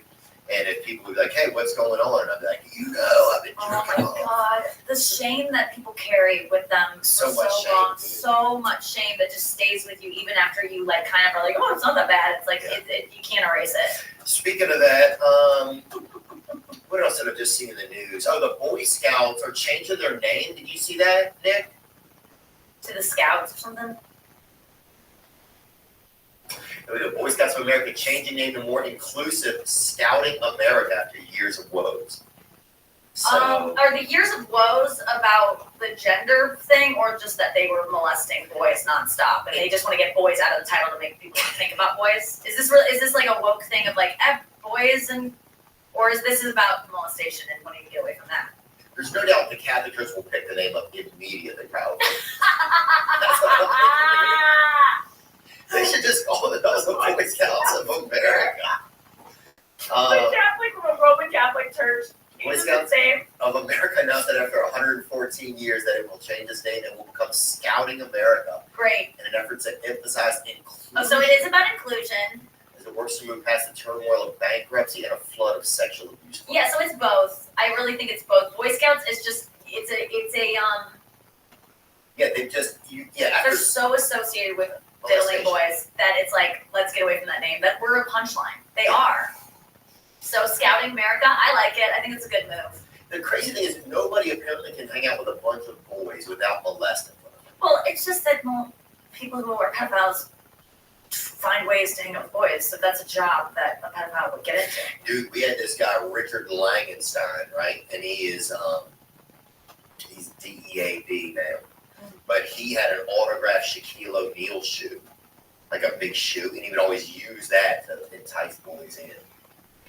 And then try and pervert them or get them to, just be perverted or whatever. Who is this? You had a guy. What does that mean, you had a guy? Richard. At first I thought you were like, we had a guest on the show, and so then No, as a child in our town, we had a school teacher. Yeah, they've been in. Yeah. It's not crazy. Come look at this big sneaker, He'd be over there, and then he would order a couple of they have like video games, filet steaks or whatever, Yeah. baked potatoes and shit. Yeah, they have their shifty ways. Yeah. They have to reel you in. It's like the guy, the classic one is just like a man in a van with candy, but it's like they find another way of like having kid stuff. Arcade games, signed shoes, like any of that shit. Like look out. If the guy in your son's life has a lot of memorabilia that 12, 11, 12-year-old boys enjoy, it's not because he's just in touch with his, boyhood side. That could be it, but if he's interested in your son coming over to hang out, that I would say 90% chance that person's trying to fuck your son. Yeah, and parents would be like, yeah, go, he's a nice guy, he's this teacher, and at first I'd go over there with my girlfriend, and we would just be like nice people over there, and then he kept having my buddies come over, and we would all get stoned with him, he used to smoke a lot of dope, and then he would he would say things that was real perverted, Testing. It's like they all follow the same playbook. It's pretty evident when you start paying attention and know about it. And my buddy put lotion on his back one time because he had what's it called when your skin kind of comes off a little? Psoriasis. Eczema, yeah. That's, And my buddy Nathan puts put lotion on his back. And he was short too, so he had to like even reach up to do it, which was fucking gay as hell. And well, one time we were in the kitchen. I've told this story before, and my buddy Scott was in the living room, and Big Richard had ordered us a couple filet steaks, of course, and we never even had steaks, dude. So we were fucking losing our minds, dude. The parsley was in there. We're like, what the fuck, you know? Yeah. And my buddy Scott, I was like, he goes, hey, can you give me some sour cream? He just yelled from the living room, and I was in the kitchen. Ugh. And I said, no, but you can have some of this sweet cream. I was just joking about semen. Yeah, I bet Richard liked that. But then you heard Richard go, can I have some? And all of our heads, you could feel like a secondhand tip to the next in all of our heads, and we're like, somebody's getting molested. Not it. None of us are getting out of here. Not it. Yeah, not it. We'll finish the steak first, but I'm out. That just breaks my heart. That's the kind of thing that happens. It's happening right now. Somewhere. Hundreds, thousands of places is that kind of like grooming, as they say, which is just, it's disgusting. But that's why you got to talk about it so people that have kids can be on alert for the stuff, because you're not a bad parent if you miss it. Like I think because right, these guys are so talk about it with your kid, you have to talk. If I had kids, I would tell if anyone ever. The big thing I think parents need to know from what I've learned about pedophiles and how they operate is that they do what they do, and then they tell the kid, if you tell anyone, your parents will hate you forever, and or I'll kill your parents. Like you'll lose your parents in some way, and they believe them because they've already had the secret thing that's going on with this guy. Yeah. You just need to tell your kids, if anyone ever says they can kill mommy or kill daddy or that we won't love you, just know they're lying. Like cement that in your kid's head that no matter who it is, no one can kill mommy. And maybe that's a bad thing to tell them. But no, it's not. You got to put that kind of stuff. That's what they use.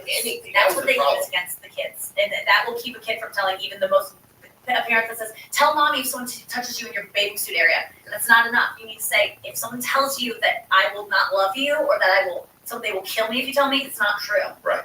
That's what you got to do, I think. Yeah, no, I think you got to. People have to communicate to the parents, to their children about everything. Like if your kids aren't getting along, if they don't love each other, like you got to teach them how to love each other. Like there's so many things I think some parents maybe just think the kids know automatically. Yeah. That it's just maybe because weren't instructed, you know. Yeah. But it's like I think there could be more instruction out there. And I don't have any children, so I'm not judging. You want to be a dad, right? Yeah, I'd like to be a dad. You would be great. Oh my God, you'd be so great. Your kid would be so lucky. But my freaking wife is going to be there, and that's going to be the tough part. That's the bummer.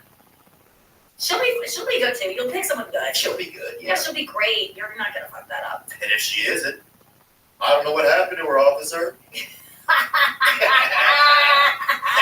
I'm joking. That's my future wife might be hearing this. I'm looking forward to loving you. She definitely is. I don't know you yet, but I'm looking forward to loving you, or maybe I do know you. That's so sweet. That's so sweet. That kind of shit like really gets me when it's like you talk to your future, whatever, or I think I do it all the time, Nikki Glazer. Yeah. She might. Yeah. Well, even after you're married, someone will send her this clip or something. Oh yeah, that's sweet. Yeah, it's nice. Yeah, babe. Yeah, manifest it. Yeah. Hey, we're just watching the game, and that's all we're doing. We're not up to no good, you know. Back off the coke. And just saying things to my future wife. What else is going on? Anything else in the news? Did you see that Peter Griffin that they found on TikTok? You see that guy? No. I'm not on TikTok, are you? Real life Peter Griffin. Oh, wow. Yes. Did you ever believe that you would be a big success? Honestly, I just dressed like Peter Griffin at Comic-Con like 11 years ago. My Get out. Decided to have fun, and then it turned into this whole career thing.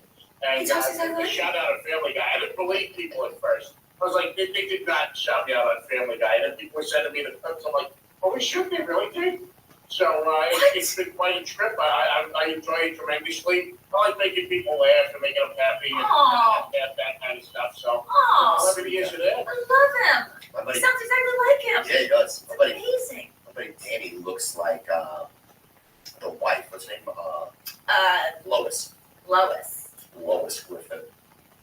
Yeah, my buddy Danny. Wait, your buddy Danny looks like her? Yeah, and I'll put it side by side if Danny That's allows me to hilarious. ask him after we Yeah. tape and ask him to see if I can put it in. Yeah. He took us fishing once in Illinois, up there in Stark County, Illinois. They got a beautiful male Lois Griffin lookalike. This is insane. That guy, yeah, he does a good job. Yeah.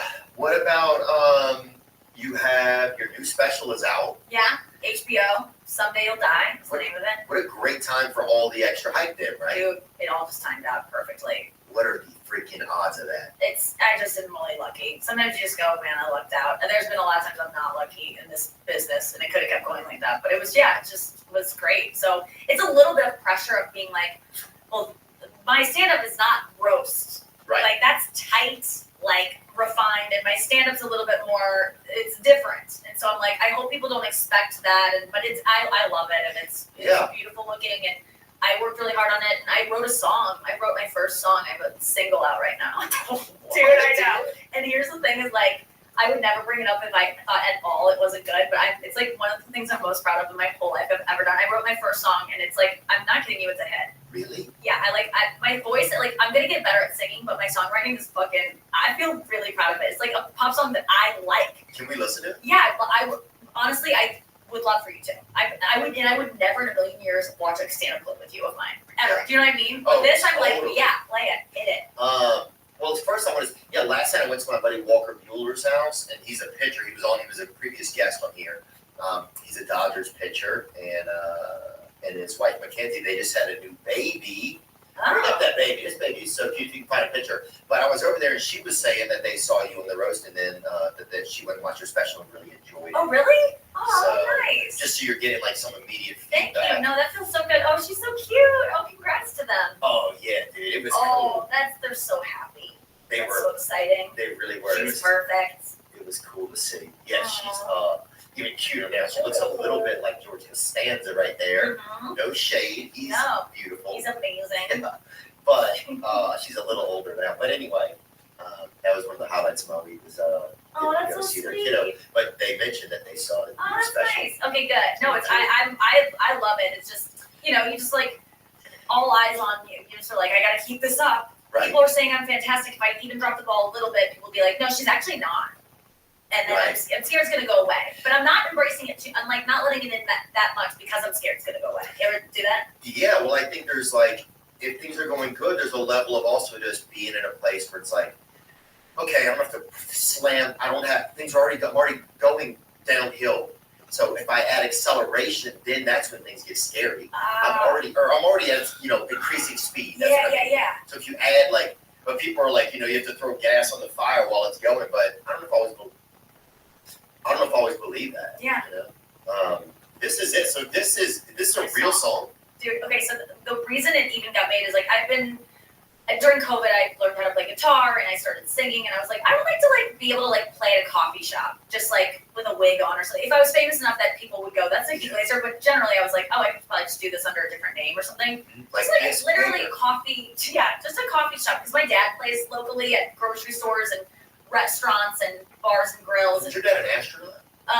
No, he was in the cable business, but close. And so but he plays music now, and he's a really good musician. So that's all I aspired to, was I'll just do that. But then when I was making my special and editing it, we were like, what music do you want to use over the credits? And I was like, I gave a bunch of songs because I care about the credits. I like that song to hit at the end. So I had a bunch of ideas. They were like $30,000 a piece, and we were over budget, so it would have come out of my money, which I would have paid if it was but I was like, no, what if I wrote a song? And, my producing team was like, you can. And I was like, oh, okay. So I just hired a producer from Chicago to come down to St. Louis. I flew him down, put him up, and he was a friend of a friend. And then I had my other buddy, Tim Convey, who's been in bands. We all got together, and then the night before I was like, I want to bring a song. I don't want someone to write a song for me. I want to write it. And maybe it'll suck, and then I'll use their song. But I just wrote the song the night before we went into the studio, and then the next day I was just like, I've never written a song in my life. I've written parody songs to other songs that have already been written. Yeah. But from coming up with the melody and everything, it was, and I was like, oh, this is actually good. It was kind of the way I felt the first time I did stand-up, where I was like, I think I'm kind of good at this. I'm not great yet. No, but look, I think this is I have potential. Having some confidence and trying something new is huge. You know? Because I think everybody's supposed to try different things, you know. And even if it sucked, I'd still keep going. But I'm just like, I think I just got lucky. You know, it's you. The first set you have is always really good because you wouldn't keep doing it. And I think that's like, I'll write some real shitty songs, but I think I wrote a really good song. Amen. Yeah, I want to hear it. I will listen in a second. Yeah, I want to get a DJ table too. Because even if you're good at that, you're still dumb as fuck. What do you like? What's your like kind of extracurricular that you want to be really good at? That maybe if people are like, no one needs that from you, Theo. Like kind of like, you know, we like you for this. Stop trying this other thing. Is there any sport or? Sometimes I would think yoga. Yeah. DJing. Mm-hmm. How often do you do yoga? 3 times a week. Oh, that's a lot. So you're getting good. You've been doing it a while. I feel good. Yeah, it feels pretty good when I do it. What else? Maybe pickleball. Yeah. Artwork. Yeah. Oh. And violin and sex, maybe. Wait, violin, really? You play violin? I just think it would be remarkable to be able. It would just shock the You should world. pick it up. Even if you're 4 years in, you will blow people's minds at how good you can be just with a little bit of work. Amazing. I can see it. Thank you. And what else?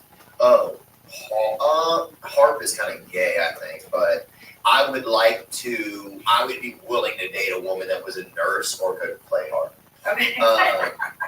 Dude, I was on this ayahuasca one time. I was on this ayahuasca ceremony, and we're sitting in this room, and me and my buddy are dying laughing so hard. They like kicked us out of the ceremony because we were laughing so hard. Yeah. Then somebody came up to us outside of the ceremony. It's like 3 a.m. in the middle of nowhere, and like, hey, you guys are laughing too loud, and you have to go back inside. I'm like, you just got kicked out. Oh my god! You're like, you can't give us. They don't want us in there. They're like, now they're puking. And Yeah, they have to dude. come back in. They're distracted. Well, we were sitting in this one room, and we were like having like this went in this trance kind of like this meditation, pretty deep. And this girl was playing a harp just over in the corner, like she'd come out and she had a harp and she was sitting there just playing it kind of. And then at one point, this guy's like, hey, you can play that harp a little louder if you want to. Because she was playing real quiet. Yeah. It was a real quiet environment. And she goes, who, me? And we're like, died fucking laughing. Like, you think there's another fucking harp player out here? It was just weird. That's the story, but I loved it. let's hear it. This is Nikki Glazer, Someday We'll Die. How have you been? Where are you? She knows I can't get away. If I say I'm fine, she'll know I'm lying. So I just roll back over another message left for me. I can't feel the medications. I'm at home under the spell. I wish awful things on strangers just because they do well. Sometimes I want to give up. I know I'll never try. And I don't even have to cause someday I'll die.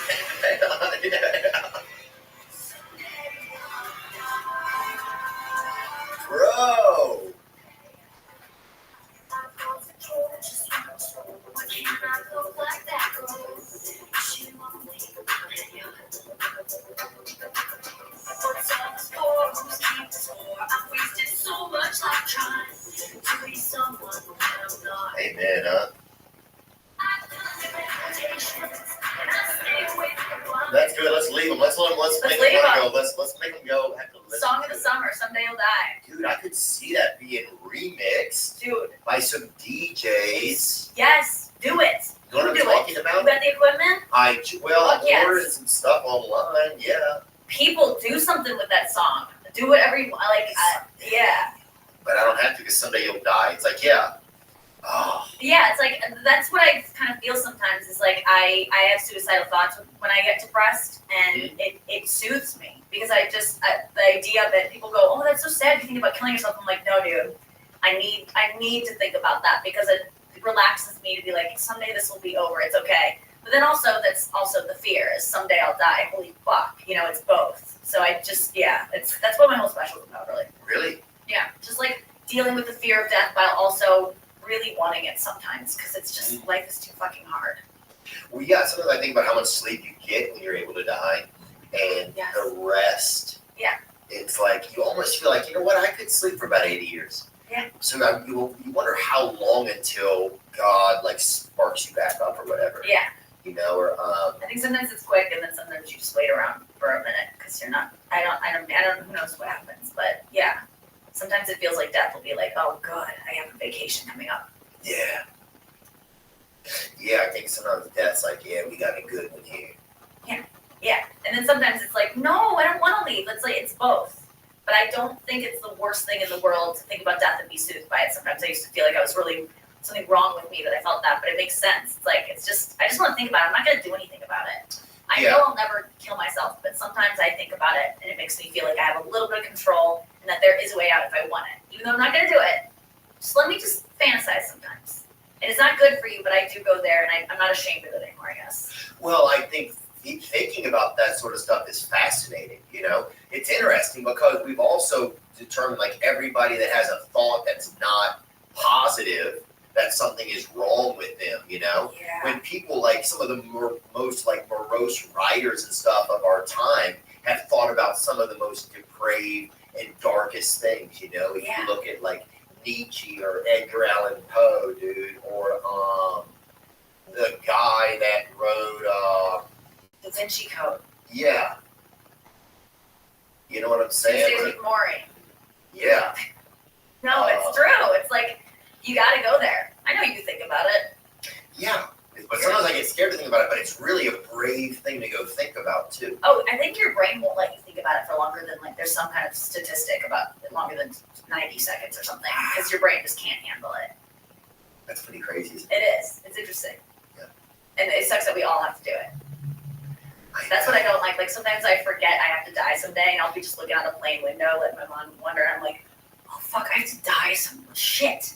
Fuck. Like it's almost like you forget. You're like, oh no, I gotta do that. Like it just is like. Yeah, like I left the oven on. Yeah, I have to. Yes, exactly. That same feeling. Like I'm gonna miss this, or I'm gonna miss this person. I gotta get my passport updated. Shit. Yeah. I gotta do that. Remember to do that. Oh, I don't want to. But yeah. Or all the emails, or then you left your shoes in the hallway. That'd be like the thought of that when I'm dying. Like, fuck, dude, I left those fucking shoes in the hallway. What's the problem with that? Well, they should be in the closet. What's gonna happen if they're not? I don't know. I just won't die the right way or something. OCD. I won't go get into it. time. I get it. I won't go into the filing cabinet of the heavens the correct way. Like, fuck, dude, you fucking left the heat on. Mm-hmm. Well, I have that OCD thing too. Sometimes of like, if this thing I don't do right, then this other thing will go horribly. And I had that right before the roast. I was like trying to remember a lyric, and I was like, if you can't remember this lyric, like you know where your brain just makes a rule, and you're like, yes, you better fucking remember this lyric, and I couldn't. I failed my little test, and I was like, okay, it's set in stone. I'm gonna fail the roast, and let me just tell you, it didn't happen. So OCD is like when it's not always real, like because it was set in stone. God made that assignment for me to remember that lyric. I failed the test, therefore I was going to be punished, and my OC was wrong. So that gave me. I was so happy when it went right because I was like, okay, good. That isn't real. Yeah. That thing that happens to me all the time is not real. All the time when I was a kid, it would be like I'd run and try to jump and touch a branch. It's like if you can't touch that branch, you're a little. Yes. And then I would run and I would not be able to touch it. And I'm like, God dang it, dude. Yes. You know? Yes, we do it. Well, I do it all the time still. Yeah. And it's not true. Babies, where are they, huh? Whitney did it. Not me. Wow. Not I I'll adopt if I want them. You can have your baby fight her baby, though. That would be fun. It's not going to happen unless I'll adopt a child that is the age that hers is, so we can do a fair thing. What brand are you going to adopt? Whatever's available. I'm kind of like, I would never go like, I want it to look like this. I'm the same way with dogs. Like, I'm not like, I want a rescue, but I want it to be a little white dog or whatever. I just take whatever they gave me. But of course you hope for like a cute kid. Yeah. I want him to be a cute kid and smart and all. But I feel like, I don't know. I don't think it's for me. Unless I find someone who really wants to be a very hands-on father, almost in a mature, like as present as a mom would be. Because I really like to work and I like traveling still and stuff like that. And I think that's more of a father role. Work is my relationship, I realized over the years. Yeah, me too. It's like a thing that I don't know if I fell in love with it, and it's really a relationship I have. It's like, I wake up with it, I go to bed with it, it's like part of my life. It's like the biggest part of my life. Yeah. You know? It pays off. It is. But at some point you can start coasting a little bit and let in something else. Yeah, maybe so. I'm projecting. Maybe something with some tits on it. You feel me? You deserve it. Thanks, dude. Or get your own. That's how it is now. That's a lot of dudes, huh? A lot of dudes are like, oh, I ain't gonna beat these chicks. I'll just get some tits put on. I don't think that's how it works. Really? No, I don't think men are transitioning to women so that they can. I'll show these bitches. I'll be one of them.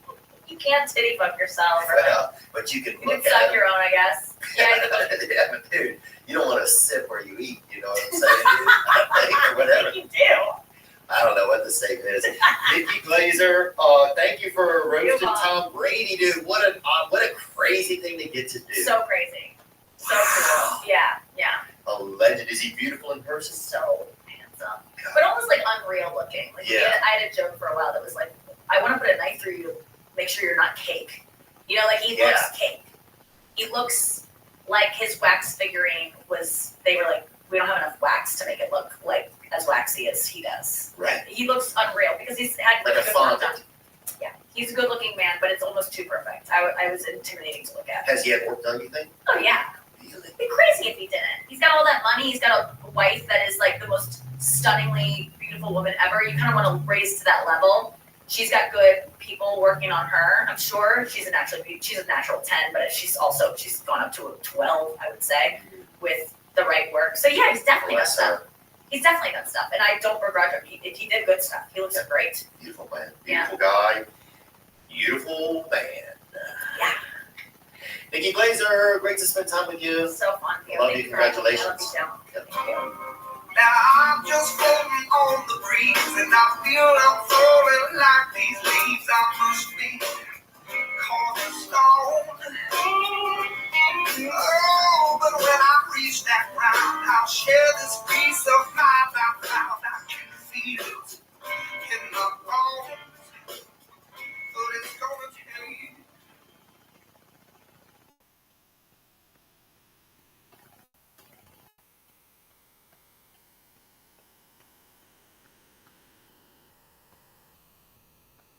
I want to let you know I will be in Las Vegas this weekend, October 27th and 28th at Resorts World. We'll be excited to see you there. As well, dates in Norfolk, Virginia, Roanoke, Virginia, Huntington, West Virginia, Evansville, Indiana, Huntsville, Alabama, and Atlanta, Georgia. Those are all on sale now. TheoVaughn.com/TOUR. That's TheoVaughn.com/tour. Thank you for the support. Today's guest is a garbage man out of Staten Island. Recently voted one of America's top 70 islands. He is a man who spent 20 years in the garbage business, and he knows it. He knows it, baby. He knows pails and bins, baby, pails and bins. He's done it all. He collected garbage in New York City and outside of the city. We're going to learn everything you want to know about it. Today's guest is garbage man, Mr. Wayne Owen.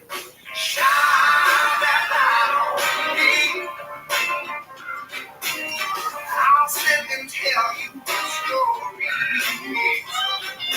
Shine on me, and I will find a song and sing it.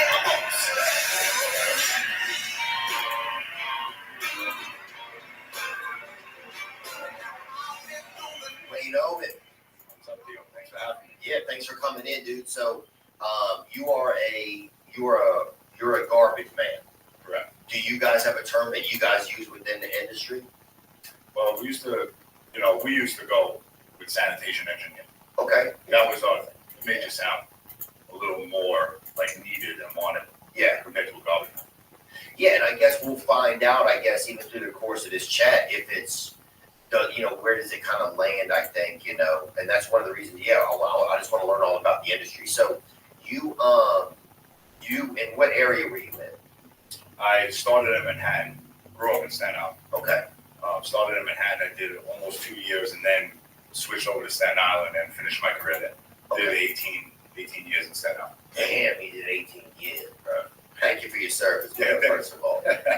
So how do you get into it? How does it even start? Like, is it a family thing? Like your father picks you, just like picks you up when you're young and fucking puts you in a recycling bin or something like, how does No, it's rule of thumb in New York, like, you take the city test. Okay. College don't work out, you fall back on a city job, sanitation, police, firemen. So those are different city tests, so those are Yes. different options? Yep, and different tests. Okay, so a lot of people that don't go to college in New York, they'll fall back into that, and those are one of the options. Correct. So you take a different test. So you took a sanitation test? Yes. Wow. And it was sad, but it was a joke. Really? Like one of the questions that I'll never forget. Never forget. How would you pick up this pile of dirt? And there was like a garbage truck. Like, you can't use that. And then there was like a shovel with a broom, which of course that's what you would use. And then just like a rake, like just crazy. It's like, but people get these things wrong, man. You never. Oh, yeah, you see somebody raking dirt all the time, and you usually yell a slur at them off the window, like me. But, so you take the test, how many people go take the test? Do you take it at like a center? Is it like, it's not like, where do they do it? It's not like in MSG or something like that. No, they use like public schools. Okay. Like anything that they have available. Okay. High schools, ground schools, whatever they have. Okay, so you roll up like the night before. Do you get a lot of sleep? Do you like show up with like, are you kind of prepared for it? Or do you think it's going to be so easy? No, yeah. They get you the book. Like they have a book. Oh, there's a to book. Take the test. Okay. And like after the second page, you're like, all right, this I can't read this book. Oh, dang it. It's worse than when you went into reading the book. You're like, wait, what's going on? So yeah, my test, over 100,000 people signed up, but they did a lottery. So, and everybody has to pay the $30, $35, whatever it is. When you sign up, you have to pay. Yeah, you send your form in with the money. But my test, they only did it this one time. They only let 30,000 people take the test. So those other 70,000 didn't even get to take it. Yeah, but they still paid took the money. their money. Oh, damn, bro. It's just like anything else. Oh, yeah. They get their money in. They get their money. Wow, bro, that's crazy. Yeah. So now you got 70,000 people who are pissed at the city, Yeah. Wow. Okay, so you take the test, you're in there. You now, how long does it take to get your score? It takes they give you a few months, I'd say. Yeah, a few months until you get your score. I mean, they'll come up. If I wish I was trying to get the test to bring it. Yeah, really? It was a joke. And I was actually in there with high school friends. And they were all running out. I was the last dude in the tent. I'm like, what's going on here? And I'm not the smartest, guy in the world, but I'm like, what is going on? So I rushed through the last two questions. Yeah. Guess which ones I got wrong? Those two. That's it. Wow. So I got a 103 out of 105, almost a perfect score. Oh, dang. Okay.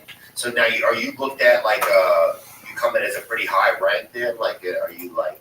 Yeah. So they give like veterans and stuff extra like credit, well deserved. And like I think my list was I want to say it was like 348. Okay. Out of the 30,000 or 15. I forget what the number was. So you were in the top 400. Yeah. Wow. Okay. I was hired within a year. Okay. And so you still are waiting a year to get hired. Yeah. And why is there no job positions? What is it? Is it a busy industry? Yeah. Well, you gotta wait till people retire. Oh, okay. They have a set number, and that's what they go by. Okay. All right. So so if somebody finally retires or something happens to them, and then now you get called in, right? Yeah. Where were you when you got the call? We got Doug Fleas in the night, kid. Something stupid. We got Doug Fleas in the night, kid. I was still working in Manhattan, I was a court runner for my cousin. Okay. So I was working. Yeah. But my mother said, "Listen, you be retired in 20 years. You got to take it." I was 21. Wow. I wanted to, what 21-year-olds do.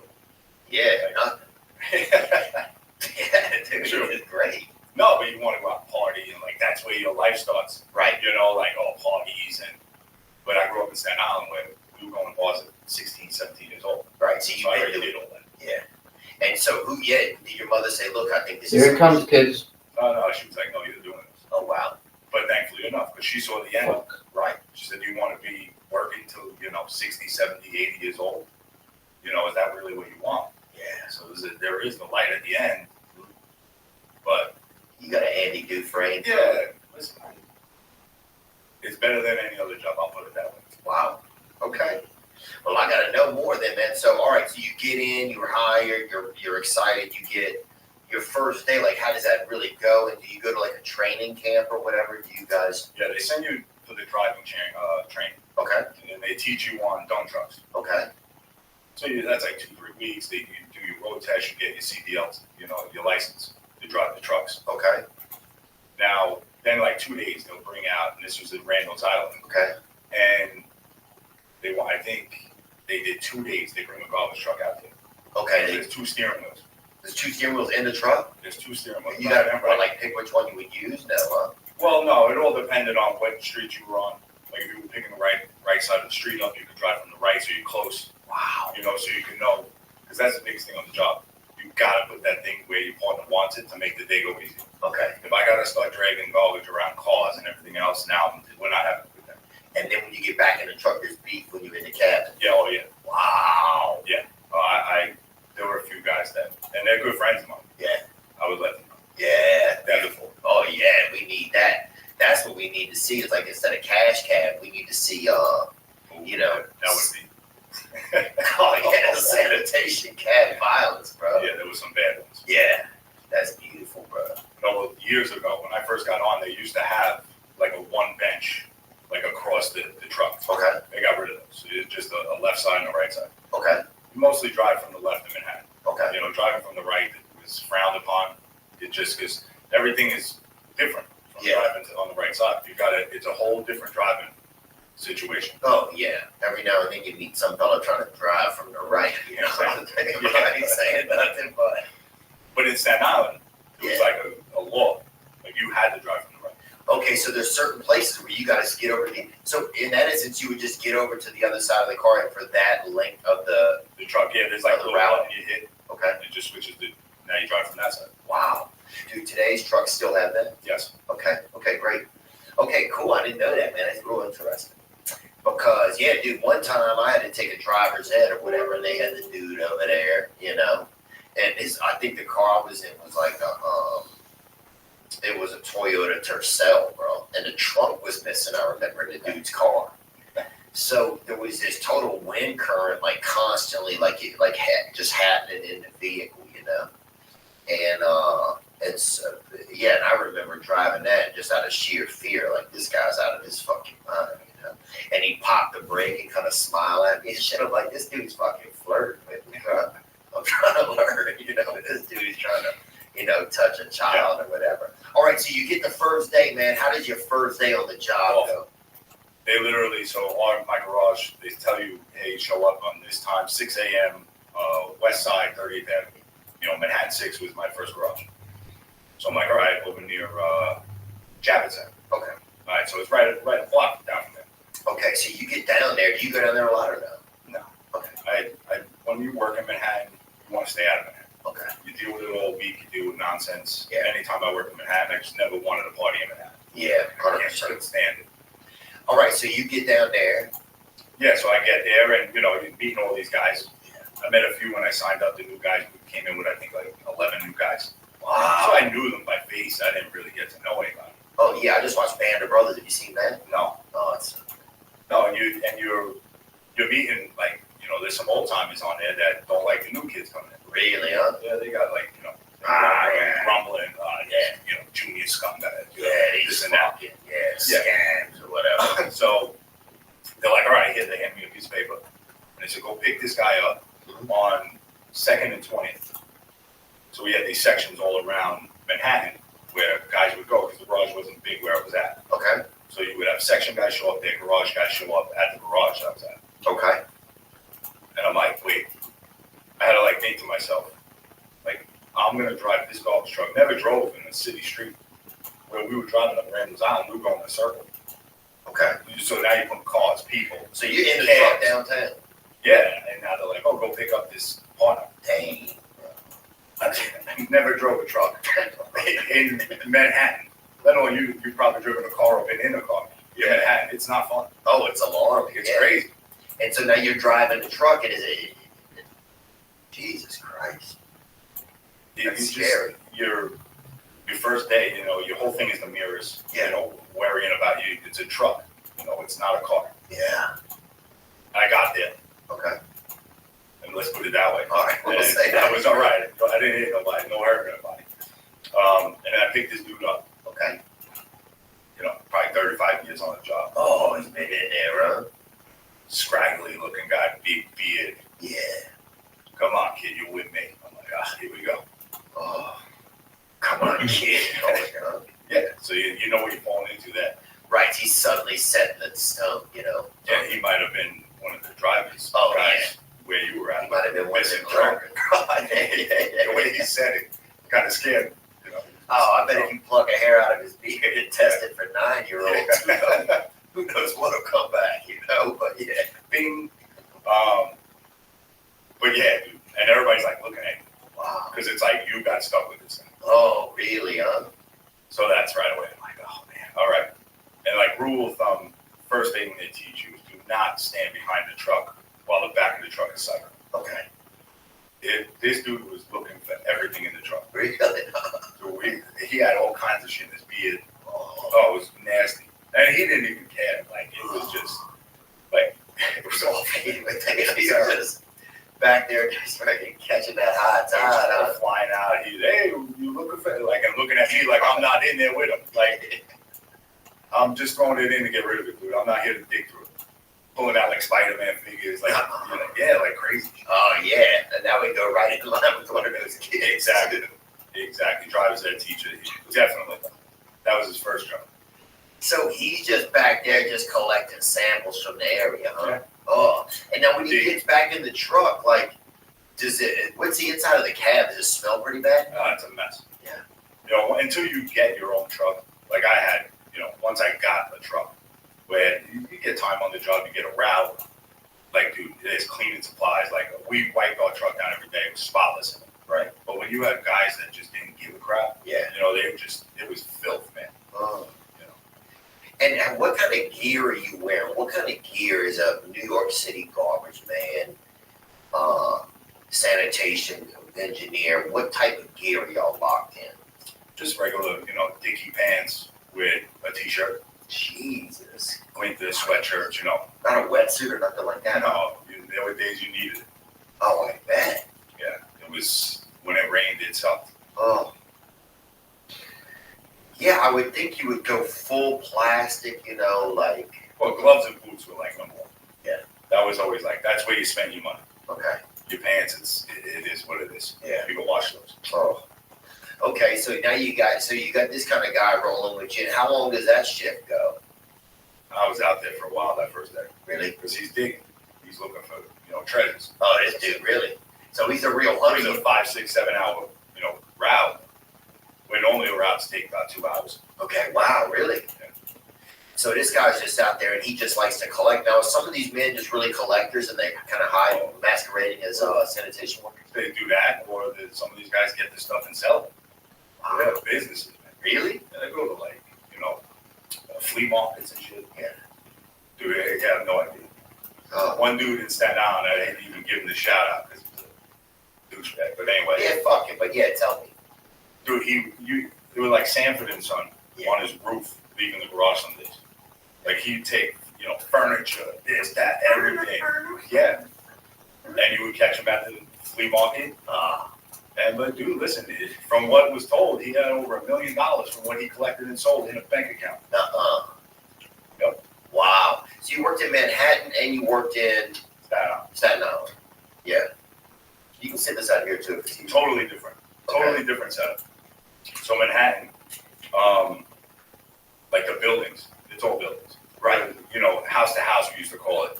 So you would go like pale to pale to pale. That's maybe on like 10 blocks, like where I was at.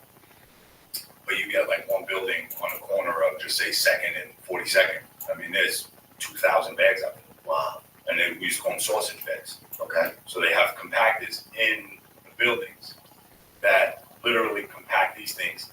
And then the guys knot the ends. And they're, you know, anywhere from 3 feet to, you know, 4 or 5 feet long. Oh, yeah. It's like somebody making sausage bags. Yeah. And they would not like. And they would not like. Really? So you got that long dog, huh? And could somebody have put a body in one, you think? Oh, yeah. You could have put a body in any one of them. I ain't looking. Yeah. How old it is, I'm not. I could give a damn. Yeah, that dude fucking. I would tell people all the time, the minute you want to do that, just put it in a bag. I ain't looking. Oh, that dude's selling femurs on Etsy. Exactly. You know? Yep. That dude's out there, you know? That dude's out there fucking slinging shin bones on eBay. But it's Yeah, so somebody could put a body in one of those bags, zip it out to the garbage guy. You never know. You know, these days, everybody's watching you. You Google something, you get an ad for it. You know, you whisper something to your cousin, and next thing you know, you're getting advertisements for Tootsie Rolls or something. We're all being monitored, it feels like. That's why you need a VPN. With ExpressVPN, 100% of your traffic is rerouted through their encrypted servers, so no one can see a thing. You can search for whatever you want. You want to geo-track a Wolverine or a woman across town or a man. You love a man. You can do it. Nobody will know. ExpressVPN works on all your devices, whether you browse the internet on your phone, tablet, computer. You can use up to 5 devices at the same time under one ExpressVPN subscription. So stop letting people invade your privacy right now. Get 3 extra months of ExpressVPN for free. You go to expressvpn.com/Theo. That's expressvpn.com/THEO. expressvpn.com/Theo to learn more. You know, you don't know you're a bad cook until you know it. You know, I remember one time I heated up a can of pears, and it got so hot I couldn't even get in the can. I burned both of my hands, the front and the back of my hand. But you got to have good cookware as well. That's what I'm here to tell you about today is HexClad. That's right. No longer using your roommate's dishes, guys. HexClad has revolutionized the cookware industry with a hybrid pan that gives you all the convenience and cleanup of non-stick, the versatility of your grandma's cast iron, and they are so durable. Gosh, I mean, you could do a ribeye in it. You could do you could make a wedding cake in it, and they last a lifetime. They will outlast you. They will be in your will. We're serious. They have a lifetime warranty just in case you find a way to destroy them while you're making your ramen noodles for some stranger you met on social media. Gordon Ramsay might be the toughest critic in the world, and these are the pots and pans that he uses at home and in his Michelin star restaurants. HexClad. Support our show and check them out at hexclad.com/Theo. That's at HEXCLAD/THEO. Listeners get 10% off their order by going to that link. Just go to hexclad.com/Theo. So a way to if you decided to see somebody or kill somebody, I don't like to use that term, but make somebody be dead immediately in front of you. Let's say that. In New York City, you could put them into the chute in your building. The trash chute. Well, I wouldn't do that. Like, that's a little much. But if you had, access to the compactor, okay, then I think it's different. But if you're going to shoot through 13 flights down, I mean, somebody's about to hear, there's got to be some blood, yeah, ding, ding, ding, ding. Yeah, somebody can hear a wristwatch. Yeah, exactly. Yeah.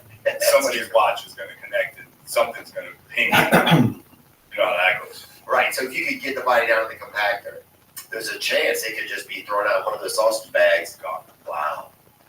Yeah, we used to do, you would have cars parked so tight.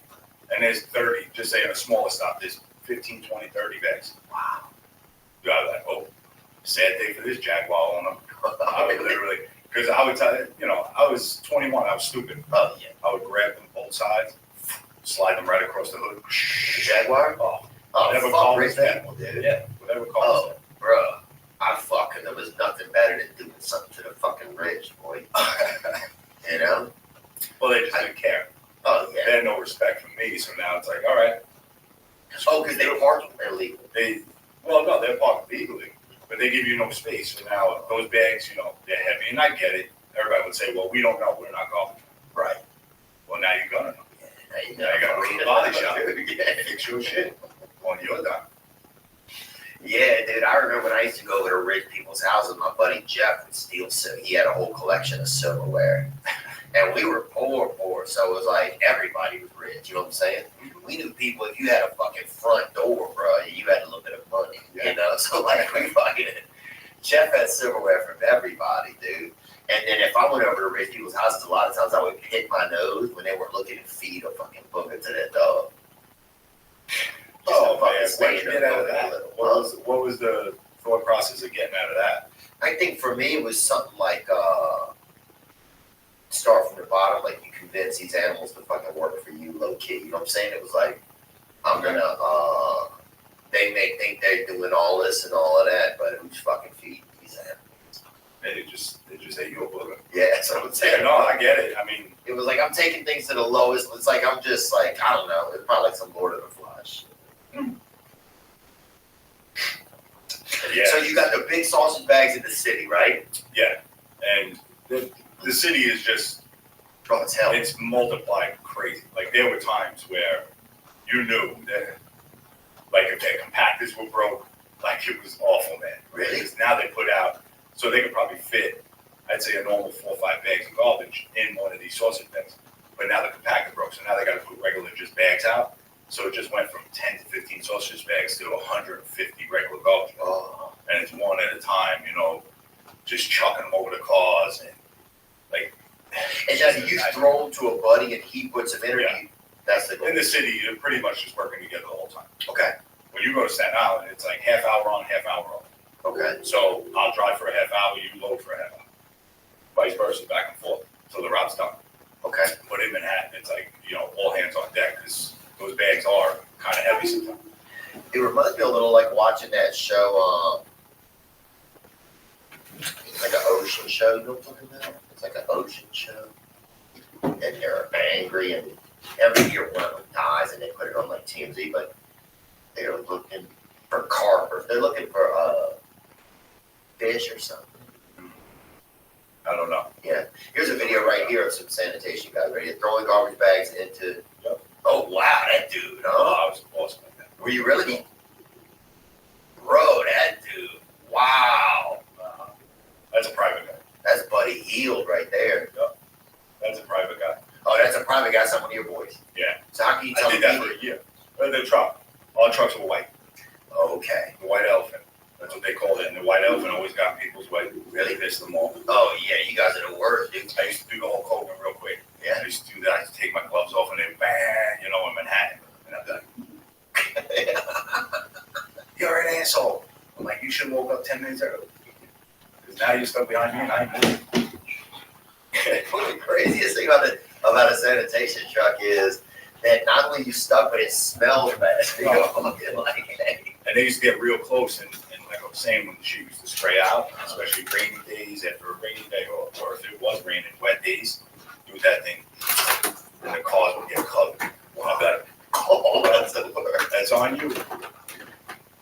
Dude, so that must have been kind of fun, just throwing those bags. That seems like something a kid would love to do. I just throw them in my back, just running down the street, you know. In Staten Island, because it's a lot lighter in Staten Island. All right, so that was in Staten Island, but in the city, it's a little bit more. You got to have your dude there. You guys are loading this thing up. You're just keeping it moving. Yeah.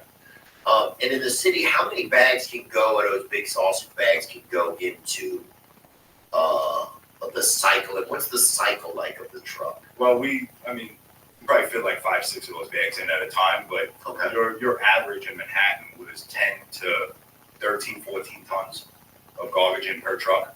Per truck. So you start out with nothing in there. Empty. Okay. And there's a compactor in the middle, like in the truck, and then it just cycles and compacts it the whole time. Okay. And the rule of thumb, you got to get the route. So you have to get the whole route on the truck. So you would have to maneuver sometimes, squeeze a little more, squeeze a little more. Really? Can you hear it getting tight back in there? Oh yeah. Like you can feel it. It changes the whole drive of the truck. Really? From being empty to heavy. Yeah. Yeah, you know, we spoke one time with a female truck driver, and she had worked with, and her son, I think, had breast reduction surgery. But she had worked with a cement truck, right? Yeah. And she said sometimes when the mixer was full, she would drive, and when she stopped on the brakes, you feel the cement come up the just the back of it. It was just really interesting. So that kind of made me think of that. Oh, it changes everything. Just, you think about it, double everything because tons of 2,000 pounds, so 36,000, and then the truck is probably another 14. You're looking at 35, 40,000 pounds. It ain't easy to stop.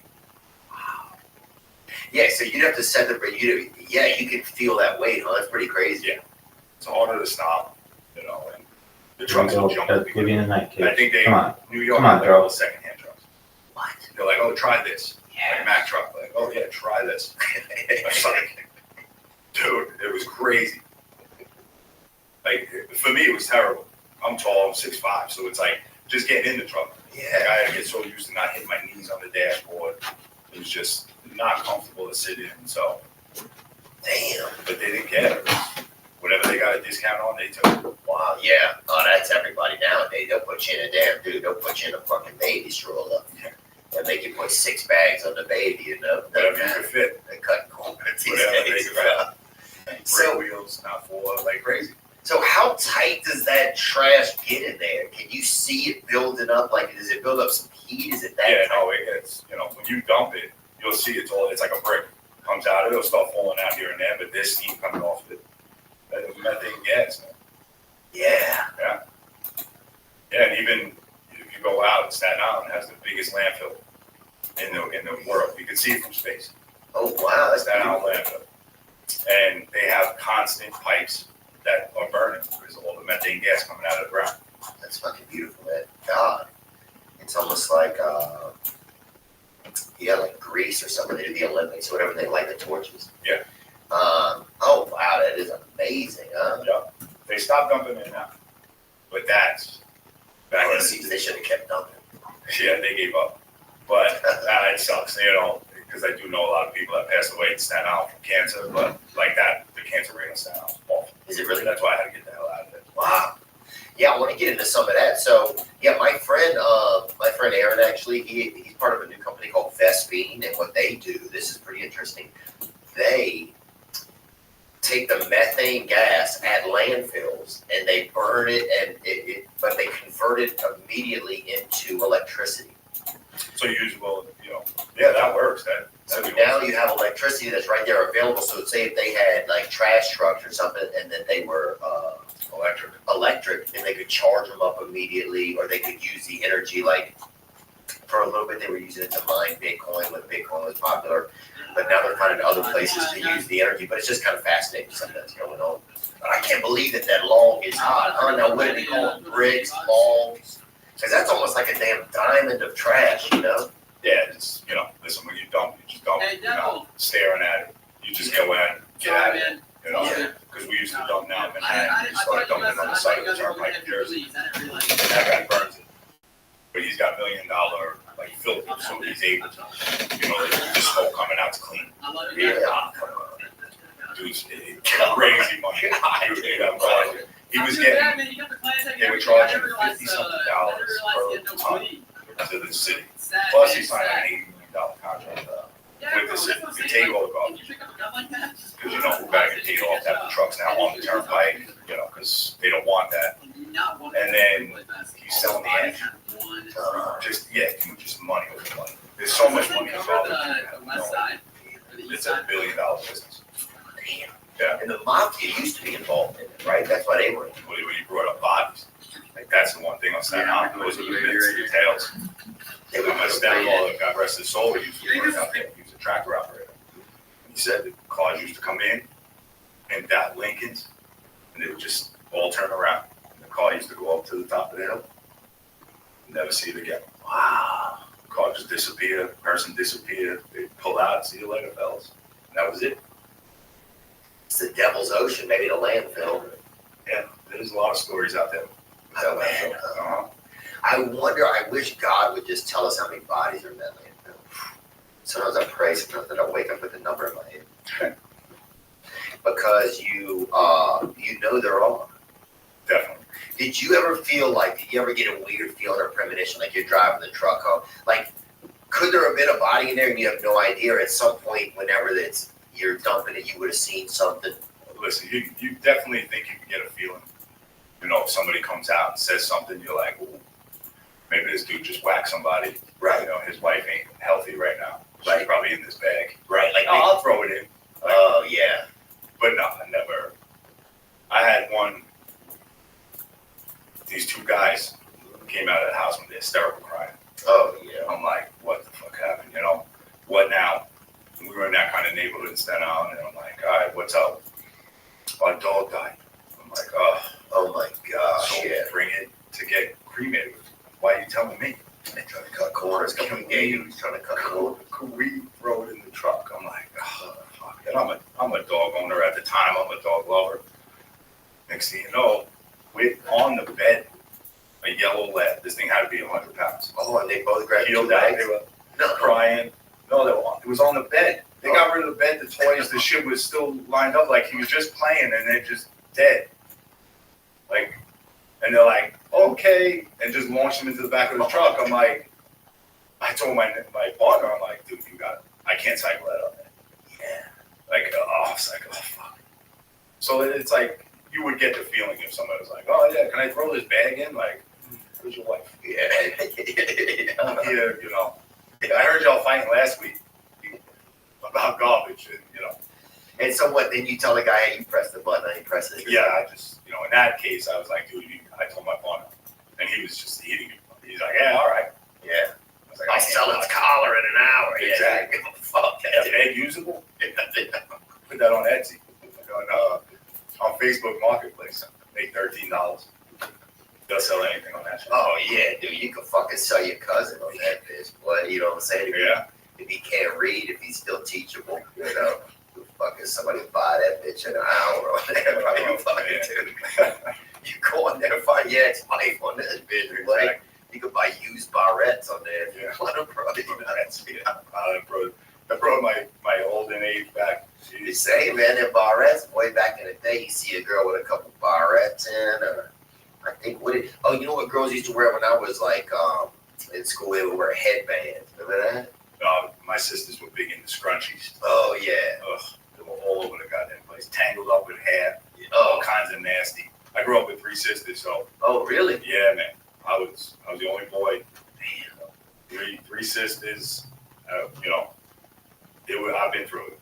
Wow. Yeah. Damn. And did you did any of them, were they okay when you got into the sanitation game? What'd they say? When you know?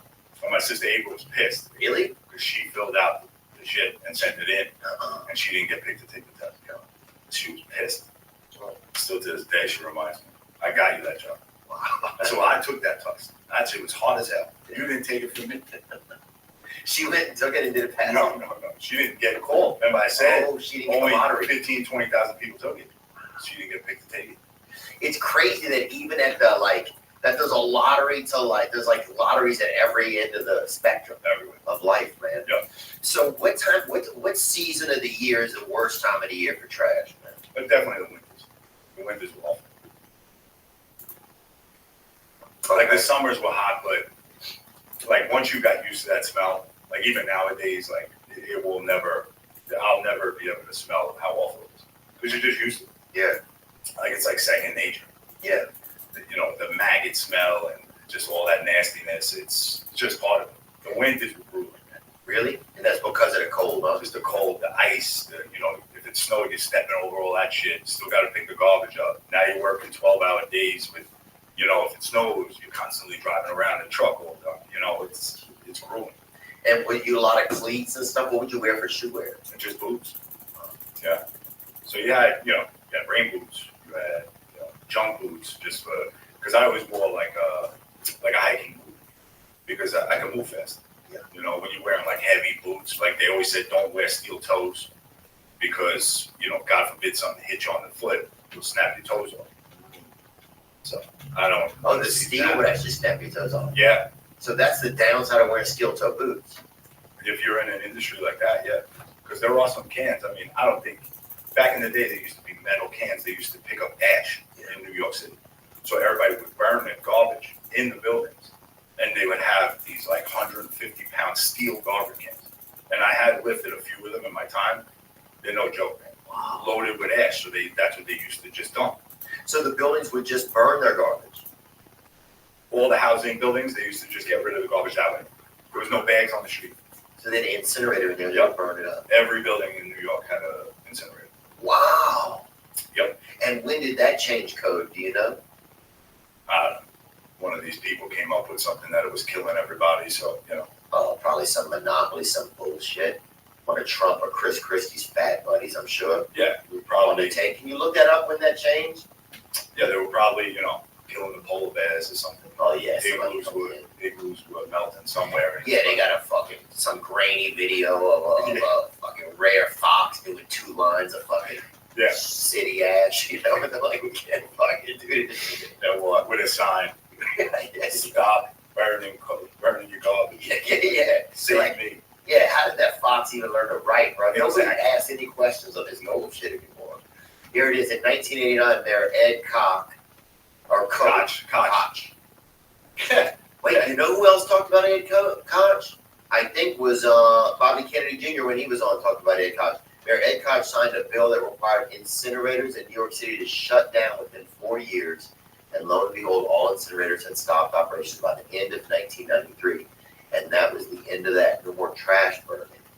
Yeah. Huh? Does it say why? Anything else? Pollution. Oh, the pollution. Yeah. Oh, the air pollution. Yeah, they were just burning. Right. Like that was if you were burning it in your fireplace. Yeah. They didn't have, like I was telling you, in Jersey, this guy has a multi-million-dollar, you know, filter and no more emissions, blah, blah, blah. They didn't have that back then. Oh, I see. So every building was burning. But weren't the trash men just picking it up and taking it somewhere to burn? No, then it was just ash, so they would just get rid of it. I don't know what they did with it back then. But I mean, after the trash men, after they shut down the incinerators, the trash men just took it. Oh, they just put it in a landfill. Yeah. So they weren't burning it. No. So then that's when there's a few landfills. They started. There was one in Brooklyn.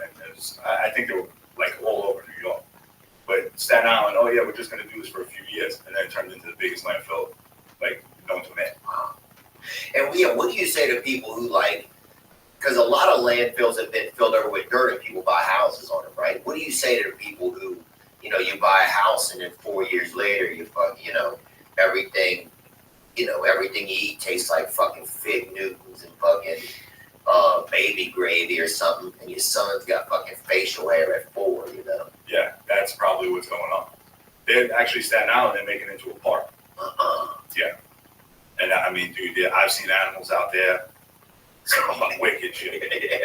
I mean, dude, there's this gopher or whatever the fuck it was. Dude, it looked like a full-blown pit bull.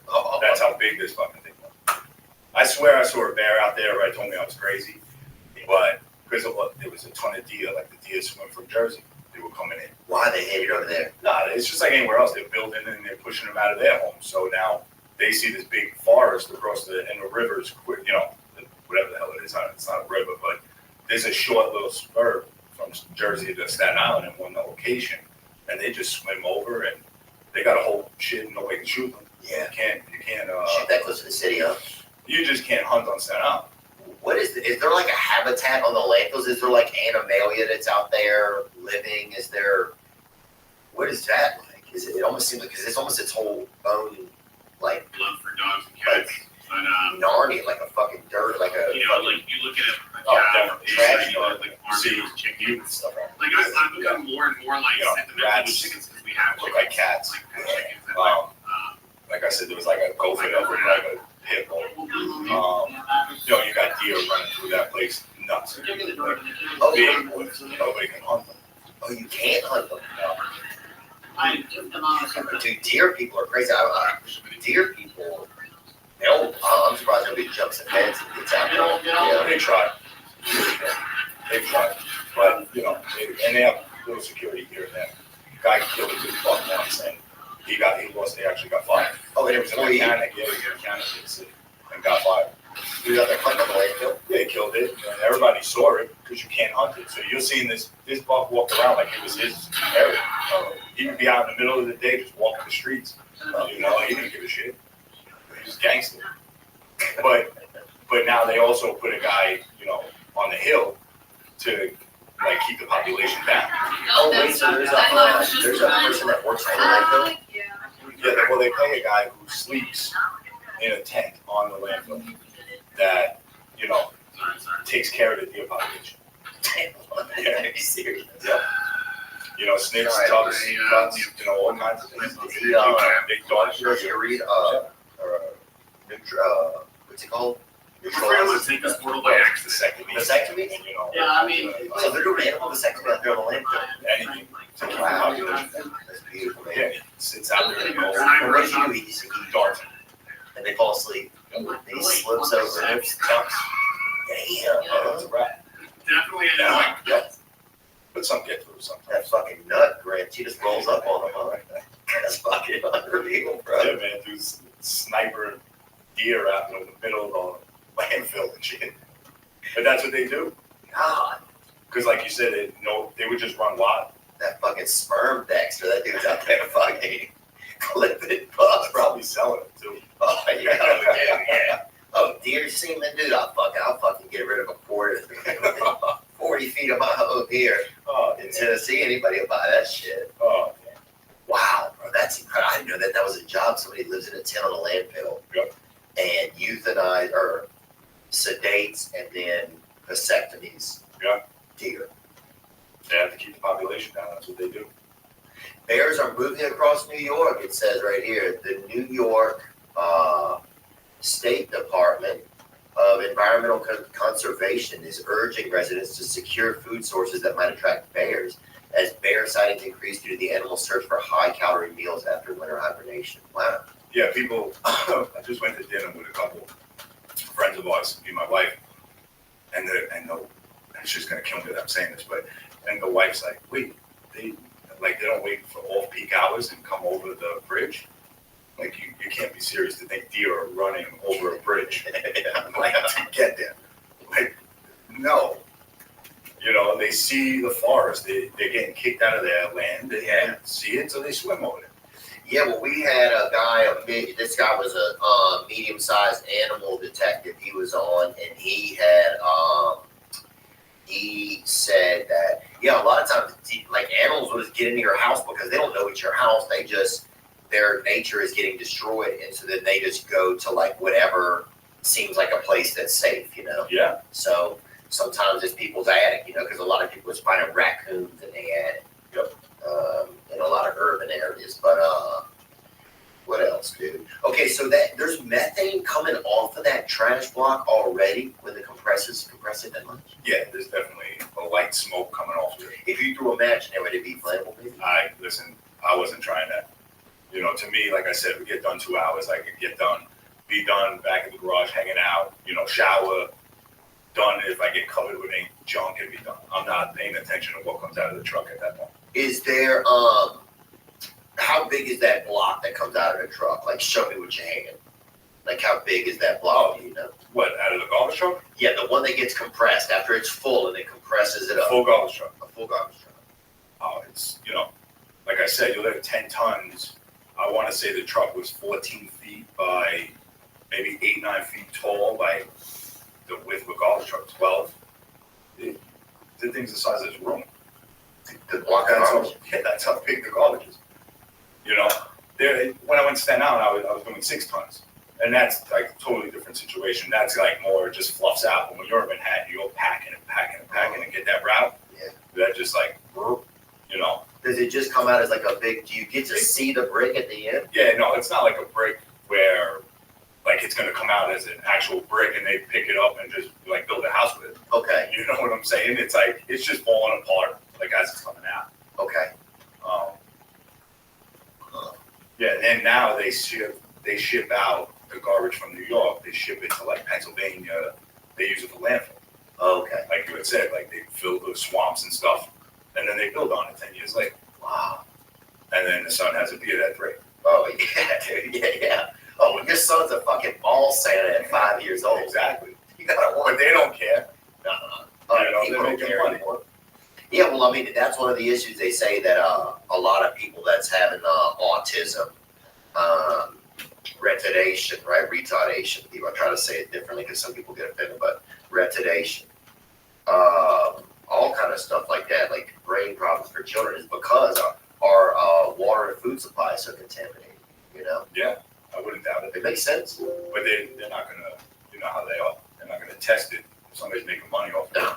Oh, no, not these days. They're making money off of all those unfortunate cases. Yeah. You know? So That's it's Chuck like, Schumer right there. why throw that off? Yeah. You know?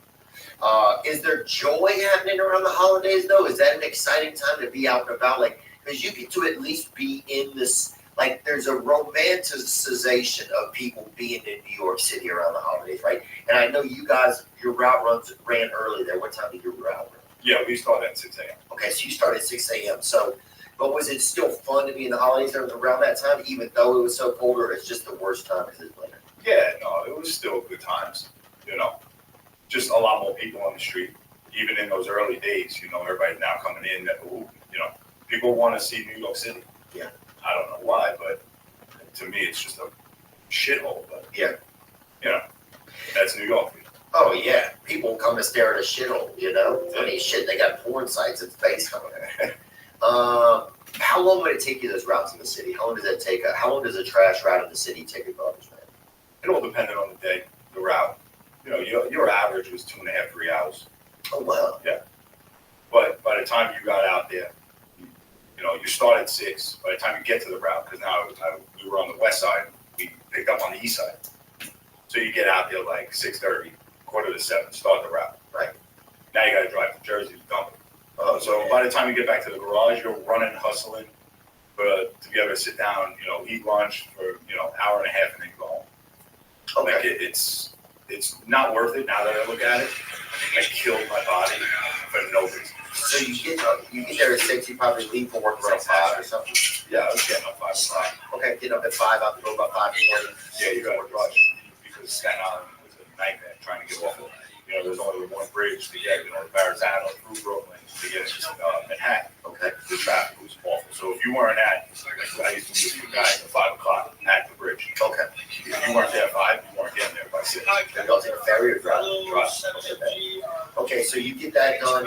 So you can get it done in a couple of hours, right? You still get paid. You paid for an 8-hour day. Yeah, you get paid for 8 hours. So there was some like cool value in getting it done quick. Yeah. Were you guys on ace an hour? Was it fun? Exactly. We you know, it was always a competition. Oh, that's who could cool. get done faster? But like I said, I look back now, you know, and then having back surgery, 2 shoulder surgeries, and knee surgery. You know, you look at it, you beat yourself up, and for what? And does the city pay for those surgeries? Yeah, I was on, you know, on their time, so I did both shoulders and my knee on the job. And then a year after I retired, I just had back surgery 2 years ago. Wow, we did disc replacement. No, actually, they went in, I had discectomy. Discectomy, L5S1? I don't even know. Wow. Elemental either, I call it, because it's just, pull the shit out of your back. I have 5 of them, and they cut out 3, so, but my disc was still okay, so they kept them. I think you'll be a midget wrestler by next year. Soon enough. Wow. I'm getting shorter and shorter as I go. You'll be living in half mast, dude. Like somebody fucking they're bringing you down. Soon enough. Cold turkey, it may be great on sandwiches, but there's a better way to break your bad habits. We're not talking about some weird mind voodoo or some hoodoo, some seancery that could happen from your crazy neighbor. We're talking about our sponsor, Fume. And they look at the problem in a different way. Not everything in a bad habit is wrong.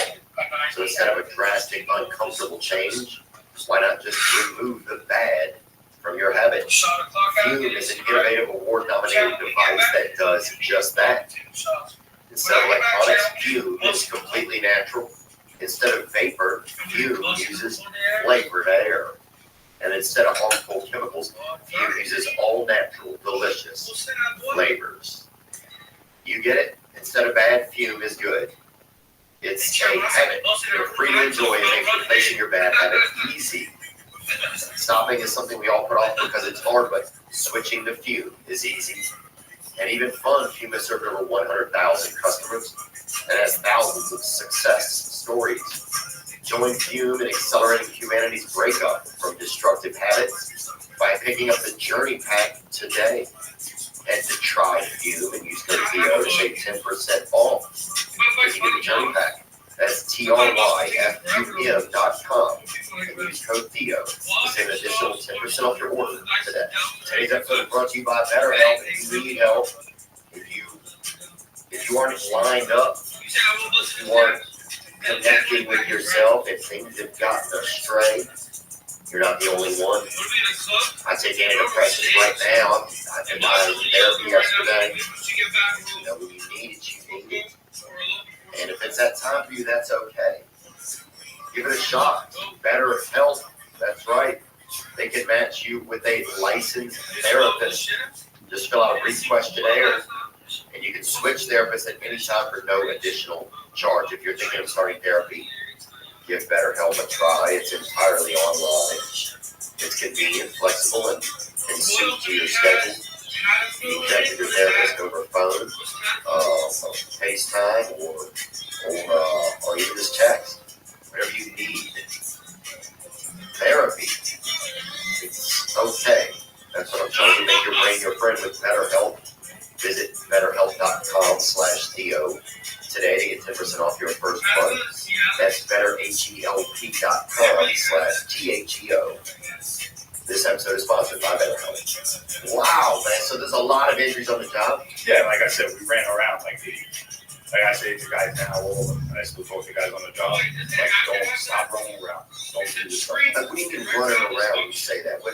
Like, so at one point, I want to say 5-6 years ago, they cut the steps off the truck.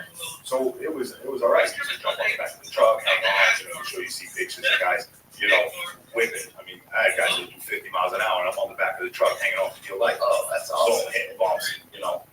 Yeah. But then, y'all were doing drugs back then? I wasn't doing drugs. I never did that stuff. But okay. You mean hitting bumps in the hitting truck? Bumps? Oh, not. Yeah, my bad, man. I'm not trying to accuse you of doing anything. No, but listen, I'll get to that. But yeah, so you would, you know, then they cut the steps off the truck. Why? To make it harder for you? Well, pretty much. But the union was saying that, you know, we all thought it was because we were getting done too fast. Okay. You know, and listen, it's reality. Like, if we're getting done in 2-3 hours, they're saying, what are you doing the rest of the day? Which is totally understood. Being in the union. I don't know what exactly union is for. You know, and we would just be fine with just going back and hanging out, eat lunch. You know, some guys would, you know, hang around, play cards. Some others would, you know, doing what they were doing. Yeah. Enjoying their lives. But yeah, it just wasn't, you know, to rush and run around. But that's what I did. When I went to Staten Island, I was working with a guy who ran marathons on weekends. Wow. Dude, my buddy Eric, we were running. Like, I did probably 3-4 miles easy every day running. So you're cruising there, full of like that. Yeah, I'm like running, like just running on the side of the truck, like just running house to house. So we was pretty athletic. At that time, yeah. When the trucks had the 3 steps on, it was pretty athletic. No, when they took the steps off, you know.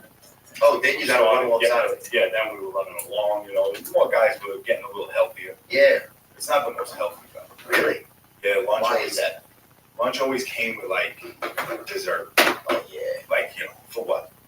You know, a hoagie and then add on some donuts. Oh yeah. Coffee. Your little fucking cut of cheesecake, Exactly. Tiramisu around the fucking holidays, huh? Yeah. In memory of fucking Big Carlos or whatever. Yeah, I feel that, man. Damn. Well, that's like New Orleans. I think New Jersey and New Orleans have always been very similar. I think some of I bet probably Staten Island, some of that accent you also hear in New Orleans. People like to fucking have a meal. It's important. You know, people have a beer at lunch a lot of times, and they only have 2 or children or less. You know, you get like a lot of, you know, it's part of it. It's a little bit more cultural to be eaten, you know. So you guys would get done, you guys would go eat. So you guys are getting paid for the full day. You got a couple of hours, you get done. So you must have been enjoying that. Yeah, it was good. It was sit down time. Like you said, you're getting paid for the 8 hours. But there were guys that stayed out there all day. They didn't mind it. They, you know, on those hot days or the cold days, they didn't mind it. They stayed out there. And do you have to wear a shirt the whole time, or what is the? Do you have people doing shirtless or not? There was some guys that wore some, you know, questionable stuff. Oh yeah. But like before I got on, like in '96, like all the rules changed. They went to the federal license. Like before that, prior, you didn't need a CDL to drive the trucks. Wait, you didn't need a commercial driver's license to drive any sanitation truck? Yep, up until '96. So those guys were partying. Damn, bro, what? Those guys were partying. I heard some stories. So you could drive a Ford Escort and then drive a garbage truck. Exactly. That guy's like a Mini Cooper. Like they'll come in a Mini Cooper and then jump in the garbage truck. I could do this. A maximum Cooper, bro. Yeah. That's fucking insane. So yeah, then they went to the federal license. So now it means everybody's got to get drug tested, random drug tests, everything. 96 that started. Yeah. And the partying here and there. Some guys just didn't care, so they still went for it. Would some guys just drink on the job? Was there any party on the job? I had guys, one of my best guys, God rest his soul, like literally out the gate, 6 a.m. Hey kid, stop over here. Run into the store, come out 2 tall boys. Oh yeah.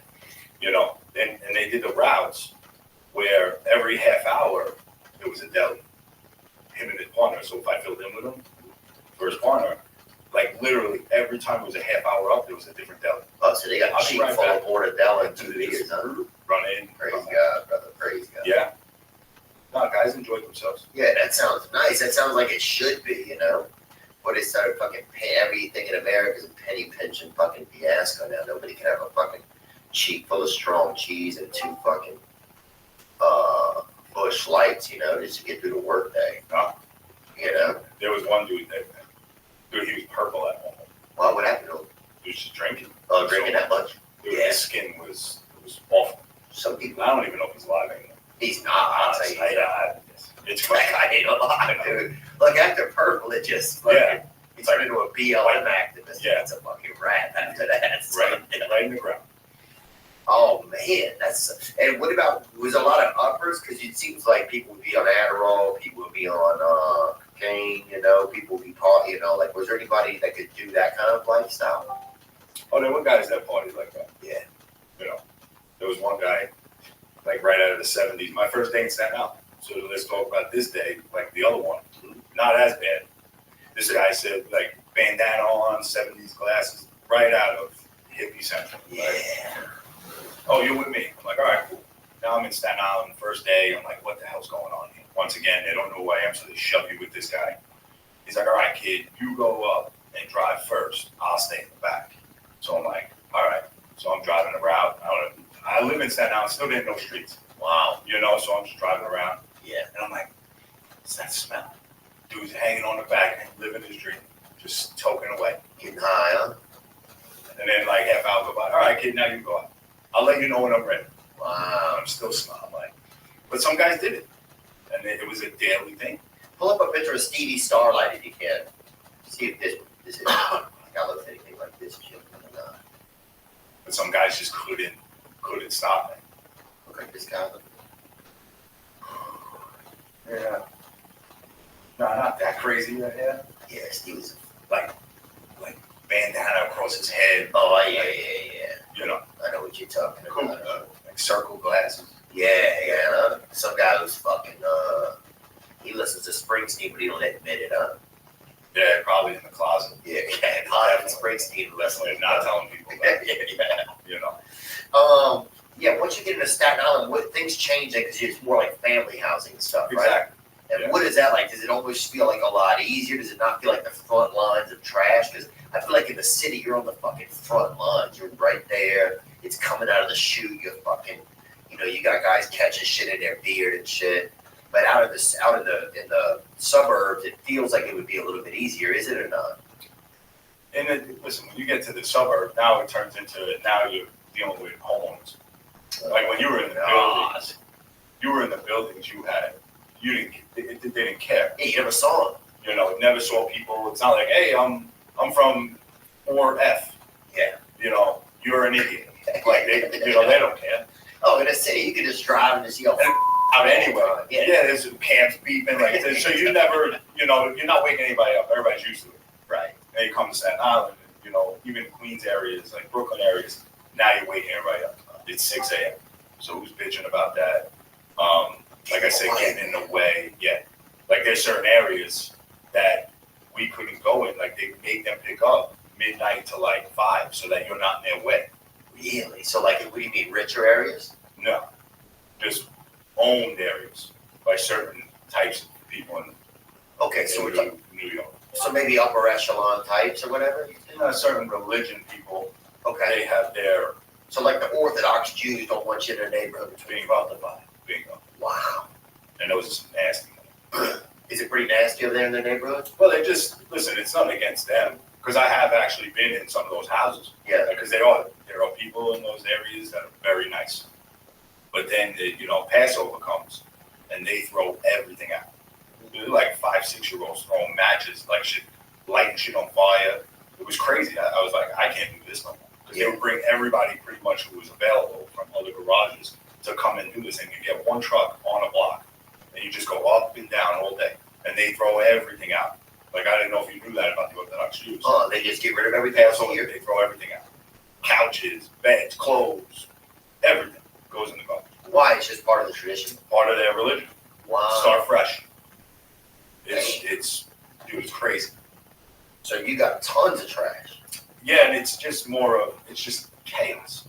So like there would be a garbage truck every block and a fire truck. Firemen would have like 3 blocks because the kids are running around. Like, and I had guys do it plenty of times. They light something on fire and then throw it in the back of the truck. Now, if I don't see it, now everything in the truck's on fire. Why do they do that? Is that like a kind of like are they training for like battle or something? Oh, it's just the kids. Oh, kids screwing around. Animals. Oh, yeah. Oh. But I blocked a bus one day. And that's what I'm saying. Like, and that's when they get into, we don't want them on the truck, the streets early, this time, blah, blah, blah. And these little kids get off the buses because now I held them up on the block. And they're blowing the horn. They have their own police, their own people. And they tell you got to move the truck. I'm like, dude, I'm almost done with the block. I'm not moving the truck. Yeah. The little kid gets off. He's flicking me finger. Wow. He's like 5. I'm like, what are they? What goes on? What goes on here? I don't know. I got a bunch of Jewish friends. I don't have any Orthodox Jewish friends though. Them OJs, I think, or whatever. I don't know. Yeah. I don't know. I shared a room I was in a halfway house with an Orthodox dude one time. He brought his own fucking grill. He was dressed like Biggie Smalls at a Masonic temple, and he was sweating. And if you said pussy around him, he couldn't eat. His eyes would shakes. Oh, he'd open his mouth and fucking put his tongue out. His guy was a perv. And he was grilling his own meats in his fucking room or whatever with the sunlight or whatever. I don't know what to do. The guy would have bacon, he's in there fucking making burnt ends or whatever. Fucking at 4 a.m., when Allah says he can. It was just a magnifying glass. Yeah, the shit was fucking unreal. A cloud comes, he's like, damn it, they moved again. And it was Arizona, dude. This day he showed up on the porch. Literally, I'm not joking, it was 104 degrees outside, and this guy is dressed, bro, like Cruella de Vil, bro. This motherfucker. They wear some gear. Oh, this guy had been raising some fucking mixed dogs in his coat, bro. This guy smelled horrible. What ethnicity probably has the worst smelling garbage? Would it be Orthodox, you think? No, it was all the same. It was all the same. It's garbage. Once you throw it in there, it's all blended in. Like you said, during the summers, it was grueling.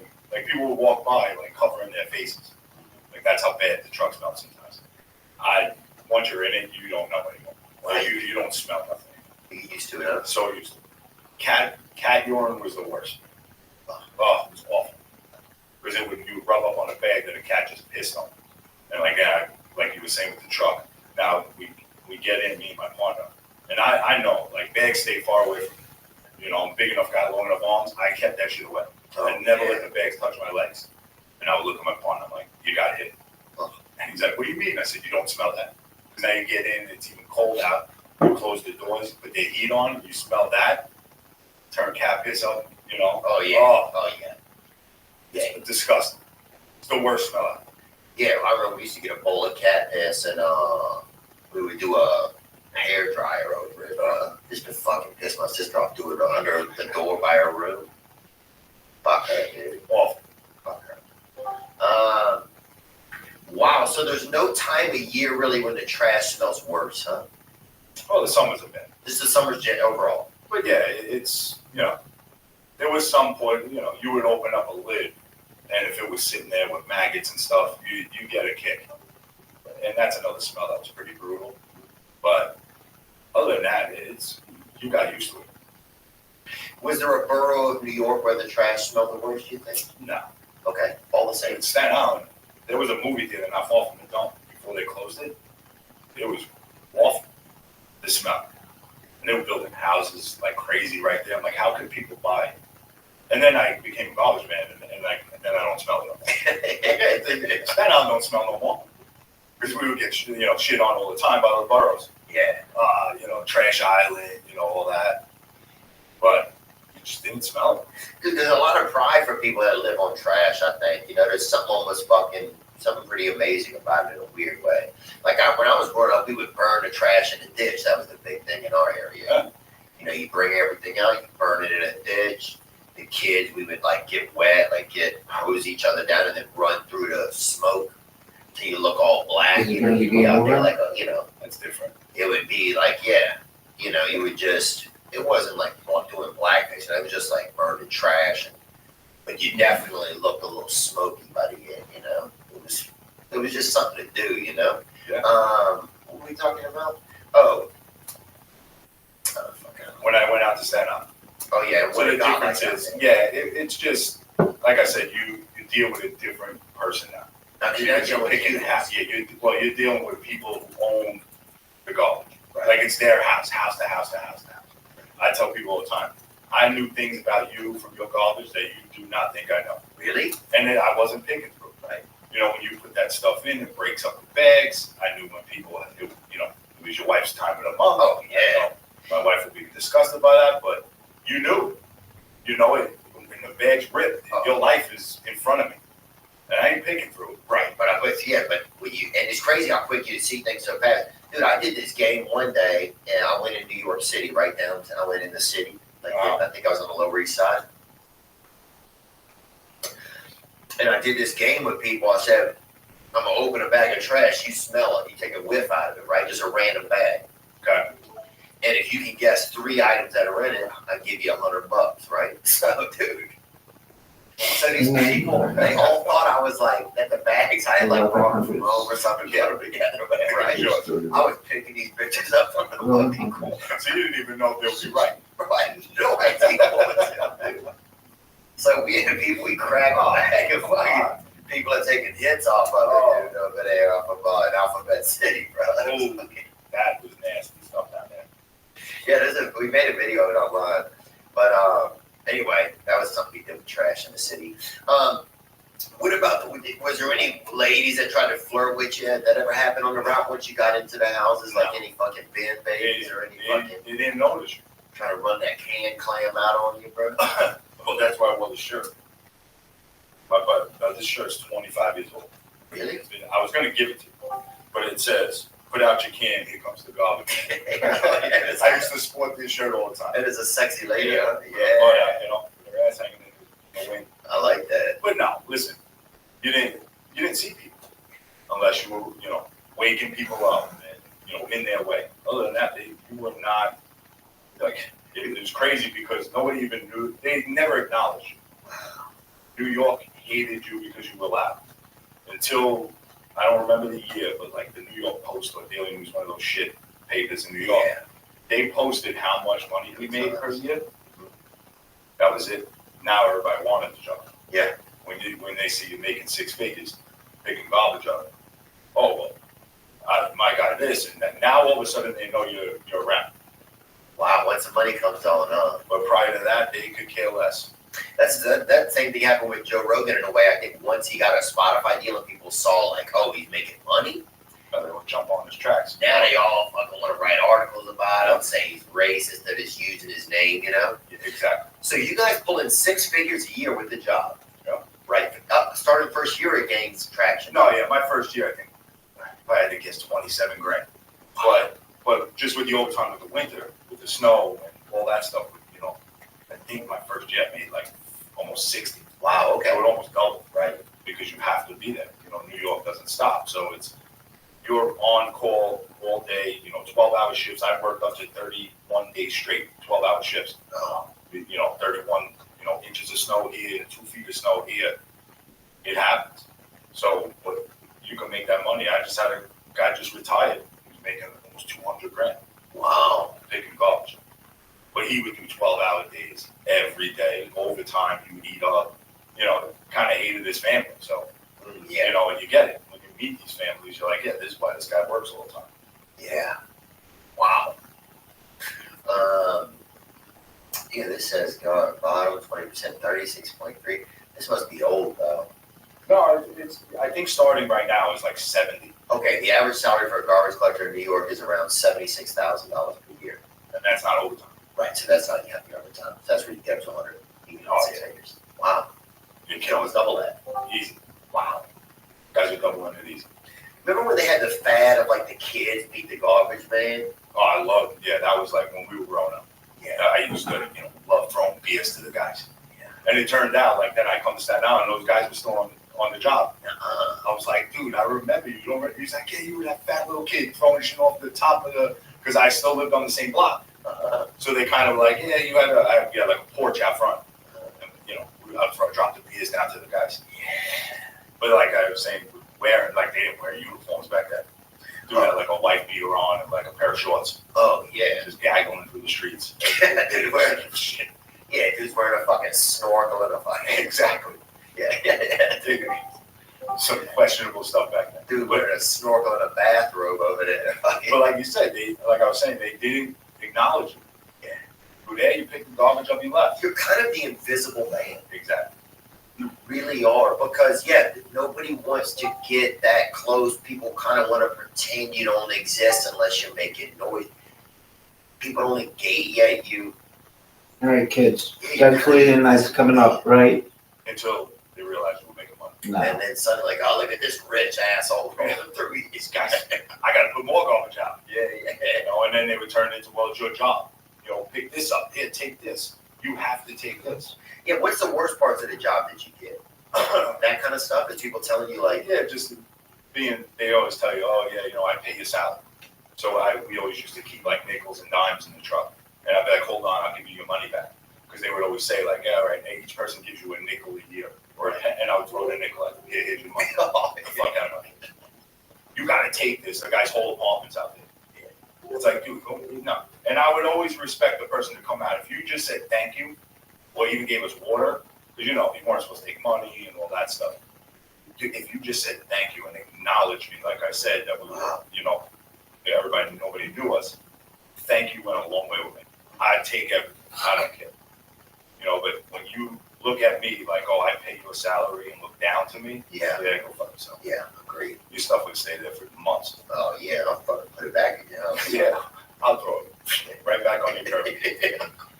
Dude, I'll take it. This is how spiteful I would have been, bro. I would have picked it up and the next day fucking brought it back. Fucking put it back on the guy's doorstep. I got rid of this yesterday. When did this come back? Make him think he's crazy, bro. Now, what about...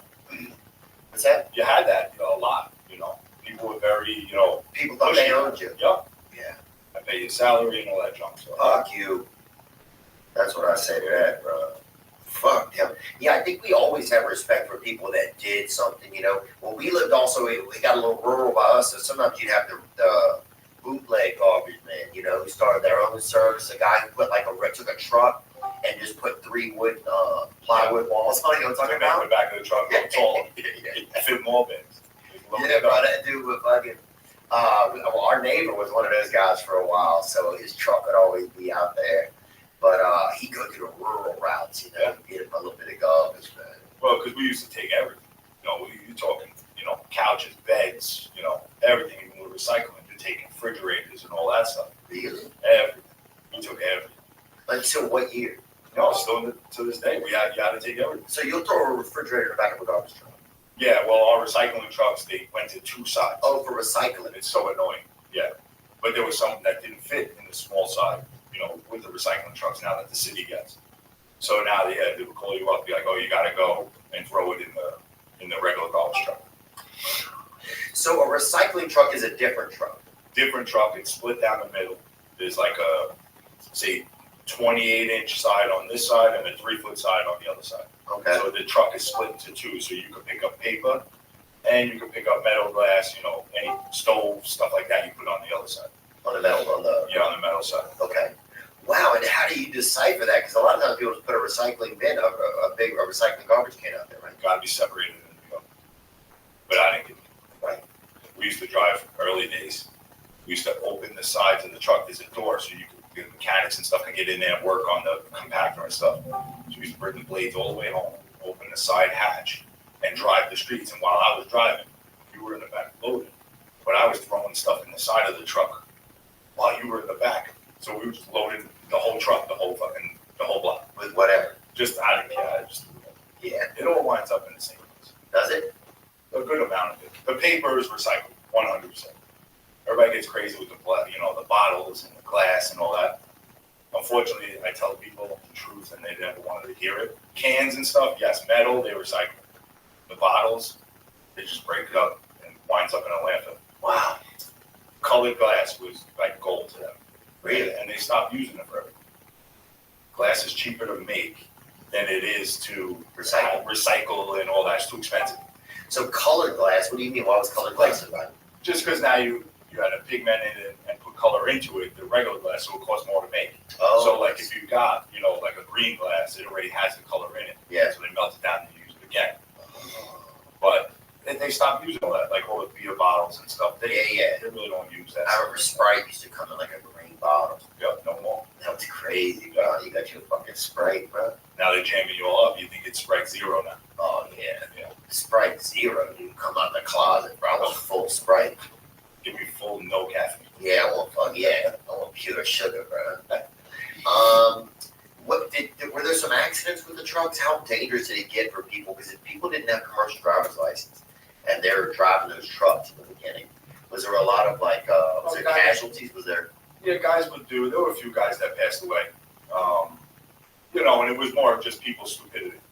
I had one guy, I don't know why he was holding something going in the truck while it ripping his arm. The truck ripped it, pulled him in? Dude, literally next time I saw him, he had like this mechanical, like 3-finger metal thing. Oh, like a skill crane? Yeah. He was like picking up like teddy bears and shit. Get you a fucking cab, man. I'm like, dude, what are you doing? Yeah. Well, my hand got stuck. He said his hand got stuck and sucked him in. And it literally just his arm off. Yeah. Is it a blade right there? Mm-hmm. Wow. Yeah, dude. Another guy was holding paper in New York. They would wrap the bundles of paper before all this technology came out. He used to pick massive bundles up, and he had the paper in the back of the truck, and literally almost slid it off with all his fingers because his fingers were caught in the string. And when the truck closed, it tightened the string up so much, dude, like, looked like a ring got caught on all four of his. Oh, it was nasty. They had to surgically fix his fingers like it was a nightmare. Wow. So there's some dangerous ends to it. Trash collector dies after inhaling discarded acid. Yeah, no, that's the guy. I think that's the Staten Island guy. Let's see what happened. A New York City sanitation worker died yesterday after he inhaled the fumes of a corrosive acid from a discarded container that burst under the compacting blades of a garbage truck, making routine collections in Brooklyn. Might have been he, might be the last name. Let's see. The source of the acid was not known as of last night when this article was written. This is in, I think, 2006. Touched off. A second sanitation worker was injured in the incident, which brought the mayor and sanitation commissioner rushing to the burn unit of New York Hospital. Touched off. The Brooklyn District Attorney Office said the investigation is continuing depending on what evidence is obtained. Anything else? Wow. Yeah, because somebody threw a car battery, like in a bag. Like I said, you don't know what's in there. And when it cycled, it exploded all over the dude. And that should kill you instantly. Yeah, it was shitty. I want to say his last name was Heaney, but I could be wrong. I wasn't on the job yet, so I didn't know. Yeah. But Hanley, that's it. Wow. Yeah, was there some other injuries? Like, what about people ever hit pedestrians with trucks and stuff? Yeah. So I stayed away from all that, but there were definitely guys that were not good drivers. They clipped people's toes and shit in Manhattan. I used to yell, "Watch your toes." Watch your toes. That's what you yell. Yeah, because on the corners of Manhattan, everybody's standing in the fucking sidewalk, like standing in the crosswalk. It's like, dude, watch your toes. Damn. Yeah, there was a guy in New York. I want to say it was Manhattan. That dude just rolled, and it was his partner. Just rolled right over his feet. It blows out your ankle. Yeah, when they rolled right over his foot, his ankle blew out. Because of the pressure. Yeah, the weight of the truck. Oh my gosh, that's like a cartoon. Yeah, it's nasty. Nasty shit. Wow. I had a buddy fall out of the truck. He was having fun in the truck, let's put it this way. Older guy. This dude made a left and he rolled out, his leg went under. I mean, they grabbed his foot, they grabbed everything. They saved it, but it looked like he was wearing a moon boot. Oh yeah. You know, got off the job. But anytime I saw him after that, Some fucking it's like 4 times the size. some Neil Armstrong fan. Yeah, dude, I was like dragging a marshmallow over now. It's crazy. Yeah, my dad had this buddy, and one of his feet. You know, you used to see this commonly back in the day. Somebody would have that big sole on their shoe. You know, somebody be uneven. You know. Yep. And my buddy had his friend, and his friend would always stand on this little piece of cement because it made it even, bro. He like wouldn't leave it in the neighborhood, bro. My dad's neighborhood. He'd like kind of walk around it, like pivot around it, but he fucking never leave that spot. The spot. second he left off that bitch, bro. So yeah, the world got kind of everything turned into a teeter-totter. Wow, so it's really, really fascinating. I'm trying to think of some other. Yeah, I think they had Mike Rowe on, and he was one of the guys that years ago listed the sanitation as like one of the 10 deadliest jobs. Wow. And it's just more, dude, you'd be shocked at how many people don't see the truck that literally just drive into the back of the truck. And if you're back there, it's a wrap. There was a lot of. So there's a lot of danger that happens like that. People just hit in the back of the truck. The guy's standing back there, driving, not paying attention to you. It's crazy. Everybody's in a rush. Yeah, especially in New York. And you are no pain, no mind list, so they're just driving around. I mean, the truck can't get any bigger for you not to see. And then people would drive into the back of the truck all the time. Damn. I had a dude hit me once. Literally, I see him, I'm at a break, and I see him bouncing off cars coming down the road, and I'm like, what's this dude doing? Like, ping, ping, ping. I jumped over, like, in the truck. There's, like, this cab, like, this little thing where the engine is. I literally was jumping onto my partner, and he was like, what's going on here? Like, he go get frisky at 8 in the morning.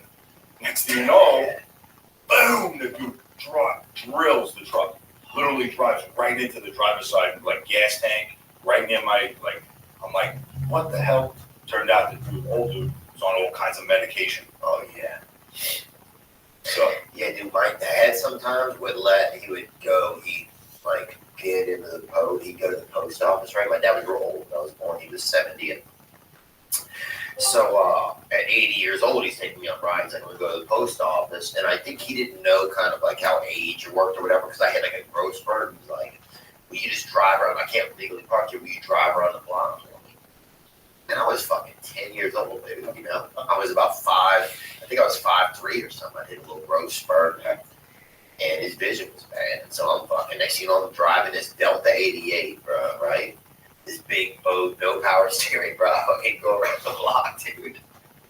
And I don't know how big the block is, Yeah. I go around, I fucking hit 7 cars, bro. And this thing was a piece of shit, dude. It was a battleship. Oh, my dad, he brought up a couple brothers and it had some 22s in the back right around the corner. So he was always listening to like NPR, like bass and shit, like. None of the whole life didn't make any sense. Dude, I fucking hit 6 cars. I'm like, finally get back around and pick up my dad. He had no idea. Where you been? The whole car is fucking a piece of shit. No idea, bro. God. What about the rat problem? Is that what kind of animalia do y'all run into on the garbage route, bro? Ooh. To be honest. Just different areas had different. Staten Island was like mice. You'd see some, decent size, like 7-inch, 8-inch rats with like, a nice sized tail. But that's what I'm talking about, dude. Fuck a mice is just a gay rat. Yeah, they're just babies. Yeah, just running around like idiots. Yeah. I used to squish them with my feet. Really? You can step right on them? Yeah, they're in the bags, and when they come out, and they assholes and the eyes popping out. Like, oh yeah, it's nasty, but I stopped doing that when I got a little older. Yeah, I think you grow out of that, and the government will put lipstick on them and then fucking kill them with Exactly. Ozempic. So who the fuck they say like you're the bad guy? Exactly. Yeah. I stepped on a few months over. Kill me now. Now, what about the rat problem in the city? You hear about it. They allegedly signed a czar and got some this lesbian cheese hunter up there now fucking trying to kill him, right? Which is fine. More power to her if she wants to fucking show up and go to war. I'm game, right? But how bad was the rat problem in the city? Well, even with that, like, let's be honest, you ain't get rid of it. There's no way. Yeah. And there were some big boys up there. The UN. Oof. because you're right near the water there. Oh, I saw one wearing a Charles Barkley jersey. Dude, I wouldn't doubt it up there. Bro, So there's one night we're picking baskets up. You know how there's corner baskets in Manhattan? So there's just a basket on every corner where people throw litter and stuff, you know? Oh, yeah. So they're all lined up in front of the UN. So we're doing the baskets. It was early in my career. And is each basket a different country or something? No. No, it's just a basket like all along the UN. There's just more there because they don't want litter. Okay. So there's just more baskets in the front. It's like the Epcot Center of trash or something. No. So, but it's the Epcot Center of rats. I mean, dude, I'm talking boys. And dude, I dumped the basket. So it was quick. Like once you start doing the basket, you spin off the truck quick, bing, bam, you're right back. Like literally take me 3 seconds to dump it back. Oh, so you throw it, dump it, and your bag's back, and boom, and then you jump on the truck. Okay. You still have the steps at the time. So I see fluttering going on, and dude, I mean, with the tail, this thing had to be 18 inches. Oh yeah, but he probably was a Rutgers, bro. Yeah, he was that fullback. So big boy. So dude, I'm working with this dude. I'm jump off the truck, and I'm running along the truck, away from it. Dude, I'm just running. He's like, "What are you doing?" He looks next to me. I'm running. I said, "There's something in there, man." He's like, "What do you mean?" So we went back there with like the broom and the shovel to like kill it and just cycled it up. I was like, "I ain't fucking around it." Because you would have like possums and stuff. Like as you cycle it, like a little garbage will fall down and it gives them a little escape. So they pop out. The little mice used to do that all the time. No, wait, no, explain it to me. I'm not understanding it. So when the cycle goes up in the truck, like sometimes there's like bags and stuff right at the edge, right? You just pushed up, right? So when you open it again to now like bring the next set of garbage up, like you would literally get like a bag or two will flip down and it'll push garbage up towards the ledge of the truck. And an animal, that's like their escape route now. Oh, I see. So I'm like, fuck that, I ain't doing that. So I told him, you go back. And he had time on the job, so he was used to it. So sometimes it'll be cycling, you'll see an animal just pop out of there. Yeah, you know, you get possums, raccoons, the mice, the rats. They'll literally just jump right out. Now, what's the most here's one right here. Garbage man saves kittens from trash. Jesus. Yeah, I mean, Shauna Tavati probably doing this. You'd be shocked. Yeah, anybody ever try to put a baby in a garbage bin? So I won't tell anybody. No. And I'll know if you're lying too. All right, so I had like a year on a job. Oh, got hurt. I had this shoulder done, surgery. So they do like this mail carrying thing where you bring, the mail to like lower east garages. So you go to like the main area, pick up all the mail, you give it to each garage. So I pull into one of the garages, I forget somewhere, Manhattan 2, I think. Oh, so it's a job you can still work even though you're injured. Exactly. So I'm like in rehab, coming back, trying to get my arm back together. And next thing you know, I walk in the garage. Everybody's in Tyvek suits, white Tyvek, covered head to toe. I got a t-shirt, pants on. I'm like, what's going on here? This is Shriners, dude. Right? So there's a garbage truck emptied out on the floor because they got a phone call that a girl put a baby in a corner basket. Oh. And I don't even know if they found it. Nobody put baby in a corner basket. No, nobody. But they did it. Listen, they were nervous, and that's what they do, these kids. Yeah. Man, it's heartbreaking, man. What about this video right here? Garbage man saves kittens from trash. Let's give a little volume. Let's keep cutting it a little I don't think he's cutting open a bag of Coke, huh, this guy? Oh. Oh, he heard something. Oh, it's an 8-ball of cats, bro. Yeah. Maybe kittens. Very good.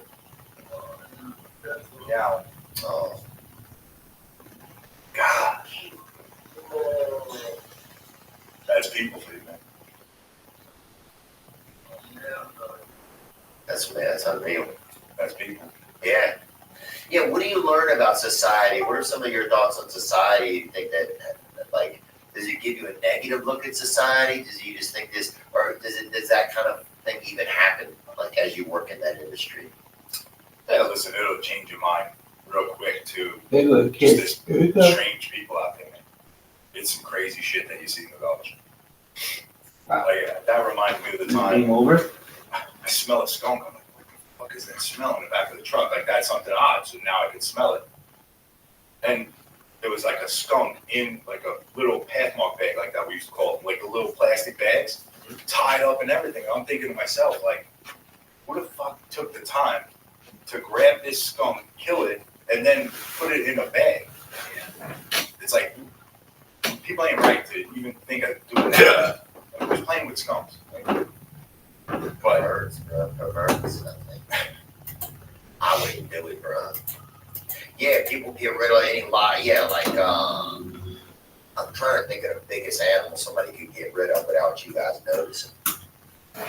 Probably black lab, huh? that was the yellow lab. And I still to this day, I can see those guys Crying up. crying. And were they gay guys, you think? And yeah, some would say. Yeah.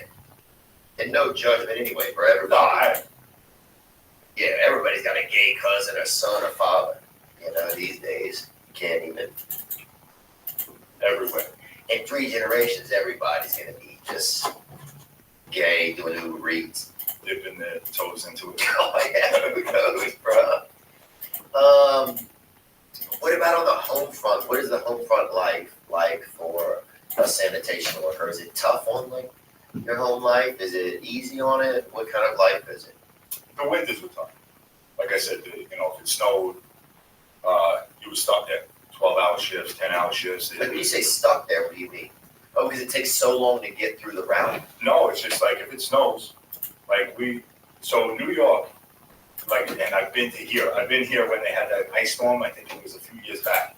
The whole sound, everybody shuts down. New York don't stop. We're out there all night, through the night, 12-hour shifts, spreading salt, plowing snow.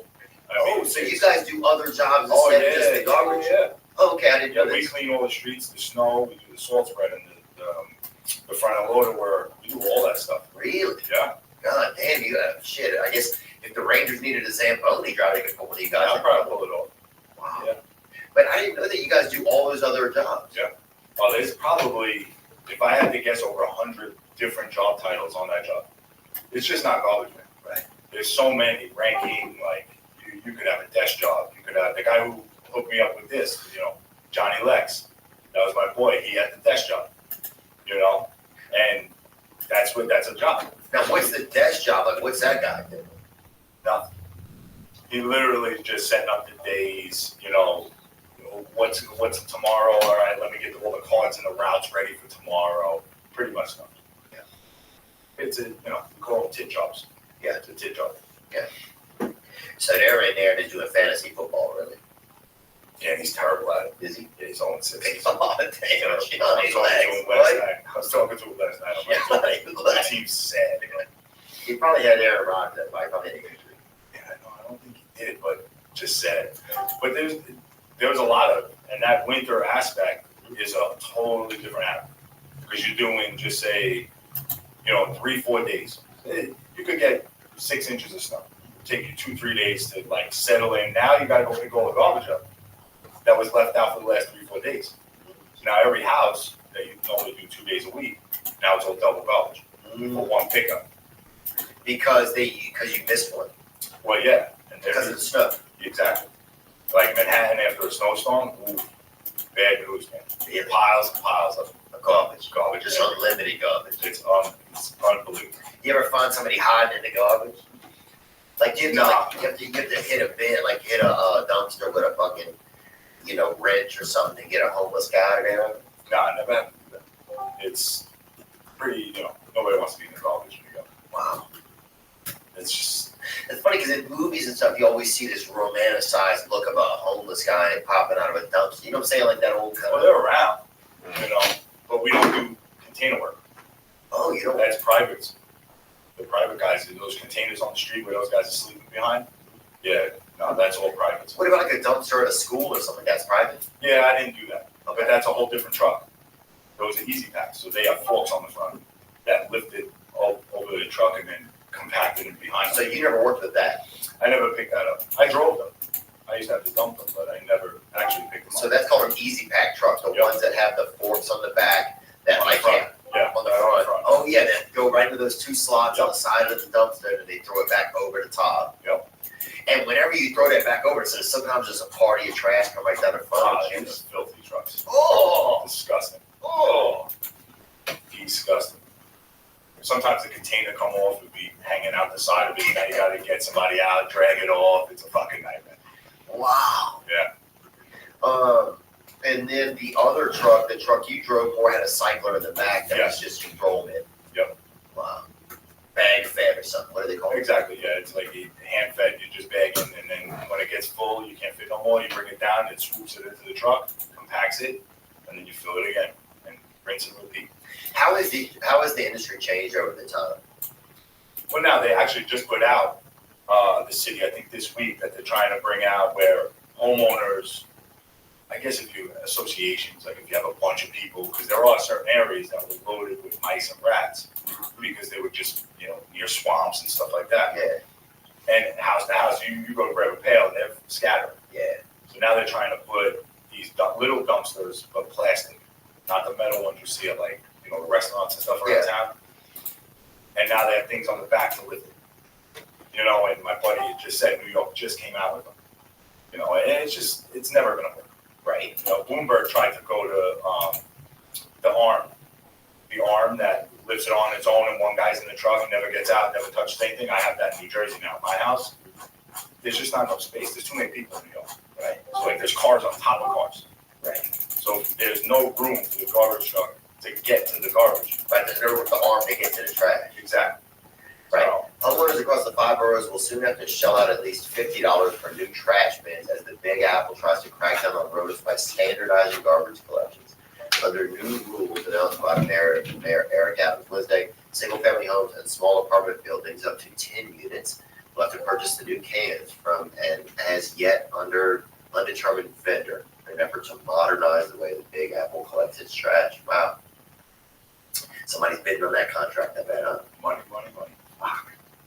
It's crazy how much money there is. In garbage. Oh. Nobody thinks of it. Nope. Because you forgot. Nobody realizes it. But it's like that. Like somebody's going to make those pails now. Yeah. 90% of the time, it's guys that were retired, big chiefs that are from the job. They go out and start these businesses because they had the bright idea when they were on the job. But they said, let me bring it out when I retire. Right. And then, I know, let's bring it in. I mean, DOT, well, not DOT, they pick up derelict vehicles. Sanitation does that too. Oh, they do? Yeah, any vehicles that are, the foremen have to go out, tag them, write whatever date, if the car's not gone off the street with like no plates and stuff. Oh, yeah, definitely. They send tow trucks out, they take them too. Have you ever had to be involved in that? No, I didn't deal with that. But you've had to be involved with salting the roads or anything? Salting the roads, front end loaders, big like rubber tire machines. Used to have to fill the spreaders, and then I would have to drive down certain blocks where you couldn't get like bigger spreaders. I would have to do dead ends with them. So you like take a bucket, back up a street, take a bucket, back up, pile it up back there. And the bad storms, you would get like a dump truck with you, and you would load the dump truck, and then they would like dump it somewhere in town, like near the water and whatever. All the salt? No, all the snow. Oh, the snow on the bad storms, when the snow was so bad, when they would clean schools and dead ends and stuff like that, you would have to go around with the front end loader. I would have 2 dump trucks with me, and I would load the dump trucks filled with snow. Okay, so we're talking about snow. I thought you were talking about spreading salt. Well, it's the same kind of thing. Well, the spreaders couldn't fit down some of these blocks. Okay, so instead of getting the spreader, they go in and actually try and pick the snow up. With a front end loader. We call them big rubber tire machines, Damn. So I did that for pretty much the whole career, 18 years. I was doing that in the winters. Oh, so you do that in the winter and then trash in the spring? No, it's just when it comes up, you go. You do it. But that was the fun part. That was on the front end loaders. Yeah? That was good times. Oh, that's cool. Because you didn't have to get out that much, huh? No. And you were like saving people. That's when people loved it. Dude, there were areas where you couldn't get down. Like spreaders would slide off the road. Yeah, we would have to go to the record, drag them off cliffs. Like, it was crazy. The winters were nuts. Oh, and then they were like, all right, get a machine up there. And then it was like, the hills are like this. And, I had this boss who always, where's Owen? They're like, what do you mean? They would all last names on the job. Be like, where's Owen? get him on the horn, let's go, get him in here. Because he knew. I would just tell everybody, stay away. Because everybody's out there shoveling, throwing the more salt, snow into the street, making it more of a mess. Yeah. And he knew, like, hey, I'm going to buckle up and here we go. Let's send the hitman in. Let's see what happens. Oh, hell yeah. Yeah. Hell yeah. What type of attitude does someone have to have, or what skill set does someone have to have, or who would best be able to be a garbage man, a sanitation worker? Listen, it's about the community. When it all comes down to it. I still took pride in, like, especially those days with, knowing that my mother had to drive, my family, people, friends, had to drive on those roads during the winter. Yeah. So, yeah, there were guys that would hide, and not spread salt. But like me, I was out there 12 hours spread salt. I had no problem. So it is a sense of pride that, you work for the city. But in the same sense, there's not I had a girl tell me once on the job, she's like, you born for this job. And I didn't know how to take it. Like, I was a little taken back. Like, oh, no, saucer. No, I haven't seen that. She's saying that? Or, like, am I a piece of shit? Like, I was just like, but I didn't think I was throwing it away. Like, I'm really thrown off. Like, I'm just like, hey, thanks. Yeah. Like, I had nothing to say. And she was cool as shit. She was awesome. But I could get girls that did the job, too. Really? Yeah. Wow. Some of them, I'd rather work with some of them than some of the other guys. Really? Yeah. There were women out there that were, hustling. Wishing it was humans. And then there were guys that you always thought, hey, come work with me. My man can't even shoot straight shit. He's just doing that for the girls. Really? They're like, help me, I can't lift this. My man's like, hot dog water. Yeah, they're going to the gym all day pumping iron, but they can't lift, a 100-pound couch. They used to swing couches like in one shot. Oh, yeah. That's beautiful. Yeah, I think it's like that. Yo.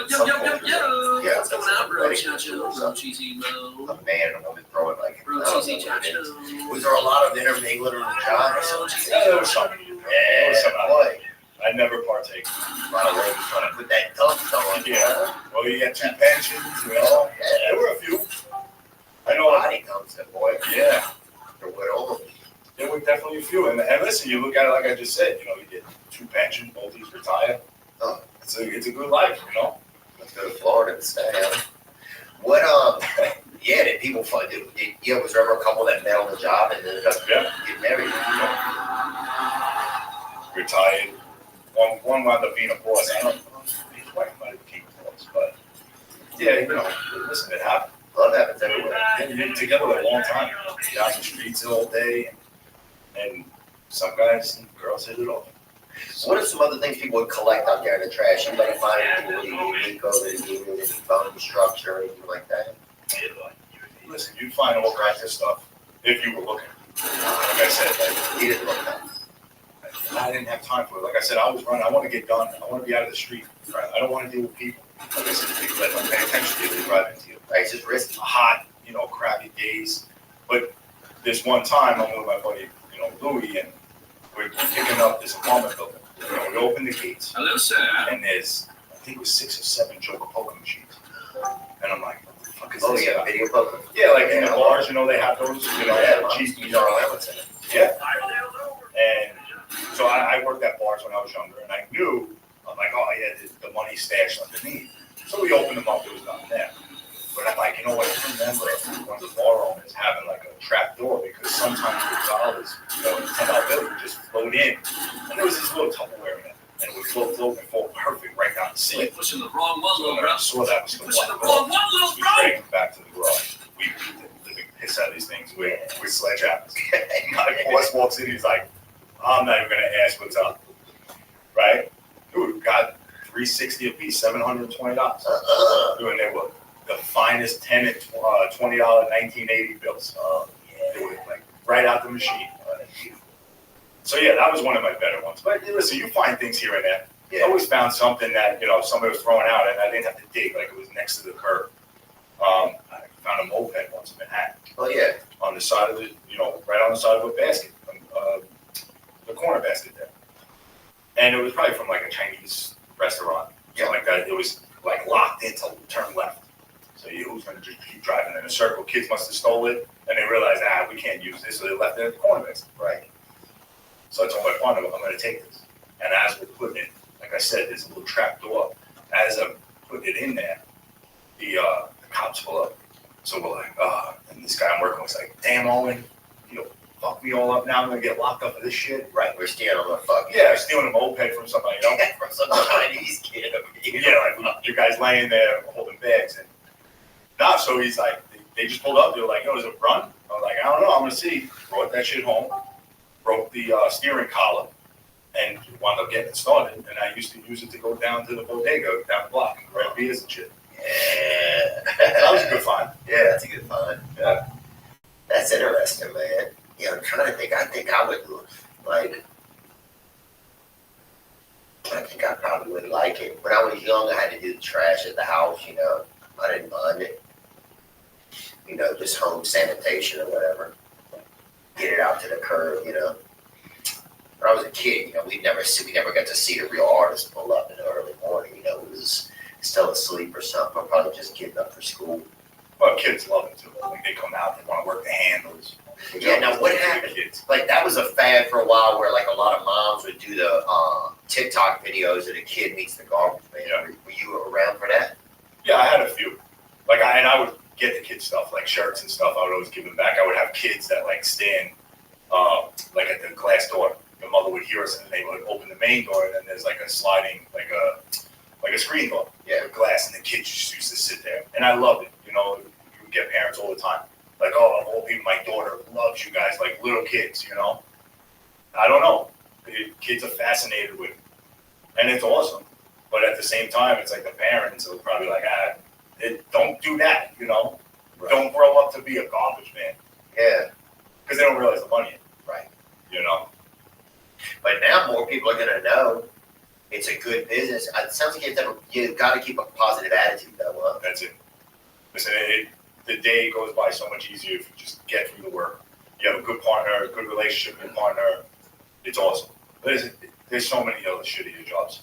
Like, I would take that over any city job in New York. Really? Yeah, like, you got the firemen, you know, they're just wearing T-shirts trying to get free stuff. Oh, yeah, they're fucking, let's be honest, they're making shit. They're just eating Franks back in there. Exactly.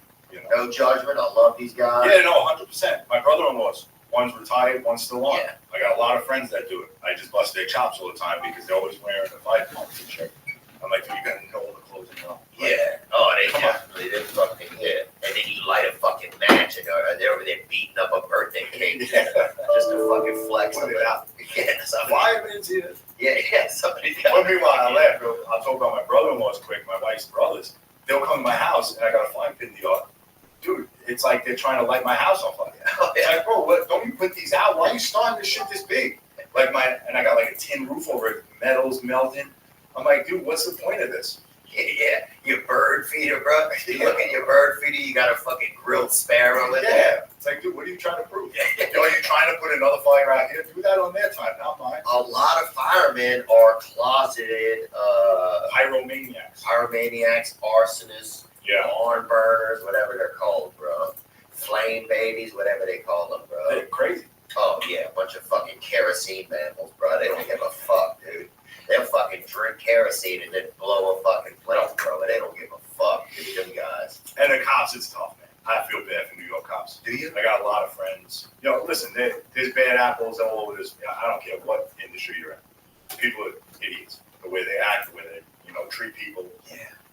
But I was just crazy how they treat New York cops. Like when I was growing up, you respected the cops. Yeah. That was it. You shit on the garbage man, you respect the cops. Yeah. But now it's like, I just don't get it. So those are two jobs I don't even want. Yeah, I think the media's let a lot of that happen, I think you have a lot of like the same types of folks doing a lot of crime that don't have any respect for police officers. I think you have a lot of kids raised with no families, no parents, that don't have any respect for anybody. So, and the people that were supposed to be in their, authorities, they in fact hate authority because they never had any. So it's like the second they see a cop, it's heartbreaking, dude. Yeah. What a lot of those guys go through. Do you have a relationship with police, fire, the other like municipalities? Of course. Yeah. Civil service. Yeah, the civil service. Yeah, of course.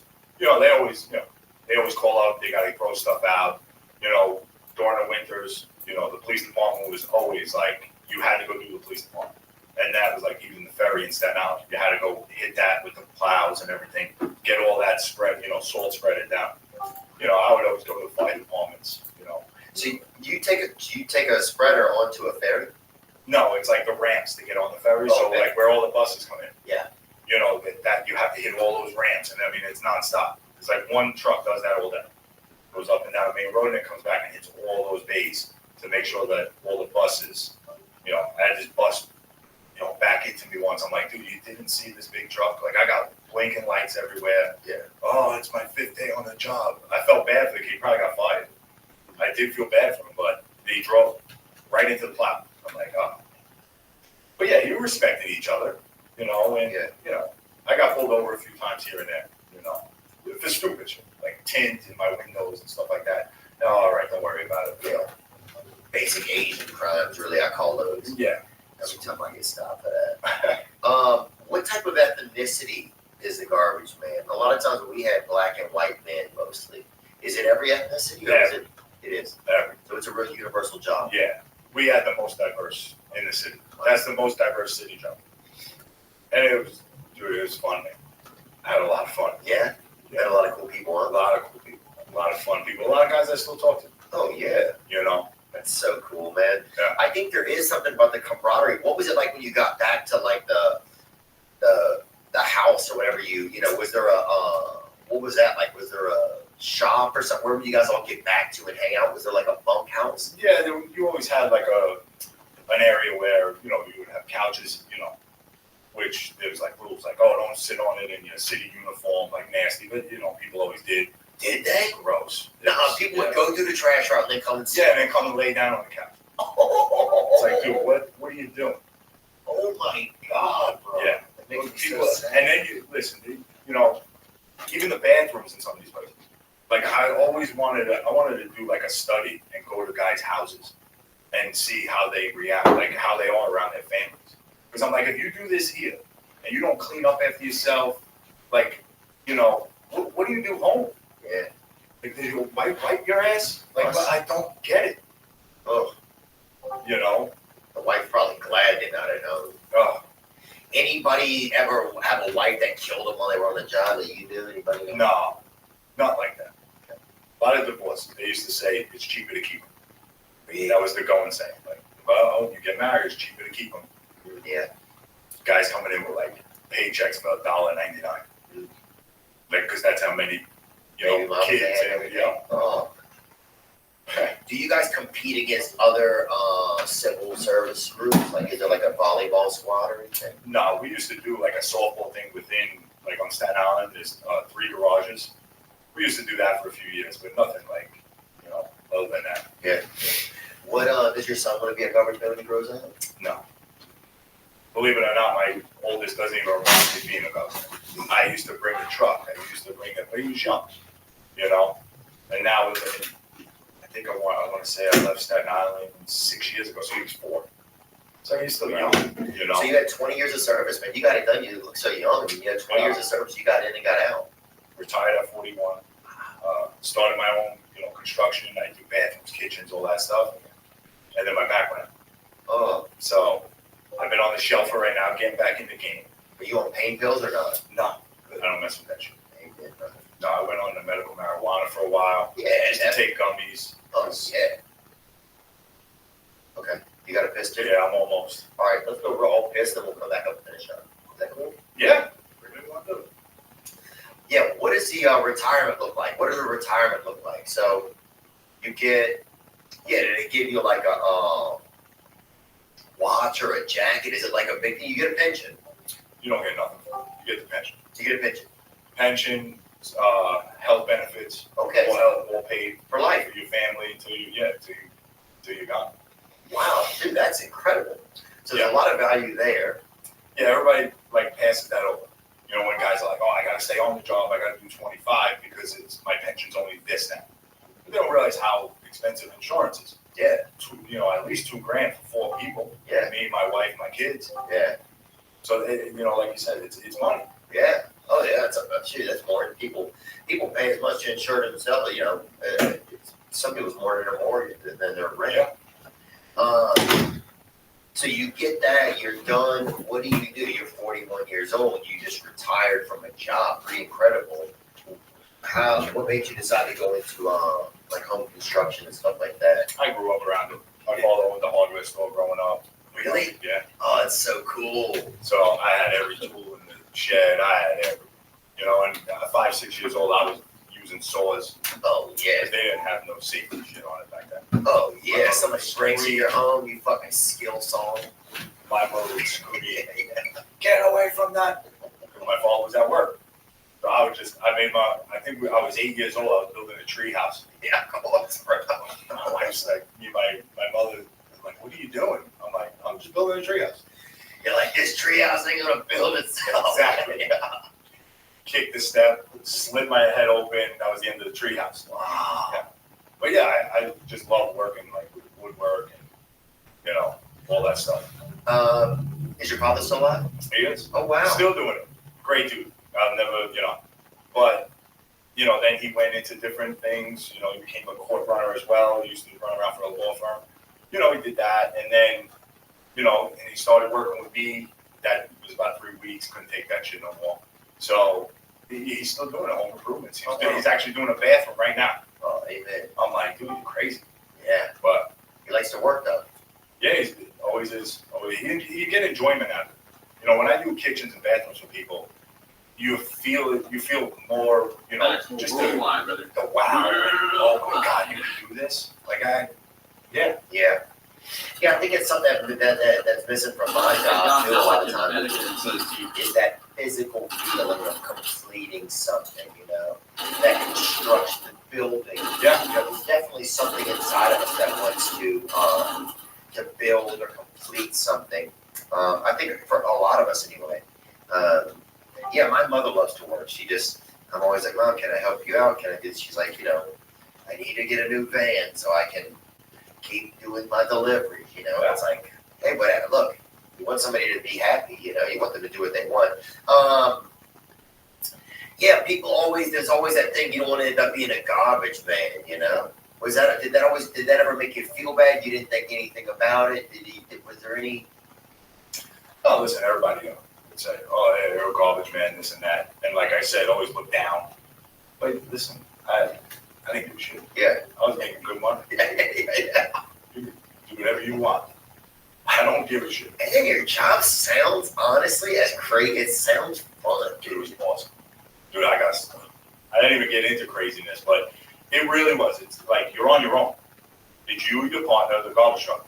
You just pick up garbage. They give you a route. Here's the blocks. It's a blast. Yeah. And it's all. Dude, I used to clip on a speaker. 6 a.m. You hear me come down the block. That shit blasting dance music, rap music, bang, bang, like bumping, picking garbage up, having fun. I never like bothered me once. There are people on the job that hate it. Really? Yeah, like that. I don't tell people about this. It's like, it's not HPV, dude. Yeah, I'm like, exactly. Yeah. Somebody's got to do it. But yeah, I loved it. But we got into a real quick story. But my buddies come flying up a one-way, and now me and my buddy Louie, we're going down a one-way. They come flying up the wrong way. I'm like, what the fuck is going on? I said, oh, maybe they're coming to help us. We used to do that all the time on the job. You call out the friends, hey, listen, my route's heavy today, right? Like, you come and grab this block. Yeah, no problem. We always help each other out. Dude, all of a sudden, they jump out the truck. They start whipping us with eggs. It was like around Halloween. It might have been Halloween, right? So they're chucking eggs, all over the truck. I'm running. Yeah, like they're throwing eggs at us. Yeah. And me and my buddy Louie, actually I'm throwing garbage and Louie goes running by me. I'm like, where'd you go? And then eggs start flying over my head. So now we fly up the block. They back out. They drive away, right? So now, you always have blocks that intertwine. Yeah. So they go to Main Street. We go to the store, get 2 dozen eggs. Yeah. We go all these shortcuts, cutting every light off. We block, we just ran. We waited for them where we knew they were going to go. And now regular Earth is happening. Like people are out there's a food store right there. There's people walking on the streets, everything. Dude, we're hiding behind cars. And they pull up and get stuck at the light. Dude, we whipping. Yeah. Bah, bah, bah. They were covered head to toe. They couldn't get out. They were blocked in by cars where we had the chance to run. we had to go back to my mother's house and wash the inside of the cabs out. Oh, That's how bad it was. like hanging out. That's crazy, man. But no, Oh, that's fun. Yeah, nobody's even paying attention. that's fucking fun, dude. Oh, that's cool. And could you listen to music in the vehicle? Or there's no music in there. Yeah, no, you would bring radios in on your own. You would get like a radio or boom box or something like that. But you listen to what you wanted. Yeah. Country music was my thing, you know, later in my life. Yeah. And when I first started, you know, I used to get yelled at in one area because the music was too loud. Oh yeah. Yeah, because we would pump it. Listen, you got to make the best of your thing. Oh, I think so too. Music helps everything for sure. Yep. What's good and bad about the unions? Like about unions? What is that whole setup like? Can you talk about it? If you don't feel comfortable, that's okay. Yeah, I mean, it's Because you're in the union, right? well, no, because now the city pays me. I'm not really in the union anymore. Okay. I'm done. It's not like 'Cause I don't understand unions fully. So maybe do you even have any explanation to me about what union? Because you were part of a union, right? Yes, I was. Okay. So how does that even for some jobs you have to be in a union to have the job? Yeah, certain businesses run under union standards. Okay. Which means you have to pay dues, and it, you know, whatever it is monthly, you pay dues and you stay in good standard within the union. You know, and then you get into like iron workers and all that. Those unions are totally different. Okay. Because those unions are paying those guys pensions. Okay. So me, when I worked in New York, yes, we ran for a union. Like there's a different union for us, the fire department, the police department. Everybody has their own union. But once I'm done, I'm out of that union, and now the city just sends my checks. Okay. Like I have nothing to do with the union anymore. I don't go to meetings. I don't, you know, picket line, or I don't do all that nonsense no more. Did you guys ever have to strike? We couldn't. We were signed under the Taylor law. Okay. So the Taylor law, you can't strike. If you know, you could lose. That's the one way you can lose your job. You could. It was crazy, dude. The job, you could never lose the job. I'm dead honest. Literally, I knew guys that killed people that worked on the job. Yeah. They went to prison. Their pensions are still waiting for them when they come out. But the thing is, if you were dirty, if you came up on drugs and stuff in an accident, and somebody got hurt, that's probably the only way you can lose your job. I see. So, but the unions, it's tough. Listen, they're great. It's just, it's expensive. Yeah. What type of injuries happen on the job to guys? A lot. Like I said, I had my left knee meniscus surgery, my right rotator, my left clavicle. Like I busted up, and it's just from swinging bags. Really? Yeah. And then my back, of course, was just a matter of time. You know, once I stopped running around the streets picking garbage up, and now I'm doing my side. Well, not my side, but I was doing like kitchens and bathrooms at my speed, not running 4 miles every day. My back just locked up on me, so I had to go in the knife. Was it hard to adjust whenever you retired? Yeah, retirement. Everybody, I'm gonna retire. It's not worth it. That's why I'm gonna start working again. Back in the trash? No. Sanitation? No, I'm actually looking now just to get into something simple, nothing crazy. You know, I'm not one of those, I need a big, high-paying, just something basic. Yeah. Just want to stay busy. Yeah. Because it's honestly, dude, it's not healthy. When you're sitting around. Yeah, you're just sitting around. It's good for 2 or 3 days, and then you're like, oh, shit. Yeah, I'll give it like 2 weeks. Yeah. But then you're like, now what? And I do my lawn. Neighbors, you're taking a cat for a walk or something. Like, what the fuck am I doing? Exactly. You know? Yeah. You're fucking selling lemonade in your driveway. It's fucking getting sad. Nickel a piece. Yeah, you're out there selling lemonade during the from 1 to 2 p.m. No, my wife thinks I'm crazy because I take my lawn very seriously. Oh, yeah, bro, What that's am I the first gonna thing a guy who's retired does. My lawn's fucking this, I need more water, I need more this, I need this. Oh, you're crazy. But then what else am I going to do? Where did you meet your wife? Did you have her before you had the job? No. But I was on the job, I think, 5 years when I met my wife. Just a bar scene. I would bring something up, but she would kill me if I told you. Well, I'll tell you, but you can't play it on the sign. You can't play it. Okay, I promise. Met her there, hello, that's about it. Then I started seeing her around the bars. My buddy. And were you partying back then or no? I was partying. Oh, yeah. It was ugly. Oh, bro, you find me in a fucking, just a neighborhood fucking house party. It was snorting a stack tattoos and fucking holding up a wall. But see, that's the old, like Staten Island, like I said, we were in Boston 15, 16 years old. Oh, yeah. So like, it started getting boring at 21, 22. Yeah. But she was in college on Staten Island. She went to Wagner College, and she was always in the bars. My buddy, God rest his soul, you know, didn't do so well with that partying in, and he was dating her friend. So she was like, "Oh, you gotta date Wayne. You gotta date Wayne." Whatever, you know. We finally. I'm Wayne. Yeah, I'm Wayne. I'm here. I'm the guy. But and then we just hit it off. You know, we started, you know, bullshit. And she would tell people, she'd probably still tell you today, like, "Oh, he was following me around." I'm like, "You probably were." No, but I'm 5 years older than you. Right. I've been in these bars for 10 years longer than you. Yeah. Don't tell me that these are my bars, right? This is my style. I think when you're tall, people can always see you wherever I'm you are. always above. Right, so people are always like, "Oh, that guy's following me." Like, I'm not following, I'm just fucking over here. Yeah, it's like, that's the shitty part about being tall, right? That's a good point. But now, when did you tell your wife that you were working as a garbage man or sanitation worker? Did you have to sit her down and tell her? Oh, no, she knew. Okay. Yeah, she pretty much knew. But she must have, it sounds such like for somebody to be able to get up that much, go do that job, I think there's a ton of admiration in it. Probably you probably have to start to admire, like, this fucking guy gets his job, his work done. Well, it's not easy in the sense that, like you say, it's a commitment for 20 years or more. I know guys 25, 30 years. But it's more of like, you wake up and all you hear is downpouring. You still got to go.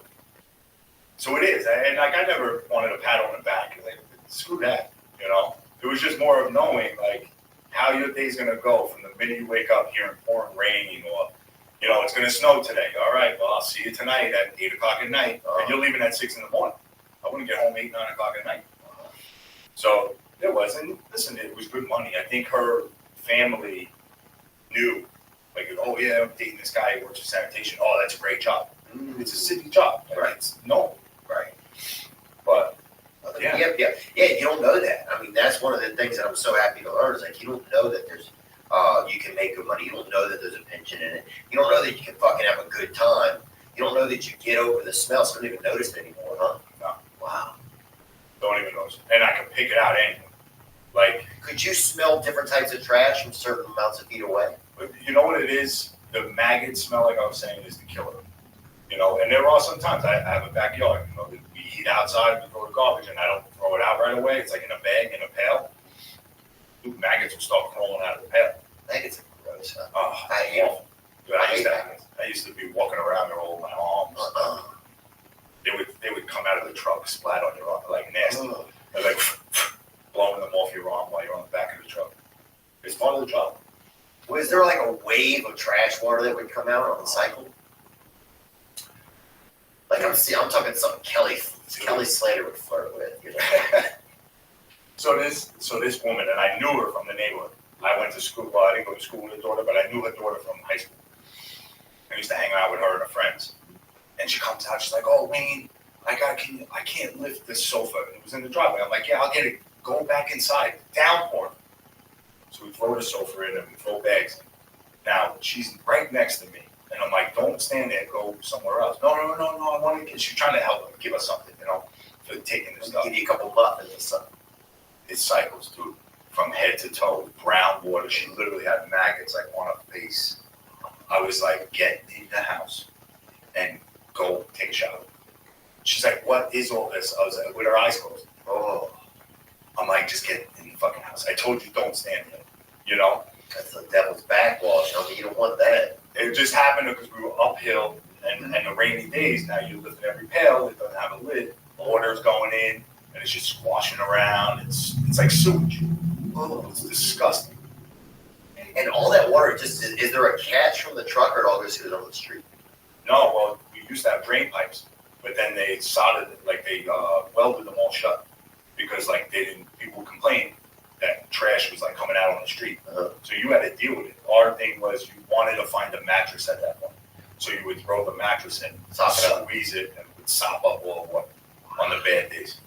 So there's some strategies to the game. Listen, just because we're college, man, ain't mean stupid. Yeah. Of course not. Yeah. I never think that those guys are dumb. I don't know what I think. I think it's just also the tough part about that job job is, if you're just like someone who lives somewhere, you don't get to go so quick. You know, it's tough to get time with them. You know, like you don't. You know, like cops stay around and fucking tase you or whatever bullshit with you, or like in a neighborhood. Yeah, when I was growing up, like some girl would always, a cop would always be flirting with some lady or some her husband's missing or whatever, and they probably did it, but they ain't telling nobody. And now they're over here flirting and fucking splitting, cutting up donuts with a plastic knife on the hood of the fucking cruiser. Flirting with Miss Cheryl over here, who's always all, dude, this lady by us, we get all fucking liquored up. She'd be drinking daiquiris.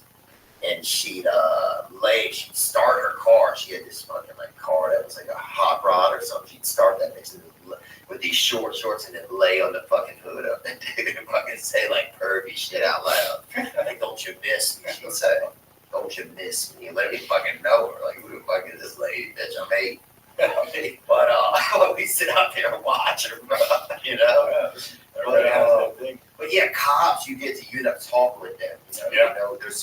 There's some communication with y'all's job. It's kind of just hit and run. It's hit and run. And even the guys I have now, I gave them $100 tip during Christmas. Listen, I did the job. I know it sucks. The rainy days. Yeah, there's good days. There's a lot more good days than, the rainy days. And once you get wet, you get wet. Yeah, you're done. But I have people now tell me, what do you mean you tip them? I'm like, dude, these guys who pick my stuff up that's private, they're not making what I was making in the city. And it's a lot, man. They're doing you a service, and they always say, everybody's always, lying was, that's their job. They have to pick it up. They got to take it. And I would tell people the same, my job. I'm here to pick up your household garbage. I'm not here to take all your demo from your construction job on your house. And that was always where the fine line of arguing and fighting with people. I ain't going to fight with you. It's garbage. Why are we fighting over garbage? Right? Just get a dumpster, and I'm not picking this up. Yeah. Case settled, done. Yeah, or somebody try to go to blows with you or something? Yeah, a few times. Women or men? Well, the woman, it was a husband and wife, and they had bags of tile out.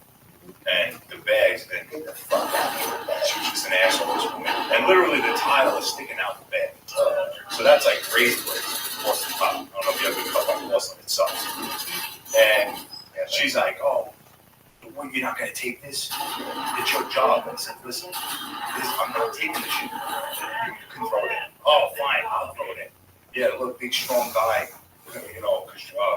sanitation worker can't throw it in, but I could. And she's rubbing it all up on her belly and shit. I'm like, good, look at you animal, Turns out she's a nurse. Oh, yes, nurse in a fucking nurse. I'm thinking out of a mud, bro. Sorry, that's kind of mean. I'm getting mean. No, and she says, and it was fucked up what she said. She was like, you know what, if you ever come into my hospital and you need help, fuck you. I said, and now, like I said, I'm not a blow my top down. It's garbage. Well, I'm not going to fight with you. You want to throw it in, throw it in. I don't give a fuck. I said, you know what, bitch? Fuck you. Yeah. Right to her face. And I fucking closed the hopper, and she still had 10, 15 bags left, and I fucking drove away. I told my partner to drop. My boss calls. He's like, what are you doing? I said, let me guess. The nurse called. He's like, I don't know who the nurse is, but this woman called. And, she's calling. She got 311 on the line. This and that. And I'm like, dude, this is what she said to me. So I blew my lid and told her to go fuck herself. Yeah. He's like, listen, my boss calls. He's like, just let her throw the rest of the bags. I'm like, I don't want to go back. So we went back anyway. Wow. Because I just don't want to deal with, I don't want to fight on my other end. So I go back to now burly 6'8" husband's. And he gets in my face. Right? And I'm like, dude, you do not want to lose. I said, listen, I'm a garbage man. That's all fine and dandy. But you don't want to see what other part there is. Yeah. My old 67-year-old partner jumps out the truck, gets right in his face, starts pushing him. He's like, dude, you get the fuck back in the house. We'll throw this shit in, get the fuck out of my partner's face. Yeah. I was like, good for you. Yeah. Good for you. But you had that here and there. Yeah. People want to fight garbage. What are we fighting over garbage? Yeah, so wild, man. It's interesting. I'm trying to think if there's anything else I don't know or want to understand about the job. Oh, if you had boots on, how did you keep the water from getting into the trash water? Like I said, you had rain boots, but those were regular boots which just been soaked since, and you just put them on top of your locker, hope they dry by the next rainstorm. Because if not, wet boots suck. this one time, this guy goes, "Why are you running through the street?" It was raining. I said, "Because I hate wet boots." I turn around. I'm like, I think I said something like, "I hate wet boots." You know that feeling. I turned around and I realized he was in a wheelchair. I'm like, this motherfucker probably can't even feel his legs. I'm like, damn it. But he ain't got to worry about wet boots either. Exactly. But that's the thing. It's like dodging. You tell people I'm dodging raindrops. Yeah. Oh yeah. But everything got wet. Dodging raindrops. That's a good term. So your wife was good with it. What kind of line of work did she get into? She was in medical sales, medical device sales. So like when you have surgeries and stuff, she sold all like the nuts and bolts and stuff for her company. But now she's doing it back again. She had went to just into sales for like smaller companies, but now she's back doing medical device. You know, she's always been a hard worker. Yeah. My wife, give her a shout out, Wendy. She's always been a hard worker. You know, our kids are awesome, Parker and Jackson, with an X. Jackson with an X. Yeah, like Jackson. Who's the starting quarterback for Ole Miss? Mm-hmm. Jackson Dart. Is that with an X? Is that JXON? Yeah, no, we left the S on. Oh, wow, yeah. Fuck yeah, Jackson on. Like Elon Musk, dude. Wild. Okay, so you got you a family there. Parker and Jackson, yeah. Have you enjoyed being a dad? Is it exciting? Love it. Yeah. That's like the shitty part about not going back to work. You know, I love having my boys in the morning. Jackson, my 6-year-old, is hysterical. Oh, really? Oh, from 5:30 on, bro. He does not stop. We joke with the 10-year-old. You joke all the time. We're like, dude, there's got to be an off button. And he's dad. Like, do you see this? Dad, asking me questions. Like, while I'm getting lunch ready for them and breakfast. It's just nonstop. Yeah. But I love it. Yeah. I don't mind any part of it. Like, I do anything for them, of course, because they're my kids. But, like, that's going to be the hardest part of me, like, missing now the mornings and then missing when they get home from school. Yeah. That's going to be, you know, if I start getting home later, that's going to be the shooting point. Yeah. Yeah, it's a bummer. A lot of people have to deal with that, you know. I think it's just, it's unfortunate that that's kind of how our society is, you know. I wonder if we're supposed to be like that or what, you know, like human beings are supposed to be like. You know, like, you know, you think about the old days, like when people probably lived around a campfire and everybody was fucking home, but you were living around a campfire too, you know. So I think it was probably interesting. Yeah, what would you say to somebody who's thinking, like, could I be a sanitation worker? More power to you. Yeah. Listen, like I said, it's a New York thing. If you live in the tri-state, you know, in New York, not tri-state, if you live in New York, it's like a known thing. Take all the tests. It's the best thing. I know a buddy of mine, his daughter came on. He waited long enough because his daughter did so good on the test that his daughter got on the job. They got to work together. So they got to work together. It was a big thing by the city. You know, they went out and then he retired like a week later. You know, so like, listen, you know, when you know what's coming with the job, you know how good it is, but you don't want to tell people. Yeah. We always said, don't tell nobody how good this job is. And here you are.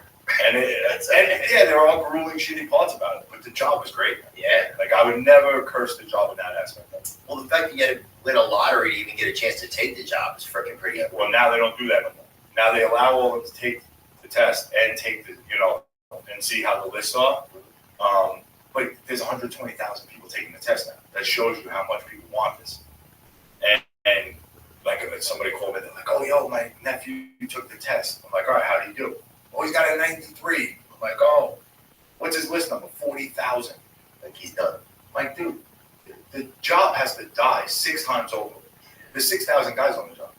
So everyone has to go to work that day, die. The next day, there's 6,000 die. It's like, so, does he really I said, if you got a 40, if you got that kind of number on that test, you should look for a different profession. Yeah. Gosh. Yeah, that's you're not it. What was it like during COVID doing trash? Do you remember? I just retired. Oh, you did? So you got to miss that. The guys loved it. They did? They loved it. The money was crazy. These guys, I'm telling you, I know a guy who moved to Florida, $90,000 a year, $95,000 a year, pensioners. He's almost bringing 6 figures in retirement. How do you get your pension to be higher? They take out of 5 years, they take your best 3 years and average it. So if this dude was doing, you know, 2, 2, 2, you know, now they add that in and the average is $100,000. You know, so that's what you get half of it. So you get half of your base, you know, for 3 years. So this guy's got another buddy, you know, $80,000 for the year. That's what he's going to get every year, plus benefits and all that. He'll get $80,000 a year. How long does a pension last? Until you die. But you could, take the test. You got to get a New York address though. Yeah. And I wouldn't do that. But I they don't pay those taxes. Yeah, they crush you. That's crazy, bro. But yeah, that's part of it. You build up your pension to, you know, get to a point where you'll leave. A lot of guys don't leave. Like I said earlier, like they don't make it to, you know, so, but you could also sign off. Like I could have given my wife like a percentage of my pension for the rest of her life. But it just see how she does. Yeah, well, you know, we'll see for that. Yeah, I'm not going to count her. Yeah, exactly. Wendy's good. Yeah, Wendy. Now, what if you die like doing like in the line of service or whatever? Does your wife like get a flag or anything? Is there like a what's that like? They really don't. I mean, granted, it's a sad thing. They do a whole memorial thing, like like line the streets with sanitation workers when they bring you your casket, like any fire, like but it's nothing like I told you. They get, I think, 2 years of service, so 2 years of pay. So if they get $120,000, that's it. You don't get the retirement. No, because you're gone. Yeah. So if that's not in line and then you die, like if you're working, it's not the way it rolls. Wow. Yeah, I know a guy, you know, unbelievable. They forced him to the clinic. We had this clinic at work where you would go and these quack doctors would tell you you feel better. Then they're like, you know, it's like they got the Jedi shit. Oh, you feel good, go back to work if you were hurt. And they forced this guy to work and he fucking dropped dead on the stand on ferret. Going to the clinic. I felt awful for his wife, and he was such a good dude. Why? And who has those quack doctors? The city, because they want you back on the city. They want you back on the job. So I think the city, what they do is they look for guys that lost their private practices, like as doctors, and they hire, put pennies on the dollar. So they hire those people then? Yeah, they're quack doctors. They suck. Yeah. Dude, I had my finger. I was picking up one night, and now you know we running through the streets because it snows, so now you finally pick the garbage up, and not a lot of people put garbage out after the snow. It's like they become like hermits and just stay in their house. So they don't have garbage to throw out. I grab a sewing machine, I throw it in the truck, and it still had a needle, so it fish hooked my thumb. So my whole thumb like flapped over this way, blood pouring down my arm.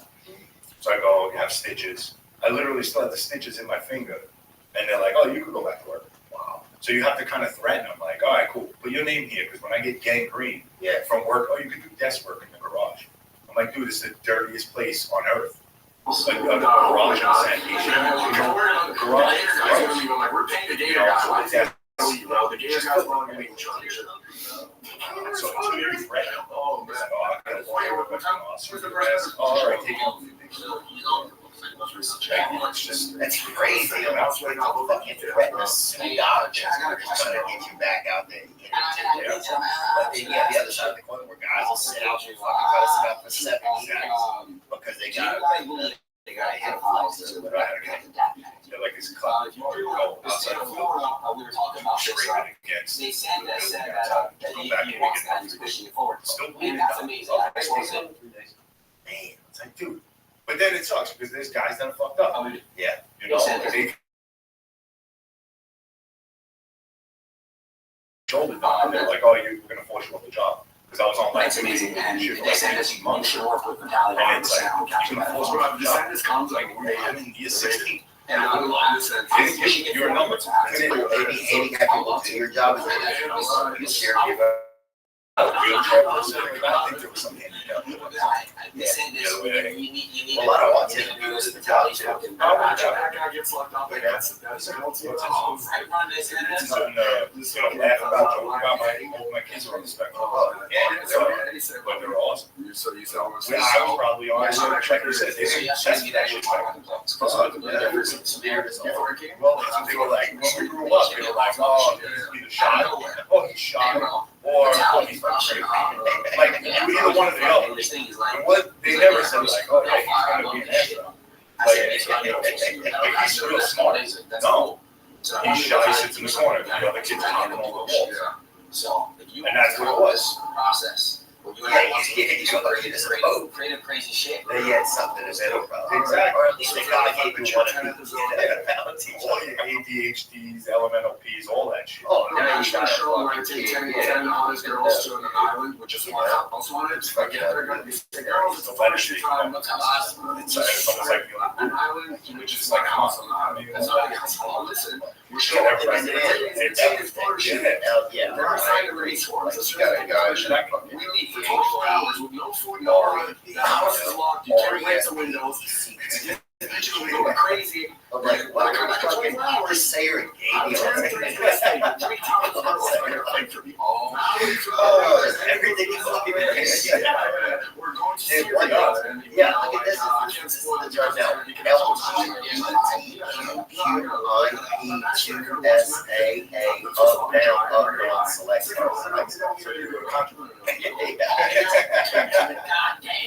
No, it's crazy. Oh, bad for you, big city. That's all. Also, it's getting close to hell. Yes.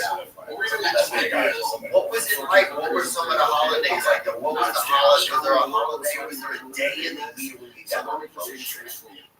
You know, any transport day. So like, you could skip it. I so like Christmas we were off. They would pick up the next day. Talking about we used to have just well, they go pick it up. And honestly, it was steep off.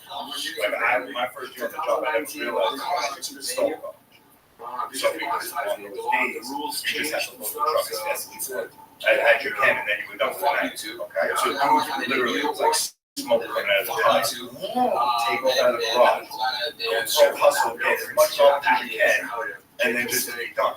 You load it all, top off your truck, you're done. And you steal the garbage, and you pull up, like, now, I don't know anything, I pull up to some nice person to pull my garbage. Yeah. But then they're like, oh yeah, now you have to go do more house-to-house stuff, because they took all your big, heavy sausage mix. So now you gotta literally look for garbage.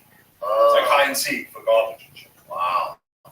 But it was just get as much as you could, fill your truck up, you're done. Yeah, and that was during the holidays. Right. I did Y2K. That was a disaster. Yeah, what was Y2K like for a garbage man? I had 3 months on the job. I know you guys voted us. They were like, oh, everybody go to this garage, Manhattan 7 on the west side. I'm like, all right, cool. Near Times Square. Oh, yeah, Times Square is going to be awesome. I'm so happy I signed up. And then I forgot my watch. Just get hanging out here with you guys. Happy New Year. Because they didn't send us out there until like 1:30. Because they didn't know if the world was going to end. Well, not even that. They just let everybody like leave now Times Square. Then we come in and clean up. And by the time we got out there, dude, that was the first time I just saw like chicks want pictures with us, like the girls. Like people taking pictures with chicks and shit. They're banging on the windows with a big bus. Oh yeah, Sanitation's here. We were like, I thought I was gonna be in Times Square driving. No, now I'm coming and cleaning up piss bottles. But that was a fun day. Yeah, South Sandy. Next one, that was shit. The roof worked out. Now they're all on. They're all front of the house. They bring everything. Couches, clothes, caps, everything. So we would do our regular lines and run over there and help people and like hand pick the garbage. So one day I told my boss, I'm like, dude, you're not down there, I'm down there. Like there's piles of garbage and we need big machines. Like so he's like, all right, listen. They agreed to it, so I convoyed 7. The first block I turned on, I almost cried. Like that's how it feels. Like piles of shit. Their stuff, their whole house is on and we're just coming in. Oh. So you're a service, but even the service, you feel bad. Yeah, it was shitty. But you get numb with it. You go like, oh yeah, the storm service. And they're like, oh, let's go see the waves. Yeah, cool. They were $1,000 lit in the whole street. With the windows down, that's how you think they got caught. Because there's a thing in cars now. The kids go damage, the windows go down automatically. So somebody can't get like Italian Jewish keys were in them, everything. The key fobs. So this guy I knew was a chain on me. Like, yeah, so I had to put trains up to like drag fucking Audis, Mercedes, and drag them to the other streets. Homes in the middle of the it was like playing with Tom Bro was awesome. But I did feel bad in the sense, right? So I got all that stuff. It's like, it was fucking yeah, we used to drag.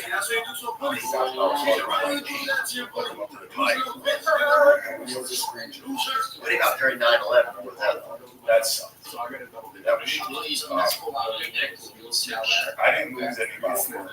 It was crazy. My sisters. Sorry. My sisters all work in the city.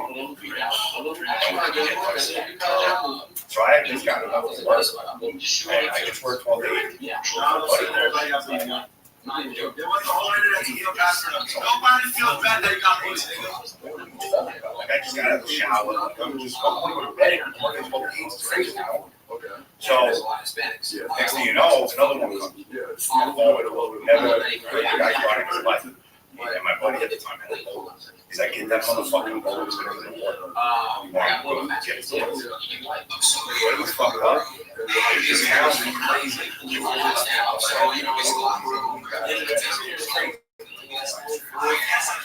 was going to school.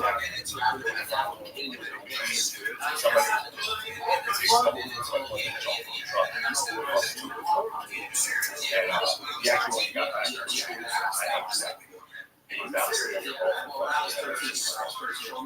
We went right away. Bodies laying around. And, you know, a lot of these guys wound up with issues, man. You know, all kinds of issues. So you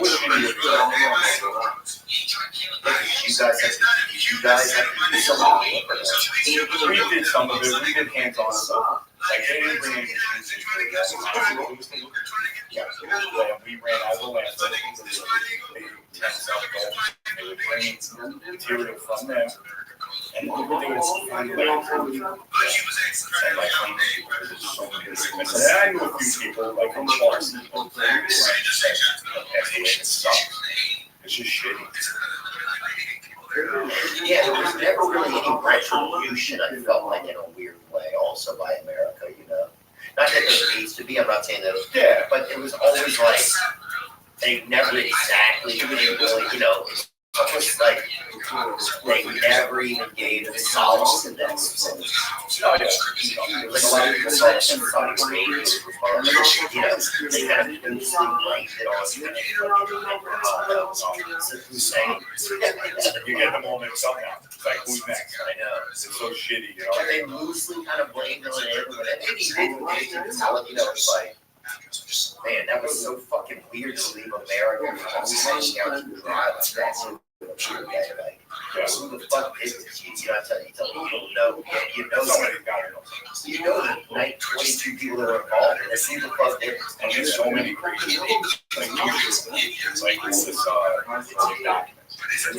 No, and I really, I can't even watch the show because I was there. I saw the dust, like from Staten Island, you know, saw all the dust and smoke and stuff. But it's crazy now that we're just picking up stuff. Now they have to do planes and like people coming up with these new cameras angles. These trade center buildings, like nothing hit them, 7, like smoke. Now when they collapse, now you hear this whole conspiracy theory that who was the guy like owed so much money or something, and it was all being ridiculous, and that changed also in Washington DC, so they didn't come next. There's so many theories out there, man, and it's just shitty because if you did that, you could have dropped the planes at night. You told everybody, no, I don't want to let everybody run if that's the deal. Why do you kill people? But that's people. Now that's everybody's focused on that. Yeah, it's not so much that. Why did these buildings just collapse out of nowhere? Oh, they so like owe money on it, and this was his way out. You know that there's some people that's so dirty. You know? Give them back $100.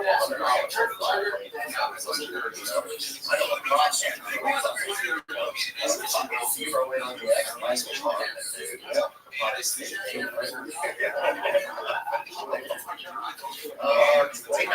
Probably learn everything. Really interesting.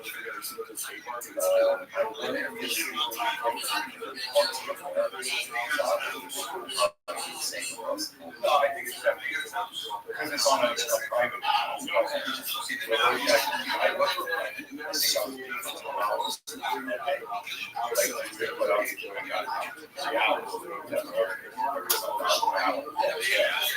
But those guys, there's certain places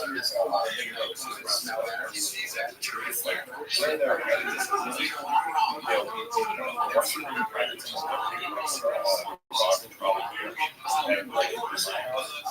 they don't make them. So it's a different.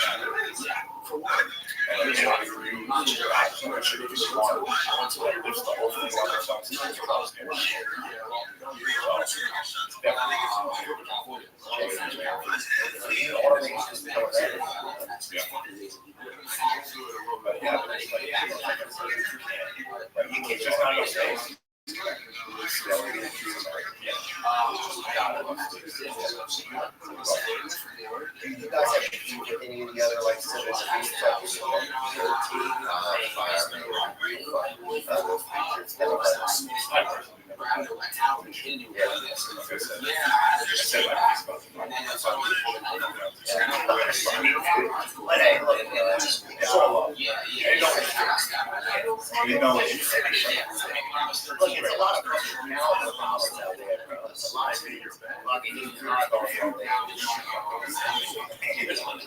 So I wanted to do it. I wanted to do it. I wanted to do it now. All right, the big guys. There's some big. Some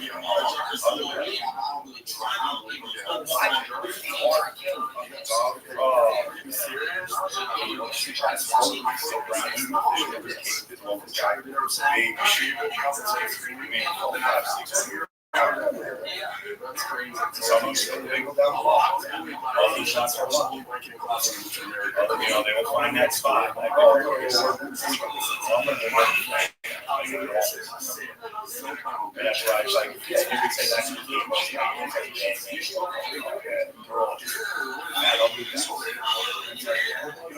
There's a lot of guys who like talk about really take care of them.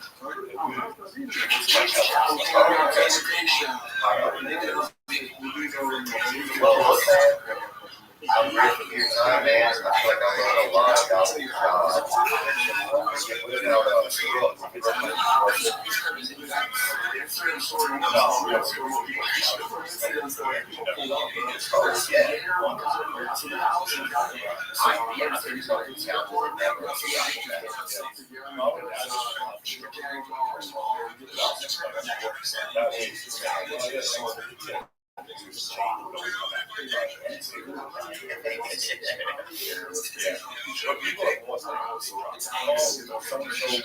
That's another part of that. So you drop something.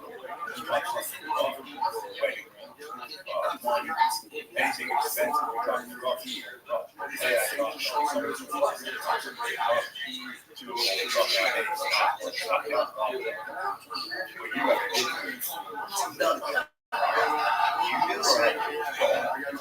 You want to bring back at 10 or at 5 o'clock tonight. You're going to bring that truck to the location here. Dump it on the floor. And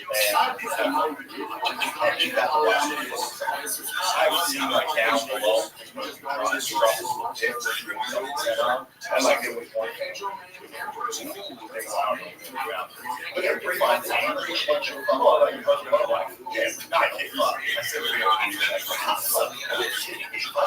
checking your kid out. Leave all the hands and eyes I can get. But no, I don't want to stop setting up push. It's all about on the hands.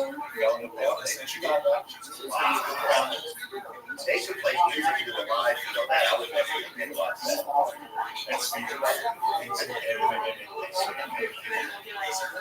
Yeah, listen, they do.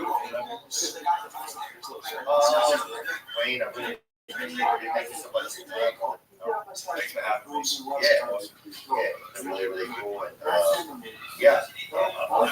it's an admirable feat, and some people can do it. Get in there, get out with a pension, and then go on the rest of your life. Definitely well worth it. You heard it here first, guys. Thank you so much. Have a good one, brother. Now I'm just waiting on the breeze, and I feel I'm flowing like these leaves I must be.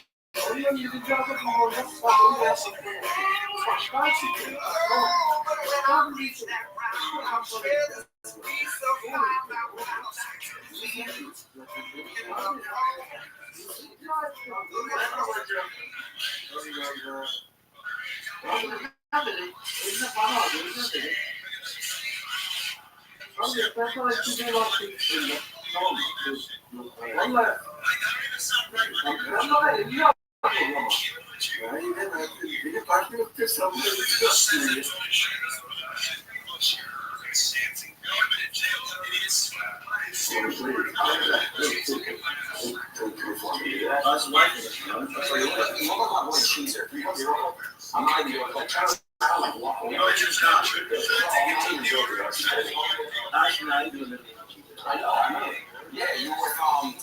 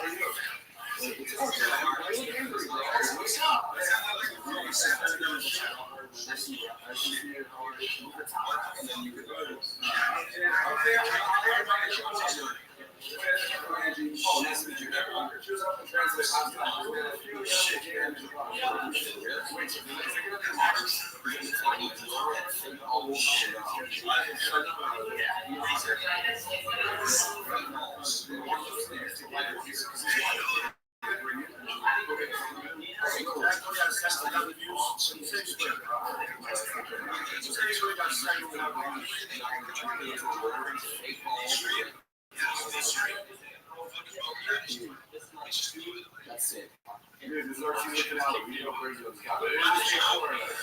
This is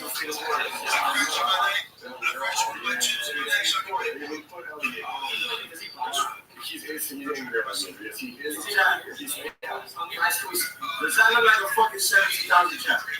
Holy shit. What the fuck? Yeah, I need to. You're back on the table for a conversation, man. Holy shit. Holy shit. What the fuck? That's actually crazy, bro. Holy shit. It is bad. Look at this. Look at it. Look. Hey, yo!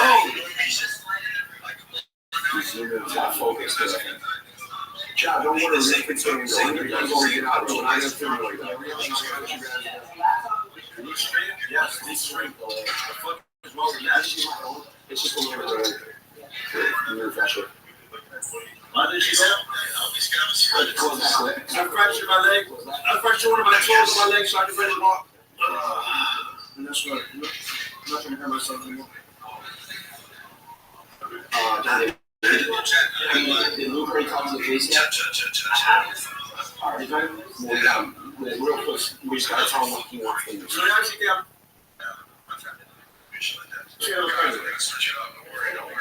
So Mike, here goes the mic. It went off. And then finger goes in there. They go, all my life I'm not scared. What?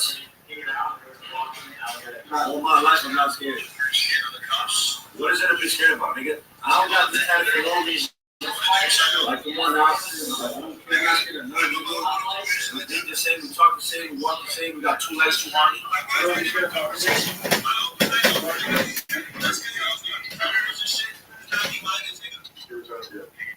Get on with your relatives. And I guess, what the fuck?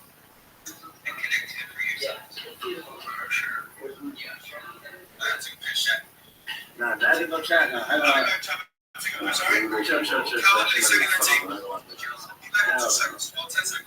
I'll be fucking crazy. Nah, we gotta switch it up. Don't worry, Josh. This is why we're here. This is why the live stream, Josh. We're not good at it. What do y'all guys come here? 6, 8, Towards the end of the cops. What? What did you say, uncle? Nigga, I know my uncle don't do weird shit like that, man. Like, why is that even a conversation? My uncle's not your uncle, nigga. This nigga uncle are predators and shit. Does not mean violence, nigga. Teammates?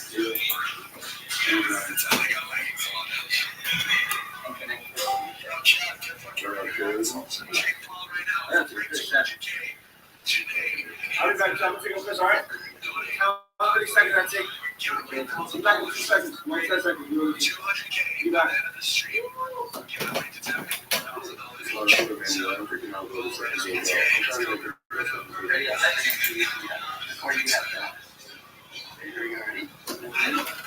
Four, 8, 0, 6, 8, 8, 9.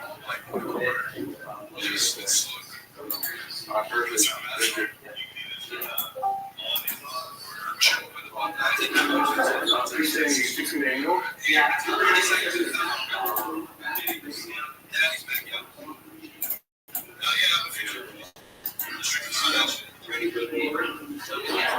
They got leggings on now. Yo, Chad, get fucking ready, guys. Open, shooting follow right now. Great 200K today. He's gonna donate, not donate. We're giving away $1,000. If we bring 200K at the end of the stream, we're giving away to 10 people $1,000 each. So, all right now, PTA, he's coming right now. I think so now.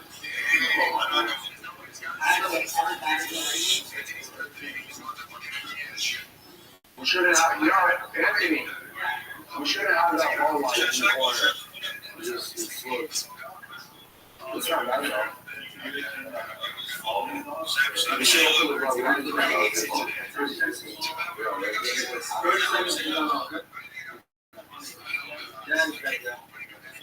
Oh yeah,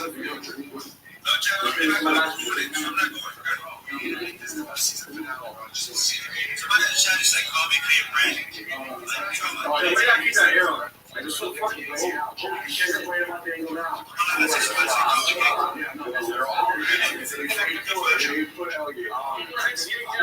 She's angry at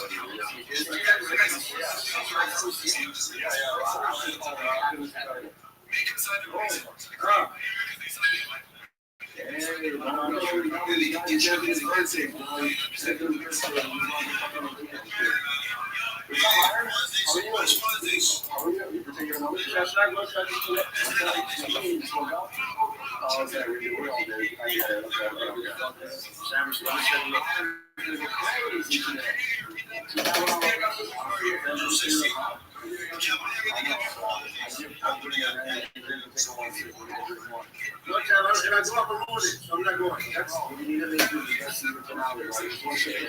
just tried to say Tommy paid back.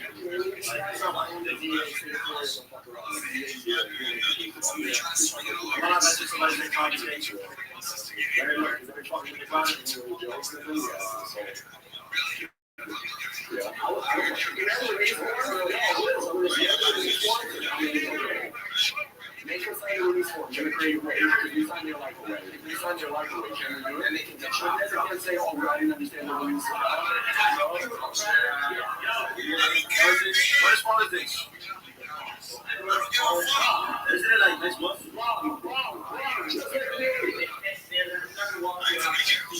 Oh, yo, we never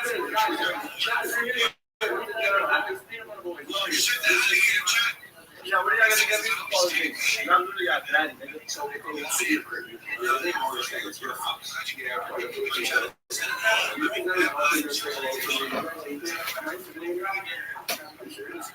Well, was he gonna just charge?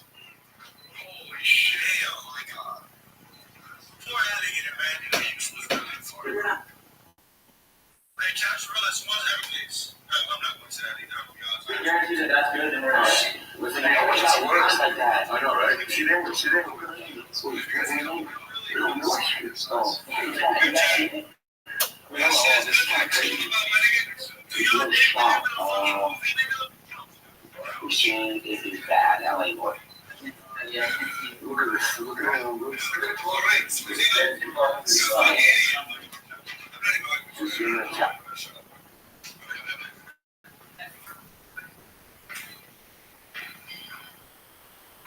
Wait, is he gonna be making noises when the powder gets here?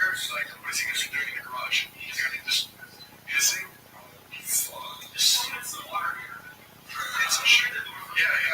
Like, Joe, how does it not get bit by alligators? Y'all not gonna give a fuck? Good, alright, so for that simple fact, I'm moving, nigga. Because the alligator gonna see my body and the way I move, and he gonna be like, that's a threat. So he would attack the threat. You feel me? Like, come on, bro. I ain't trying to get attacked by the fucking gator, nigga. I'm gonna end up killing that shit, nigga. I ain't trying to get my alligator. Gator, They try to swing at all your instincts. The guy took the two public buses to give me the lines.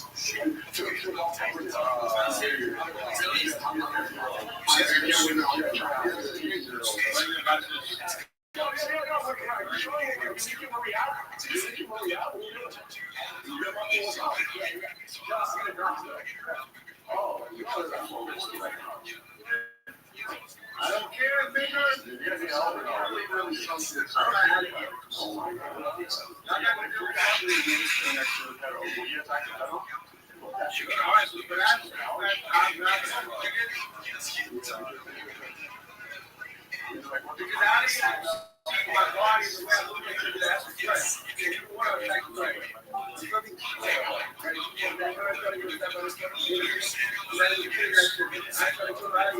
Wait, is he using making noises? Like, what is he gonna do in the garage? And then I'm gonna add a whole picture.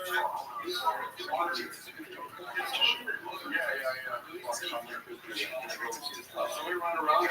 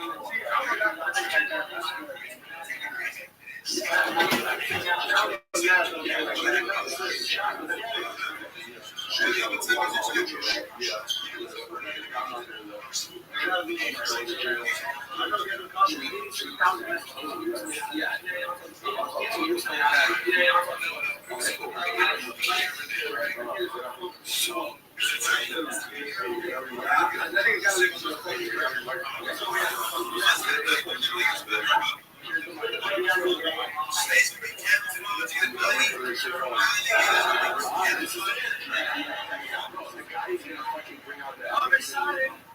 Oh, I'm excited.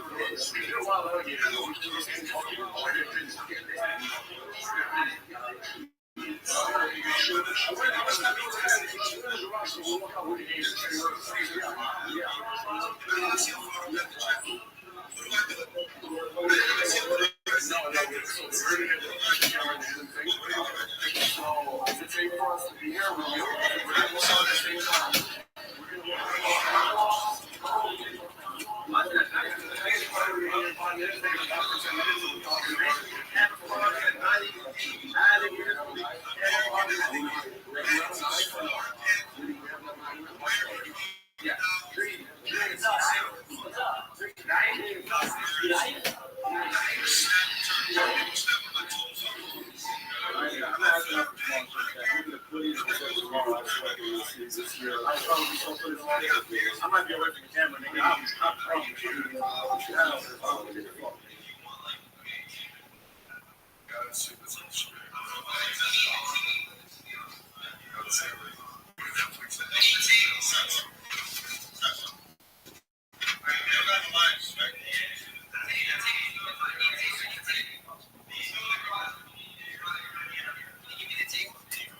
snakes, rabbits. So, Chad, how are you gonna be worried about a fucking black bear, a fucking Florida panther, and the crocodiles and alligators? Not bad, huh, Chad? Not bad, right? So, not bad, right? Not bad. So, y'all go do it. So, I'll be back up to that with us. You never know. Yeah, this is good. How are you not scared? Trying to get money in the office. I'm terrified of it.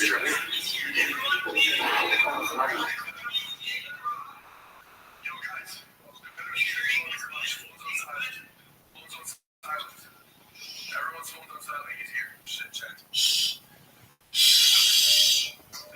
I'm gonna see your uncle right now, Chad. Everybody be quiet. You wanna go get him? I'll watch it here.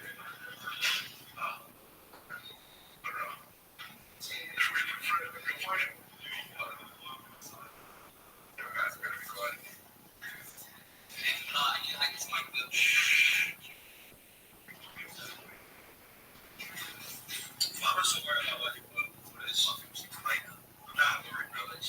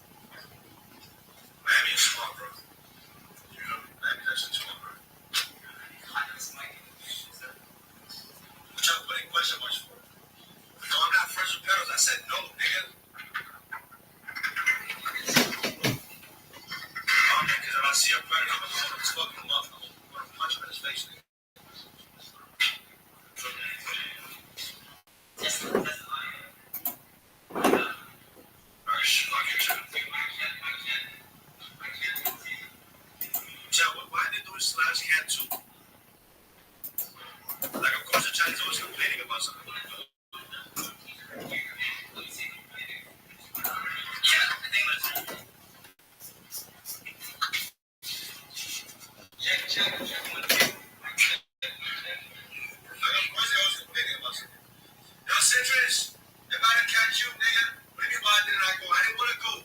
Like, why y'all give a fuck so much about what I got, nigga? What the fuck?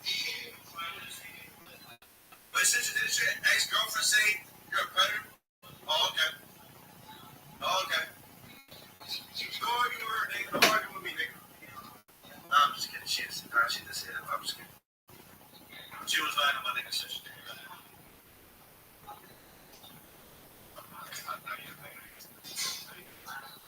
I'll let you know.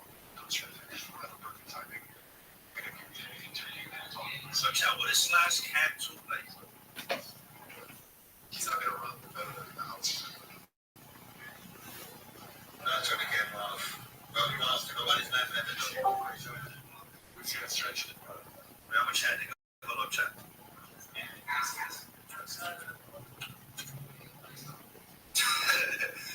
My chat, nigga. I can tell with dirty things. Fuck you. Oh, I'm definitely saying that's my nigga.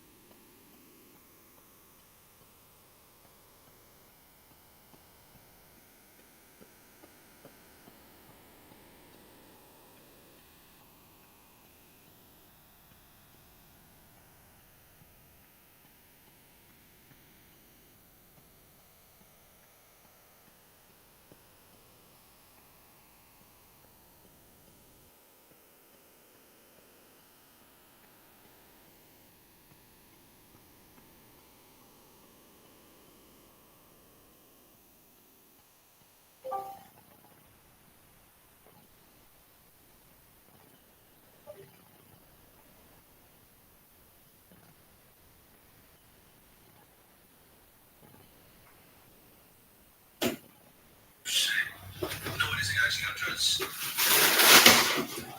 course, somebody black. Of course. Wait, is that him?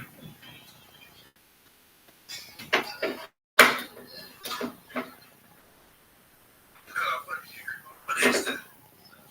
Of course he's black.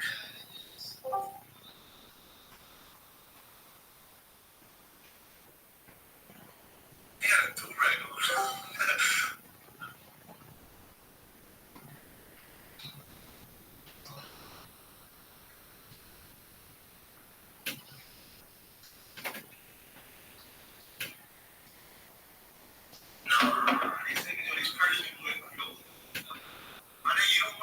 Conversation or so, you just go straight to cases, nigga.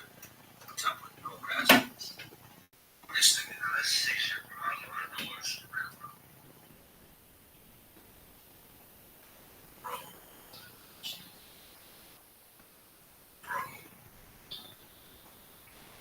Nah, this is, I can chat. See why they go chat? See why they go.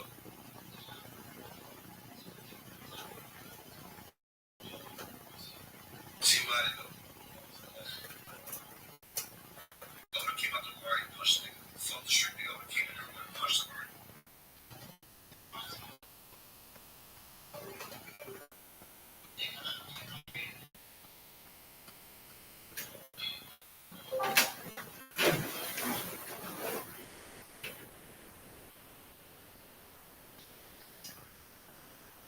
Do you wanna fuck?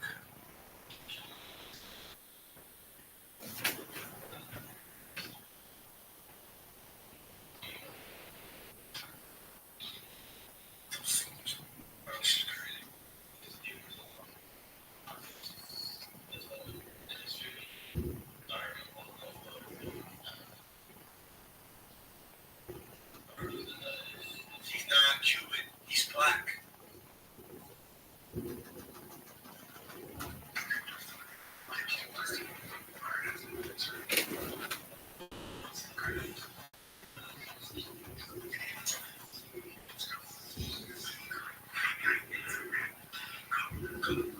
That's crazy, bro. I just give it back to him, so I did that shit. That shit.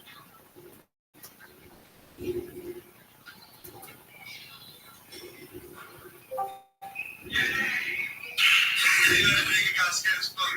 That nigga looked to the left scared as fuck. What are we watching?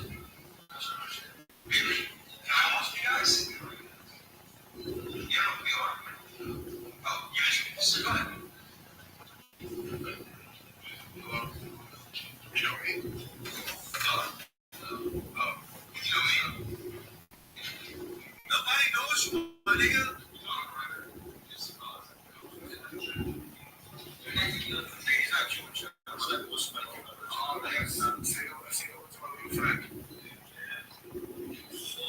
Shit. We're admiring each other. We're interested in here.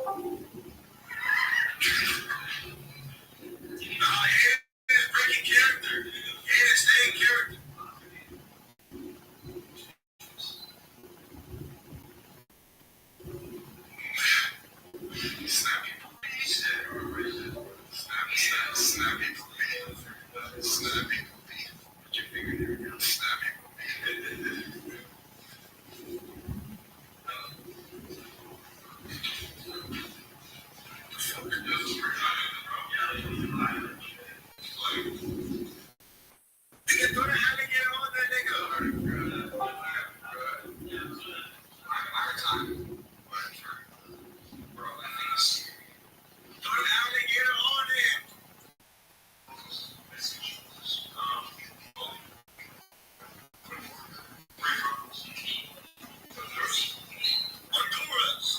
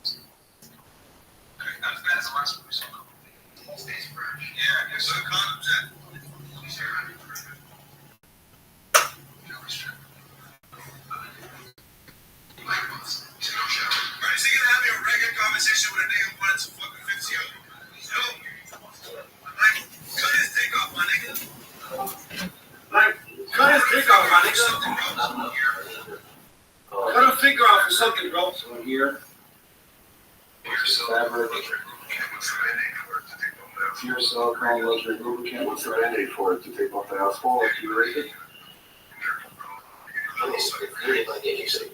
Injured. How often do you get injured? He's talking crazy. He keeps saying, what's this? Medication? Toothbrush, okay.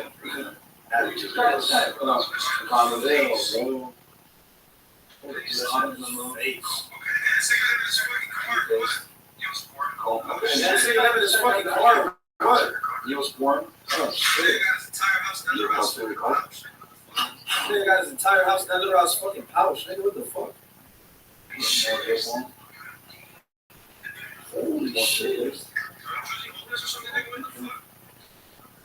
Was he homeless or something? What the fuck? So I popped into All night. All night. All night.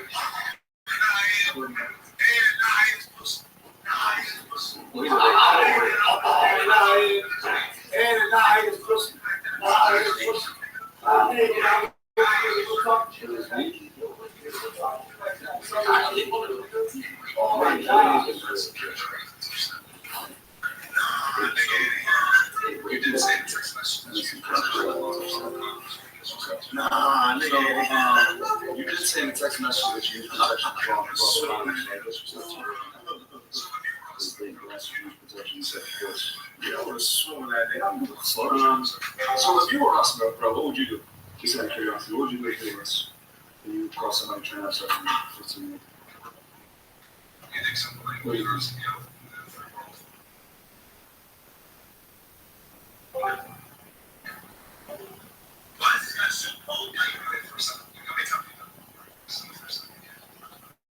So you said you prefer older men. Why would the 15-year-old decide? See, Myron has good questions. That's your original souls and people. Something younger than you. Actually, yourself in some people's situations. He's been started talking. He told me that's when it started. He told me he was 15 and then. Fair. So you thought he was 18, but then he tells you that he was younger.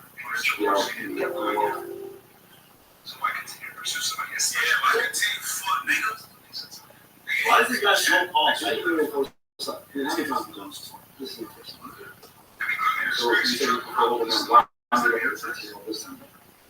See, Myron has good questions. That's Yeah, break the rules and he was someone significantly younger than you, but potentially put yourself in a legal situation. As soon as we started talking, that's when it started. He told me he was 15. Sure. So you thought he was 18, but then he tells you that he was younger and you're still watching it. Keep going, yeah. So why continue to pursue somebody else? Yeah, I continue to fuck, nigga. Nigga ain't reading chat. That's what pedophiles. Yeah, this is lost. I mean, clearly they're experienced. You travel around with this. When the last time you had sex? What the fuck? What is it? So, you're a church with your mother? But it's your Mother's Day.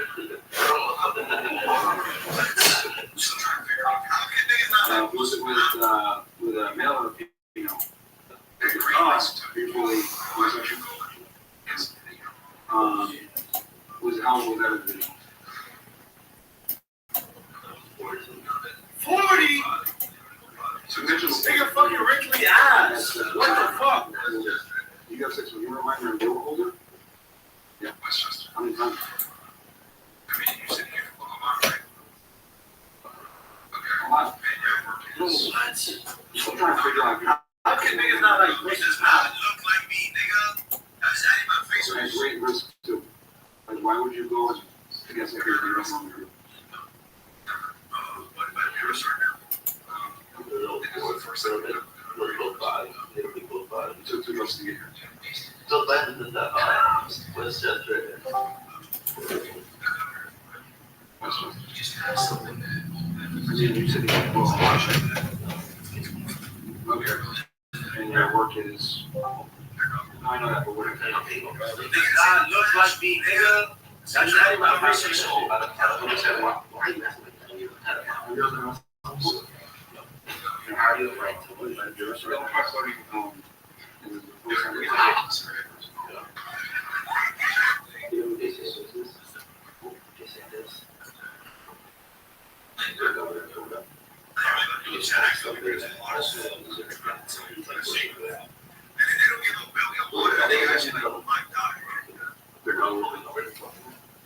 Nigga, this ain't no classroom, nigga. I'm gonna have a conversation.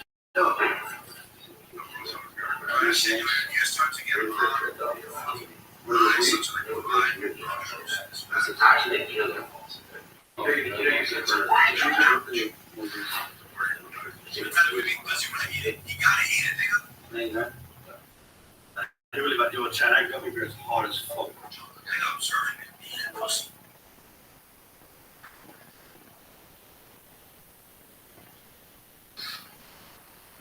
Shut that shit up his mouth.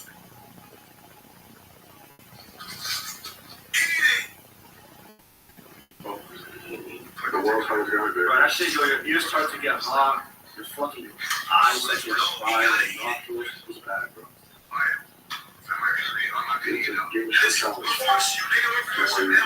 Sometimes what do you mean, does he want to eat it? He gotta eat it, nigga. Fuck that shit, nigga. I'll force you, nigga. Eat it, nigga. No, eat it, nigga. Nigga, observe it. Fuck you, nigga. Pushing a fucking girl, nigga. Eat it, nigga. Oh, God, nigga. Stop acting crazy. Eat it, nigga. I would have been acting like this if I was here. Shut that shit up. This is the fucking stream shit. This is the number of actors. Eat it!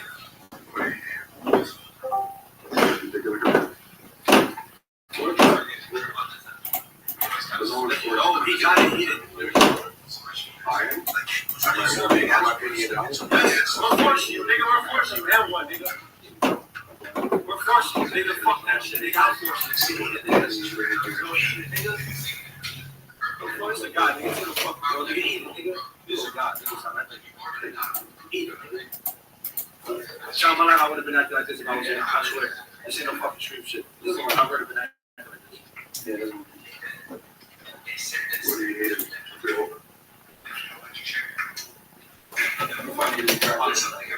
Oh, he's kind of sad. Condescending? What does that mean? Like, gay people try to use these big ass words. Like, it's a gay ass song, nigga.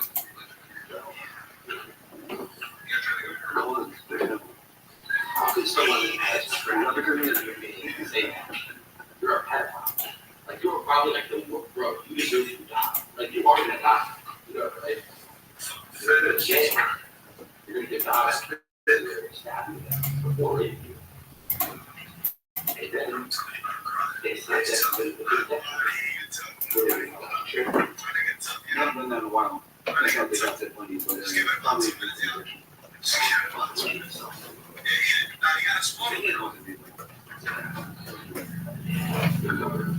you gonna try to go here? Eat it.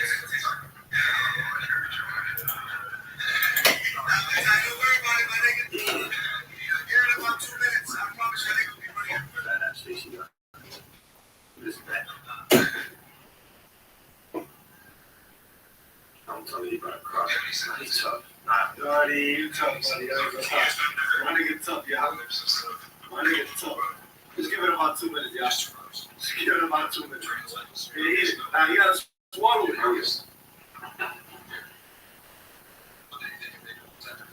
He's crying his eyes shut. I'm trying to tell you shit. You're enjoying it. Don't worry about it, my nigga. Get in about 2 minutes. I promise that nigga will be running everywhere.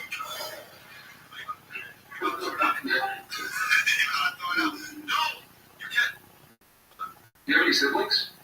How Is your starting to hurt? Brother, sister. Brother. Mommy. Just two brothers? Yeah. Are you the oldest or youngest? No? You're the youngest? Okay. Well, they didn't know what happened here. Look at his eyes, Shaq. I'm trying to tell you. His eyes are red. He can't even talk no more. Thank you, Sad. All right, can I sit again? Yeah. We want to be married. You're about to throw it out. You're about to throw it out. No! You can't. Wait, what? Fuck. Keep that going on.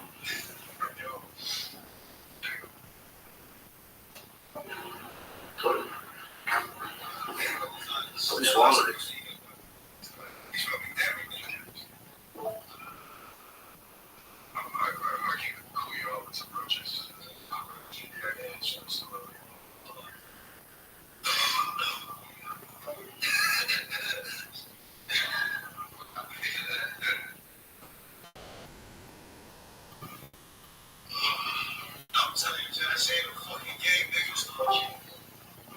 That shit like 10 times worse than that shit. You rubbed his eyes, now he's a dickhead. Oh, no, he's done.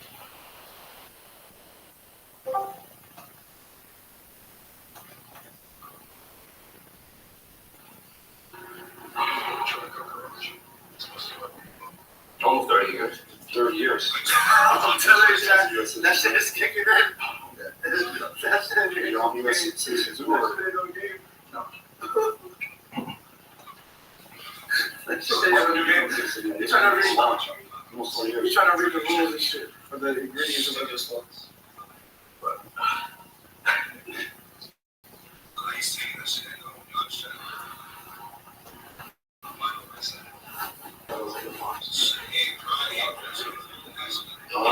You will start telling you're 18.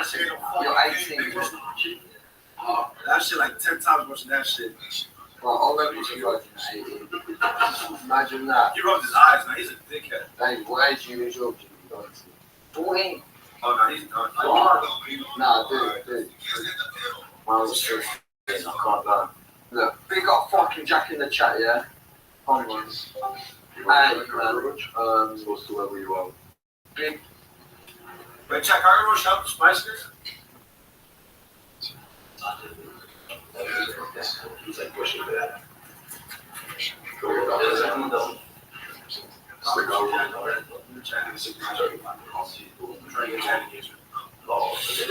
He's a W in my opinion because he wants to put people like him down, you know? So, he's taking that shit. I'm going to win second to that ball. Shit, yeah, Brian, hey, bitch,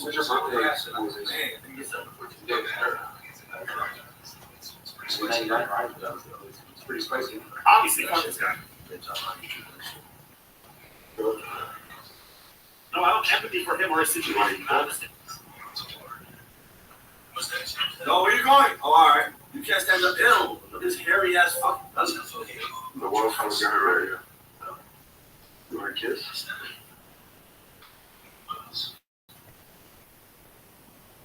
Are you gonna ever do this again? Yeah, I promise. You guys should make up and be best friends. You guys are cute together.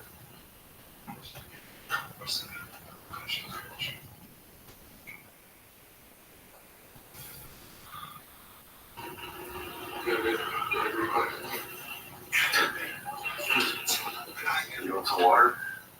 Who was that? How was that? Is that fucking Dremex?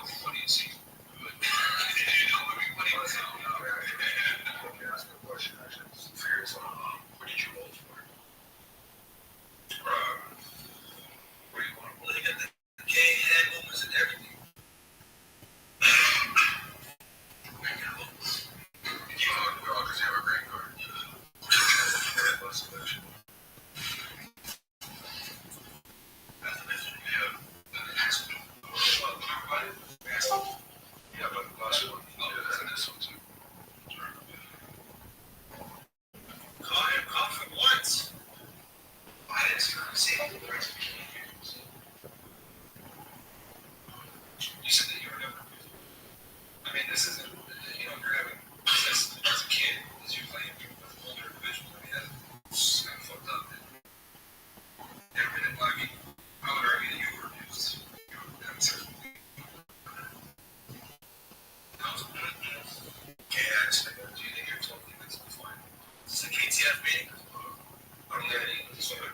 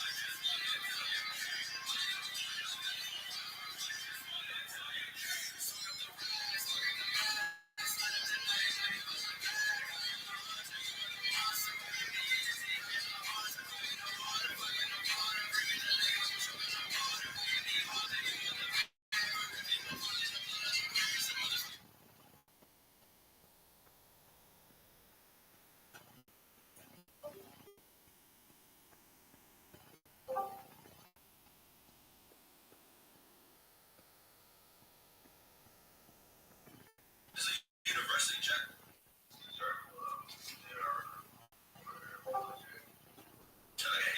Monster, like, this nigga got a penny to one. Okay, so wait, you say that we're being on a budget, all over budget, okay. Good thing you say you're like a really good budget. So you check black. Technically, yeah. How did you even though no one's like, how did you treat Hitler as bloody? Okay, from Holland. Yeah. Probably was going for the team. But nigga, you throw this side of your good or not, nigga, eat the cockroach, nigga. You want to try? Like, go. Like, you can go. They go take a piss. They go take a piss.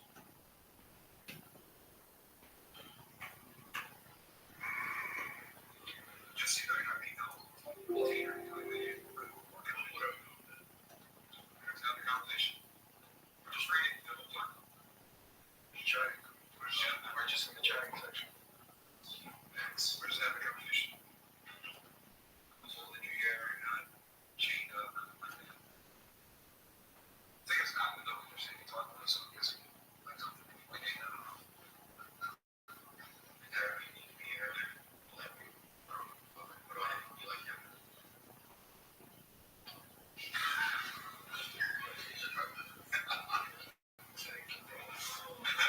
I'm gonna try. I'm not gonna lie. I gotta hear them for that game. So, that'd be great. Yeah, I go with 6.5. That's great.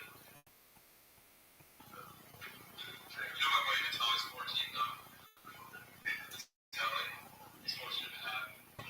Jimmy has 40s. Damn, bro. That's crazy. You are 40s. That's insane. No, we're saving for the next.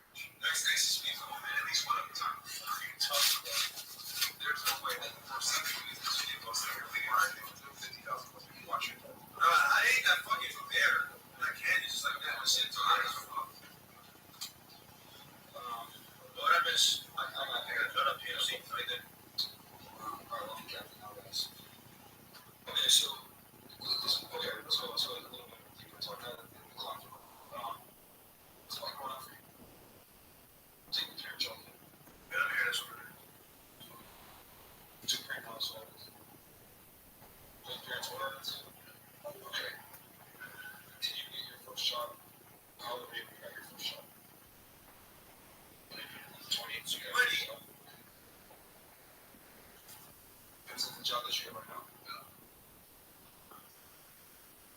What's water?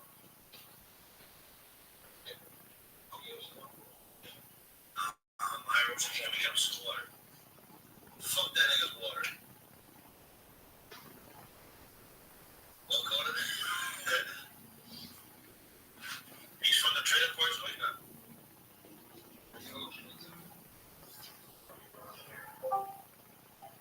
The way they actually get is taking water.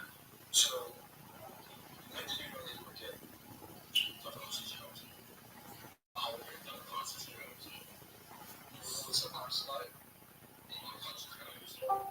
I'm sorry.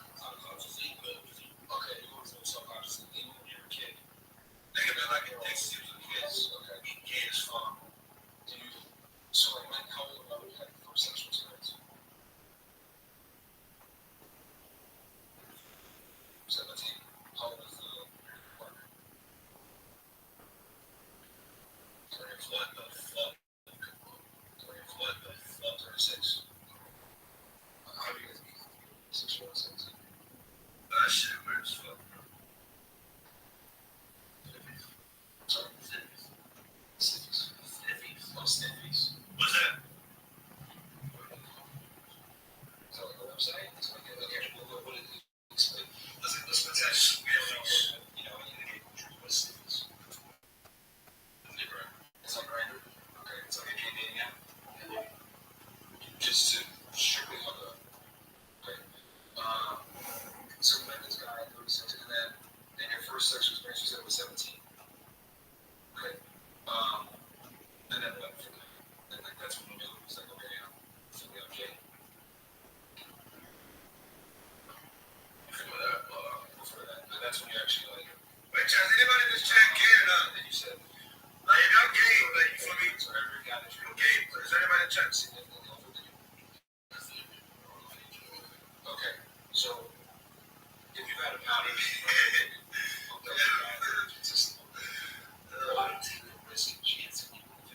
especially when you do it, got the text message here.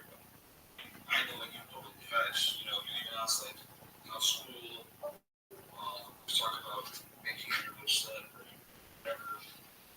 There's talk about condom use, and you knew clearly you were gonna have sex with underage person. Why take that incredible amount of risk when you won't deal with it? Facts.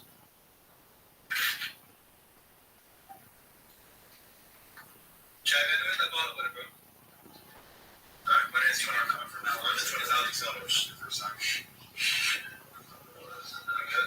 Okay, we already followed. We already followed. Have you dreamed about it before? Like, you fantasize like you're interested in it? That kind of led you to this? Chad, have you ever fantasized about fucking a girl you want to fuck? Not that. That's okay, I thought, okay, we got the same page. That's her nigga. Okay, so you know, like, I want to hook up with someone younger. No. I know that before.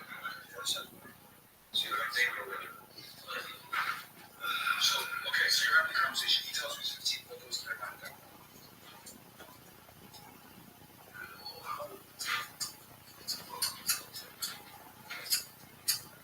It's like 2 minutes. I can't wait to fuck that first one.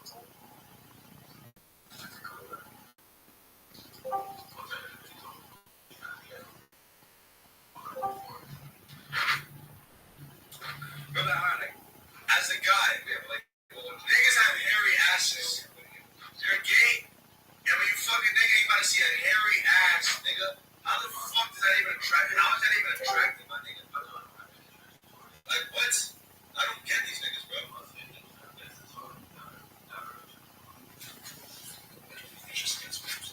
that shit is just nasty, bro. What the fuck? Oh, this is okay. Close up, dude. Oh, okay. Interesting. Okay. Wait, then he tells you he's 15. So why? That's what you like. I want to watch that shit. Yeah, I'm enjoying it.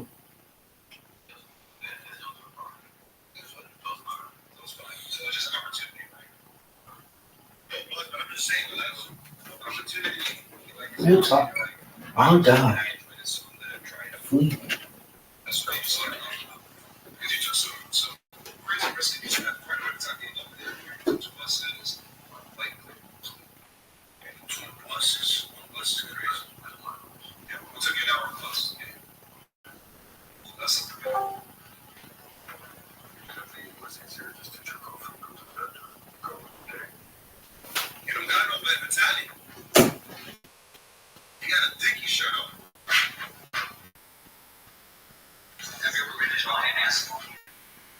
Just call me Aaron, right?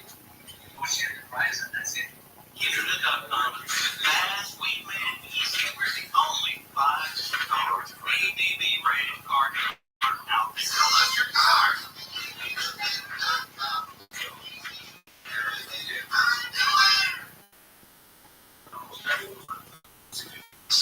And as Corbin said, it seems like there's going to be movement here shortly. The cops are crawling over these bushes that are in the way right now to get to these kids. There's a lot of kids also behind the cops, which is odd, but they have less than lethal weapons with them. And I can see cops there from Irvine. The Orange County Sheriff is there. Looks like Newport. I saw a car there that had Newport on it. Looks like Newport cops are there as well. And so I don't know ultimately if they're going to be arrested, but the tents are being now disassembled and brought towards the skirmish line and being placed between the cops and the protesters. And it looks like the protesters taking all those easy ups and laying them on the sides of between them and the cops. And I can't believe how many cops there have been. It's hundreds. There was an overhead shot of the parking lot nearby, and it was a good 100 at least spaces, and they were all full with police. And there's more coming in. You know, they just showed a picture of the parking lot, and it looks like there's another 50 or 60, maybe even 100 more cops coming in. So I don't know if they think they're outnumbered. They need more, but man, they certainly have enough, I think, to handle this protest. There are as many cops or more in Irvine than there were at UCLA. At UCLA, there were hundreds and hundreds of protesters, maybe even 1,000. But it looks like all of the protesters now gathering up in one small area. And there's a big separation between the protesters and the looky-loos. You know, the people that are just looking to see what's going on. And the protesters with balls are now getting close to the cops. The protesters who are thinking about their future and an arrest record, they're standing back and videotaping all of this. Gardner there must be going You and I, trying to keep our yards nice, and then having 80 guys trained local like these cops are. taking the pallets and just throwing it in their hands. That's right. So it looks like the first line of defense is the Orange County Sheriff's Department. Then after that, it's the Irvine cops that are behind them. And then on the other side of them are the cops from, looks like Newport Beach. They're there as well. But they are, one way or another, they're going to clear out this camp. And Crozier's right, they're taking those easy up, those 10s, those 10x10s. They can buy at Walmart for about $89. And they're putting it between the protesters and the cops. There's still a Palestinian flag that's flying from the second floor. And so, I don't know if there's any kids up there. Yeah, there are kids up there. So there are kids up on the second floor. Now there's kids running, I guess, to grab more of the easy ups. And yeah, they're grabbing more of the easy ups and putting them between the cops and the kids. And so I don't know what the goal is there. I don't know if they think that those $89 easy ups are going to the cops walking in that direction. They're going to be disappointed with the outcome of that. But it's a big story in Irvine. I've seen at least 3 people being taken away to handcuffs so far, at least. Yeah. Yeah, it looks like the tension is building. It doesn't look like it's becoming easier and easier. We're right here, right now. This is the first person. Channel 7, ABC, Channel 7. Well, from this line that was formed by protesters, we saw a group of Santa Ana police officers as well as team members move in and basically grab this individual and pull them from the line, and I believe that's what's going to be starting to take place with other protesters as well. That line of student protesters remains strong. Remains strong and remains Real talk. put together. Oh, God. This one individual did, but all of a sudden you just saw law enforcement move in. I see a second individual now, second and third individuals being pulled by law enforcement here. So I think this is now what we're going to start seeing one by one these protesters be pulled apart, because I do see them linked up hand in hand, arm in arm. So they're being pulled apart and taken away from this line that Stars are protesting candidates, but as you can see on the other side of these protesters, all of those candidates now forming a barrier and shield, kind of blocking the physical science lecture hall here at UCI. That's the building that protesters barricaded themselves in earlier today and triggered this massive response. But so far, we've seen at least three protesters being grocery strike. 3 protesters arrested. The Palestinian flag is still flying off the second story there, and we are going to continue on this story. There's an interesting on the outside of that building there, where you see people on the second floor. There's an outside stairwell, yes, and that goes up there. They've got the bottom of that blocked off with barricades, coolers, and stuff, and they also have the top of it blocked off with like trash cans and stuff too. And it looks like they're giving the kids even one more chance to get out of there and not be arrested. Let's see if they're going to take that opportunity. It doesn't look like it. We're live covering the big story here. It's in Irvine, in Orange County. The major story in Southern California is being covered live right here on KFI AM 644 now. Correct. UC Berkeley says it will discuss the university's investments in weapons companies and the possible investment from them as Palestinian protesters there take down their tents on campus. There was no police presence there or arrests that took place at UC Berkeley. Inflation eased up a bit last month to 3.4%. Higher interest rates by the Feds helped slow the rise in food, gas, and car prices, but housing is keeping inflation from dropping quicker, and they think they were doing the previous stakes. Both has been scratched from the race after spiking a little fever getting to Maryland. Kentucky native winner is now the favorite to win at Illinois, Maryland, as he races toward a triple crown. What's the name of the Kentucky native winner there? Mystic Data. There you go. Now he's favorite to win as he races towards a triple crown. We'll take a look at the Signature Freeway next. Having fans here. Oh, yeah, the great is the looking capital of the world. Everybody's looking at everybody all the time. For guys out there with full head of hair, congratulations. It's a study show that's the most attractive physical feature, full head of hair. One of the least attractive, most Asian, you got it. Hair loss. No matter car, house, or success, if it for their thinning, balding look, it's a long-lasting physical impression. Does not be that way. Advanced Hair is a quick one-day solution for hair loss, making 20 years. Advanced Hair has approved tens of thousands of lives, including mine. No more expensive pills or topicals. Just you and your own natural hair, guaranteed to grow. Did I mention your own natural hair begins to regrow the very next day? I think I did. Let's see. I did. And grow for life. Free consultation is coming your way. 844-333 hair. If you qualify, $250 off and 250 free hair brims. 844-333 hair. Website advancedhair.com. Cloudy, foggy, cooly tonight, mostly cleared up tomorrow again, and about the same temperature as today. Smidge warmer through the weekend. This report brought to you by Whole Foods Market. It is slow in Irvine. This is the outside of 73, and that's where traffic is loading up away from Madison all the way to the 405 merge. We also have Mike O'Brien checking out Irvine, KFI in the sky.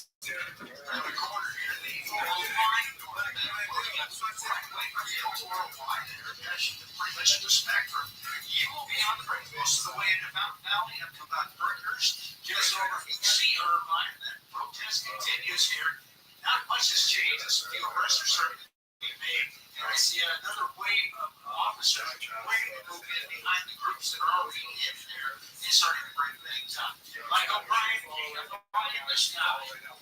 Also, looking at the Lucas, Pontus Drive, that's starting to thin out, but it's looking extra heavy right around Los Troncos Drive. And also, the lanes of Michael Drake is pretty stacked. With Southern California's open airport traffic reports, I'm Angel Martinez.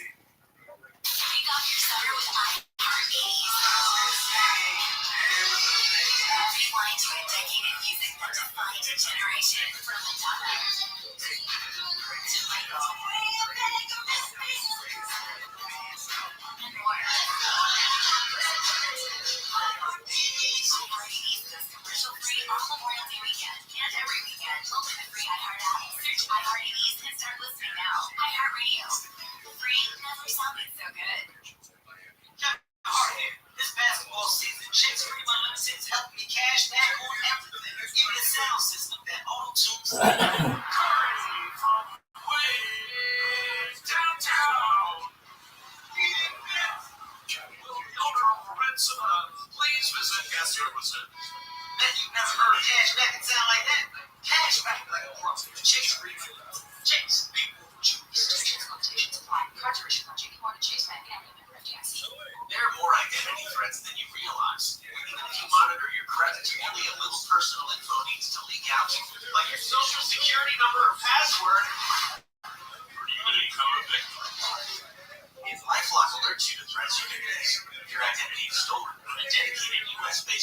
information specialist will work to fix it.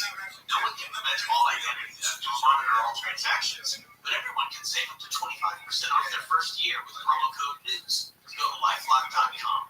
NCAA women's basketball had an incredibly successful season, and now your favorite players from the 2023-2024 NCAA season will be in the WNBA. This season, watch big-name players and tickets. Brianna Stewart, Jarquel Jones, Angel Wilson, Kelsey Plum, and Sabrina Ionescu are must-see TV. Also, rookies Caitlin Clark, Cameron Brink, Angel Reese, Rakia Jackson, and Camila Cardoso. To all the new fans joining, welcome to the zone. Tune in to the first weekend doubleheader of the season on Saturday starting at 1 p.m. on ABC. I'm Victoria Cash. Thanks for calling the Lucky Land Hotline. If you feel like you do the same thing every day, press 1. If you're ready to have some serious fun with a chance to redeem some serious prizes, press 2. We heard you loud and clear. So go to LuckyLandSlots.com right now and play over 100 social casino-style games for free. Get lucky today at LuckyLandSlots.com.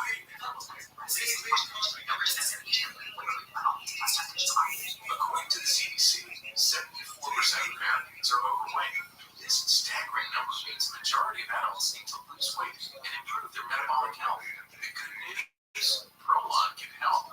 Prolon is a patented, structured, plant-based nutrition program that supports a healthy lifespan by enhancing cellular rejuvenation. And right now, Sterling listeners get 10% off at ProlonLife.com/music, but only until May 31st. That's ProlonLife.com/music.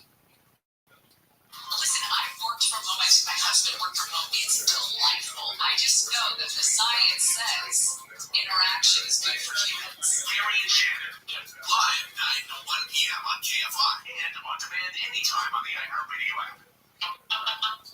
KFI, AM, and 1040 Conway Show. Big story coming out of Irvine. The campus over there, UC Irvine. Cops are moving in. Irvine cops, Orange County Sheriff. I saw Newport there. Looks like a Costa Mesa car. Phil Costa Mesa cops might be involved. Santa Ana. Who else did you see there, Rose? You said Costa Mesa, yeah. Santa Ana. Man, Newport. A lot of resources there. Yeah. If you live in Orange County and you're complaining about your taxes, this is where the money's going. A lot of cops. And if you live in Orange County, you support. Gas is funny to me to see all those guys. It's a lot of it. It's like the cops. Every protest. It's blue and green. Look at the channel 11 has balls. He's on the second floor with the protesters. They might arrest him. Everybody in that building is going to jail. And I don't think the cops care if you're press or not. If you're behind that line, you might be going as well. So they're dismantling. Bruce was talking about this earlier. The Kenai Road. Long-time newsman here at KFI. There's a outdoor stairwell that goes to the second floor. And there's kids on the top of that. Now they're all running. Yeah, no, it's not good. The cameraman's doing it. It's not me, those Nikes rolling. But the cops are coming up those stairs. Now, one of the first things I think they're going to do is take down that Palestinian flag. And I don't know if they're going to replace it with another one or just take it down. But this is going to be a big deal. This is the first big, action by cops in Orange County that I can remember when it comes to these protests. We can remember any of these campuses getting this hot. Now there's a road. There's some weird space right now. The cops got to get past that type of street. They got through. They did it. Yes, so. If you watch your Channel 11, somebody from Channel 11 got up to the second floor there and is in front of the cops. Yeah. And now the cops might arrest that guy, even though he's showing up arrest pads. He might also be taken, and they are. They're taking him. That's the Fox guy. Oh, they moved him aside, and now they're trying to get into this building. It's like we're trying to keep this area press. Yeah, I don't think the cops care right now. They told even you in the press to get out of that building, and you didn't get out. They take you with them. There was a couple double doors that led somewhere inside of that building at the top there, and somebody had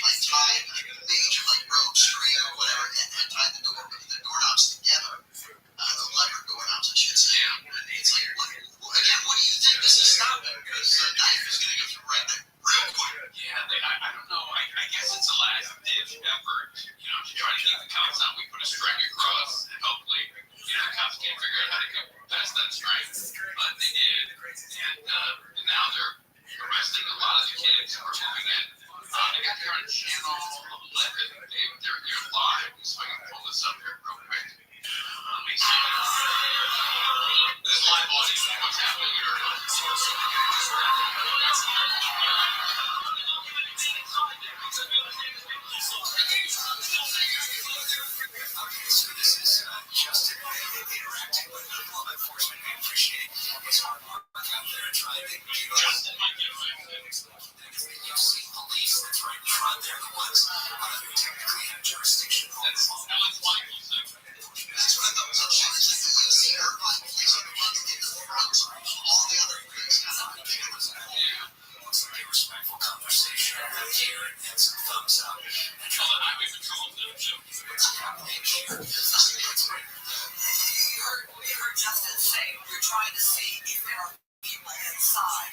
That's the big question to me, Alex, as you saw there. That's hundreds of kids behind the barricade. Yeah, well, quite a scene. When we first came on the air, 45 minutes ago, there wasn't that big a crowd there.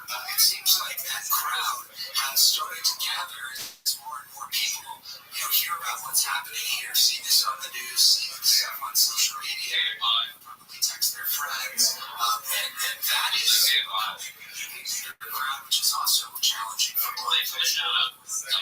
Yes, Tim Lynn, when you ask police expert, does that tell you that the area has been secured where law enforcement wants to go? These are money, Tim. Take it away, Tim. What's going on now? Law enforcement is doing a major work.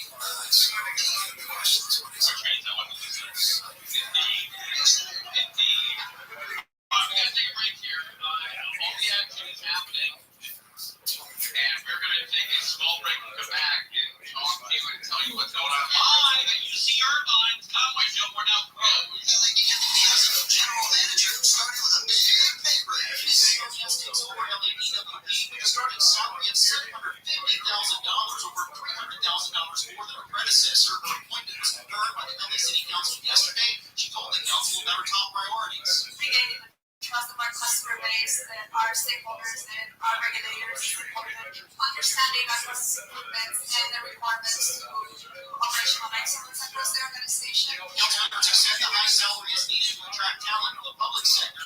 Yes, comes for PG&E in downtown LA, but folks, Junior profile saying purchase the exterior runs reportedly turned violent prompting a large police response. Protesters took over the physical sciences lecture hall and draped banners made UCI from Israel. The group was also debating the university rescinded suspension notices it sent last week to some students involved in the last protest. The university asked anyone on campus to shelter in place and advised staff to move to classes online tomorrow. A gym teacher in the Inland Empire is getting $360,000 for citing religious beliefs for refusing to comply with their school's LGBTQ plus policies.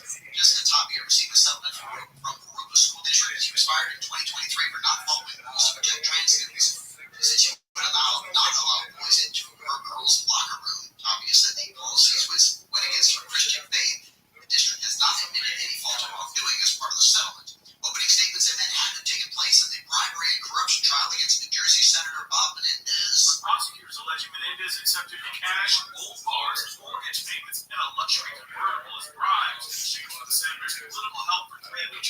businessmen and the governments in Egypt and Qatar. Dennis is one of the businessmen's already pleaded guilty. The two others are co-defendants in the case, along with Menendez's wife.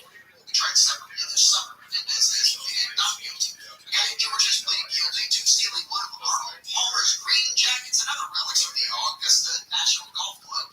Prosecutors say the big scheme went on for nearly a decade. They take items from warehouse and sell them around Florida. Made roughly $5 million. Clouds and fog tonight, low mostly 50 degrees. Gradually clearing up again tomorrow and feeling mostly like today. A little warmer Friday, feeling like that for the weekend. Right now, Costa Mesa 63, Fullerton 68 degrees. Let's hit that freeway.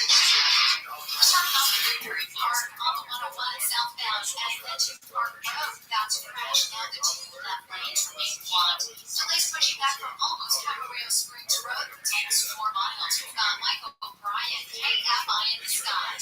Here's a really interesting incident in 91. 91 westbound, pulling a circle of Imperial Highway to the 50th Shrine.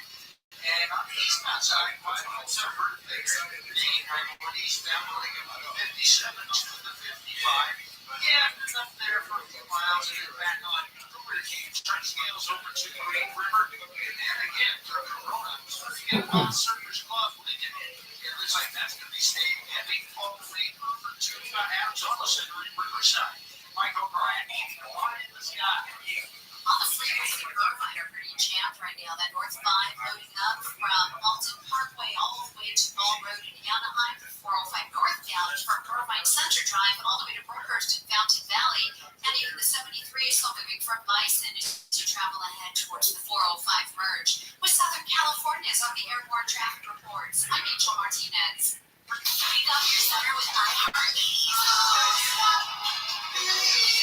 Rewind to a decade of music that defined a generation.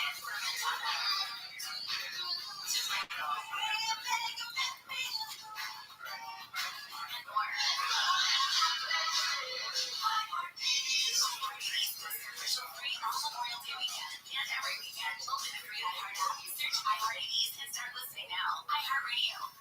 Free never sounded so good. Hey, it's Kevin Hart. In this basketball season, Chase Freedom Unlimited is helping you cash back all my game tickets. Plus, tickets for 23 of my biggest fans and charity on I Enjoy the Game. I appreciate the support, baby. This will never get old.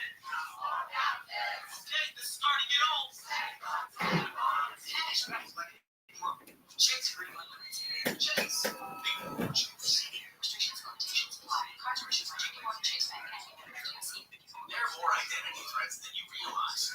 Even if you monitor your credits, only a little personal info needs to leak out. Like your social security number or password. Or Unity code. LifeLock alerts you to threats you can miss. If your identity is stolen, a dedicated US-based restoration specialist will work to fix it. No one can prevent all identity theft or monitor all transactions, but everyone can save up to 25% off their first year with promo code NEWS. Go to LifeLock.com. NCAA women's basketball had an incredibly successful season, and your favorite players from the 2023-2024 NCAA season will be in the WNBA. This season, watch big-name players and teams. Brianna Stewart, John Crow Jones, Angel Wilson, Kelsey Clark, and Sabrina Ionescu are must-see TV. Also, rookies Caitlin Clark, Cameron Brink, Angel Reese, Rakia Jackson, and Camila Cardoso. To all the new fans joining, welcome to the Double. Tune in to the first weekend doubleheader of the season on Saturday starting at 1 p.m. on ABC. Hey guys, this is Ryan. I'm not sure if you know this about me, but